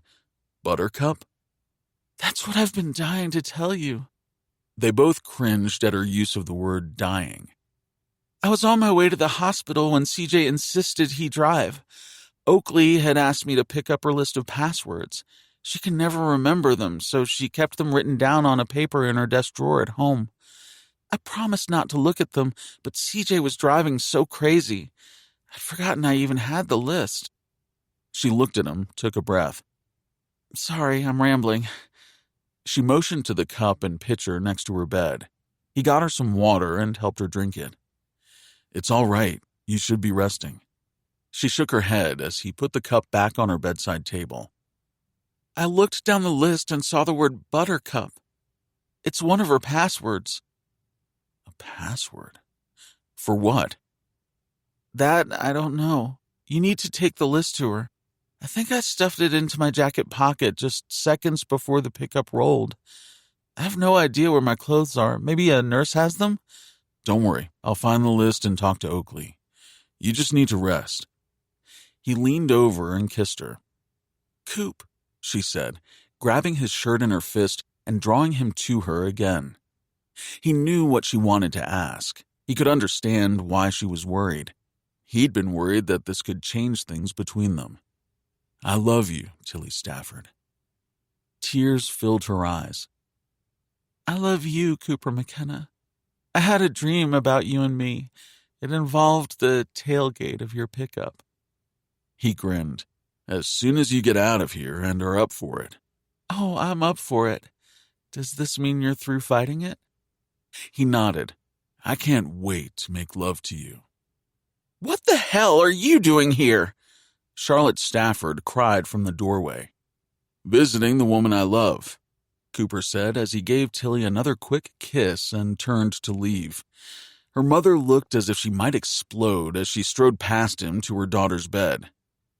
I don't want to hear it, Mother, Tilly said as Cooper left the room, closing the door behind him. His boots felt lighter on his feet as he headed down the hall to find Tilly's jacket and the passwords before visiting Oakley's room. All the way, he couldn't help but wonder why a password had been so important to Oakley that day after being shot. Holden stood in the doorway of the stables watching Holly Joe. He couldn't hear what she was saying, but she was definitely murmuring something to her horse as she groomed the mare. Her movements were slow, almost loving, and he felt a tug at his heart. He'd been beginning to think he'd made a mistake by bringing her here. He'd promised he would take care of her. That didn't mean that he had to bring her to a ranch where she didn't want to be and force her into his lifestyle instead of her own. He'd been having doubts since their ride together. He'd known that she'd thought she would just take off on the horse and never look back. Was she that desperate to get away? But watching her now, he felt such a ray of hope that he wondered how he could ever have thought of not keeping her here. "Interested in going for a ride?" he asked as he approached. She looked up in surprise. "Really? No more stunts like last time?" "I promise," she said excitedly. "I promise. I think Honey wants to go even more than I do." He smiled at that. "She does look like she could use a little exercise. We should saddle the horses." The girl was all smiles now. They walked their horses out of the stables. She went over to the corral and used the railing to climb up on her horse by herself. Turning, she grinned at him. He could see the pride in her eyes. "Nice job," he said as he swung up into the saddle. They rode out across the pasture toward the foothills. He felt the warm morning summer breeze on his face and looked over at Holly Joe. Her expression was one of bliss. He smiled, thinking he'd never felt more alive than at that moment. They stopped in the trees to let their horses get a drink from the creek. He didn't want to spoil this easy peace between them, but he also wanted to talk to her about a few things. "Are you looking forward to school?" She shot him a disbelieving look. "I think you'll enjoy it. You'll meet other kids your age. You'll make friends." She didn't look convinced. He changed the subject. "I've noticed that you don't seem to like a lot of the food we eat. I was wondering if there's something Elaine can buy that you might like." "It's okay. Elaine talked me into trying some beef. It's not bad. I think I could like it." Holden smiled. "Better than broccoli?" She gave him a sheepish look. "I don't really like broccoli." "I noticed you didn't eat much of it." "If I'm going to stay here, what should I call you?" It was a good question, one he hadn't considered. "What would you like to call me?" She shrugged. "I suppose Holden? You're really not my dad?" "No, but I wish I were. I'm glad you're staying with us." Holly Joe looked away. "I'm not sure I belong here." "I think you do, and so does Honey." She laughed at that as she stroked the mare's neck. "You shouldn't believe everything Honey says." He laughed and they turned back toward the house, him promising that they would ride more. "Can I learn to do tricks on Honey?" she asked. "We'll see." He told himself to enjoy this moment because it wouldn't last. He was smart enough to know that there would be tantrums, crying, yelling, and threats to leave. After all, Holly Joe was just at the beginning of her teenage years. He remembered what he'd gone through with Bailey. Just the thought of his daughter reminded him that he hadn't seen much of her lately. He hated to think what she might be up to. He tried not to worry as he looked over at Holly Joe. Right now, he had a good feeling about the future, and he was determined to hang on to it. After leaving Tilly's room, the sheriff went down the hall to visit Oakley. He figured she'd already heard that it had been her brother who shot her. But Stewart needed to make it official. She was sitting up in bed when he stepped in. "I figure you've already heard," he said. "I'm sorry." She nodded. "I knew how CJ felt about a lot of things. I should have known I was pushing him too far. He just seems to think that he's now the man of the house and that we all have to do whatever he says. That's not going to happen. I hope he learns something from this." Her attitude surprised him. He'd known Oakley a long time. This young woman was strong and determined. But he also knew her brother CJ. "You're taking this awfully well." He wasn't completely sure that he believed it. She laughed. "I'm not taking it that well. When I see him, I'm sure I'll have a few things to say to him. With him injured, it will limit how angry I get." "How's your mother doing?" "You haven't seen her?" "Actually, I did just see her." Oakley groaned. "Then I'm sure you have a pretty good idea how she's taking this." CJ is her hope for the future. She keeps thinking he's going to change because she is planning on him running the ranch one day. For such a liberal, strong, independent woman, it kind of amazes me that she thinks CJ should run the ranch. How can she not realize that Tilly is the one who loves the ranch and will take care of it? I can't say the same for my brother. He's all about money and power. But then again, so is my mother. I'm sorry about the problems with the family. Oh, you haven't seen anything yet. Her gaze softened. You know about Tilly and Cooper? He nodded. I have no idea what Mother will do. You're not interested in running the ranch? He had to ask. She shook her head. I'm not sure why I've stayed here this long. Stuart thought he might know. Do you mind if I ask if you're involved with Pickett Hansen? She smiled. I like Pickett, but he's not the only man I'm interested in, if I'm being honest. And in case you're wondering, my brother CJ wouldn't approve of either of my choices. He realized she wasn't going to share any more of her personal life with him. Wasn't his business, but keeping peace in this valley was. I heard you're getting out of the hospital pretty soon. Thank goodness. I'm going stir-crazy in here. I'm going to need a formal statement from you. She started to say that she wasn't pressing charges.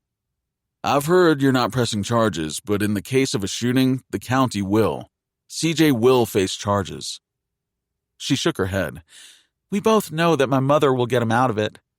I'll send a deputy by with some paperwork. He tipped his Stetson, wished her well, and left. He could foresee a long legal battle ahead, but CJ would get off easy. Not that it would end the trouble in that family.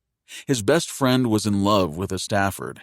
There was a PI in town asking questions about Charlotte's last husband who'd disappeared, and if he'd read Oakley right, she wasn't just interested in a McKenna ranch hand.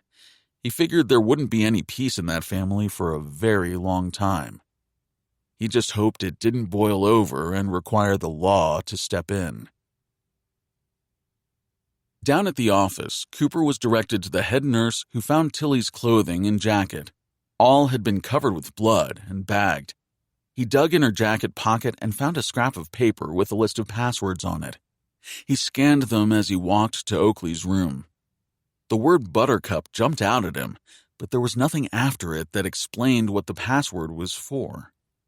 He hoped she would be able to solve at least one mystery that had been driving him batty since she'd ridden her horse onto the road that day. He tapped on her door before peeking in. He didn't want to have a run-in with her mother. He'd barely escaped the last one. Fortunately, Oakley was alone.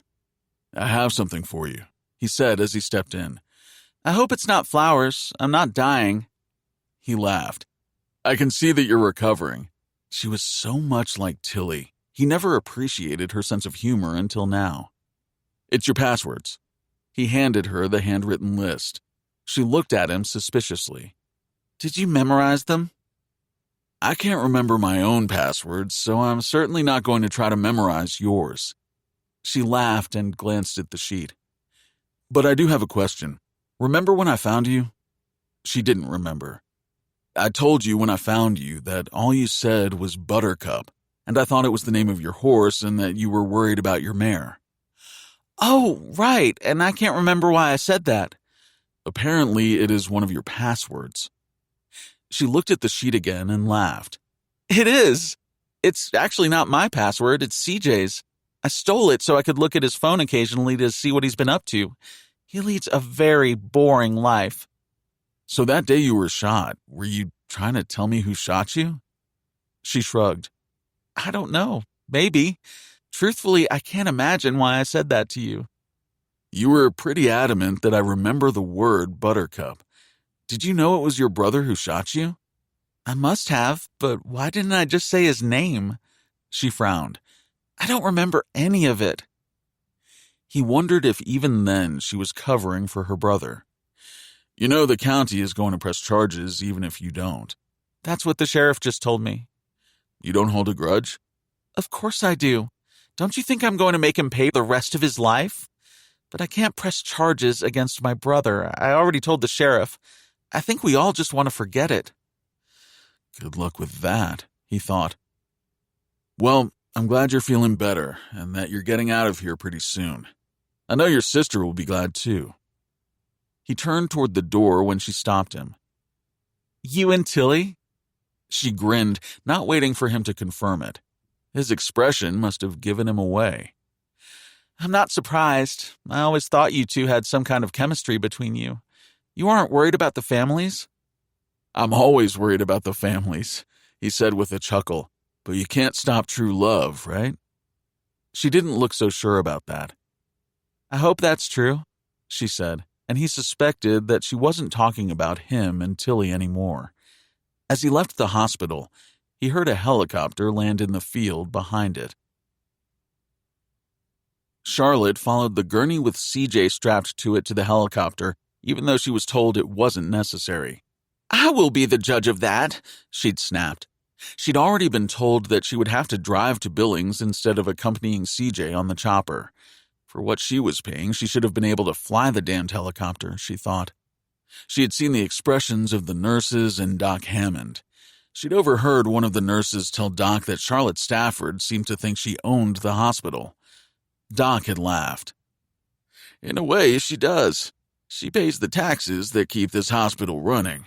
She and Holden McKenna and the other large landowners around here.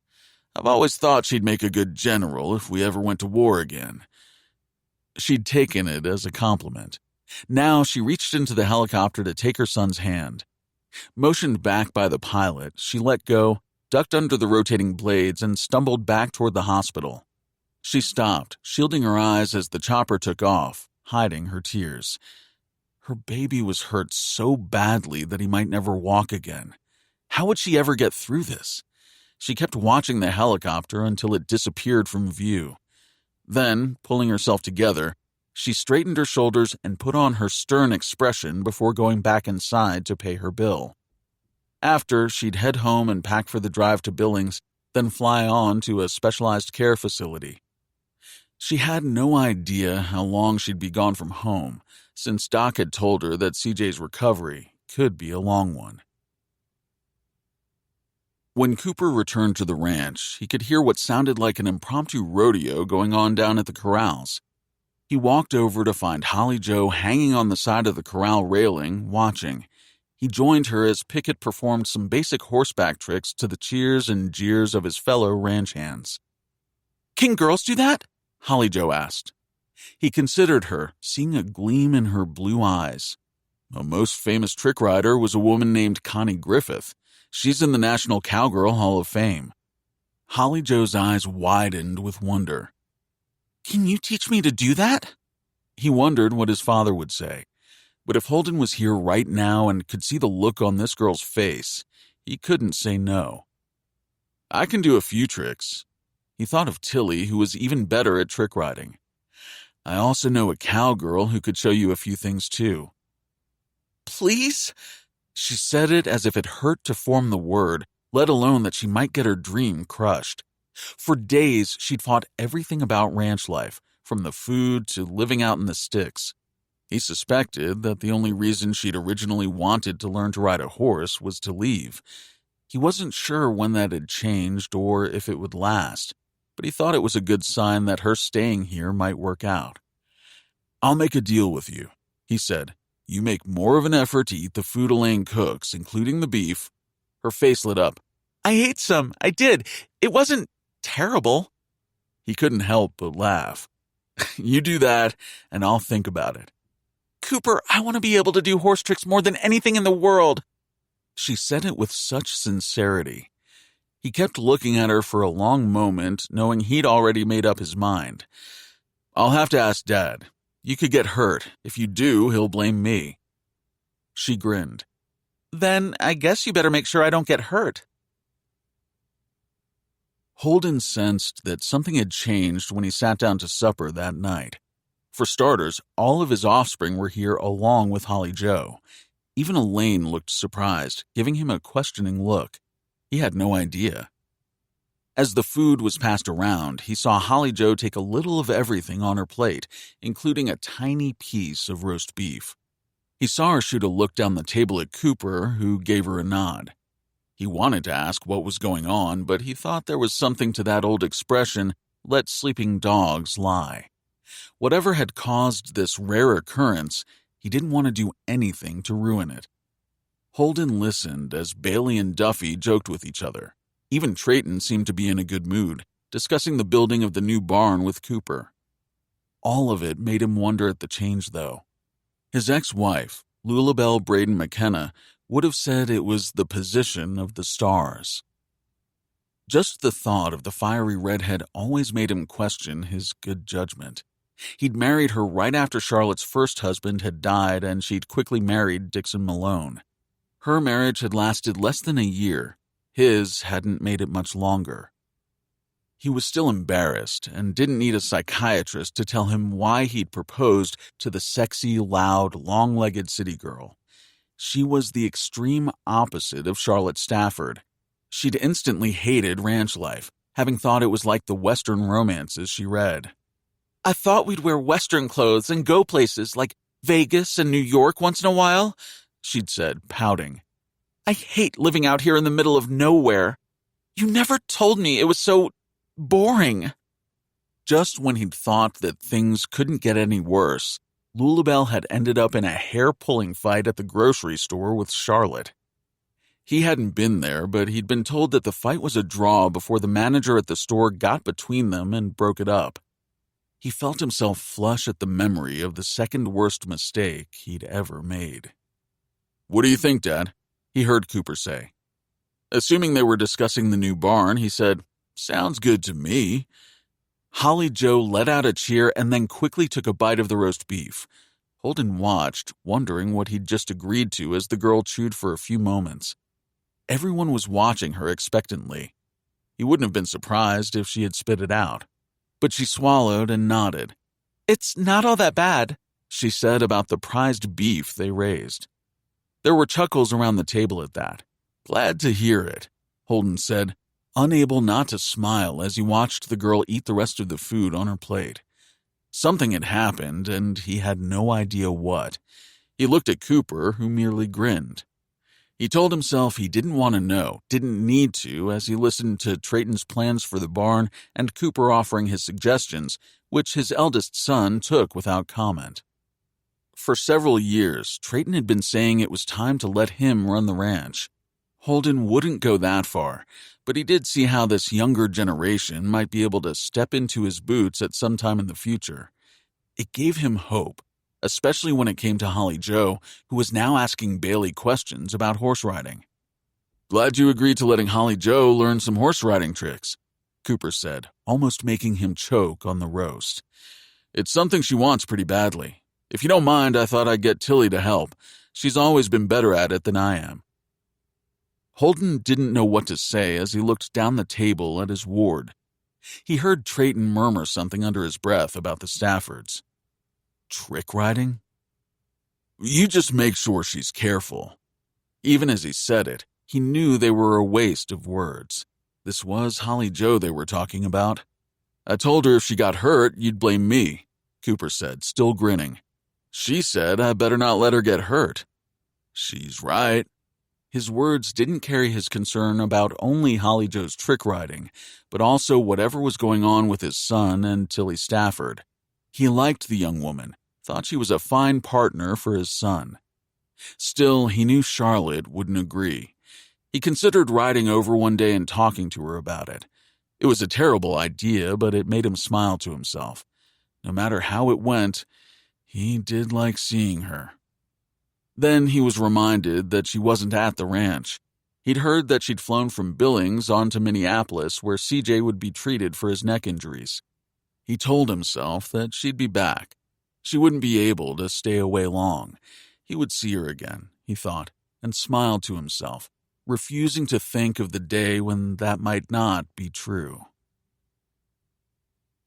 Stewart hadn't realized how late it was. He'd looked up from his desk and the pile of paperwork he'd been wading through. He rubbed his temples, his head aching. He heard the front door of the sheriff's department open, heard the dispatcher say something, and the next thing he knew, a woman was standing in his doorway. He recognized her as the new nurse who worked at the hospital. She was holding a takeout container. The smell of the food made his stomach growl. He couldn't remember the last time he'd eaten. He'd been so busy it had skipped his mind. Stumbling to his feet, he said, "Hello." He wasn't sure what was going on until she stepped in.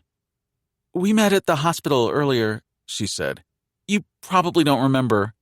He did remember. She had a heart-shaped face, big brown eyes, and a wide, friendly smile. "You looked dead on your feet, and I wondered if you had remembered to eat. When I saw your patrol SUV still in the parking lot and your light on, I hope you don't mind. I brought you supper." He glanced at the container as he went around the end of the desk to take it from her. Shoving the paperwork aside, he set the meal down.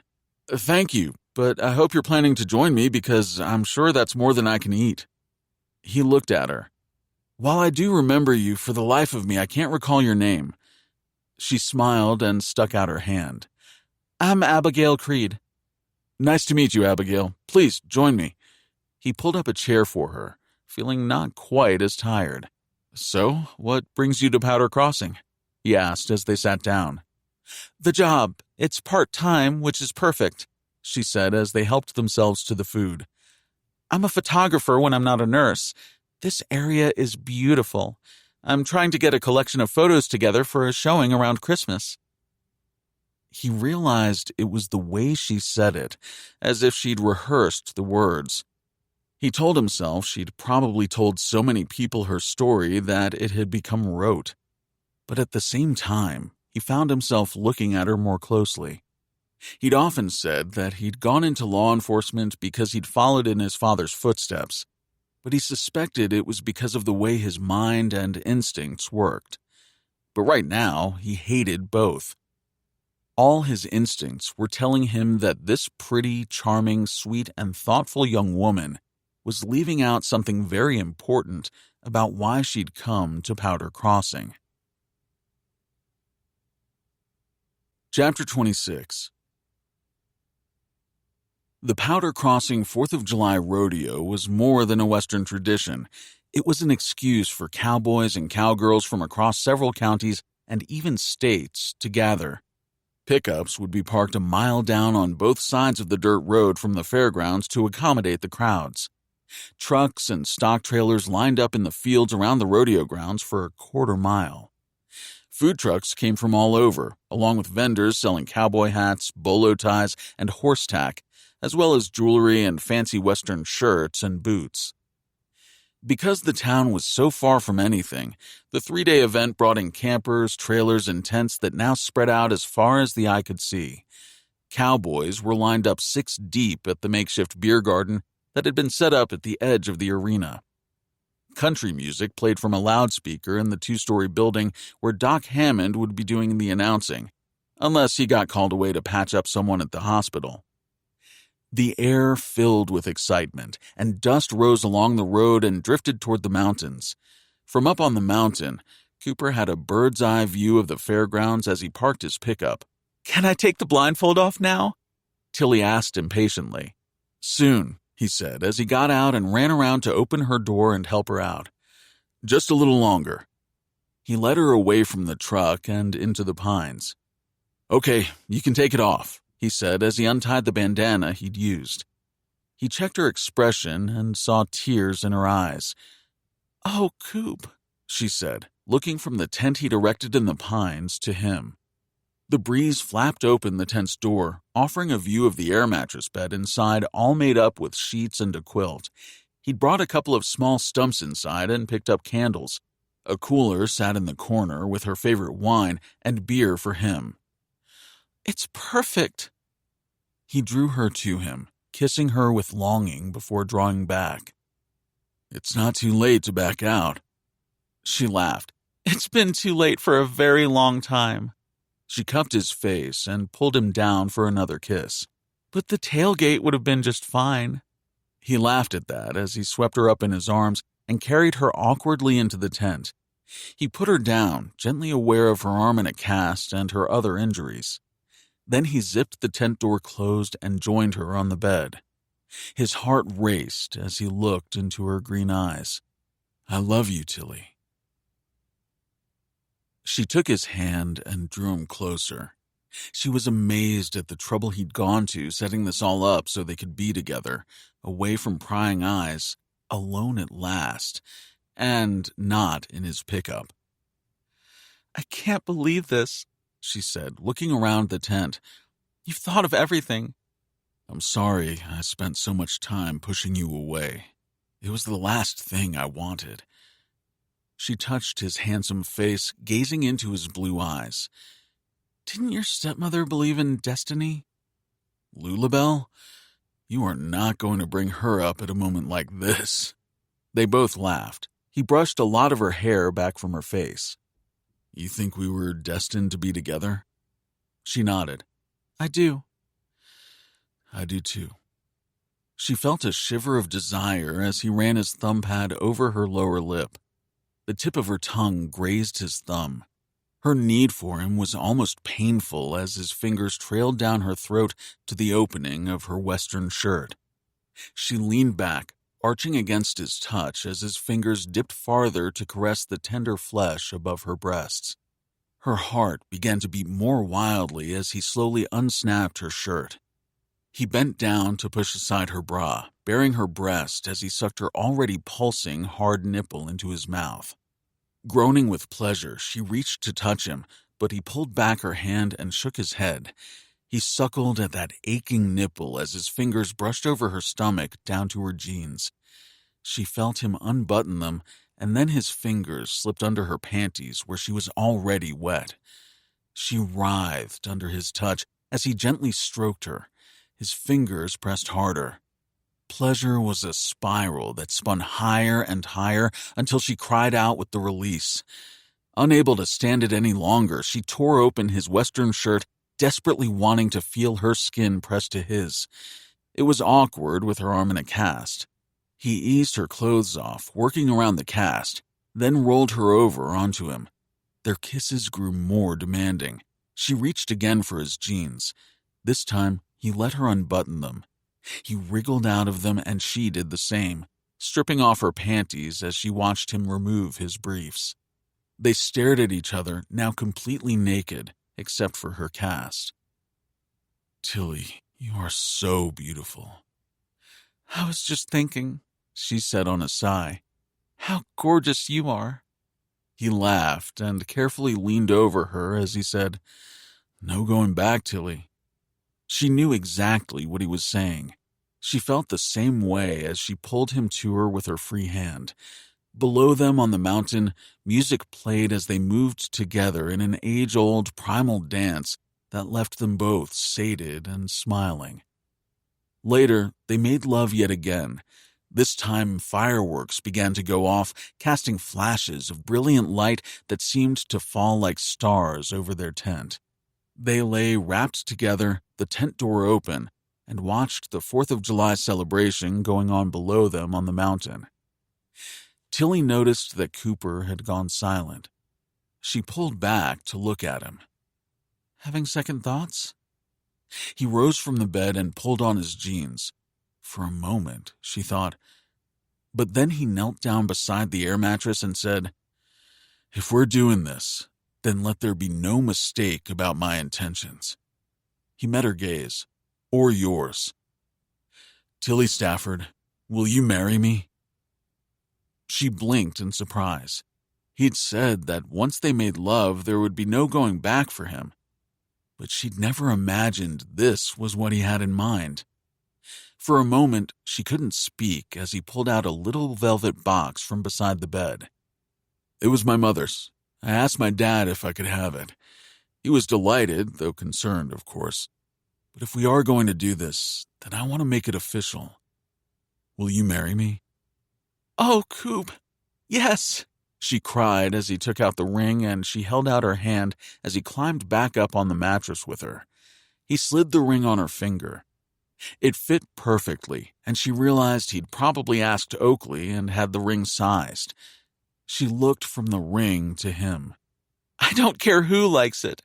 I want to marry you. I'm going to marry you. She tried to throw herself into his arms, but only managed to hit him with her cast, nearly knocking him to the tent floor. He pulled her close, laughing as the night exploded in fireworks around them.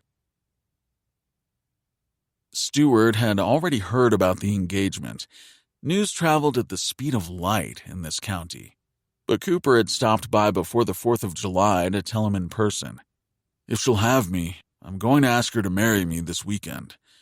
"That's kind of quick, isn't it?" he'd said.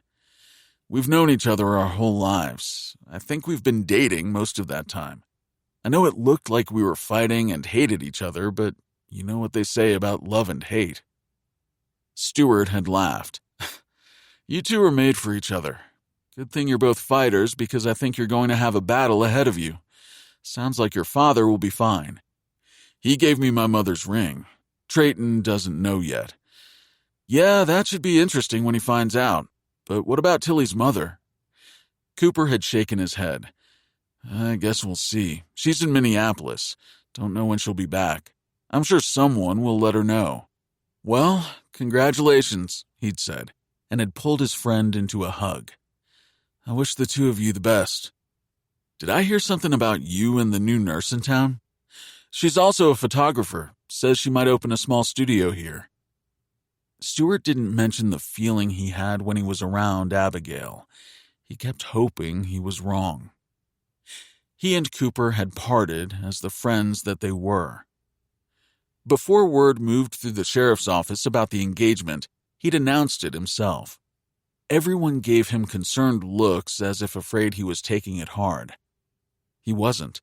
He'd seen it coming and was determined to put the past behind him.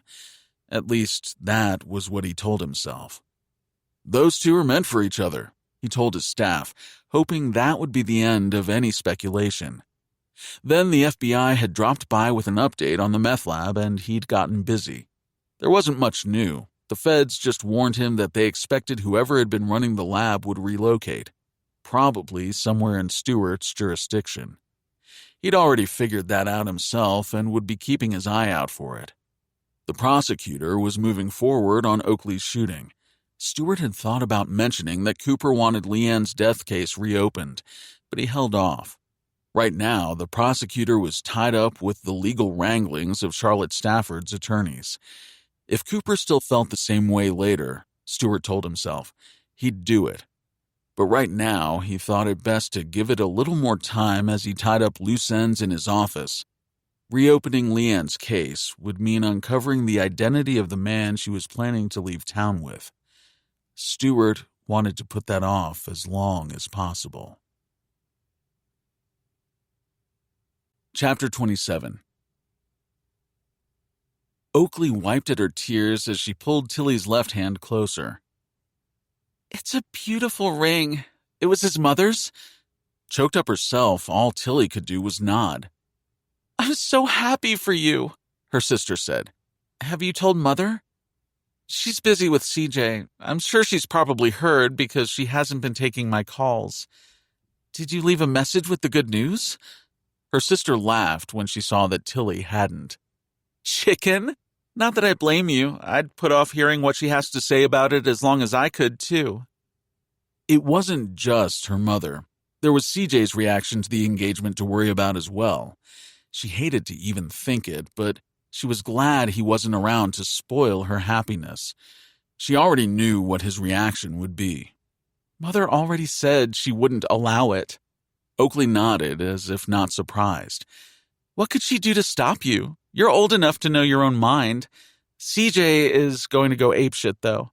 You have such an elegant way of putting things," Tilly said and laughed. Laughing felt good, especially with her sister. "She hasn't disowned you yet, so maybe there's hope?"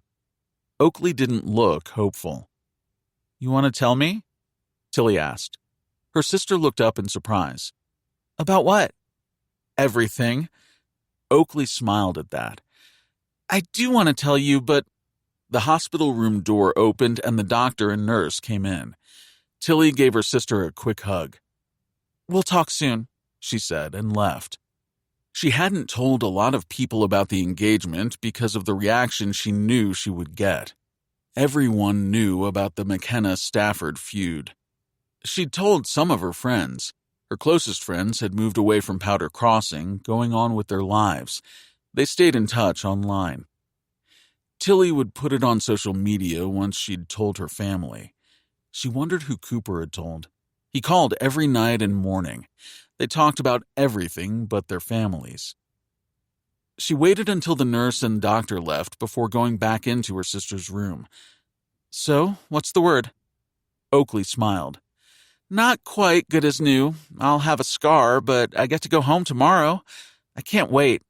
I can pick you up," Tilly offered. "No need. I've got a ride." She looked at her little sister askance, making Oakley laugh. "It's not what you think. Brand offered to pick me up. I know, surprising, huh, that our brother offered? While it is probably out of the goodness of his heart, I suspect it has more to do with the new nurse working here." She shrugged. "I don't mind. I like helping out true love every chance I get." Tilly still found herself studying her sister. Oakley had been living a secretive life that had almost gotten her killed. But the big question was why CJ had shot her. Nothing he'd said before he'd wrecked the pickup made any sense. All her instincts told her that he'd lied about why he'd fired that shot. She just hoped it wasn't because Oakley had discovered the meth lab. Then again, it could have been because of her involvement with dirty business. She doubted, though, that it had anything to do with CJ thinking she was meeting someone on the McKenna ranch. It worried her. Oakley had been living a dangerous life, and none of them had been aware of it. Soon her sister would be going back to it. Tilly had no doubt about that as she said, "Okay, I'm going to head home, but we are going to talk soon. You worry too much about me when you're the one you should be worried about. When Mother sees that rock on your finger..." She shook her head but smiled. "Just remind her that she would have married Holden McKenna if he hadn't chosen someone else." "Oh, that sounds like the perfect thing to remind Mother of when she'd be having a coronary over my engagement to Cooper," Tilly said. "Bye. Call if you need me." As she left, she knew that her mother probably had already heard about the engagement, but she doubted she would call, even to tell Tilly how disappointed she was or to make threats. No, Tilly knew that there wouldn't be a showdown between her and her mother over this until she returned to the ranch with CJ, and who knew when that would be. As she stepped outside into the Montana summer, she decided to enjoy this time. She glanced down at the ring on her finger. She was marrying Cooper McKenna, and she couldn't be happier. Her step felt light as she walked to her pickup. She was in love, and right where she wanted to be. "You missed the rodeo," Holly Jo said when Cooper found her down at the stables. "Everyone was looking for you at the 4th of July celebration." He doubted that. "I was busy." "Trayton was really mad. He said you were probably up to no good with Tilly Stafford." Trayton needed to keep his mouth shut around Holly Jo and her big ears. "You want me to teach you a trick or not?" "Yes." She closed her mouth, but he could tell she had all kinds of questions brewing. After her lesson, he left her to put everything away under Deacon's watchful eye and walked up to the house. He found his father in his den. "Knock, knock," he said, tapping on the open door. "Got a minute?" "For you, always. Have a seat. I just got Holly Jo started on a couple of horse tricks. She's taken to it quickly. We might have created a monster. She keeps saying she wants to be a cowgirl in the Hall of Fame like Connie." He held up his hands. "My bad. I mentioned Connie to her." His father chuckled. "Thank you for doing what you are with her. I wouldn't have the patience." "It does take patience," he admitted with a grumble. "But that wasn't what I wanted to talk to you about. I gave Tilly the ring and asked her to marry me. We're engaged." Eyebrow rising, Holden said, "That was quick." "I suppose that's what people will say, but I think it's been percolating for years." Cooper got to his feet, feeling a little disappointed at his father's response. "Just wanted you to know." "Congratulations," Holden said, rising and reaching for his hand to shake. "She's a delightful young woman. I'm honored for her to become part of our family." "Thank you," he said, shaking his father's hand. "I was worried that you—" No. Holden said quickly. I was just surprised you popped the question so quickly after I gave you the ring. You have my support. Cooper nodded, pleased. If his father had been against it, he would have been another hurdle to leap over, not just now, but in the future.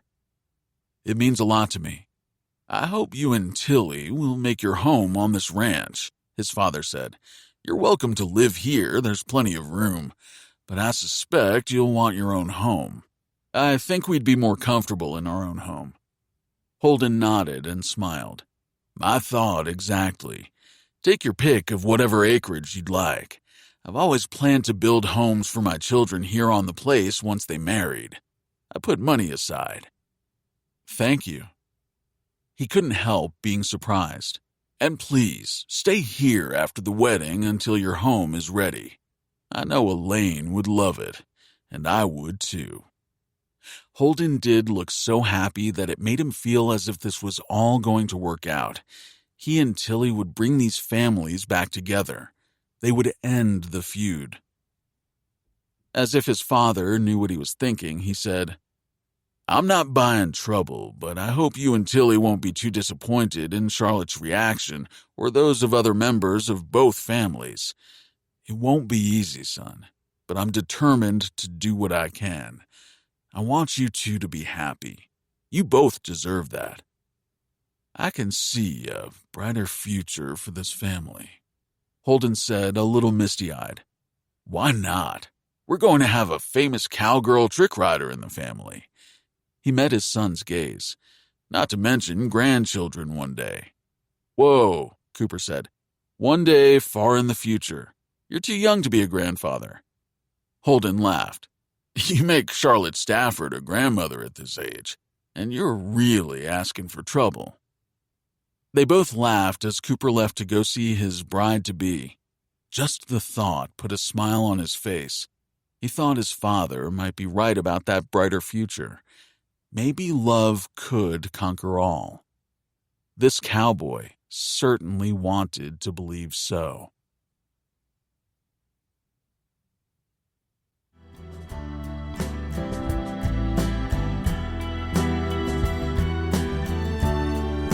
This is Seth Podowitz. We hope you have enjoyed this unabridged production of Dark Side of the River by B.J. Daniels, presented by Canary Street Press and Harper Audio. This program was produced by John Marshall Media, executive producer Carly Katz. Text copyright 2023 by Barbara Heinlein. Production copyright 2023 by Harlequin Enterprises Limited. Used under license with Harlequin Books S.A. All rights reserved. Thank you for listening.